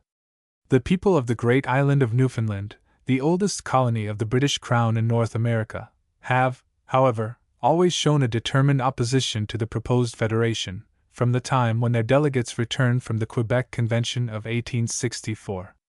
Negotiations have taken place more than once for the entrance of the island into the Federal Union, but so far no satisfactory arrangement has been attained. The advocates of union, down to the present time, have never been able to create that strong public opinion which would sustain any practical movement in the direction of carrying Newfoundland out of its unfortunate position of insular, selfish isolation, and making it an active partner in the material, political, and social progress of the provinces of the Canadian Dominion. Financial and political difficulties have steadily hampered the development of the island until very recently, and the imperial government has been obliged to intervene for the purpose of bringing about an adjustment of questions which, more than once, have rendered the operation of local self-government very troublesome. The government of the Dominion, on its side, while always ready to welcome the island into the Confederation, has been perplexed by the difficulty of making satisfactory financial arrangements for the admission of a colony, heavily burdened with debt, and occupying a position by no means so favorable as that of the provinces now comprised within the Dominion. Some Canadians also see some reason for hesitation on the part of the Dominion in the existence of the French shore question, which prejudicially affects the territorial interests of a large portion of the coast of the island, and affords a forcible example of the little attention paid to colonial interests in those old times when English statesmen were chiefly swayed by considerations of European policy. Section 3. Summary of noteworthy events from 1873 until 1900. On the November 4, 1873, Sir John Macdonald placed his resignation in the hands of the Governor-General, the Earl of Dufferin, and the first ministry of the Dominion came to an end after 6 years of office. The circumstances of this resignation were regrettable in the extreme. In 1872, 2 companies received charters for the construction of the Canadian Pacific Railway, one of them under the direction of probably the wealthiest man in Canada, Sir Hugh Allen of Montreal, and the other under the presidency of the Honourable David McPherson, a capitalist of Toronto. The government was unwilling for political reasons to give the preference to either of these companies, and tried to bring about an amalgamation. While negotiations were proceeding with this object in view, the general elections of 1872 came on, and Sir Hugh Allen made large contributions to the funds of the Conservative Party. The facts were disclosed in 1873 before a royal commission appointed by the Governor-General to inquire into charges made in the Canadian House of Commons by a prominent Liberal, Mr. Huntington. An investigation ordered by the House when the charges were first brought forward had failed chiefly on account of the legal inability of the committee to take evidence under oath, and the government then advised the appointment of the commission in question. Parliament was called together in October 1873 to receive the report of the commissioners, and after a long and vehement debate Sir John Macdonald, not daring to test the opinion of the House by a vote, immediately resigned. In justice to Sir John Macdonald, it must be stated that Sir Hugh Allen knew, before he subscribed a single farthing, that the privilege of building the railway could be conceded only to an amalgamated company. When it was shown some months after the elections that the proposed amalgamation could not be effected, the government issued a royal charter to a new company in which all the provinces were fairly represented, and in which Sir Hugh Allen appears at first to have had no special influence, although the directors of their own motion subsequently selected him as president on account of his wealth and business standing in Canada. Despite Sir John Macdonald's plausible explanations to the Governor-General, and his vigorous and even pathetic appeal to the House before he resigned, The whole transaction was unequivocally condemned by sound public opinion. His own confidential secretary, whom he had chosen before his death as his biographer, admits that even a large body of his faithful supporters were impelled to the conclusion that a government which had benefited politically by large sums of money contributed by a person with whom it was negotiating on the part of the Dominion could no longer command their confidence or support, and that for them the time had come to choose between their conscience and their party. The immediate consequence of this very unfortunate transaction was the formation of a Liberal government by Mr. Alexander Mackenzie, the leader of the opposition, who had entered the old Parliament of Canada in 1861, and had been treasurer in the Ontario Ministry led by Mr. Blake until 1872. He was Scotch by birth, and a stonemason by trade. He came to Canada in early manhood, and succeeded in raising himself above his originally humble position to the highest in the land. His great decision of character, his clear, logical intellect, his lucid, incisive style of speaking, his great fidelity to principle, his inflexible honesty of purpose, made him a force in the Liberal party, who gladly welcomed him as the leader of a government. When he appealed to the country in 1874, he was supported by a very large majority of the representatives of the people. His administration remained in office until the autumn of 1878, and passed many measures of great usefulness to the Dominion. The Northwest Territories were separated from the government of Manitoba, and first organized under a lieutenant governor and council, appointed by the Governor-General of Canada. In 1875, pending the settlement of the western boundary of Ontario, it was necessary to create a separate territory out of the eastern part of the Northwest, known as the District of Keewatin, which was placed under the jurisdiction of the Lieutenant Governor of Manitoba. This boundary dispute was not settled until 1884, when the Judicial Committee of the Privy Council, to whose decision the question had been referred, materially altered the limits of Keewatin and extended the western boundaries of Ontario. In 1878, in response to an address of the Canadian Parliament, an imperial order in council was passed to annex to the Dominion all British possessions in North America not then included within the Confederation, an order intended to place beyond question the right of Canada to all British North America except Newfoundland. In the course of succeeding years, a system of local government was established in the Northwest Territories, and a representation allowed them in the Senate and House of Commons. As soon as the Northwest became a part of the Dominion, the Canadian government recognized the necessity of making satisfactory arrangements with the Indian tribes. The policy first laid down in the Proclamation of 1763 was faithfully carried out in this great region. Between 1871 and 1877, 7 treaties were made by the Canadian government with the Crees, Chippewas, Saulteaux, Ojibways, Blackfeet, Bloods, and Piegans, who received certain reserves of land, annual payments of money, and other benefits, as compensation for making over to Canada their title to the vast country where they had been so long the masters. From that day to this, the Indians have become the wards of the government, who have always treated them with every consideration. The Indians live on reserves allotted to them in certain districts where schools of various classes have been provided for their instruction. They are systematically taught farming and other industrial pursuits. Agents and instructors visit the reserves from time to see that the interests of the Indians are protected, and the sale of spirits is especially forbidden in the territories, chiefly with the view of guarding the Indians from such baneful influences. The policy of the government for the past 30 years has been on the whole most satisfactory from every point of view. In the course of a few decades, the Indians of the prairies will be an agricultural population, able to support themselves. The Mackenzie Ministry established a Supreme Court, or General Court of Appeal, for Canada. The election laws were amended so as to abolish public nominations and property qualification for members of the House of Commons, as well as to provide for vote by ballot and simultaneous polling at a general election, a wise provision which had existed for some years in the province of Nova Scotia. An act passed by Sir John Macdonald's government for the trial of controverted elections by judges was amended, and a more ample and effective provision made for the repression and punishment of bribery and corruption at elections. A force of mounted police was organized for the maintenance of law and order in the Northwest Territories. The enlargement of the St. Lawrence system of canals was vigorously prosecuted in accordance with the report of a royal commission, appointed in 1870 by the previous administration to report on this important system of waterways. A Canada Temperance Act, known by the name of Senator Scott, who introduced it when Secretary of State, was passed to allow electors in any county to exercise what is known as local option, that is to say, to decide by their votes at the polls whether they would permit the sale of intoxicating liquors within their respective districts. This act was declared by the Judicial Committee of the Privy Council to be constitutional and was extended in the course of time to very many counties of the several provinces.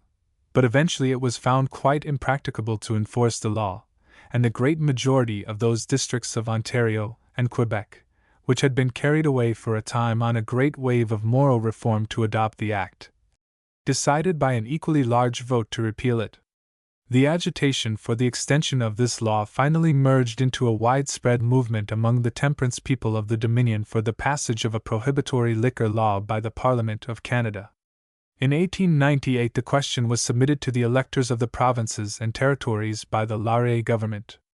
The result was a majority of only 14,000 votes in favor of prohibition out of a total vote of 543,049, polled throughout the Dominion. The province of Quebec declared itself against the measure by an overwhelming vote. The temperance people then demanded that the Dominion government should take immediate action in accordance with this vote. But the Prime Minister stated emphatically to the House of Commons as soon as Parliament opened in March 1899 that the voice of the electorate, which has been pronounced in favor of prohibition, only 23% of the total electoral vote of the Dominion, is not such as to justify the government in introducing a prohibitory law. In the Premier's opinion, the government would not be justified in following such a course, unless at least one half of the electorate declared itself at the polls in its favor. In the province of Manitoba, where the people have pronounced themselves conclusively in favor of prohibition, the Macdonald government are now moving to give effect to the popular wishes and restrain the liquor traffic so far as it is possible to go under the provisions of the British North America Act of 1867 and the decisions of the courts as to provincial powers. For 2 years and even longer, after its coming into office, the Mackenzie government was harassed by the persistent effort that was made in French Canada for the condonation of the serious offenses committed by Riel and his principal associates during the Rebellion of 1870. Riel had been elected by a Manitoba constituency in 1874 to the Dominion House of Commons and actually took the oath of allegiance in the clerk's office. But he never attempted to sit, and was subsequently expelled as a fugitive from criminal justice. Lapine was convicted of murder at Winnipeg and sentenced to be hanged, when the Governor-General, Lord Dufferin, intervened and commuted the sentence to 2 years' imprisonment, with the approval of the imperial authorities, to whom, as an imperial officer entrusted with large responsibility in the exercise of the prerogative of mercy, he had referred the whole question. Soon afterwards the government yielded to the strong pressure from French Canada and relieved the tension of the public situation by obtaining from the representative of the Crown an amnesty for all persons concerned in the Northwest troubles, with the exception of Riel and Lapine, who were banished for 5 years, when they also were to be pardoned. O'Donoghue was not included, as his first offense had been aggravated by his connection with the Fenian raid of 1871. But he was allowed in 1877 the benefit of the amnesty. The action of Lord Dufferin in pardoning Lapine and thereby relieving his ministers from all responsibility in the matter was widely criticized, and no doubt had much to do with bringing about an alteration in the terms of the Governor-General's commission and his instructions with respect to the prerogative of mercy. Largely through the instrumentality of Mr. Blake, who visited England for the purpose, in 1875, new commissions and instructions have been issued to Lord Dufferin's successors, with a due regard to the larger measure of constitutional freedom now possessed by the Dominion of Canada. As respects the exercise of the prerogative of mercy, the independent judgment of the Governor-General may be exercised in cases of imperial interest, but only after consultation with his responsible advisers, while he is at liberty to yield to their judgment in all cases of local concern. One of the most important questions with which the Mackenzie government was called upon to deal was the construction of the Canadian Pacific Railway. It was first proposed to utilize the water stretches on the route of the railroad, and in that way lessen its cost, but the scheme was soon found to be impracticable. The people of British Columbia were aggrieved at the delay in building the railway, and several efforts were made to arrange the difficulty through the intervention of the Earl of Carnarvon, Colonial Secretary of State, of the Governor-General when he visited the province in 1876, and of Mr. afterwards Sir James Edgar, who was authorized to treat with the provincial government on the subject. At the instance of the Secretary of State, the government agreed to build immediately a road from Esquimalt to Nanaimo on Vancouver Island, to prosecute the surveys with vigor, and make arrangements for the completion of the railway in 1890. Mr. Blake opposed these terms, and in doing so no doubt represented the views of a large body of the Liberal party, who believed that the Government of Canada had in 1871 entered into the compact with British Columbia without sufficient consideration of the gravity of the obligation they were incurring. The Commons, however, passed the Esquimalt and Nanaimo Bill only to hear of its rejection in the Senate, where some Liberals united with the Conservative majority to defeat it. When the surveys were all completed, the government decided to build the railway as a public work, but by the autumn of 1878, when Mr. Mackenzie was defeated at a general election, only a few miles of the road had been completed, and the indignation of British Columbia had become so deep that the legislature passed a resolution for separation from the Dominion unless the terms of union were soon fulfilled. During the existence of the Mackenzie government there was much depression in trade throughout the Dominion, and the public revenues showed large deficits in consequence of the falling off of imports. When the elections took place in September 1878, the people were called upon to give their decision on a most important issue. With that astuteness which always enabled him to gauge correctly the tendency of public opinion, Sir John Macdonald recognized the fact that the people were prepared to accept any new fiscal policy which promised to relieve the country from the Great Depression which had too long hampered internal and external trade. In the session of 1878 he brought forward a resolution, declaring emphatically that the welfare of Canada required the adoption of a national policy which, by a judicious readjustment of the tariff, will benefit the agricultural, the mining, the manufacturing, and other interests of the Dominion, will retain in Canada thousands of our fellow countrymen now obliged to expatriate themselves in search of the employment denied them at home, will restore prosperity to our struggling industries now so sadly depressed, will prevent Canada from being made a sacrifice market, will encourage and develop an interprovincial trade, and will procure eventually for this country a reciprocity of trade with the United States. This ingenious resolution was admirably calculated to captivate the public mind, though it was defeated in the House of Commons by a large majority. Mr. Mackenzie was opposed to the principle of protection, and announced the determination of the government to adhere to a revenue tariff instead of resorting to any protectionist policy, which would, in his opinion, largely increase the burdens of the people under the pretense of stimulating manufactures. As a consequence of his unbending fidelity to the principles of his life, Mr. Mackenzie was beaten at the general election by an overwhelming majority. If he had possessed even a little of the flexibility of his astute opponent, he would have been more successful as a leader of a party. One of Lord Dufferin's last official acts in October 1878 was to call upon Sir John Macdonald to form a new administration on the resignation of Mr. Mackenzie. The new Governor-General, the Marquess of Lorne, and the Princess Louise, arrived in Canada early in November, and were everywhere received with great enthusiasm.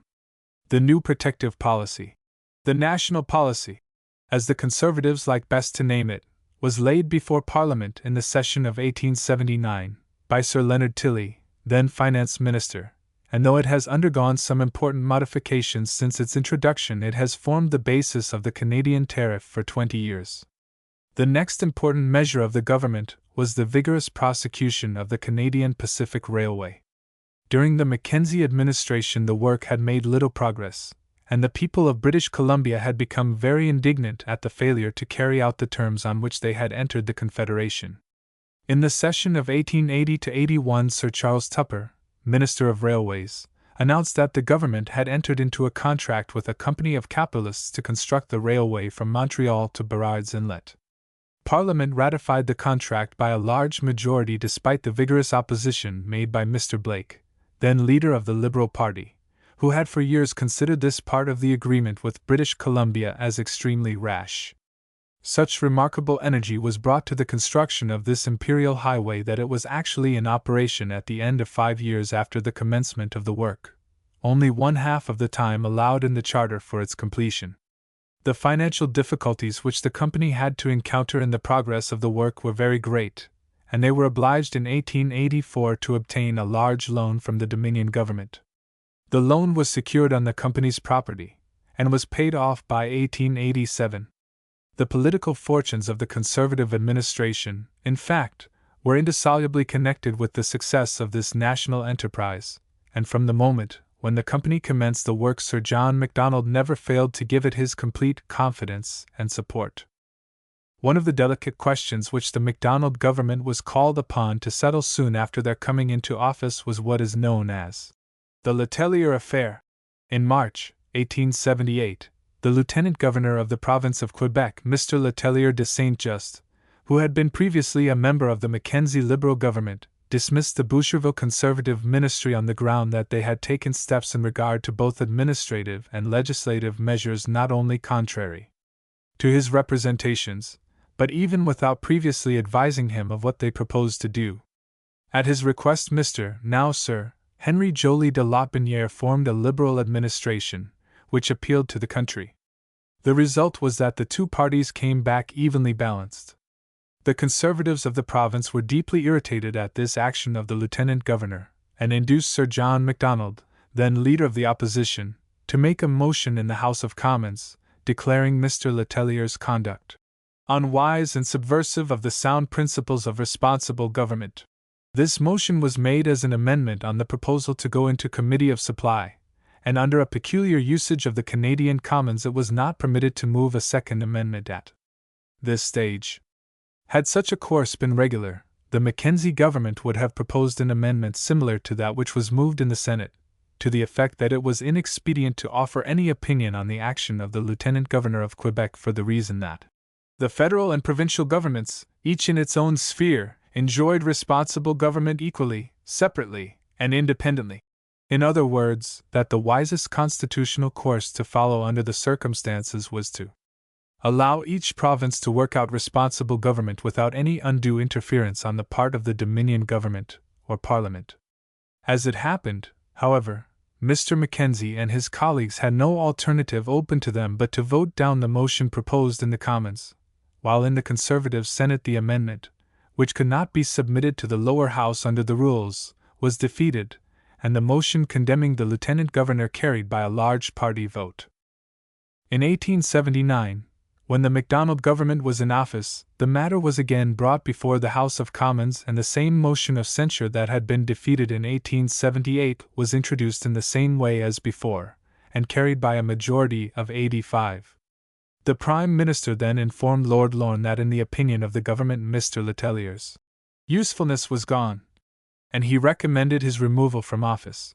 But the Governor-General was unwilling to agree hastily to such a dangerous precedent as the removal of a Lieutenant Governor, and as an imperial officer he referred the whole matter to Her Majesty's government for their consideration and instructions. The Colonial Secretary did not hesitate to state that the Lieutenant Governor of a province has an indisputable right to dismiss his ministers if, from any cause, he feels it incumbent to do so, but that, in deciding whether the conduct of a Lieutenant Governor merits removal from his office, as in the exercise of other powers vested in him by the imperial state, the Governor-General must act by and with the advice of his ministers. After further consideration of the subject, the Canadian government again recommended the dismissal of Mr. Letellier, and the Governor-General had now no alternative except to act on the advice of his responsible ministers. It was unfortunate that the constitutional issue was obscured, from the outset, by the political bitterness that was imported into it, and that the procedure, followed in 2 sessions, of proposing an amendment, condemnatory of the action of the Lieutenant Governor, on the motion of going into Committee of Supply, prevented the House from coming to a decision squarely on the true constitutional issue, actually raised in the Senate in 1878, whether it was expedient for the Parliament or Government of Canada to interfere in a matter of purely provincial concern. In 1891 another case of the dismissal of a ministry, having a majority in the Assembly, occurred in the province of Quebec, but the intervention of Parliament was not asked for the purpose of censuring the Lieutenant Governor for the exercise of his undoubted constitutional power. It appears that, in 1891, the evidence taken before a committee of the Senate showed that gross irregularities had occurred in connection with the disbursement of certain government subsidies which had been voted by Parliament for the construction of the Baie des Chalets Railway, and that members of the Quebec cabinet were compromised in what was clearly a misappropriation of public money. In view of these grave charges, Lieutenant Governor Engers forced his Prime Minister, Mr. Honoré Mercier, to agree to the appointment of a royal commission to hold an investigation into the transaction in question. When the Lieutenant Governor was in possession of the evidence taken before this commission, he came to the conclusion that it was his duty to relieve Mr. Mercier and his colleagues of their functions as ministers. In order to protect the dignity of the Crown and safeguard the honor and interest of the province in danger, Mr. de Boucherville was then called upon to form a ministry which would necessarily assume full responsibility for the action of the Lieutenant Governor under the circumstances, and after some delay the new ministry went to the country and was sustained by a large majority. It is an interesting coincidence that the Lieutenant Governor who dismissed the Mercier government and the Prime Minister who assumed full responsibility for the dismissal of the Mercier administration were respectively Attorney General and Premier in the Cabinet who so deeply resented a similar action in 1878. But Mr. Letellier was then dead, notoriously as a result of the mental strain to which he had been subject in the constitutional crisis which wrecked his political career, and it was left only for his friends to feel that the whirligig of time brings its revenge even in political affairs. 5. Since this chapter was in type, the Dominion government have found it necessary to dismiss Mr. McInnes from the Lieutenant Governorship of British Columbia, on the ground, as set forth in an order in council, that his official conduct had been subversive of the principles of responsible government, and that his usefulness was gone. While Mr. McInnes acted as head of the executive at Victoria, the political affairs of the province became chaotic. He dismissed ministries in the most summary manner. When the people were at last appealed to at a general election by Mr. Martin, his latest adviser, he was defeated by an overwhelming majority, and the Ottawa government came to the conclusion, to quote the order in council, that the action of the Lieutenant Governor in dismissing his ministers has not been approved by the people of British Columbia, and it was evident that the government of the province cannot be successfully carried on in the manner contemplated by the Constitution under the administration of the present incumbent of the office. Consequently, Mr. McInnes was removed from office, and the Dominion government appointed in his place Sir Henri Joly de la Binière, who has had large experience in public affairs, and is noted for his amiability and discretion. A very important controversy involving old issues arose in 1888 in connection with an act passed by the Mercier government of Quebec for the settlement of the Jesuits' estates, which, so long ago as 1800, had fallen into the hands of the British government, on the death of the last surviving member of the order in Canada, and had been, after some delay, applied to the promotion of public instruction in the province of Quebec. The bishops of the Roman Catholic Church always contended that the estates should have been vested in them, as the ordinaries of the various dioceses in which this property was situated. After Confederation, the estates became the property of the government of Quebec and were entirely at the disposal of the legislature. The Jesuits in the meantime had become incorporated in the province, and made, as well as the bishops, a claim to the estates. Eventually, to settle the difficulty and strengthen himself with the ecclesiastics of the province, Mr. Mercier astutely passed a bill through the legislature, authorizing the payment of $400,000 as compensation to the Jesuits in lieu of all the lands held by them prior to the conquest and subsequently confiscated by the Crown. It was expressly set forth in the preamble of the Act, and it was this proposition which offended the extreme Protestants, that the amount of compensation was to remain as a special deposit until the Pope had made known his wishes respecting the distribution.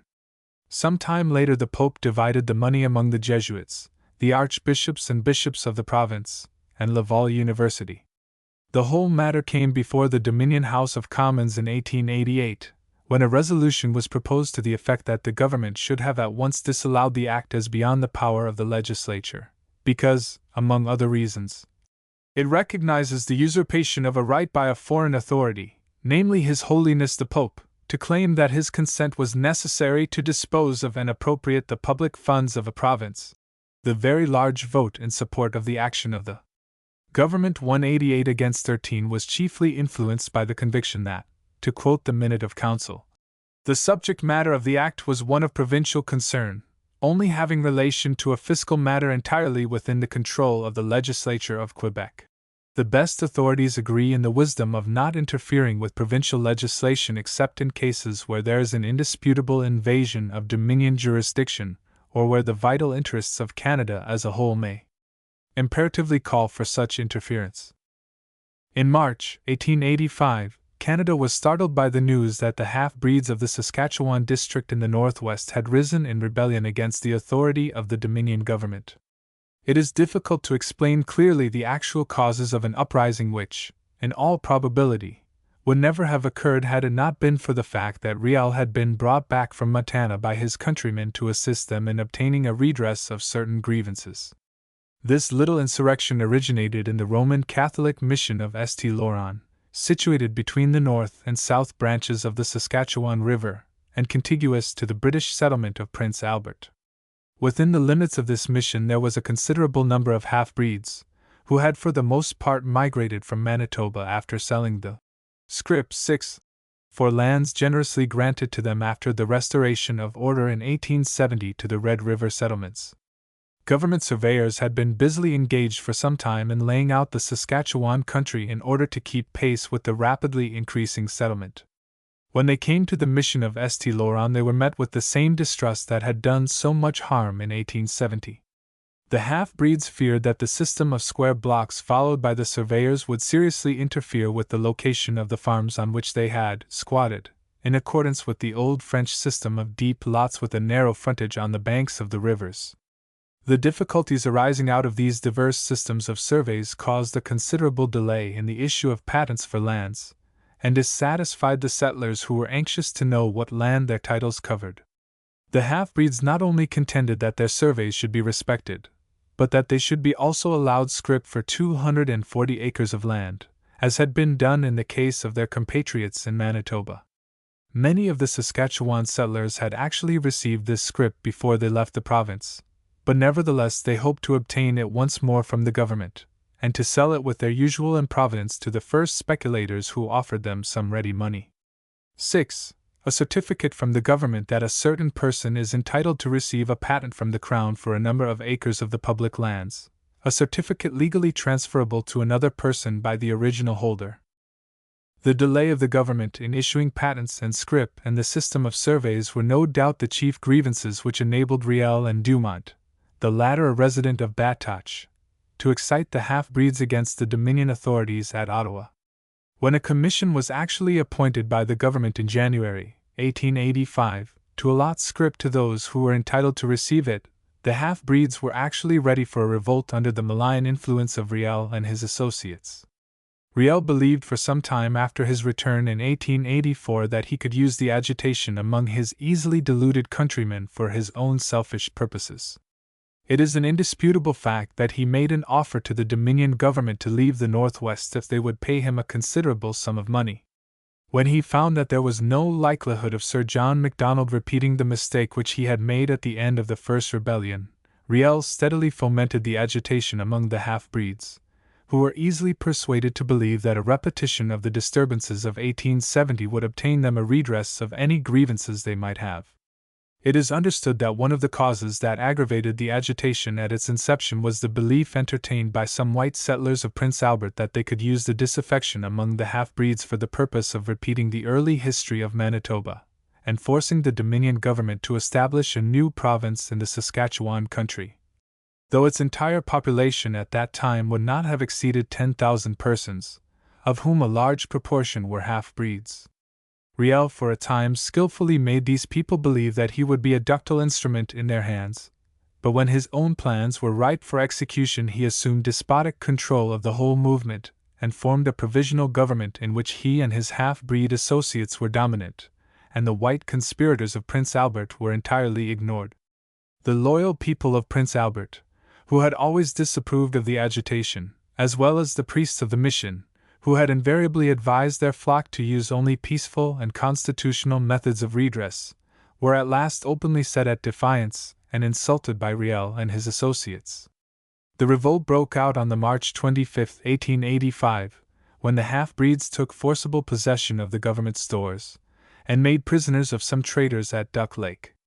A small force of mounted police under the command of Superintendent Crozier was defeated near the same place by Dumont, and the former only saved his men from destruction by a skillful retreat to Fort Carleton. The half-breed leaders circulated the news of this victory over the dreaded troops of the government among the Indian bands of the Saskatchewan, a number of whom immediately went on the warpath. Fort Carleton had to be given up by the mounted police, who retired to Prince Albert, the key of the district. The town of Battleford was besieged by the Indians, but they were successfully kept in check for weeks until the place was relieved. Fort Pitt was evacuated by Inspector Dickens, a son of the great novelist, who succeeded in taking his little force of police into Battleford. 2 French missionaries and several white men were ruthlessly murdered at Frog Lake by a band of Crees, and 2 women were dragged from the bodies of their husbands and carried away to the camp of Big Bear. Happily for them, some tender-hearted half-breeds purchased them from the Indians and kept them in safety until they were released at the close of the disturbances. The heart of Canada was now deeply stirred and responded with great heartiness to the call of the government for troops to restore order to the distracted settlements. The Minister of Militia, Mr. Adolphe Caron, afterwards knighted for his services on this trying occasion, showed great energy in the management of his department. Between 4,000 and 5,000 men were soon on the march for the territories under Major General Middleton, the English officer then in command of the Canadian militia. Happily for the rapid transport of the troops, the Canadian Pacific Railway was so far advanced that, with the exception of 72 miles, it afforded a continuous line of communication from Montreal to Qu'Appelle. The railway formed the base from which 3 military expeditions could be dispatched to the most important points of the Saskatchewan country, one direct to Batoche, a second to Battleford, and a third for a flank movement to Fort Edmonton, where a descent could be made down the North Saskatchewan for the purpose of recapturing Fort Pitt and attacking the rebellious Indians under Big Bear. On the 24th of April, General Middleton fought his first engagement with the half-breeds, who were skillfully concealed in rifle pits in the vicinity of Fish Creek, a small erratic tributary of the South Saskatchewan. Dumont for the moment succeeded in checking the advance of the Canadian forces, who fought with much bravery but were placed at a great disadvantage on account of Middleton not having taken sufficient precautions against a foe thoroughly acquainted with the country and cunningly hidden. The Canadian troops were soon able to continue their forward movement and won a decisive victory at Batoche, in which Colonels Williams, Strobenzi, and Grasset notably distinguished themselves. Riel was soon afterwards captured on the prairie, but Dumont succeeded in crossing the frontier of the United States. While Middleton was on his way to Batoche, Lieutenant Colonel Otter of Toronto, an able soldier who was, 15 years later, detached for active service in South Africa, was on the march for the relief of Battleford, and had on the 1st of May an encounter with a large band of Indians under Poundmaker on the banks of Cutknife Creek, a small tributary of the Battle River.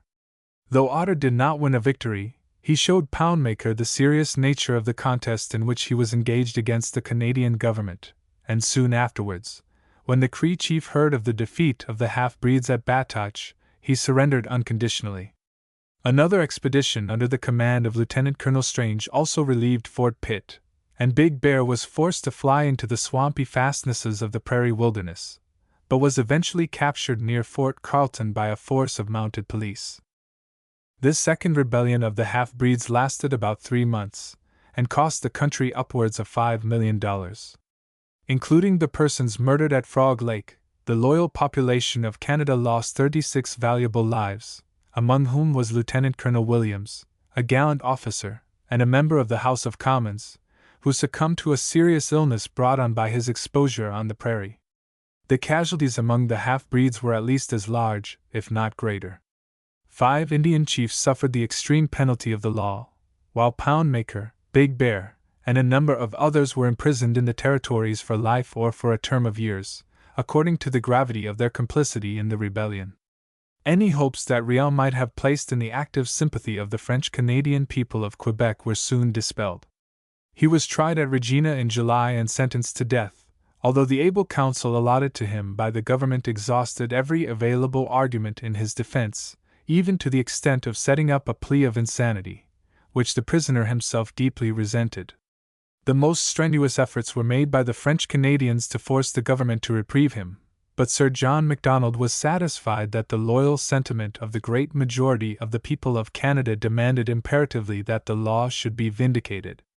The French Canadian representatives in the cabinet, Langevin, Chapleau, and Caron, resisted courageously the storm of obloquy which their determination to support the Prime Minister raised against them, and Riel was duly executed on the November 16th.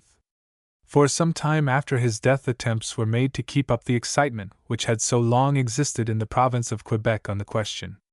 The Dominion government was certainly weakened for a time in Quebec by its action in this matter, while Mr. Honoré Mercier skillfully used the Riel agitation to obtain control of the provincial government at the general election of 1886, but only to fall 5 years later, under circumstances which must always throw a shadow over the fame of a brilliant, but unsafe, political leader. See page 247. The attempt to make political capital out of the matter in the Dominion Parliament had no other result than to weaken the influence in Ontario of Mr. Edward Blake, the leader of the opposition since the resignation of Mr. Mackenzie in 1880. He was left without the support of the majority of the Liberal representatives of the province in the House of Commons when he condemned the execution of Riel, principally on the ground that he was insane, a conclusion not at all justified by the report of the medical experts who had been chosen by the government to examine the condemned man previous to the execution. The energy with which this rebellion was repressed showed both the half-breeds and the Indians of the West the power of the Ottawa government. From that day to this order has prevailed in the Western country, and grievances have been redressed as far as possible. The readiness with which the militia force of Canada rallied to the support of the government was conclusive evidence of the deep national sentiment that existed throughout the Dominion.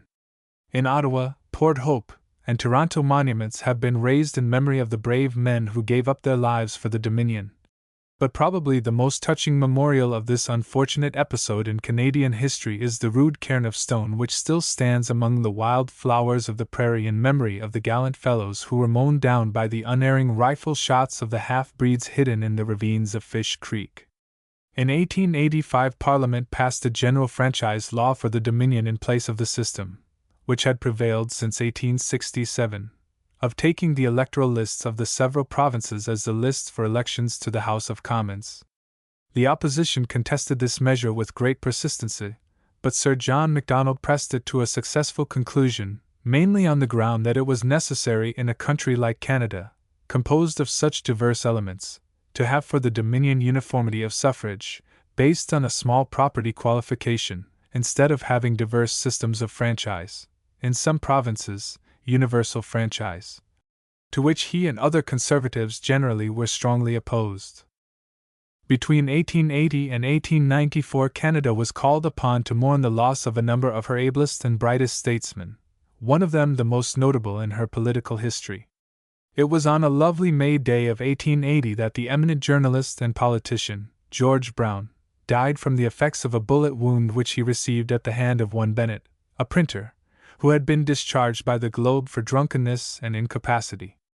The Conservative Party in 1888 suffered a great loss by the sudden decease of Mr. Thomas White, Minister of the Interior in the Macdonald Ministry, who had been for the greater part of his life a prominent journalist, and had succeeded in winning a conspicuous and useful position in public affairs as a writer, speaker, and administrator. 3 years later, the Dominion was startled by the sad announcement, on the June 6, 1891, that the voice of the great Prime Minister, Sir John Macdonald, who had so long controlled the affairs of Canada, would never more be heard in that federal parliament of which he had been one of the fathers. All classes of Canadians vied with one another in paying a tribute of affection and respect to one who had been in every sense a true Canadian. Men forgot for the moment his mistakes and weaknesses, the mistakes of the politician and the weaknesses of humanity, only to remember, to quote the eloquent tribute paid to him by Mr. Larrey, then leader of the opposition, That his actions always displayed great originality of view, unbounded fertility of resources, a high level of intellectual conception, and above all, a far-reaching vision beyond the event of the day, and still higher, permeating the whole, a broad patriotism, a devotion to Canada's welfare, Canada's advancement, and Canada's glory. His obsequies were the most stately and solemn that were ever witnessed in the Dominion.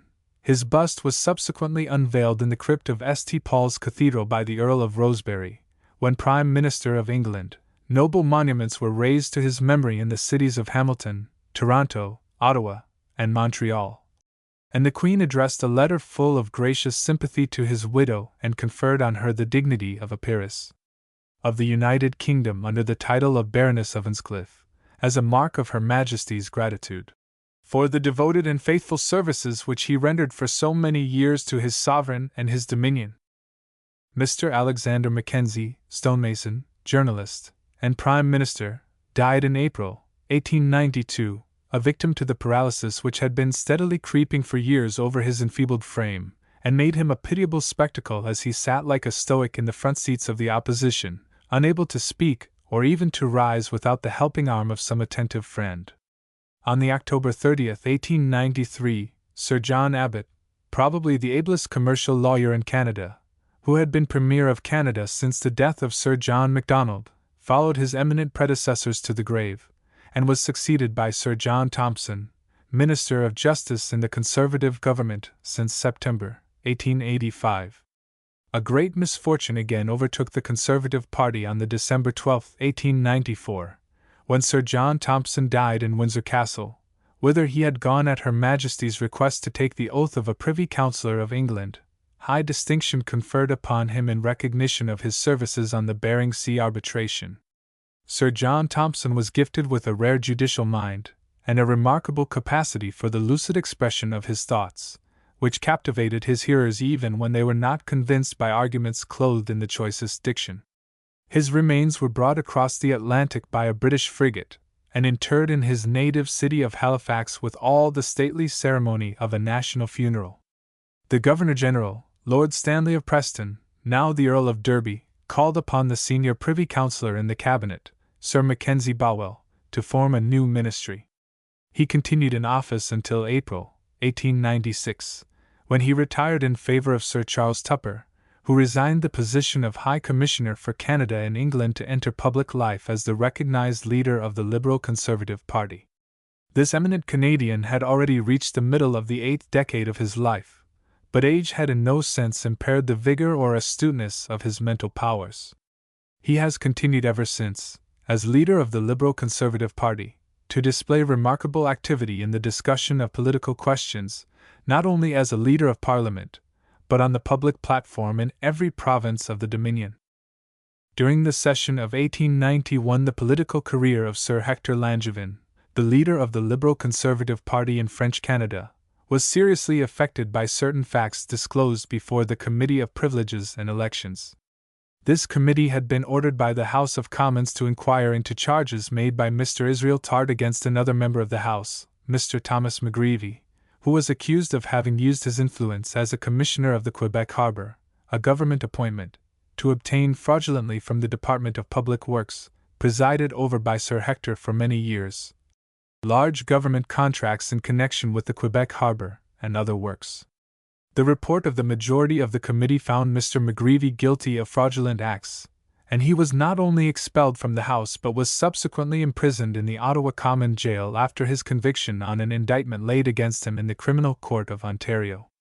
With respect to the complicity of the Minister of Public Works in these frauds, the committee reported that it was clear that, while the conspiracy had been rendered effective by reason of the confidence which Sir Hector Langevin placed in Mr. McGreevy and in the officers of the department, yet the evidence did not justify them in concluding that Sir Hector knew of the conspiracy or willingly lent himself to its objects.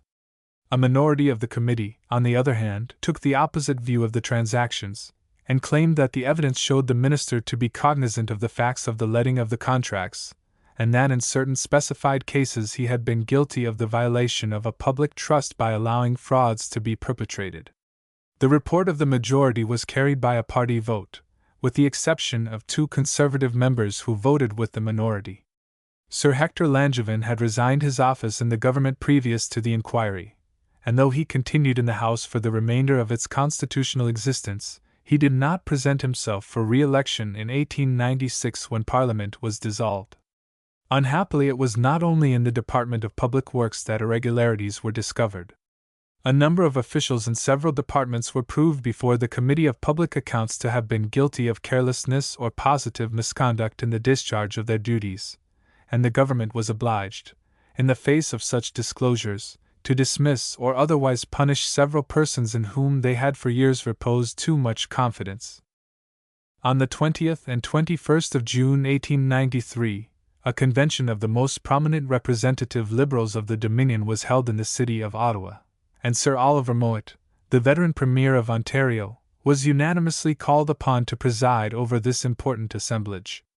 Resolutions were passed with great enthusiasm in support of tariff reform, a fair measure of reciprocal trade with the United States, a sale of public lands only to actual settlers upon reasonable terms of settlement, an honest and economical administration of government, the right of the House of Commons to inquire into all matters of public expenditure and charges of misconduct against ministers, the reform of the Senate, the submission of the question of prohibition to a vote of the people, and the repeal of the Dominion Franchise Act passed in 1885, as well as of the measure of 1892, altering the boundaries of the electoral districts, and readjusting the representation in the House of Commons. This convention may be considered the commencement of that vigorous political campaign, which ended so successfully for the Liberal party in the general election of 1896.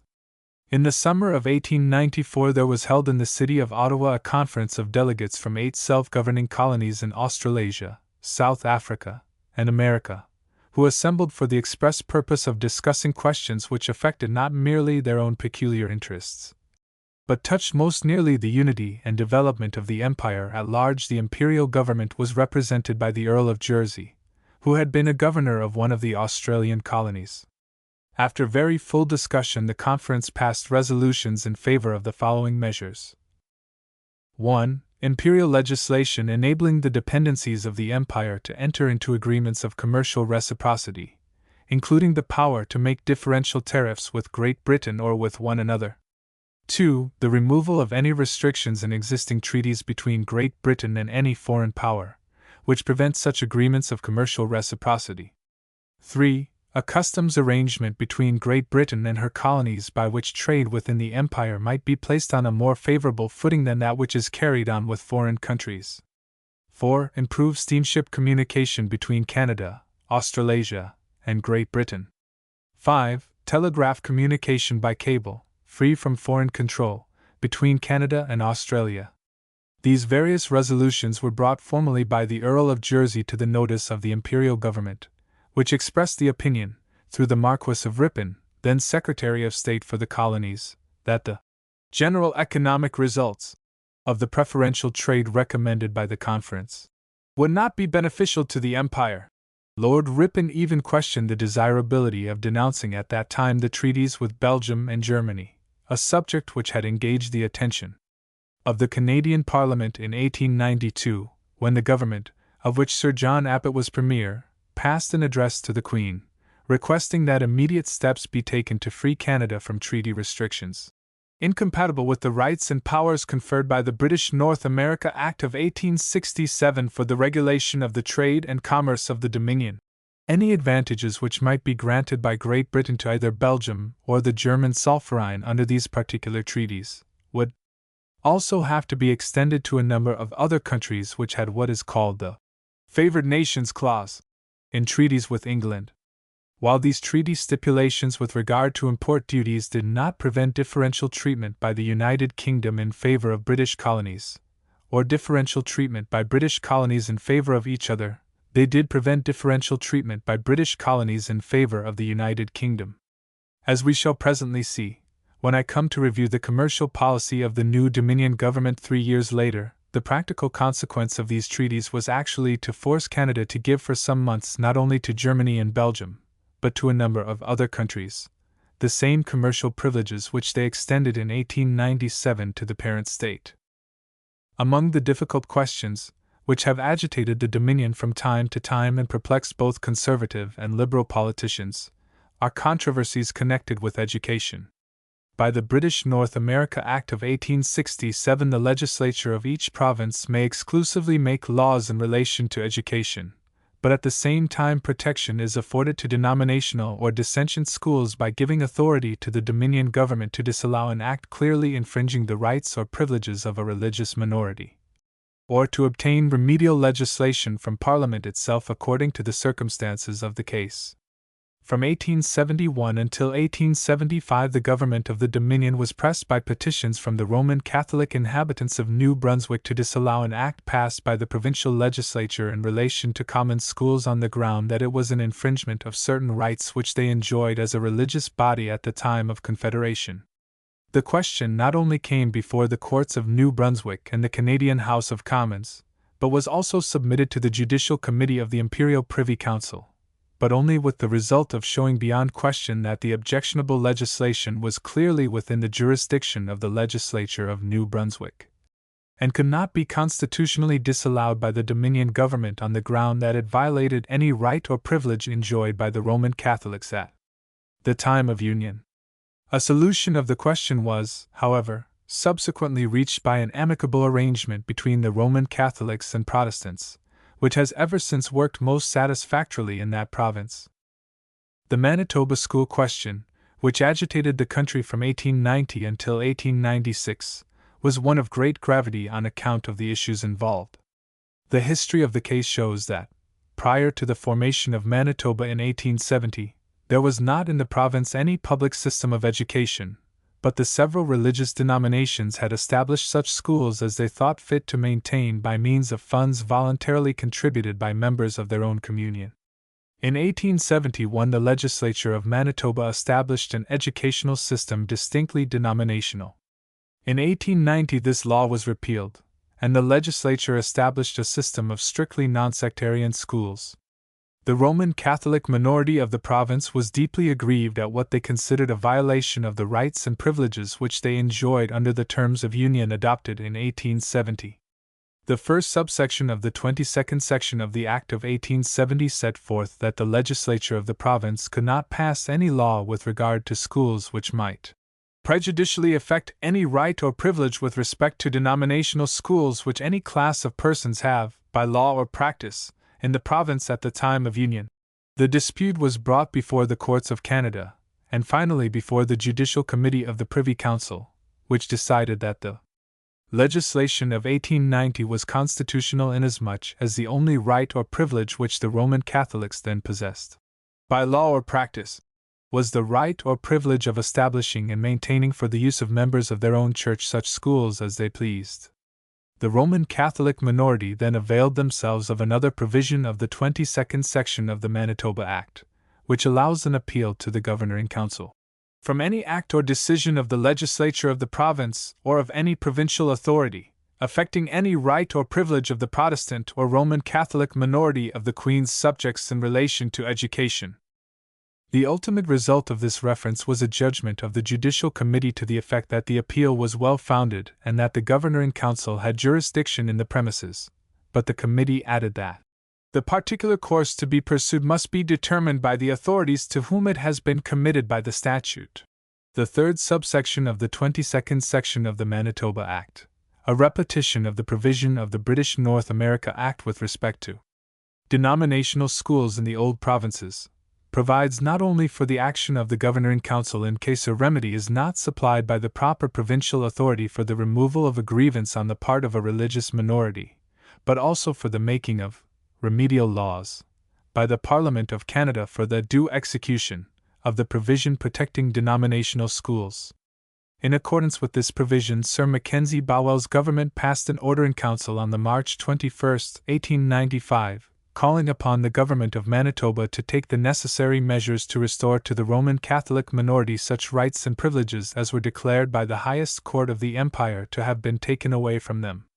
The Manitoba government not only refused to move in the matter but expressed its determination to resist unitedly by every constitutional means any such attempt to interfere with their provincial autonomy. The result was the introduction of a remedial bill by Mr. Dickey, Minister of Justice, in the House of Commons during the session of 1896, but it met from the outset very determined opposition during the most protracted sittings, one of them lasting continuously for a week, ever known in the history of the Canadian or any other legislature of the Empire. On several divisions the bill was supported by majorities ranging from 24 to 18, several French members of the opposition having voted for it and several conservative Protestant members against its passage. The bill was introduced on the February 11th, and the motion for its second reading was made on the March 3rd, from which date it was debated continuously until progress was reported from a committee of the whole House on the April 16th, after the House had sat steadily from Monday afternoon at 3 o'clock until 2 o'clock on the following Thursday morning. It was then that Sir Charles Tupper, leader of the government in the House, announced that no further attempt would be made to press the bill that session. He stated that it was absolutely necessary to vote money for the urgent requirements of the public service and pass other important legislation during the single week that was left before Parliament would be dissolved by the efflux of time under the constitutional law, which fixes the duration of the House of Commons for 5 years from the day of the return of the writs for choosing the House and no longer. In the general election of 1896 the Manitoba school question was an issue of great importance. From the commencement to the close of the controversy the opponents of denominational schools combined with the supporters of provincial rights to defeat the government, which had so determinately fought for what it considered to be the legal rights of the Roman Catholic minority of Manitoba. It had looked confidently to the support of the great majority of the French Canadians, but the result of the elections was most disappointing to the Conservative Party. Whilst in the provinces, where the Protestants predominated, the Conservatives held their own to a larger extent than had been expected even by their sanguine friends, the French province gave a great majority to Mr. Larner, whose popularity among his countrymen triumphed over all influences, ecclesiastical and secular, that could be used in favor of denominational schools in Manitoba. The majority against Sir Charles Tupper was conclusive, and he did not attempt to meet Parliament as the head of a government. Before his retirement from office, immediately after his defeat at the elections, he had some difference of opinion with the Governor-General, the Earl of Aberdeen, who refused, in the exercise of his discretionary power, to sanction certain appointments to the Senate and the judicial bench, which the Prime Minister justified by reference to English and Canadian precedents under similar conditions, notably of 1878 when Mr. Mackenzie resigned. Soon after the general election, and Lord Dufferin was Governor-General, Sir Charles Tupper considered the subject of sufficient constitutional importance to bring it before the House of Commons, where Sir Wilfrid Laurier, then Premier, defended the course of the Governor-General. The Secretary of State for the Colonies also approved in general terms of the principles which, as the Governor-General explained in his dispatches, had governed his action in this delicate matter. On Sir Charles Tupper's defeat at the elections, Mr. Laurier became First Minister of a Liberal administration, in which positions were given to Sir Oliver Mowat, so long Premier of Ontario, to Mr. Blair, Premier of New Brunswick, to Mr. Fielding, Premier of Nova Scotia, and eventually to Mr. Sifton, the astute Attorney General of Manitoba. Sir Richard Cartwright and Sir Louis Davies, to give the latter the title conferred on him in the Diamond Jubilee year, both of whom had been in the foremost rank of the Liberal party for many years, also took office in the new administration. But Mr. Mills, versed above most Canadian public men in political and constitutional knowledge, was not brought in until some time later, when Sir Oliver Mowat, the veteran Minister of Justice, was appointed to the Lieutenant Governorship of Ontario. A notable acquisition was Mr. Tart, who had acquired much influence in French Canada by his irrepressible energy, and who was placed over the Department of Public Works.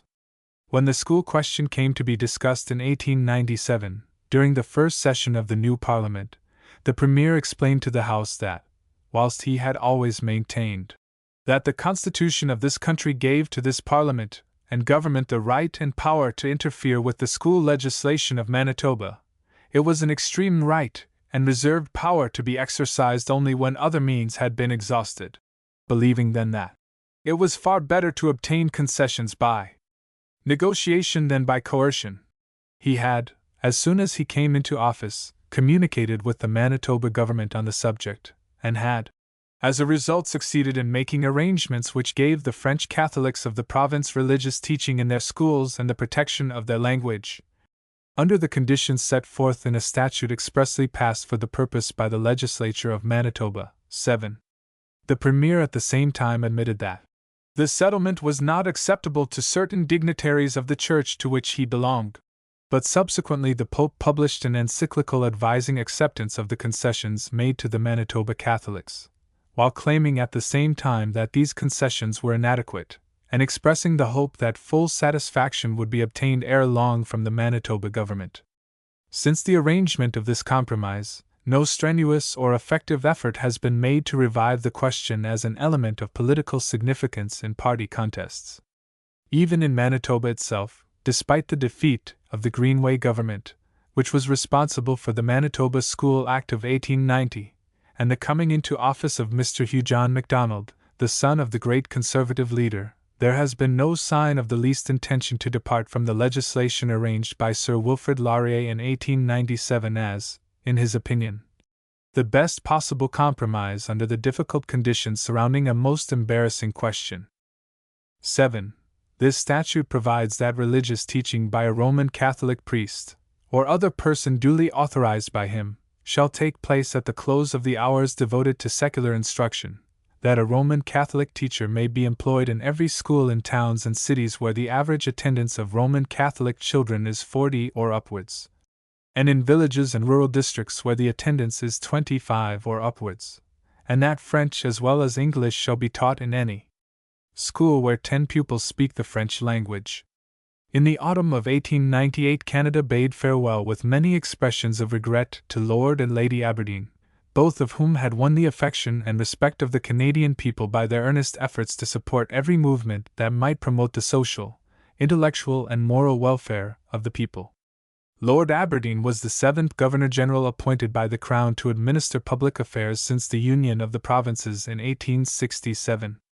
Lord Monck, who had the honor of initiating Confederation, was succeeded by Sir John Young, who was afterwards raised to the peerage as Baron Lisgar, a just recognition of the admirable discretion and dignity with which he discharged the duties of his high position. His successor, the Earl of Dufferin, won the affection of the Canadian people by his grace of demeanor, and his Irish gift of eloquence, which he used in the spirit of the clever diplomatist to flatter the people of the country to their heart's content. The appointment of the Marquess of Lorne, now the Duke of Argyll, gave to Canada the honor of the presence of a princess of the reigning family. He showed tact and discretion in some difficult political situations that arose during his administration, and succeeded above all his predecessors in stimulating the study of art, science, and literature within the Dominion. The Marquess of Lansdowne and Lord Stanley of Preston, both inheritors of historic names, trained in the great school of English administration, also acquired the confidence and respect of the Canadian people. On the conclusion of Lord Aberdeen's term of office in 1898, he was succeeded by the Earl of Minto, who had been military secretary to the Marquess of Lansdowne, when Governor-General, from the autumn of 1883 until the end of May, 1888, and had also acted as Chief of Staff to General Middleton during the Northwest disturbances of 1885. Since its coming into office, the Laurier administration has been called upon to deal with many questions of Canadian as well as imperial concern. One of its first measures, to refer first to those of Canadian importance, was the repeal of the Franchise Act of 1885, which had been found so expensive in its operation that the Conservative government had for years taken no steps to prepare new electoral lists for the Dominion under its own law, but had allowed elections to be held on old lists which necessarily left out large numbers of persons entitled to vote. In accordance with the policy to which they had always pledged themselves as a party, the Liberal majority in Parliament passed an act which returned to the electoral lists of the provinces.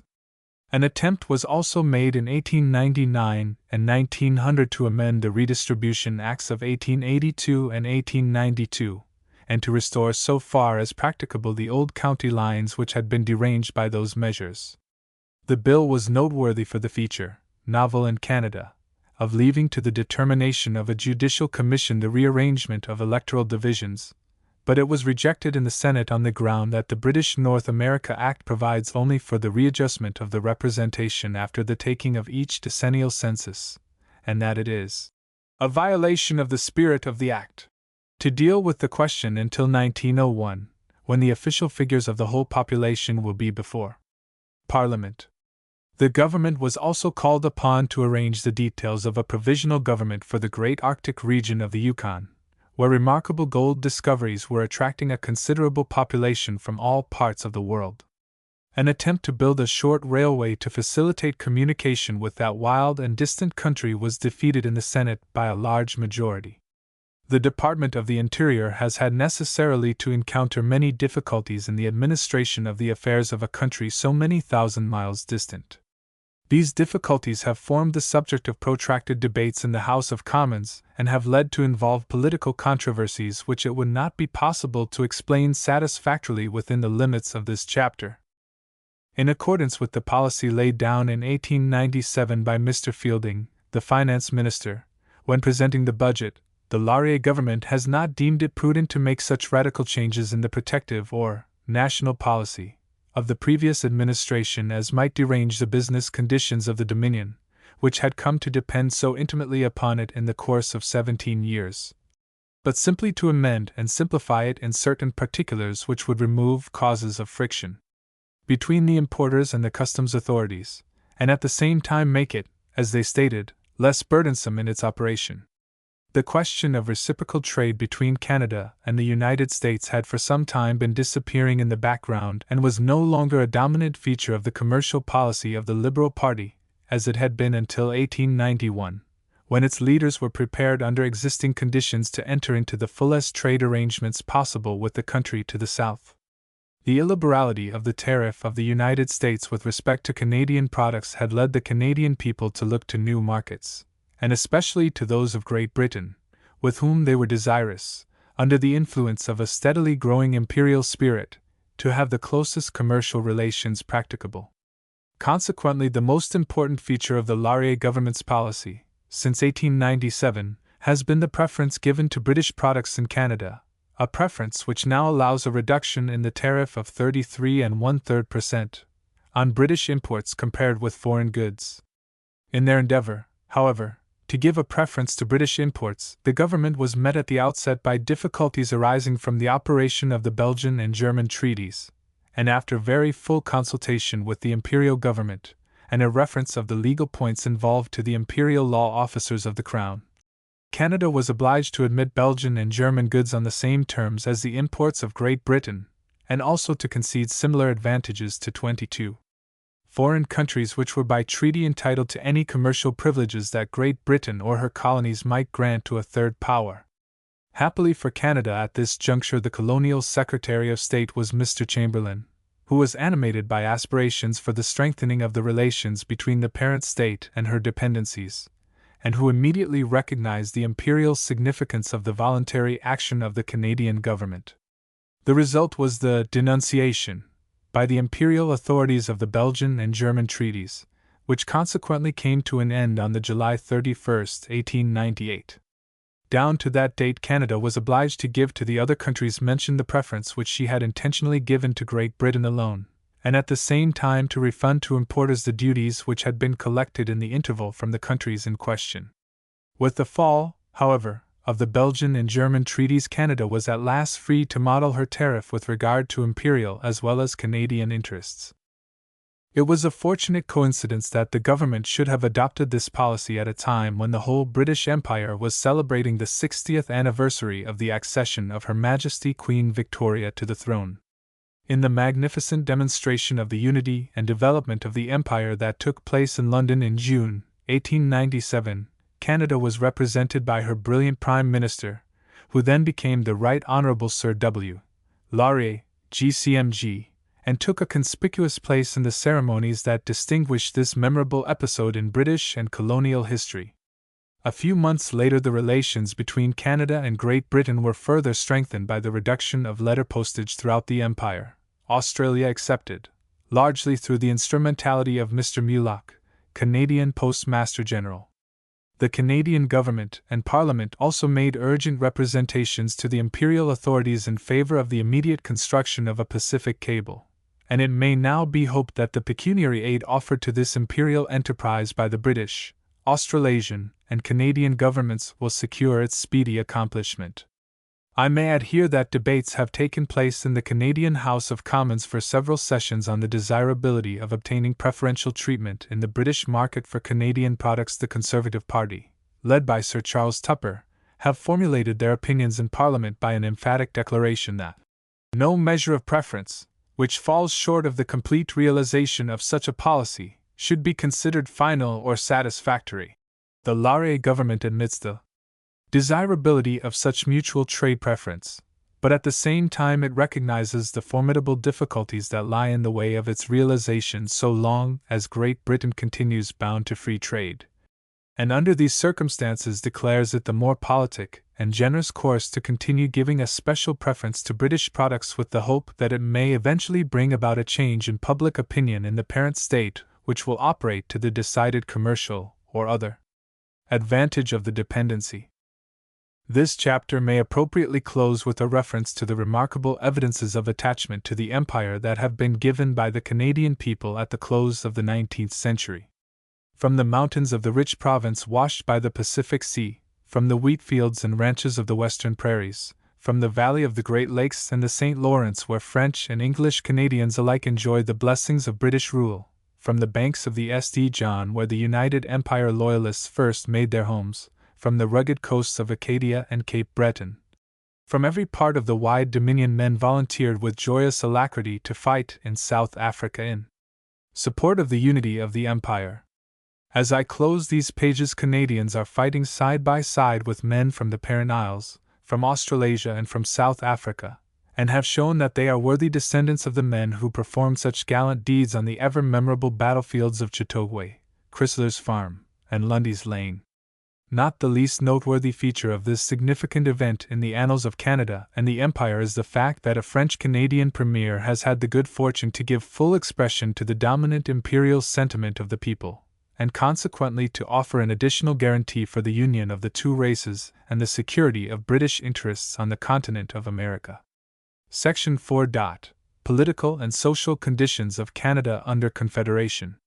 At the present time, a population of probably 5,400,000 souls inhabit a dominion of 7 regularly organized provinces, and of an immense fertile territory stretching from Manitoba to British Columbia. This dominion embraces an area of 3,519,000 square miles, including its water surface, or very little less than the area of the United States with Alaska, and measures 3,500 miles from east to west, and 1,400 miles from north to south. No country in the world gives more conclusive evidences of substantial development and prosperity than the Dominion under the beneficial influences of federal union and the progressive measures of governments for many years. The total trade of the country has grown from over $131 million in the first year of Confederation to over $321 million in 1899. While the national revenue has risen during the same period from $14 million to $47 million, and will probably be $50 million in 1900. The railways, whose expansion so closely depends on the material conditions of the whole country, stretch for 17,250 miles compared with 2,278 miles in 1868, while the remarkable system of canals, which extend from the Great Lakes to Montreal, has been enlarged so as to give admirable facilities for the growing trade of the West. The natural resources of the country are inexhaustible, from the fisheries of Nova Scotia to the wheat fields of the Northwest, from the coal mines of Cape Breton to the gold deposits of the dreary country through which the Yukon and its tributaries flow. No dangerous questions like slavery, or the expansion of the African race in the southern states, exist to complicate the political and social conditions of the Confederation. And although there is a large and increasing French-Canadian element in the Dominion, its history so far need not create fear as to the future, except perhaps in the minds of gloomy pessimists. While this element naturally clings to its national language and institutions, yet, under the influence of a complete system of local self-government, It has always taken as active and earnest a part as the English element in establishing and strengthening the Confederation. It has steadily grown in strength and prosperity under the generous and inspiring influence of British institutions, which have given full scope to the best attributes of a nationality crushed by the depressing conditions of French rule for a century and a half.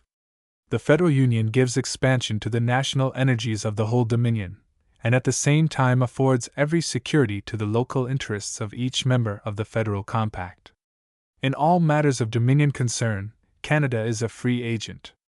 While the Queen is still head of the executive authority, and can alone initiate treaties with foreign nations, that being an act of complete sovereignty, and while appeals are still open to the Privy Council of England from Canadian courts within certain limitations, it is an admitted principle that the Dominion is practically supreme in the exercise of all legislative rights and privileges granted by the Imperial Parliament, rights and privileges set forth explicitly in the British North America Act of 1867, so long as her legislative action does not conflict with the treaty obligations of the parent state, or with imperial legislation directly applicable to Canada with her own consent.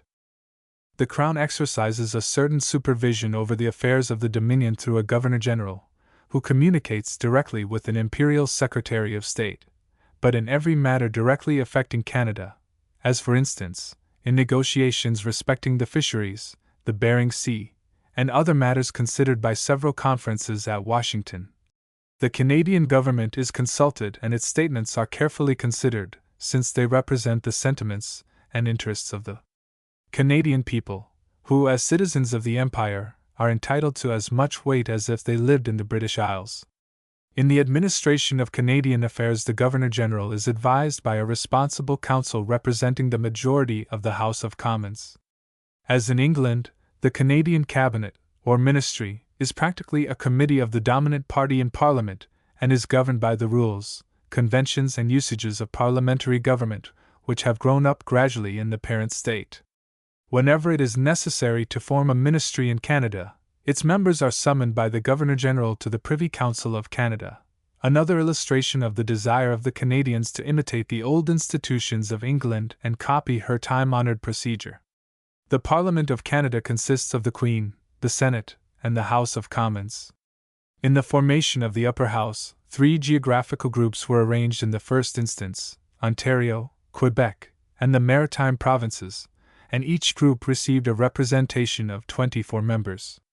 More recently, other provinces have been admitted into the Dominion without reference to this arrangement, and now 78 senators altogether may sit in Parliament.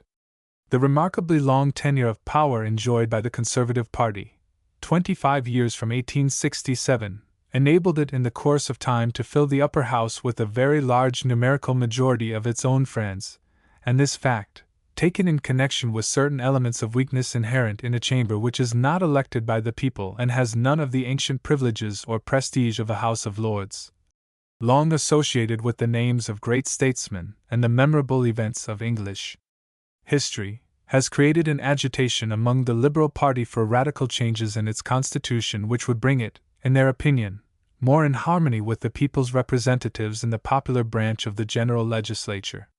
While some extremists would abolish the chamber, Sir Wilfrid Lawner and other prominent Liberals recognize its necessity in our parliamentary system. In all probability, death will ere long solve difficulties arising out of the political composition of the body, if the Liberal party remain in power. The House of Commons, the great governing body of the Dominion, has been made, so far as circumstances will permit, a copy of the English House. Its members are not required to have a property qualification, and are elected by the votes of the electors of the several provinces where, in a majority of cases, universal suffrage, under limitations of citizenship and residence, prevails. In each province there is a lieutenant governor, appointed by the Dominion government for 5 years, an executive council, and a legislature consisting of only one house, except in Nova Scotia and Quebec, where a legislative council appointed by the Crown still continues. The principles of responsible government exist in all the provinces, and practically in the Northwest Territory. In the enumeration of the legislative powers, respectively given to the Dominion and provincial legislatures, an effort was made to avoid the conflicts of jurisdiction that have so frequently arisen between the national and state governments of the United States. In the first place, we have a recapitulation of those general or national powers that properly belong to the central authority, such as customs and excise duties, regulation of trade and commerce, militia and defense, post office, banking and coinage, railways and public works. For the general advantage, navigation and shipping, naturalization and aliens, fisheries, weights and measures, marriage and divorce, penitentiaries, criminal law, census and statistics. On the other hand, the provinces have retained control over municipal institutions, public lands, local works and undertakings, incorporation of companies with provincial objects, property and civil rights, administration of justice, and generally all matters of a merely local and private nature in the province. The residuary power rests with the General Parliament of Canada. The Parliament of Canada, in 1875, established a Supreme Court, or General Court of Appeal, for Canada, whose highest function is to decide questions as to the respective legislative powers of the Dominion and provincial parliaments, which are referred to it in due process of law by the subordinate courts of the provinces.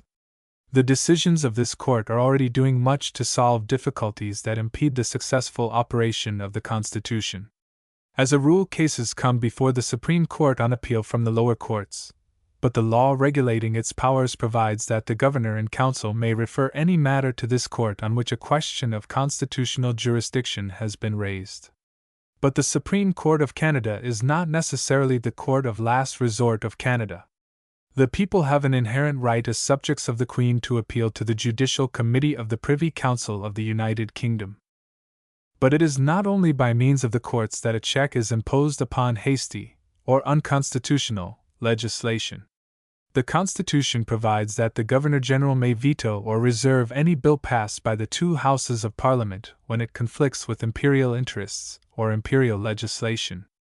It is now understood that the reserved power of disallowance which Her Majesty's government possesses under the law is sufficient to meet all possible cases. This sovereign power is never exercised except in the case of an act clearly in conflict with an imperial statute, or in violation of a treaty affecting a foreign nation.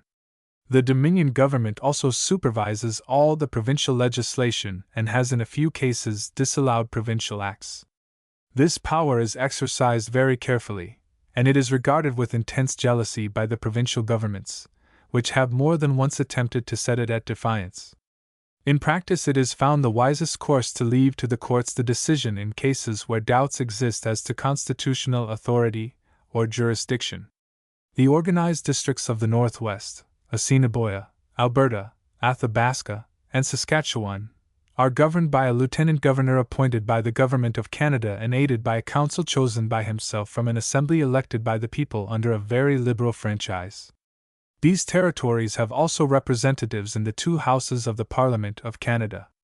The Yukon Territory in the far northwest, where rich discoveries of gold have attracted a large number of people within the past 2 years, is placed under a provisional government, composed of a commissioner and council appointed by the Dominion government, 8, and acting under instructions given from time to time by the same authority or by the Minister of the Interior. 8. Since this sentence was in type, the Dominion government has given effect to a provision of a law allowing the duly qualified electors of the Yukon to choose 2 members of the council. The public service enjoys all the advantages that arise from permanency of tenure and appointment by the Crown. It has on the whole been creditable to the country, and remarkably free from political influences. The criminal law of England has prevailed in all the provinces since it was formally introduced by the Quebec Act of 1774. The civil law of the French regime, however, has continued to be the legal system in French Canada since the Quebec Act, and has now obtained a hold in that province which ensures its permanence as an institution closely allied with the dearest rights of the people. Its principles and maxims have been carefully collected and enacted in a code which is based on the famous Code of Napoleon. In the other provinces and territories, the common law of England forms the basis of jurisprudence on which a large body of Canadian statutory law has been built in the course of time. At the present time, all the provinces, with the exception of Prince Edward Island, have an excellent municipal system, which enables every defined district, large or small, to carry on efficiently all those public improvements essential to the comfort, convenience, and general necessities of the different communities that make up the province at large. Even in the territories of the Northwest, every proper facility is given to the people in a populous district, or town, to organize a system equal to all their local requirements. Every Englishman will consider it an interesting and encouraging fact that the Canadian people, despite their neighborhood to a prosperous federal commonwealth, should not even in the most critical and gloomy periods of their history have shown any disposition to mold their institutions directly on those of the United States and lay the foundation for future political union.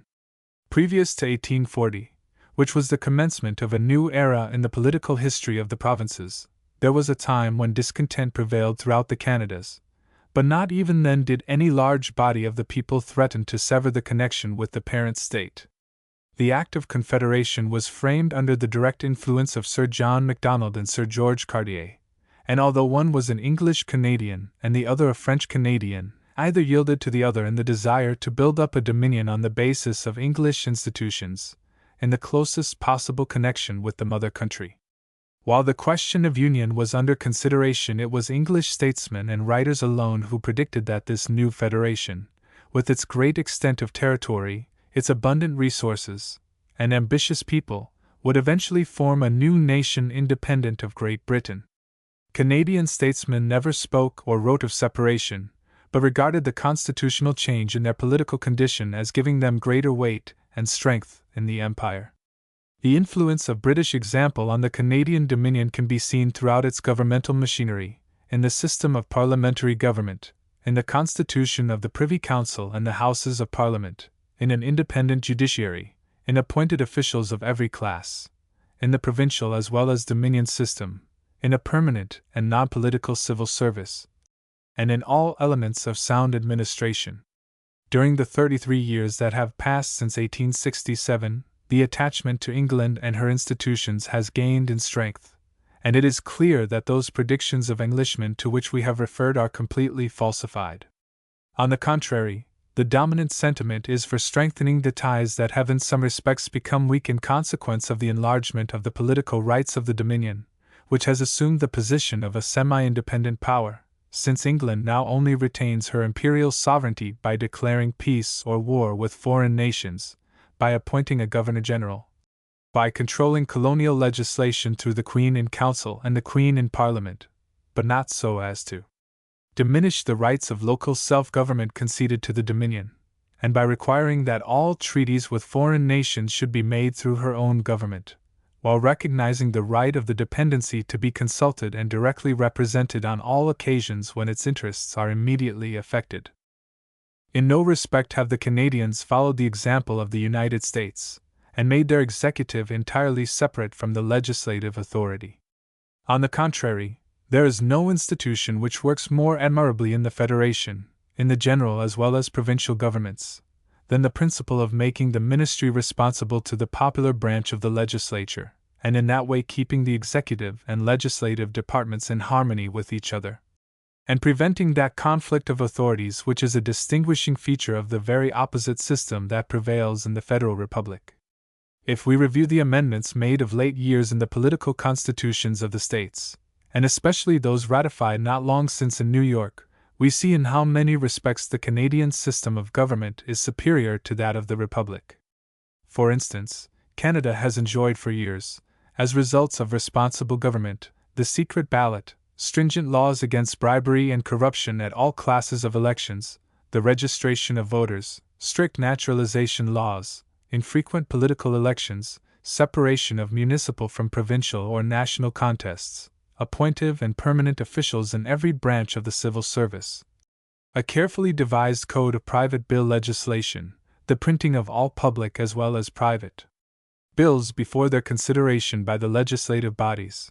And yet all these essentials of safe administration and legislation are now only in part introduced by constitutional enactment in so powerful and progressive a state as New York.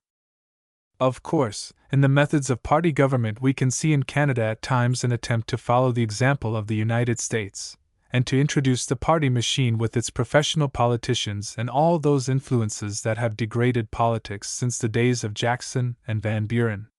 Happily, so far, the people of Canada have shown themselves fully capable of removing those blots that show themselves from time to time on the body politic. Justice has soon seized those men who have betrayed their trust in the administration of public affairs. Although Canadians may, according to their political proclivities, find fault with some methods of governments and be carried away at times by political passion beyond the bounds of reason, it is encouraging to find that all are ready to admit the high character of the judiciary for learning, integrity, and incorruptibility. The records of Canada do not present a single instance of the successful impeachment or removal of a judge for improper conduct on the bench since the days of responsible government, and the 3 or 4 petitions laid before Parliament, in the course of a quarter of a century, asking for an investigation into vague charges against some judges, have never required a judgment of the House. Canadians have built wisely when, in the formation of their constitution, they followed the English plan of retaining an intimate and invaluable connection between the executive and legislative departments, and of keeping the judiciary practically independent of the other authorities of government. Not only the life and prosperity of the people, but the satisfactory working of the whole system of federal government rests more or less on the discretion and integrity of the judges. Canadians are satisfied that the peace and security of the whole Dominion do not more depend on the ability and patriotism of statesmen in the legislative halls than on that principle of the Constitution, which places the judiciary in an exalted position among all the other departments of government, and makes law as far as possible the arbiter of their constitutional conflicts. All political systems are very imperfect at the best. Legislatures are constantly subject to currents of popular prejudice and passion. Statesmanship is too often weak and fluctuating, incapable of appreciating the true tendency of events, and too ready to yield to the force of present circumstances or dictates of expediency. But law, as worked out on English principles in all the dependencies of the Empire and countries of English origin, as understood by Blackstone, Dicey, Story, Kent, and other great masters of constitutional and legal learning, gives the best possible guarantee for the security of institutions in a country of popular government. In an appendix to this history I have given comparisons in parallel columns between the principal provisions of the federal constitutions of the Canadian Dominion and the Australian Commonwealth. In studying carefully these two systems we must be impressed by the fact that the Constitution of Canada appears more influenced by the spirit of English ideas than the Constitution of Australia, which has copied some features of the fundamental law of the United States. In the preamble of the Canadian-British North America Act we find expressly stated, "The desire of the Canadian provinces to be federally united into one Dominion under the Crown of the United Kingdom of Great Britain and Ireland, with a constitution similar in principle to that of the United Kingdom," while the preamble of the Australian Constitution contains only a bald statement of an agreement to unite in one indissoluble federal commonwealth under the Crown.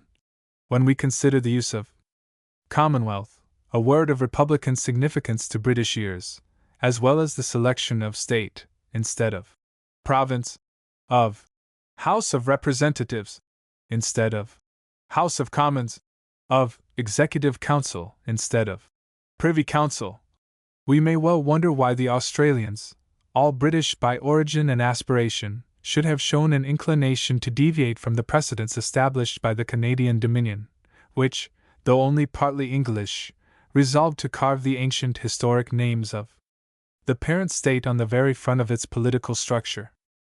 As the several states of the Commonwealth have full control of their own constitutions, they may choose at any moment to elect their own governors as in the states of the American Union, instead of having them appointed by the Crown as in Canada.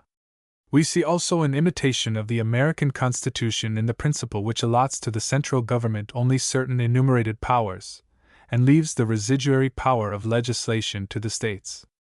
Again, while the Act provides for a high and other federal courts, the members of which are to be appointed and removed as in Canada by the central government, the states are still to have full jurisdiction over the state courts as in the United States. The Canadian Constitution, which gives to the Dominion exclusive control over the appointment and removal of the judges of all the superior courts, offers a positive guarantee against the popular election of judges in the provinces. It is not going too far to suppose that, with the progress of democratic ideas in Australia, a country inclined to political experiments, we may find the experience of the United States repeated, and see elective judges make their appearance when a wave of democracy has suddenly swept away all dictates of prudence and given unbridled license to professional political managers only anxious for the success of party. In allowing the British Parliament to amend the Act of Union on an address of the Canadian Parliament, we have yet another illustration of the desire of Canadians to respect the supremacy of the sovereign legislature of the Empire. On the other hand, the Australians make themselves entirely independent of the action of the Imperial Parliament, which might be invaluable in some crisis affecting deeply the integrity and unity of the Commonwealth, and give full scope to the will of democracy expressed at the polls. In also limiting the right of appeal to the Queen in Council, by giving to the High Court the power to prevent appeals in constitutional disputes, the Australians have also to a serious degree weakened one of the most important ties that now bind them to the Empire, and afford additional illustration of the inferiority of the Australian Constitution, from an imperial point of view, compared with that of the Canadian Dominion, where a reference to the Judicial Committee of the Privy Council is highly valued. The Canadian people are displaying an intellectual activity commensurate with the expansion of their territory and their accumulation of wealth. The scientific, historical, and political contributions of 3 decades make up a considerable library which shows the growth of what may be called Canadian literature, since it deals chiefly with subjects essentially of Canadian interest.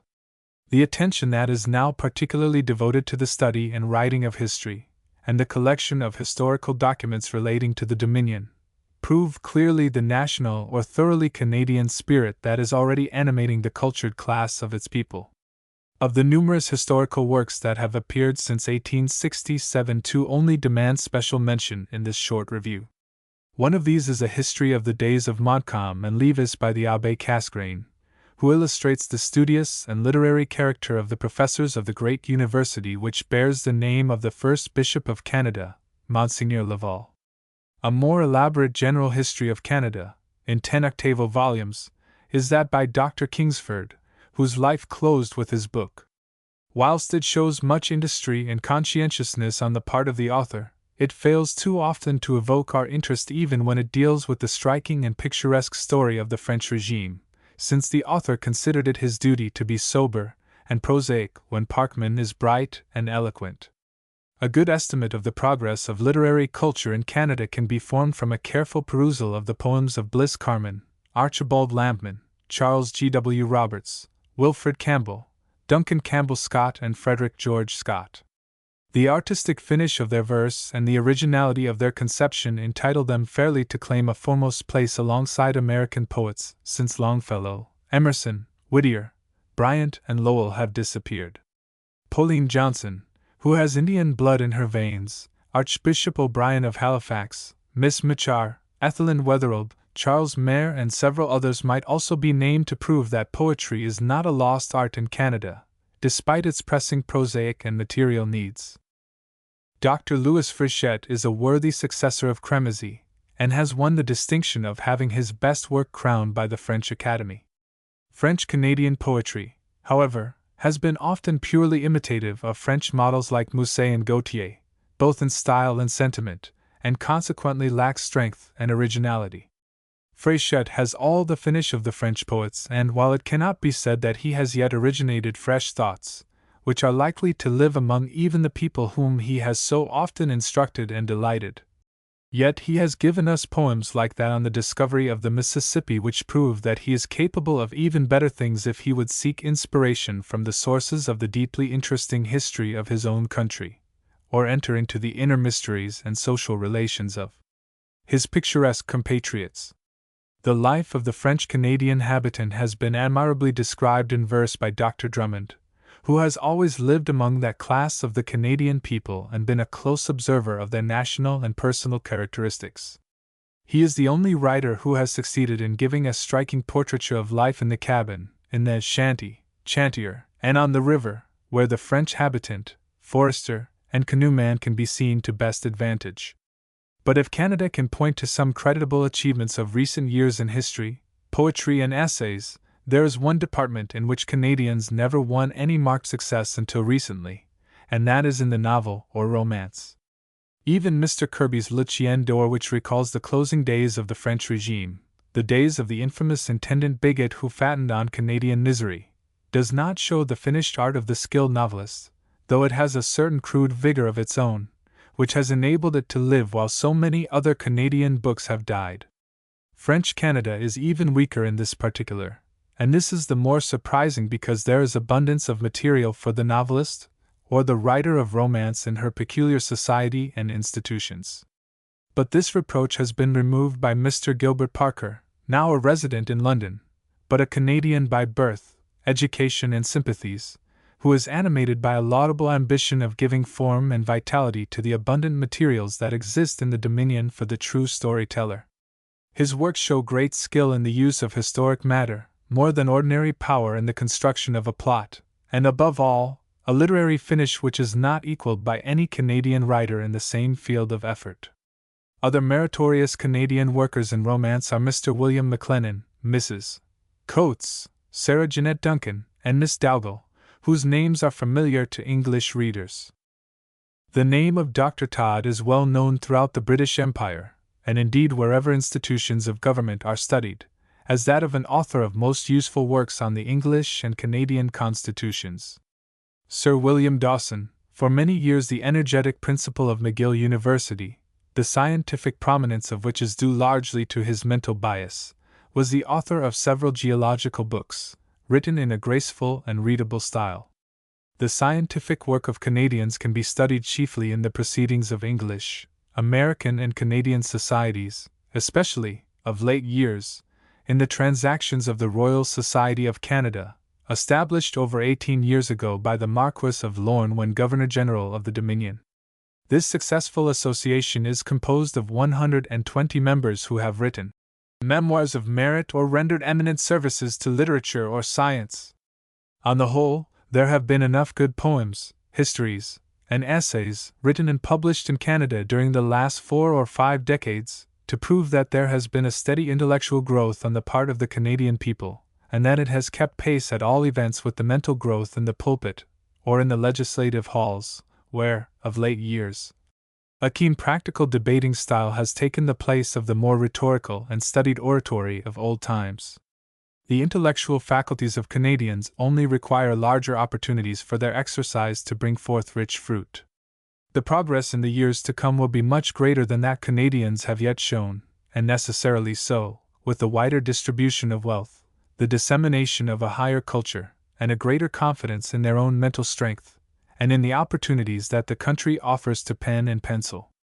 What is now wanted is the cultivation of a good style and artistic workmanship. Much of the daily literature of Canadians, indeed the chief literary element of large numbers, is the newspaper press, which illustrates necessarily the haste, pressure, and superficiality of writings of that ephemeral class. Canadian journals, however, have not yet descended to the degraded sensationalism of New York papers, too many of which circulate in Canada to the public detriment.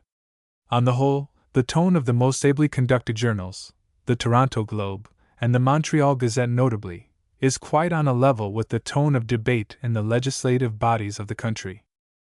Now, as in all times of Canada's history, political life claims many strong, keen, and cultured intellects, though at the same time it is too manifest that the tendency of democratic conditions and heated party controversy is to prevent the most highly educated and sensitive organizations from venturing on the agitated and unsafe sea of political passion and competition. The speeches of Sir Wilfrid Laurier, the eloquent French-Canadian premier, who in his mastery of the English tongue surpasses all his versatile compatriots, of Sir Charles Tupper, Mr. Foster, and others who might be mentioned, recall the most brilliant period of parliamentary annals, 1867 to 1873, when in the first Parliament of the Dominion the most prominent men of the provinces were brought into public life, under the new conditions of federal union.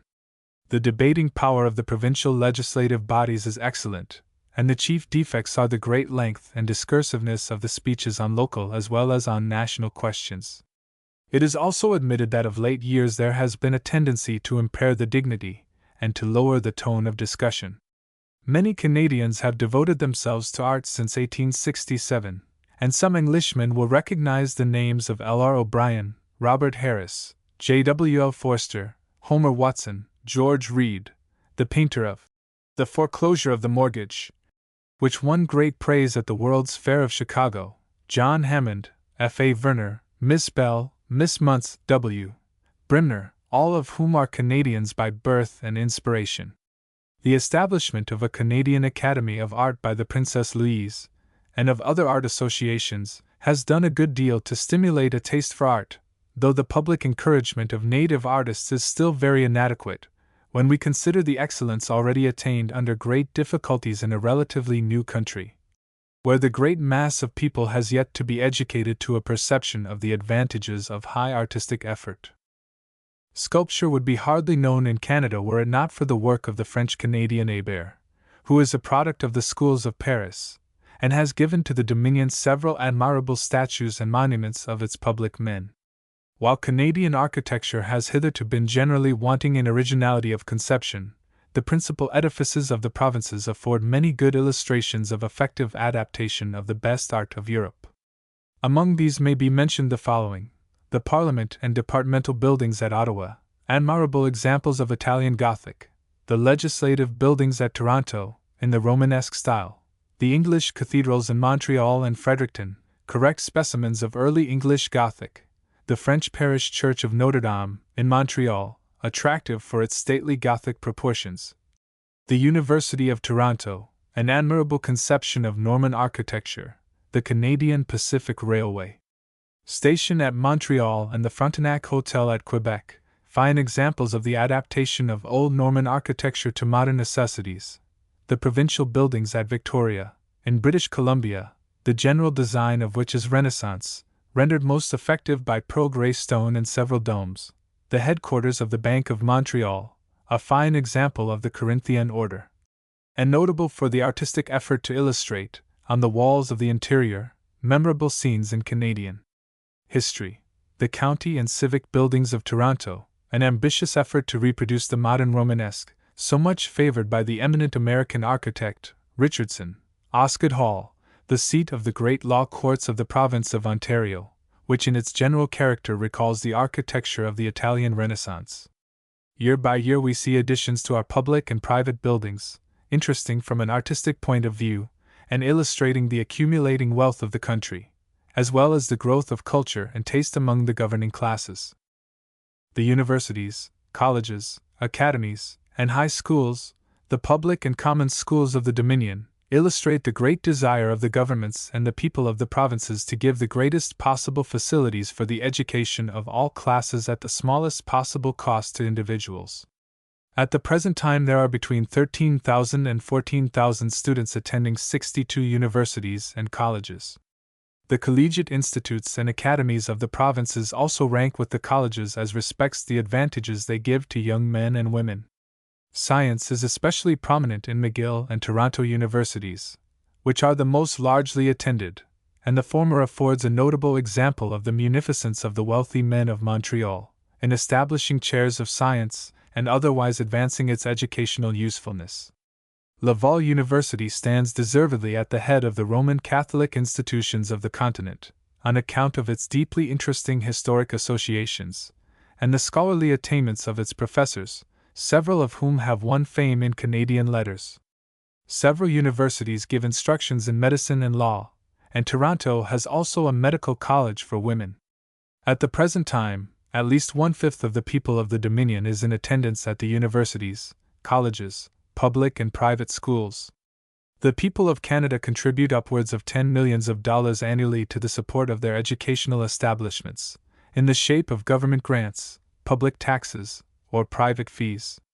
Ontario alone, in 1899, raised $5.5 millions for the support of its public school system, and of this amount the people directly contributed 91%, in the shape of taxes.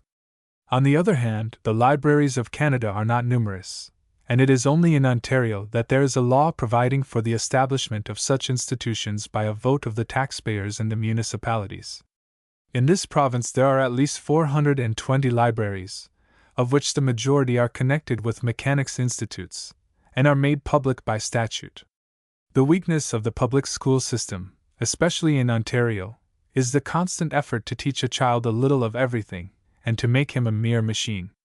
The consequences are superficiality, a veneer of knowledge, and the loss of individuality.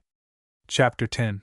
Canada's Relations with the United States and Her Influence in Imperial Councils, 1783 to 1900. I have deemed it most convenient to reserve for the conclusion of this history a short review of the relations that have existed for more than a century between the provinces of the Dominion and the United States, whose diplomacy and legislation have had, and must always have, a considerable influence on the material and social conditions of the people of Canada. An influence only subordinate to that exercised by the imperial state. I shall show that during the years when there was no Confederation of Canada, when there were to the north and northeast of the United States only a number of isolated provinces, having few common sympathies or interests except their attachment to the Crown and Empire, the United States had too often its own way in controversial questions affecting the colonies which arose between England and the ambitious Federal Republic. On the other hand, with the territorial expansion of the provinces under one Dominion, with their political development, which has assumed even national attributes, with the steady growth of an imperial sentiment in the parent state, the old condition of things that too often made the provinces the shuttlecock of skillful American diplomacy has passed away. The statesmen of the Canadian Federation are now consulted, and exercise almost as much influence as if they were members of the imperial councils in London. I shall naturally commence this review with a reference to the Treaty of 1783, which acknowledged the independence of the United States, fixed the boundaries between that country and British North America, and led to serious international disputes which lasted until the middle of the following century. 3 of the ablest men in the United States, Franklin, John Adams, and John Jay, succeeded by their astuteness and persistency in extending their country's limits to the eastern bank of the Mississippi, despite the insidious efforts of Vergennes on the part of France to hem in the new nation between the Atlantic and the Appalachian Range. The comparative value set upon Canada during the preliminary negotiations may be easily deduced from the fact that Oswald, the English plenipotentiary, proposed to give up to the United States the southwestern and most valuable part of the present province of Ontario, and to carry the northeastern boundary up to the river St. John. The commissioners of the United States did not accept this suggestion. Their ultimate object, an object actually attained, was to make the St. Lawrence the common boundary between the two countries by following the center of the river and the Great Lakes as far as the head of Lake Superior. The issue of negotiations so stupidly conducted by the British commissioner was a treaty which gave an extremely vague definition of the boundary in the northeast between Maine and Nova Scotia, which until 1784 included New Brunswick, and displayed at the same time a striking example of geographical ignorance as to the northwest. The treaty specified that the boundary should pass from the head of Lake Superior through Long Lake to the northwest angle of the Lake of the Woods, and thence to the Mississippi, when, as a matter of fact, there was no Long Lake, and the source of the Mississippi was actually 100 miles or so to the south of the Lake of the Woods. This curious blunder in the Northwest was only rectified in 1842, when Lord Ashburton settled the difficulty by conceding to the United States an invaluable corner of British territory in the East, see below, p. 299. Illustration: International Boundary. As finally established in 1842 at Lake of the Woods. The only practical advantage that the people of the provinces gained from the Treaty of Ghent, which closed the War of 1812-15, was an acknowledgment of the undoubted fishery rights of Great Britain and her dependencies in the territorial waters of British North America. In the Treaty of 1783, the people of the United States obtained the right to fish on the Grand and other banks of Newfoundland, and in the Gulf of St. Lawrence and at all other places in the sea, where the inhabitants of both countries used at any time heretofore to fish, but they were to have only the liberty of taking fish on the coasts of Newfoundland and also of all other of His Britannic Majesty's dominions in America, and also of drying and curing fish in any of the unsettled bays, harbors, and creeks of Nova Scotia, then including New Brunswick, Magdalen Islands, and Labrador, so long as the same shall remain unsettled. In the one case, it will be seen, there was a recognized right, but in the other only a mere liberty, or privilege extended to the fishermen of the United States. At the close of the War of 1812, the British government would not consent to renew the merely temporary liberties of 1783, and the United States authorities acknowledged the soundness of the principle that any privileges extended to the Republic in British territorial waters could only rest on conventional stipulation. The Convention of 1818 forms the legal basis of the rights, which Canadians have always maintained in the case of disputes between themselves and the United States as to the fisheries on their own coasts, bays, and harbors of Canada. It provides that the inhabitants of the United States shall have forever the liberty to take, dry, and cure fish on certain parts of the coast of Newfoundland, on the Magdalen Islands, and on the southern shores of Labrador, but they renounce forever any liberty, heretofore enjoyed by them to take, dry, and cure fish on or within 3 marine miles of any of the coasts, bays, or creeks or harbors of His Britannic Majesty's other dominions in America, provided, however, that the American fishermen shall be admitted to enter such bays and harbors, for the purpose of shelter, and of repairing damages therein, of purchasing wood, and of obtaining water, and for no other purpose whatever. In April 1817, the governments of Great Britain and the United States came to an important agreement which ensured the neutrality of the Great Lakes. It was agreed that the naval forces to be maintained upon these inland waters should be confined to the following vessels: on Lakes Champlain and Ontario to 1 vessel, on the upper lakes to 2 vessels, not exceeding in each case 100 tons burden and armed with only 1 small cannon. Either nation had the right to bring the convention to a termination by a previous notice of 6 months. This agreement is still regarded by Great Britain and the United States to be in existence, since Mr. Secretary Seward formally withdrew the notice which was given for its abrogation in 1864, when the Civil War was in progress and the relations between the two nations were considerably strained at times.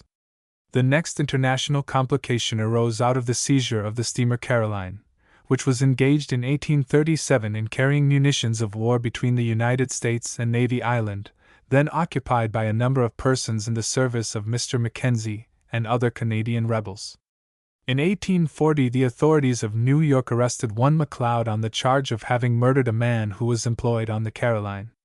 The Washington government for some time evaded the whole question by throwing the responsibility on the state authorities and declaring that they could not interfere with a matter which was then within the jurisdiction of the state courts. The matter gave rise to much correspondence between the two governments, but happily for the peace of the two countries the American courts acquitted McLeod, as the evidence was clear that he had had nothing to do with the actual seizing of the Caroline, and the authorities at Washington soon afterwards acknowledged their responsibility in such affairs by passing an act directing that subjects of foreign powers, if taken into custody for acts done or committed under the authority of their own government, the validity or effect whereof depends upon the law of nations, should be discharged. The dissatisfaction that had arisen in the United States on account of the cutting out of the Caroline was removed in 1842, when Sir Robert Peel expressed regret that some explanation and apology for the occurrence had not been previously made, and declared that it was the opinion of candid and honorable men that the British officers who executed this transaction, and their government who approved it, intended no insult or disrespect to the sovereign authority of the United States. 9. Hall's Treatise on International Law, 3rd edition, pages 311, 313. In the course of time, the question of the disputed boundary between Maine and New Brunswick assumed grave proportions. By the Treaty of 1783, the boundary was to be a line drawn from the source of the St. Croix, directly north to the Highlands, which divide the rivers which fall into the Atlantic Ocean from those which fall into the river St. Lawrence. Thence along the said Highlands to the northeasternmost head of the Connecticut River, and the point at which the due north line was to cut the Highlands was also designated as the northwest angle of Nova Scotia. The whole question was the subject of several commissions, and of one arbitration, from 1783 until 1842, when it was finally settled. Its history appears to be that of a series of blunders on the part of England from the beginning to the end. The first blunder occurred in 1796 when the commissioners appointed to inquire into the question declared that the Schuylkill was the river St. Croix mentioned in the treaty. Instead, however, of following the main, or western, branch of the Schuylkill to its source in the Schuylkill Lakes, they went beyond their instructions and chose a northern tributary of the river, the Chippecanoe, as the boundary, and actually placed a monument at its head as a basis for any future proceeding on the part of the two governments. The British government appear to have been very anxious at this time to settle the question, for they did not take exception to the arrangement made by the commissioners, but in 1798 declared the decision binding on both countries. Still, this mistake might have been rectified had the British government in 1835 been sufficiently alive to British interests in America to have accepted a proposal made to them by President Jackson to ascertain the true northwestern angle of Nova Scotia, or the exact position of the Highlands, in accordance with certain well-understood rules in practical surveying which have been always considered obligatory in that continent. It was proposed by the United States to discard the due north line, to seek to the west of that line the undisputed highlands that divide the rivers which empty themselves into the river St. Lawrence from those which fall into the Atlantic Ocean, to find the point in the watershed of these highlands nearest to the north line, and to trace a direct course from it to the monument already established. If this principle had been adopted, says Sir Sanford Fleming, the eminent Canadian engineer, a straight line would have been drawn from the monument at the head of the Chippecanoe to a point which could have been established with precision in the watershed of the highlands which separate the sources of the Chaudiere from those of the Penobscot, this being the most easterly point in the only highlands agreeing beyond dispute with the treaty. The point is found a little to the north and west of the intersection of the 70th meridian west longitude and the 46th parallel of north latitude. Had this proposal been accepted, England would have obtained without further difficulty 11,000 square miles, or the combined areas of Massachusetts and Connecticut. Illustration: Map of the northeastern boundary as established in 1842.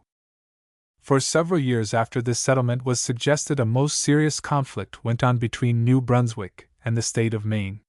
The authorities of Maine paid no respect whatever to the negotiations that were still in progress between the governments of Great Britain and the United States, but actually took possession of the disputed territory, gave titles for lands, and constructed forts and roads within its limits. Collisions occurred between the settlers and the intruders, and considerable property was destroyed. The legislature of Maine voted $800,000 for the defense of the state, and the legislature of Nova Scotia, amid great enthusiasm, made a grant of $100,000 to assist New Brunswick in support of her rights. Happily, the efforts of the United States and British governments prevented the quarrel between the province and the state from assuming international proportions, and in 1842 Mr. Alexander Baring, afterwards Lord Ashburton, was authorized by the ministry of the Earl of Aberdeen to negotiate with Mr. Daniel Webster, then Secretary of State in the American Cabinet, for the settlement of matters in dispute between the two nations. The result was the Ashburton Treaty, which, in fixing the northeastern boundary between British North America and the United States, started due north from the monument incorrectly placed at the head of the Chippecanoe instead of the source of the true St. Croix, and consequently at the very outset gave up a strip of land extending over some 2 degrees of latitude, and embracing some 3,000 square miles of British territory. By consenting to carry the line due north from the misplaced monument, Lord Ashburton ignored the other natural landmarks set forth in the treaty. The line of headlands which divide the waters flowing into the Atlantic from those which flow into the St. Lawrence. A most erratic boundary was established along the St. John, which flows neither into the St. Lawrence nor the Atlantic, but into the Bay of Fundy, far east of the St. Croix. In later years, the historian Sparks found in Paris a map on which Franklin himself had marked in December 1782, with a heavy red line, what was then considered the true natural boundary between the two countries. Mr. Sparks admitted in sending the map that it conceded more than Great Britain actually claimed, and that the line from the St. Croix to the Canadian Highlands is intended to exclude, from the territory of the United States, all the waters running into the St. John. Canadians have always believed with reason that that portion of the present state of Maine, through which the Aroostook and other tributaries of the St. John flow, is actually British territory. If we look at the map of Canada, we see that the state of Maine now presses like a huge wedge into the provinces of New Brunswick and Quebec as a sequence of the unfortunate mistakes of 1796, 1835, and 1842 on the part of England and her agents. In these later times, a Canadian short line railway has been forced to go through Maine in order to connect Montreal with St. John and other places in the maritime provinces. Had the true St. Croix been chosen in 1796, or President Jackson's offer accepted in 1835, this line could go continuously through Canadian territory and be entirely controlled by Canadian legislation. Another boundary question was the subject of much heated controversy between England and the United States for more than a quarter of a century, and in 1845 brought the two countries very close to war. In 1819, the United States obtained from Spain a cession of all her rights and claims north of latitude 42, or the southern boundary of the present state of Oregon. By that time, the ambition of the United States was not content with the Mississippi Valley, of which she had obtained full control by the cession of the Spanish claims and by the Louisiana Purchase of 1803, but looked to the Pacific coast, where she made pretensions to a territory stretching from 42 degrees to 54 degrees 40 minutes north latitude, or a territory 4 times the area of Great Britain and Ireland, or of the present province of Ontario. The claims of the two nations to this vast region rested on very contradictory statements with respect to priority of discovery, and that occupation and settlement which should, within reasonable limits, follow discovery, and as the whole question was one of great perplexity, it should have been settled, as suggested by England, on principles of compromise. But the people of the United States, conscious at last of the importance of the territory, began to bring their influence to bear on the politicians, until by 1845 the Democratic Party declared for 54 degrees 40 minutes or fight. Mr. Crittenden announced that war might now be looked upon as almost inevitable. Happily, President Polk and Congress came to more pacific conclusions after a good deal of warlike talk, and the result was a treaty, 1846, by which England accepted the line 49 degrees to the Pacific coast, and obtained the whole of Vancouver Island, which for a while seemed likely to be divided with the United States. But Vancouver Island was by no means a compensation for what England gave up, for, on the continent, she yielded all she had contended for since 1824, when she first proposed the Columbia River as a basis of division. But even then the question of boundary was not finally settled by this great victory which had been won for the United States by the persistence of her statesmen. The Treaty of 1846 continued the line of boundary westward along the 49th parallel of north latitude to the middle of the channel which separates the continent from Vancouver Island, and then southerly through the middle of the said channel and of Fuca's Straits to the Pacific Ocean. Anyone reading this clause for the first time, without reference to the contentions that were raised afterwards, would certainly interpret it to mean the whole body of water that separates the continent from Vancouver, such a channel, in fact, as divides England from France. But it appears there are a number of small channels separating the islands which lie in the great channel in question, and the clever diplomatists at Washington immediately claimed the Canal de Haro, the widest and deepest, as the canal of the treaty. Instead of at once taking the ground that the whole body of water was really in question, the English government claimed another channel, Rosario Strait, inferior in some respects, but the one most generally, and indeed only, used at the time by their vessels. The importance of this difference of opinion lay chiefly in the fact that the Haro gave San Juan and other small islands, valuable for defensive purposes, to the United States, while the Rosario left them to England. Then, after much correspondence, the British government, as a compromise, offered the Middle Channel, or Douglas, which would still retain San Juan. If they had always adhered to the Douglas, which appears to answer the conditions of the treaty, since it lies practically in the middle of the Great Channel, their position would have been much stronger than it was when they came back to the Rosario. The British representatives at the Washington Conference of 1871 suggested the reference of the question to arbitration, but the United States commissioners, aware of their vantage ground, would consent to no other arrangement than to leave to the decision of the Emperor of Germany the question whether the Haro or the Rosario Channel best accorded with the treaty. And the Emperor decided in favor of the United States. However, with the possession of Vancouver in its entirety, Canada can still be grateful, and San Juan is now only remembered as an episode of skillful American diplomacy. The same may be said of another acquisition of the Republic, insignificant from the point of view of territorial area, but still illustrative of the methods which have won all the great districts we have named, Rouse's Point at the outlet of Lake Champlain, of which an exact survey would have deprived the United States, according to Mr. Schuller in his excellent history. During this period, the fishery question again assumed considerable importance. The government at Washington raised the contention that the 3 miles limit, to which their fishermen could be confined by the Convention of 1818, should follow the sinuosities of the coasts, including the bays, the object being to obtain access to the valuable mackerel fisheries of the Bay of Chelas and other waters claimed to be exclusively within the territorial jurisdiction of the maritime provinces. The imperial government sustained the contention of the provinces, a contention practically supported by American authorities in the case of the Delaware, Chesapeake, and other bays on the coast of the United States, that the 3 miles limit should be measured from a line drawn from headlands of all bays, harbors, and creeks. In the case of the Bay of Fundy, however, the imperial government allowed a departure from this general principle, when it was urged by the Washington government that one of its headlands was in the territory of the United States, and that it was an arm of the sea rather than a bay. The result was that foreign fishing vessels were only shut out from the bays on the coasts of Nova Scotia and New Brunswick within the Bay of Fundy.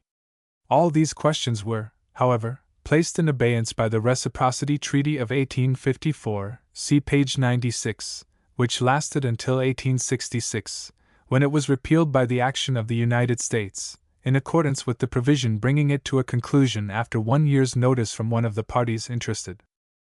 The causes which led in 1866 to the repeal of a treaty so advantageous to the United States have been long well understood. The commercial classes in the eastern and western states were, on the whole, favorable to an enlargement of the treaty, but the real cause of its repeal was the prejudice in the northern states against Canada on account of its supposed sympathy for the Confederate States during the Secession War. A large body of men in the North believed that the repeal of the treaty would sooner or later force Canada to join the Republic, and a bill was actually introduced in the House of Representatives providing for her admission, a mere political straw, it is true, but showing the current of opinion in some quarters in those days. When we review the history of those times, and consider the difficult position in which Canada was placed, it is remarkable how honorably her government discharged its duties of a neutral between the belligerents. In the case of the raid of some Confederate refugees in Canada on the St. Albans Bank in Vermont, the Canadian authorities brought the culprits to trial and even paid a large sum of money in acknowledgement of an alleged responsibility when some of the stolen notes were returned to the robbers on their release on technical grounds by a Montreal magistrate. It is well, too, to remember how large a number of Canadians fought in the Union armies, 20 against 1 who served in the South. No doubt the position of Canada was made more difficult at that critical time by the fact that she was a colony of Great Britain, against whom both North and South entertained bitter feelings by the close of the war, the former mainly on account of the escape of Confederate cruisers from English ports, and the latter because she did not receive active support from England. The North had also been much excited by the promptness with which Lord Palmerston had sent troops to Canada when Mason and Slidell were seized on an English packet on the high seas, and by the bold tone held by some Canadian papers when it was doubtful if the prisoners would be released. Before and since the Union, the Government of Canada has made repeated efforts to renew a commercial treaty with the government at Washington.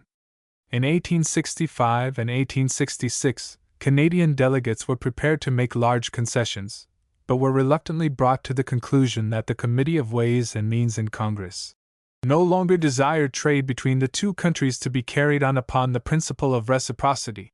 In 1866, Sir John Rose, while Minister of Finance, made an effort in the same direction, but he was met by the obstinate refusal of the Republican Party, then as always, highly protective. All this while the fishery question was assuming year by year a form increasingly irritating to the two countries. The headland question was the principal difficulty, and the British government, in order to conciliate the United States at a time when the Alabama question was a subject of anxiety, induced the Canadian government to agree, very reluctantly it must be admitted, to shut out foreign fishing vessels only from bays less than 6 miles in width at their entrances. In this, however, as in all other matters, the Canadian authorities acknowledged their duty to yield to the considerations of imperial interests, and acceded to the wishes of the imperial government in almost every respect, except actually surrendering their territorial rights in the fisheries. They issued licenses to fish, at low rates, for several years, only to find eventually that American fishermen did not think it worth while to buy these permits when they could evade the regulations with little difficulty. The correspondence went on for several years, and eventually led to the Washington Conference or Commission of 1871, which was primarily intended to settle the fishery question, but which actually gave the precedence to the Alabama difficulty, then of most concern in the opinion of the London and Washington governments. The representatives of the United States would not consider a proposition for another reciprocity treaty on the basis of that of 1854. The questions arising out of the Convention of 1818 were not settled by the Commission, but were practically laid aside for 10 years by an arrangement providing for the free admission of saltwater fish to the United States, on the condition of allowing the fishing vessels of that country free access to the Canadian fisheries. The free navigation of the St. Lawrence was conceded to the United States in return for the free use of Lake Michigan and of certain rivers in Alaska. The question of giving to the vessels of the Canadian provinces the privilege of trading on the coast of the United States, a privilege persistently demanded for years by Nova Scotia, was not considered, and while the canals of Canada were opened up to the United States on the most liberal terms, the Washington government contented itself with a barren promise in the treaty to use its influence with the authorities of the states to open up their artificial waterways to Canadians. The Fenian claims were abruptly laid aside, although, if the principle of due diligence, which was laid down in the new rules for the settlement of the Alabama difficulty, had been applied to this question, the government of the United States would have been mulcted in heavy damages. In this case, it would be difficult to find a more typical instance of responsibility assumed by a state through the permission of open and notorious acts, and by way of complicity after the acts. However, as in many other negotiations with the United States, Canada felt she must make sacrifices for the Empire, whose government wished all causes of irritation between England and the United States removed as far as possible by the treaty. One important feature of this commission was the presence, for the first time in the history of treaties, of a Canadian statesman. The astute Prime Minister of the Dominion, Sir John Macdonald, was chosen as one of the English High Commissioners, and though he was necessarily tied down by the instructions of the Imperial State, his knowledge of Canadian questions was of great service to Canada during the conference. If the treaty finally proved more favorable to the Dominion than it at first appeared to be, it was owing largely to the clause which provided for a reference to a later commission of the question, whether the United States would not have to pay the Canadians a sum of money, as the value of their fisheries over and above any concessions made them in the treaty. The result of this commission was a payment of $5.5 million to Canada and Newfoundland, to the infinite disappointment of the politicians of the United States, who had been long accustomed to have the best in all the bargains with their neighbors. Nothing shows more clearly the measure of the local self-government at last won by Canada and the importance of her position in the Empire, than the fact that the English government recognized the right of the Dominion government to name the commissioner who represented Canada on an arbitration which decided a question of such deep importance to her interests. The clauses of the Washington Treaty relating to the fisheries and to trade with Canada lasted for 14 years, and then were repealed by the action of the United States government. In the year 1874, the Mackenzie Ministry attempted, through Mr. George Brown, to negotiate a new reciprocity treaty, but met with a persistent hostility from leading men in Congress. The relations between Canada and the United States again assumed a phase of great uncertainty.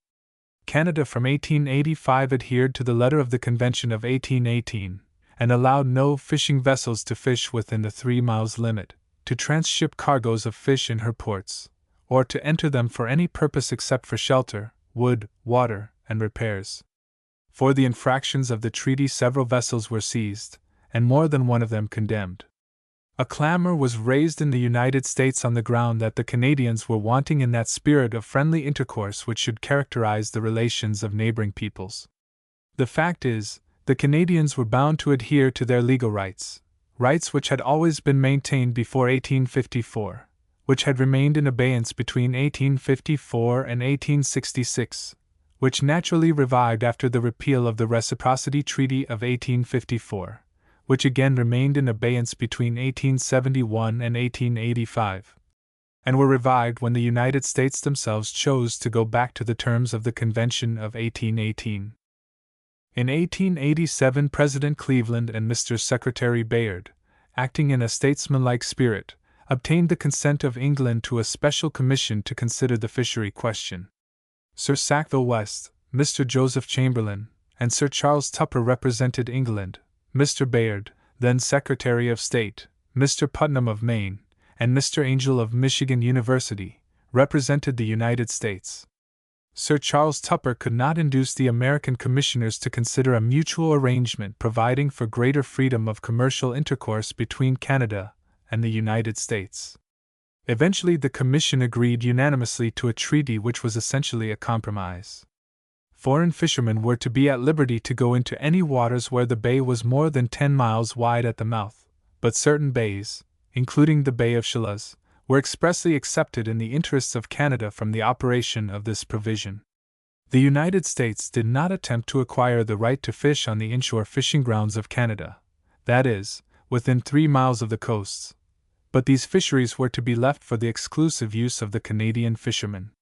More satisfactory arrangements were made for vessels obliged to resort to the Canadian ports in distress, and a provision was made for allowing American fishing vessels to obtain supplies and other privileges in the harbors of the Dominion whenever Congress allowed the fish of that country to enter free into the market of the United States. President Cleveland, in his message, submitting the treaty to the Senate, acknowledged that it supplied a satisfactory, practical, and final adjustment, upon a basis honorable and just to both parties, of the difficult and vexed questions to which it relates. The Republican party, however, at that important juncture, just before a presidential election, had a majority in the Senate, and the result was the failure in that body of a measure, which, although by no means too favorable to Canadian interests, was framed in a spirit of judicious statesmanship. As a sequel of the acquisition of British Columbia, the Canadian government was called upon in 1886 to urge the interests of the Dominion in an international question that had arisen in Bering Sea. A United States cutter seized in the open sea, at a distance of more than 60 miles from the nearest land, certain Canadian schooners, fitted out in British Columbia, and lawfully engaged in the capture of seals in the North Pacific Ocean, adjacent to Vancouver Island, Queen Charlotte Islands, and Alaska, a portion of the territory of the United States acquired in 1867 from Russia. These vessels were taken into a port of Alaska, where they were subjected to forfeiture, and the masters and mates fined and imprisoned.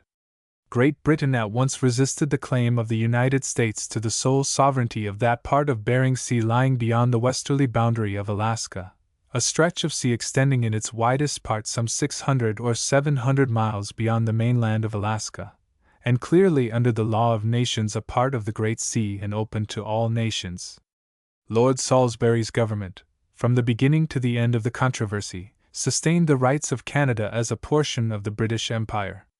After very protracted and troublesome negotiations, it was agreed to refer the international question in dispute to a court of arbitration, in which Sir John Thomson, Prime Minister of Canada, was one of the British arbitrators. The arbitrators decided in favor of the British contention that the United States had no jurisdiction in Bering Sea outside of the 3 miles limit, and at the same time made certain regulations to restrict the wholesale slaughter of fur-bearing seals in the North Pacific Ocean. In 1897, 2 commissioners, appointed by the governments of the United States and Canada, awarded the sum of $463,454 as compensation to Canada for the damages sustained by the fishermen of British Columbia, while engaged in the lawful prosecution of their industry on that portion of the Bering Sea declared to be open to all nations. This sum was paid in the summer of 1898 by the United States. In 1897, the Canadian government succeeded in obtaining the consent of the governments of Great Britain and the United States to the appointment of a joint High Commission to settle various questions in dispute between Canada and the United States.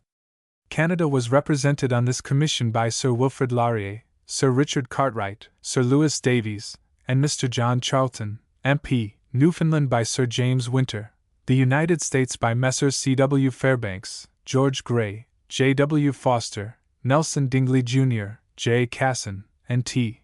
Jefferson Coolidge. The eminent jurist, Baron Herschel, who had been Lord Chancellor in the last Gladstone ministry, was chosen chairman of this commission, which met in the historic city of Quebec on several occasions from the August 23 until the October 10, 1898, and subsequently at Washington from November until the February 20, 1899, when it adjourned. Mr. Dingley died in January and was replaced by Mr. Payne, and Lord Herschel also unhappily succumbed to the effects of an accident soon after the close of the sittings of the Commission. In an eulogy of this eminent man in the Canadian House of Commons, the Canadian Prime Minister stated that during the sittings of the Commission, he fought for Canada not only with enthusiasm, but with conviction and devotion. England, happily in these modern times, has felt the necessity of giving to the consideration of Canadian interests the services of her most astute and learned statesmen and diplomatists. This commission was called upon to consider a number of international questions: the Atlantic and inland fisheries, the Alaska boundary, the alien labor law, the bonding privilege, the seal fishery in the Bering Sea, reciprocity of trade in certain products of the two countries, and other minor issues. For the reasons given in a previous part of this chapter, page 269, when referring to the commercial policy of the Laurier government, reciprocity was no longer the all-important question to be discussed, though the commissioners were desirous of making fiscal arrangements with respect to lumber, coal, and some other Canadian products for which there is an increasing demand in the markets of the United States. The long and earnest discussions of the Commission on the various questions before them were, however, abruptly terminated by the impossibility of reaching a satisfactory conclusion with respect to the best means of adjusting the vexed question of the Alaska boundary, which had become of great international import in consequence of the discovery of gold in the territory of Alaska and the district of Yukon in Canada.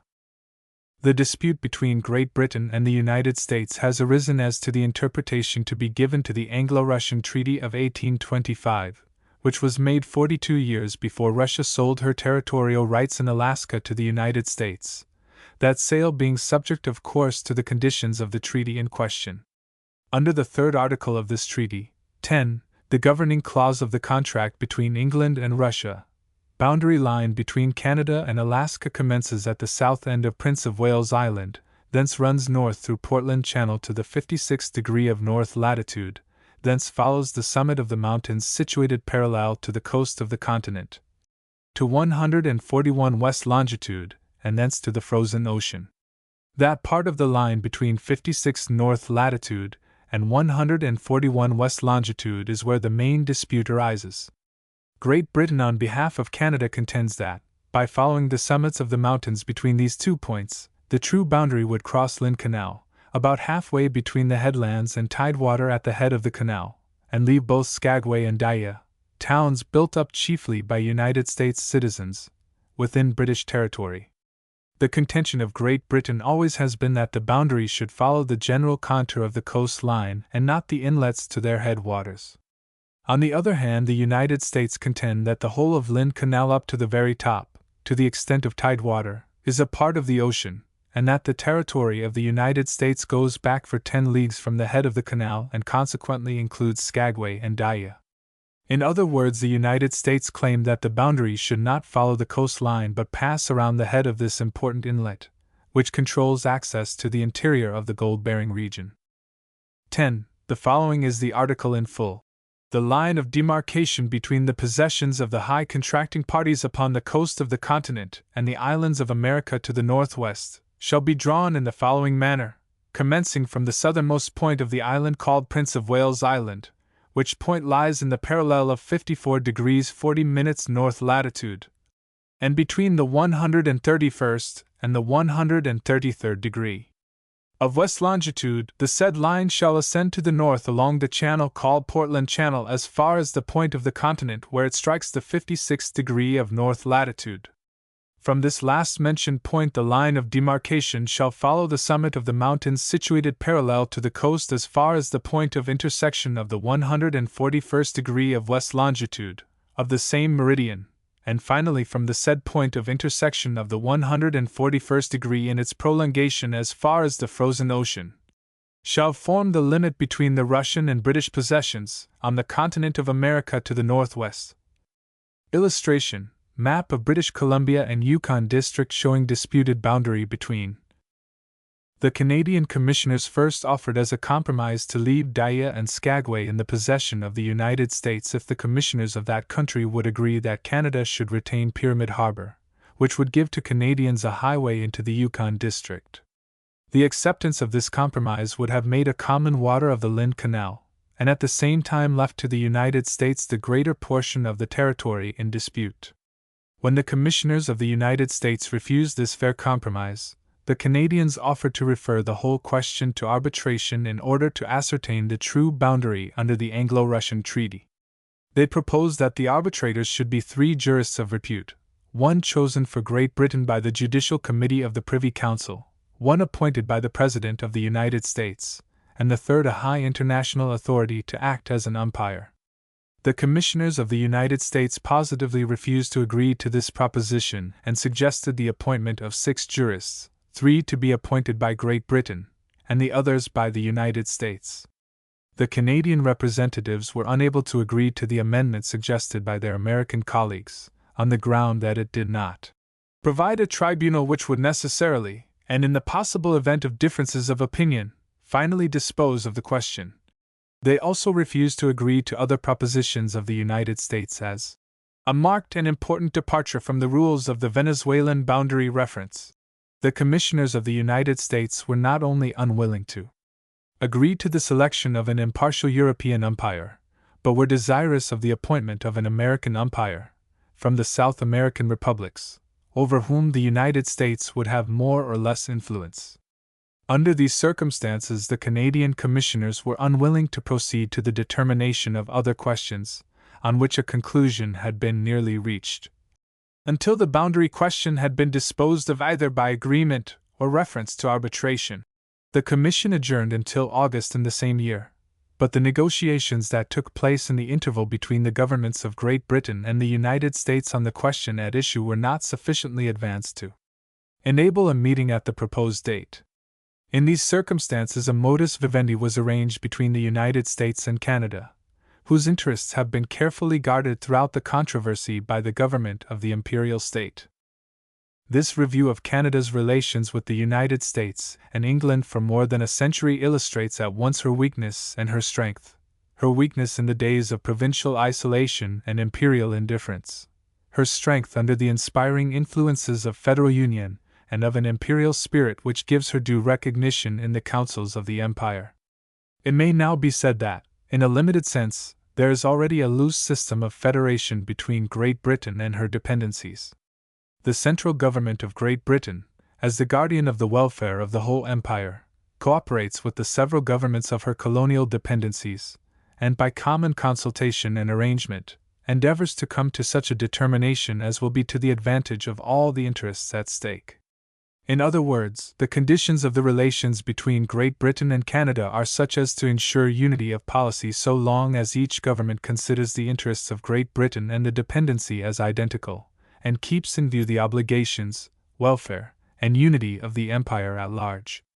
Full consultation in all negotiations affecting Canada, representation in every arbitration and commission that may be the result of such negotiations, are the principles which, of late years, have been admitted by Great Britain in acknowledgement of the development of Canada and of her present position in the Empire, and any departure from so sound a doctrine would be a serious injury to the imperial connection, and an insult to the ability of Canadians to take a part in the great councils of the world. The same mysterious providence that has already divided the continent of North America, as far as Mexico, between Canada and the United States, and that in the past prevented their political fortunes from becoming one, still forces the Canadian communities with an irresistible power to press onward until they realize those high conceptions which some statesmen already imagine for them in a not very distant future. These conceptions are of a still closer union with the parent state, which shall increase their national responsibilities, and at the same time give the Dominion a recognized position in the central councils of the Empire. Appendix A. Comparisons between the main provisions of the constitutions of the Dominion of Canada and the Australian Commonwealth. Canada. Australia. Name. Name the Dominion of Canada the Commonwealth of Australia. How constituted. How constituted of provinces. Of states. Seat of government. Seat of government at Ottawa until the Queen within federal territory and otherwise directs. New South Wales, at least 100 miles from Sydney. Executive power. Executive power vested in the Queen. Vested in the Queen. Queen's representative, a Queen's representative, a Governor-General, appointed by Governor-General, appointed by the Queen in Council. The Queen in Council. Salary of Governor-General not less than £10,000 paid £10,000 sterling, paid by Dominion by the Commonwealth, fixed by Government, alterable by Parliament from time to time, the Parliament of Canada, but not diminished during tenure of subject to the disallowance of a Governor-General. The Crown, as in 1868, when Parliament passed a bill to reduce this salary. Canada. Australia. Ministers called by Governor-General same, only 4. Privy to form a cabinet, first councillors. Read. Executives sworn in as privy councillors, hold office while they have the confidence of the popular House of Parliament, in accordance with the conventions, understandings, and maxims of responsible or parliamentary government. Privy councillors hold, as the executive councillors administer Crown may designate, certain such departments as departments of state, not limited Governor-General from time to in name or number, but left to time establishes. Until other the discretionary action of provision is made by Parliament. Such heads of number of such officers, who departments must seek anew may sit in Parliament, shall not election on accepting these exceed 7. Office of emolument. Command of military and naval forces vested in the Queen. In the Queen's representative.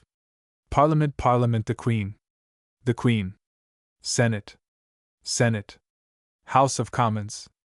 House of Representatives. Session once at least every the same year.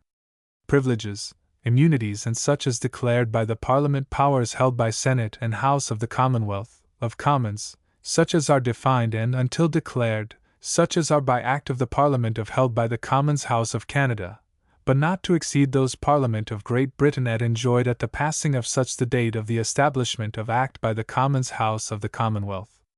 Parliament of Great Britain. Canada. Australia.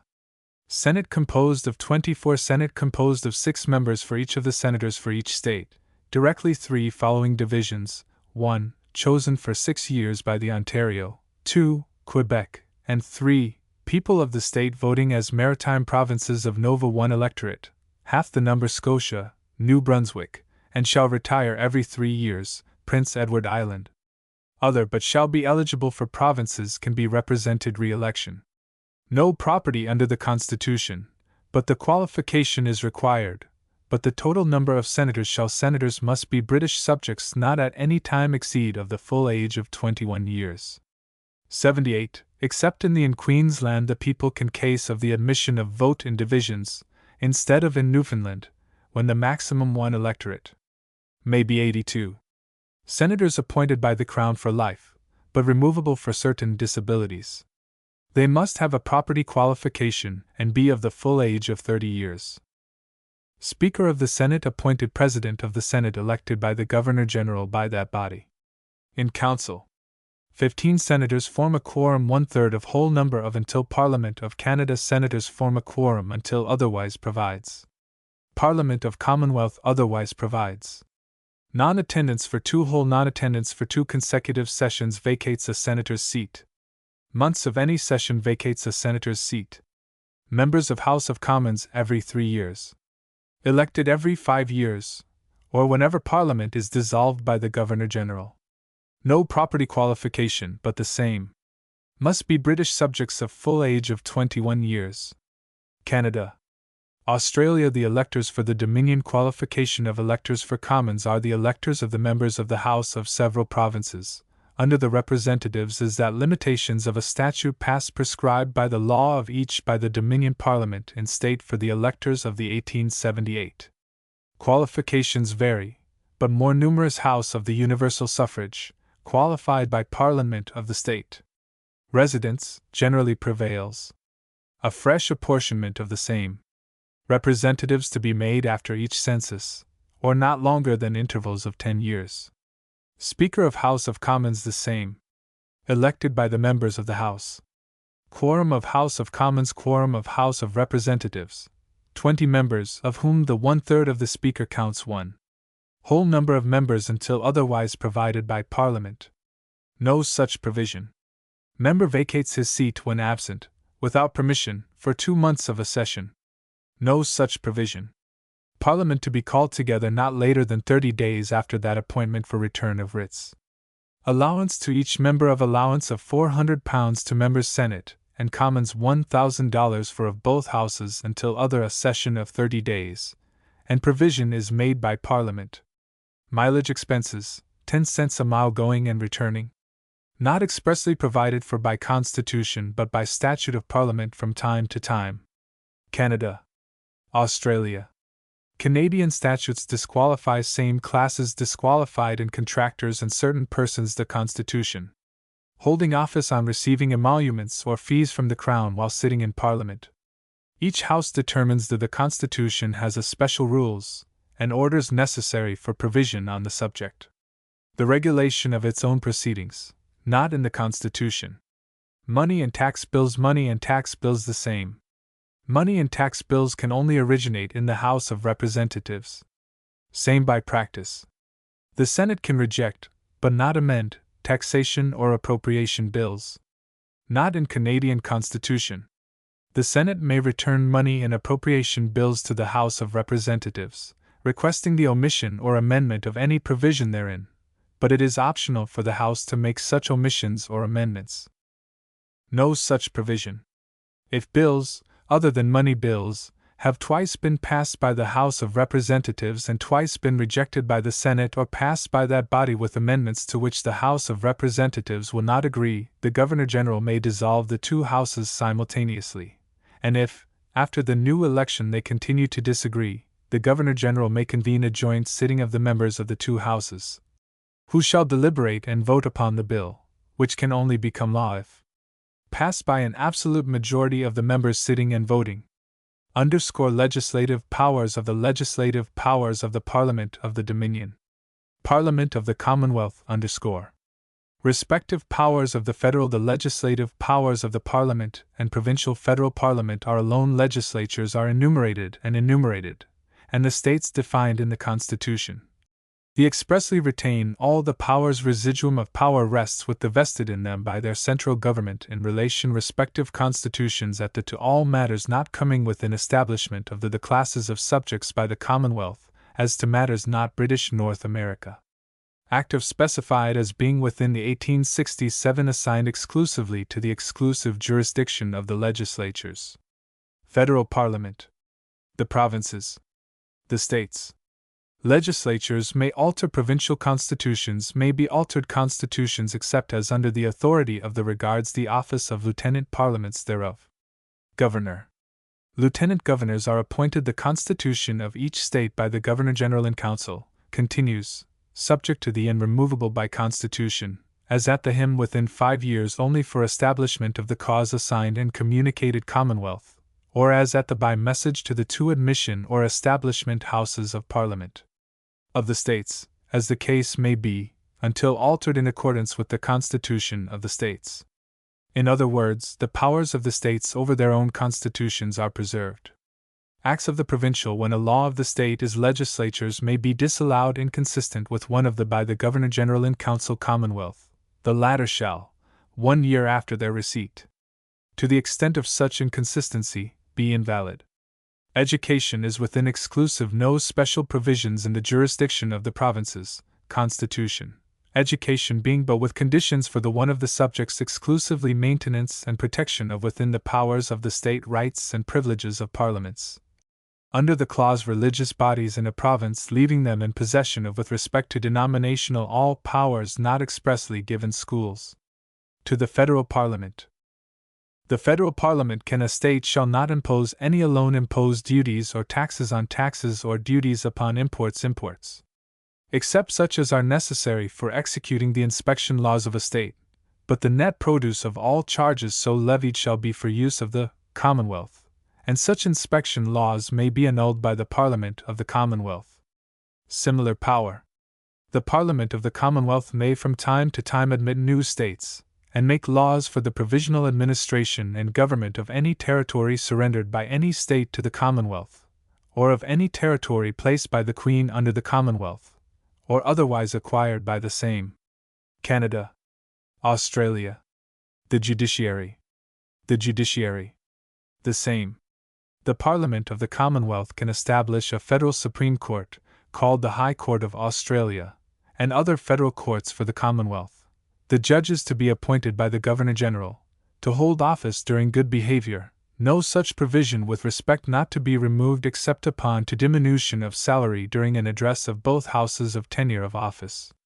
Parliament, but so that the salary paid to any judge shall not be diminished during his continuance in office. Similar provisions by statutory the High Court can adjudicate enactments of dominion in cases arising out of the Parliament. Constitution, or controversies between states, or in which the Commonwealth is a party. No such stringent provision appeals only allowed to exist in the Canadian Queen and Council from High Court Constitution, but appeals in all on constitutional issues between civil, though not in Commonwealth, and any state, criminal, cases are allowed, by or between two or more states, virtue of the exercise of the when High Court gives leave to royal prerogative, from appeal. Otherwise, the Royal Provincial Courts as well as prerogative to grant appeals is from the Supreme Court of Canada not impaired. Parliament may, to the Queen and Council, however, make laws limiting i.e., in practice, to the such appeals, but they must judicial committee of the Privy be reserved for Her Majesty's Council. Pleasure. Canada. Australia. Judges of the Superior and judges in the states are appointed county courts in the provinces and removable under existing state, except those of probate in new constitutions, which the state Brunswick, Nova Scotia and parliaments can change at will. Prince Edward Island, are appointed by the Governor-General in Council, and removable only by the same on the address of the two Houses of Parliament. Their salaries and allowances are fixed by the Parliament of Canada. The provinces have jurisdiction similar powers in the states. Over the administration of justice in a province, including the constitution, maintenance, and organization of provincial courts, both of civil and criminal jurisdiction, and including the procedure in civil matters in those courts. The enactment and amendment with the states of the criminal law rest with the Dominion Parliament. The enactment and amendment with the states of all laws relating to property and civil rights rest with the provinces. Trade and finance. Trade and finance. Customs and excise, trade and the Parliament of the Commonwealth Commerce, are within exclusive has sole power to jurisdiction of Dominion Parliament. Impose uniform duties of customs and excise, and to grant bounties upon goods when it thinks it expedient. As soon as such duties or customs are imposed, trade and intercourse throughout the Commonwealth, whether by internal carriage or ocean navigation, is to be free. The Dominion Government, the Parliament of the Commonwealth, can veto any such unconstitutional, may annul any state law. Law interfering with the freedom of trade or commerce between the different parts of the Commonwealth, or giving preference to the ports of one part over those of another. The power of direct taxation may be imposed as within the jurisdiction of both by the Commonwealth Dominion Parliament and provincial and by each state within its own legislatures, the one for limits, but taxation, when Dominion and the other solely exercised by the Commonwealth, for provincial purposes, must be uniform. Both Dominion and provincial same is true of Commonwealth governments have unlimited and states borrowing power under the authority of Parliament and legislatures. Certain money subsidies are of the net revenue of the paid annually to the province's commonwealth from duties of towards the support of their customs and excise, not more governments and legislatures. Then 1/4 shall be applied annually by the commonwealth towards its expenditure. The balance shall, in accordance with certain conditions of the Constitution, be paid to the several states, or applied towards the payment of interest on debts of the several states. This arrangement is limited to 10 years. Financial aid may be granted to any state upon such terms as the federal parliament may deem expedient. Western Australia may, subject to certain restrictions, impose duties on goods imported from other parts of the Commonwealth.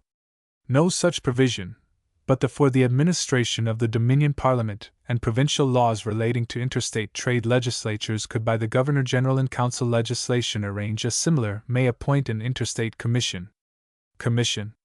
Canada is liable for amount of the Parliament of the Commonwealth the debts and liabilities of the may consolidate, or provinces existing at the time of take-over state debts by General the Union, under the conditions consent, but a state shall and terms laid down in the indemnify the Commonwealth, and Constitution.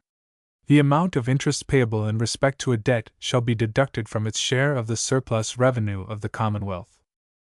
Imperial control over Dominion legislation.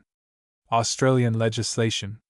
Bills may be reserved by the same Governor-General for the Queen's pleasure, and Her Majesty, and as the old state constitutions council may within 2 years continue in force until amended after receipt of any dominion by the state legislation is act disallow the same. Still subject to power of disallowance by Queen in Council. No such provision. The Governor-General may return any law presented to him for the Queen's assent and suggest amendments therein, and the Houses may deal with them as they think fit. The recommendation of the same Crown is required before initiation of a money vote in Parliament. Amendments to the Constitution. By the Imperial Parliament on any proposed amendment to an address of the Houses of the Constitution must be first Dominion Parliament to the passed by an absolute majority Queen of each House of Parliament, and submitted in each state to the electors qualified to vote for members of the House of Representatives. If in majority of the states a majority of the electors voting approve the proposed law, and if a majority of all the electors voting also approve the proposed law, it shall be presented to the Governor-General for the royal assent. Appendix B. Bibliographical Notes.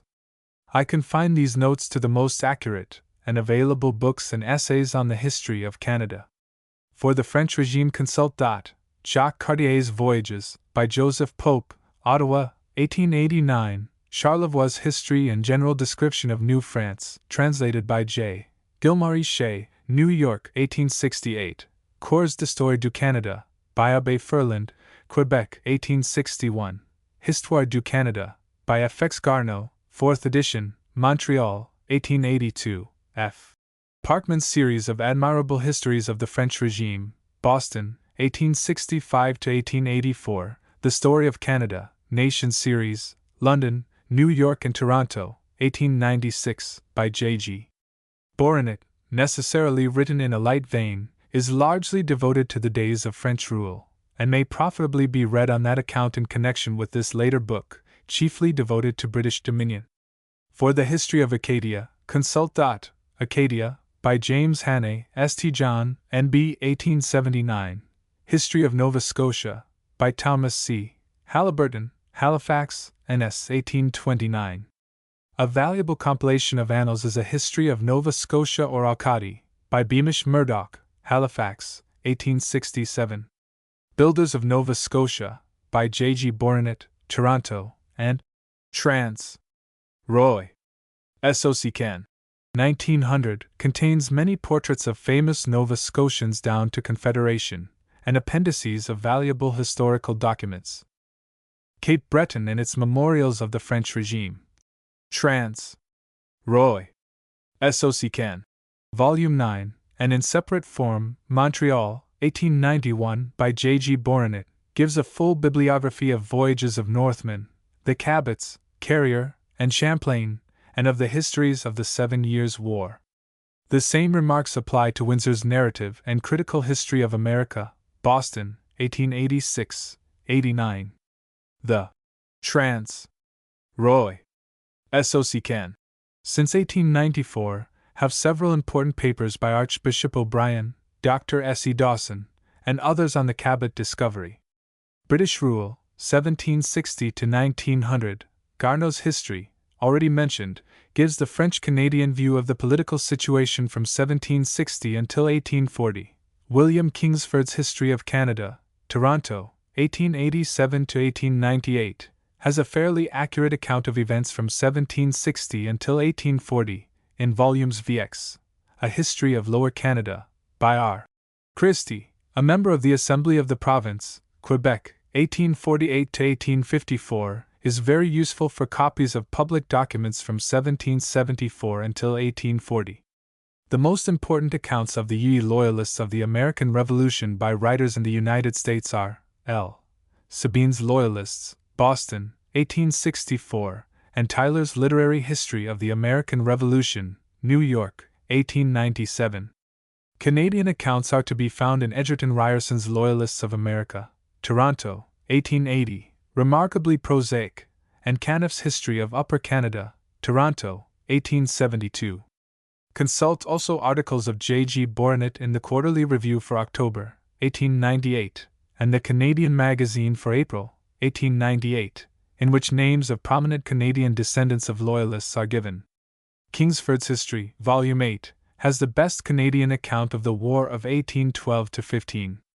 The most impartial American record of its causes and progress is Henry Adams's History of the United States of America, New York, 1860, vols 6 and 7.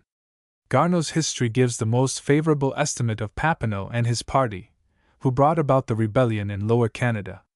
Kingsford, volumes 9 and X, writes impartially on the risings in the two Canadas. Other works to be consulted are Lord Durham's Report on the Affairs of British North America, London, 1839, Life of W.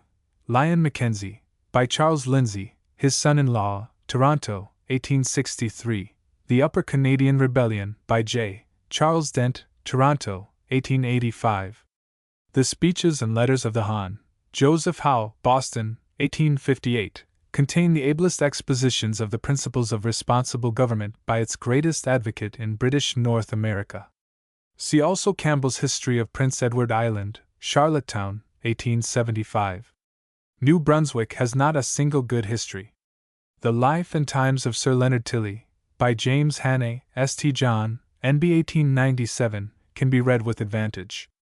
See Professor Ganong's valuable essays on the early history of New Brunswick in Trans. Roy. SOC Can. New Series, Volumes IV. Rev. Dr. Withrow's History of Canada, Toronto, 1888, has chapters on affairs of Prince Edward Island, New Brunswick and Nova Scotia, to date of publication. For the History of Canada since 1840, consult Canada since the Union, 1840 to 1880, by J. Charles Dent, Toronto, 1880-81. Le Canada sous l'Union, by Louis Turcotte, Quebec, 1871. Memoirs of the Right Hon. Sir John A.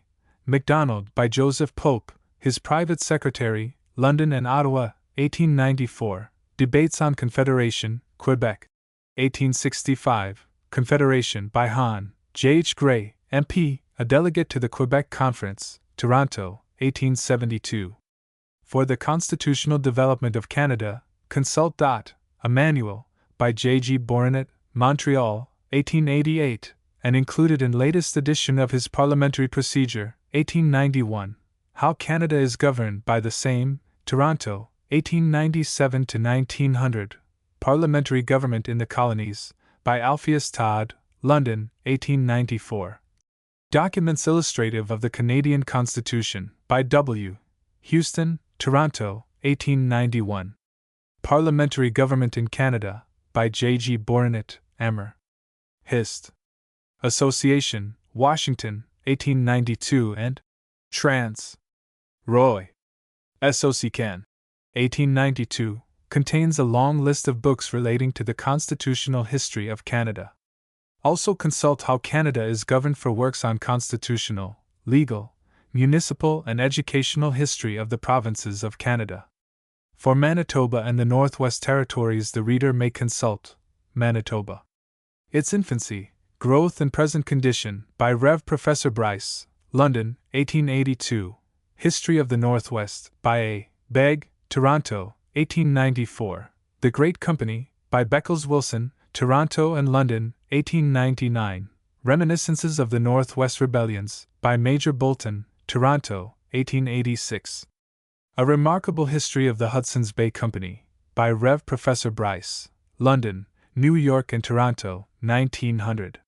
For British Columbia, A. Begg's History, Toronto, 1896. For the Literary Progress of Canada, consult The Intellectual Development of the Canadian People, by J. G. Bourinot, Toronto, 1881. Canada's Intellectual Strength and Weakness. Trans. Roy. SOC Canada. Volume 11, also in separate form, Montreal, 1893, by the same, contains an elaborate list of Canadian literature, French and English, to date. The 17 volumes of the same transactions contain numerous valuable essays on French-Canadian literary progress. Other valuable books to be consulted are Canada and Newfoundland and Stanford's Compendium of Geography and Travel, London, 1897, by Dr. S. E. Dawson, FRSC, The Statistical Yearbook of Canada, a government publication issued annually at Ottawa, and edited by G. O. Johnson, FSS, The Great Dominion, London, 1895, by Dr. G. R. Parkin, CMG. Doctor of Laws, the eloquent advocate of Imperial Federation for many years, merits careful reading. Canada and the United States, in Papers of the Emmer.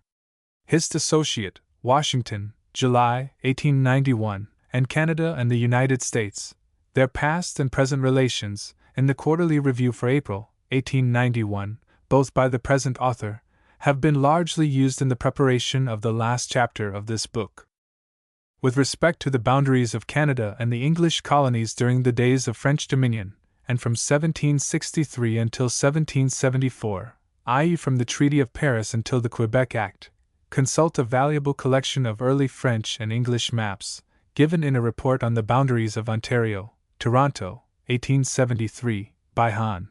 David Mills, now Minister of Justice in the Laurier government, who was an Ontario commissioner to collect evidence with respect to the western limits of the province. Consult also Professor Hinsdale's Old Northwest, New York, 1888, Epochs of American History, edited by Professor Hart, of Harvard University, London and Boston, 1893. Remarks on the French Memorials Concerning the Limits of Acadia, London, 1756, by T. Jeffreys, who gives maps showing clearly French and English claims with respect to Nova Scotia or Acadia, according to its ancient limits. Treaty of Utrecht. These and other maps are given in that invaluable compilation, Windsor's Narrative and Critical History of America. See also Mitchell's Map of British and French Possessions in North America, issued by the British Board of Plantations in 1758, and reprinted, in part, in the Debates on the Quebec Act, by Sir H. Cavendish, London, 1839. For text of Treaties of Utrecht, 1612, of Paris, 1763, of Quebec Act, 1774, and other treaties and imperial acts relating to Canada, see Houston's documents, cited above, page 329. The maps of Canada and the disputed boundary in Alaska, which I give in this book, are taken from the small maps issued in 1899 by the Department of the Interior at Ottawa.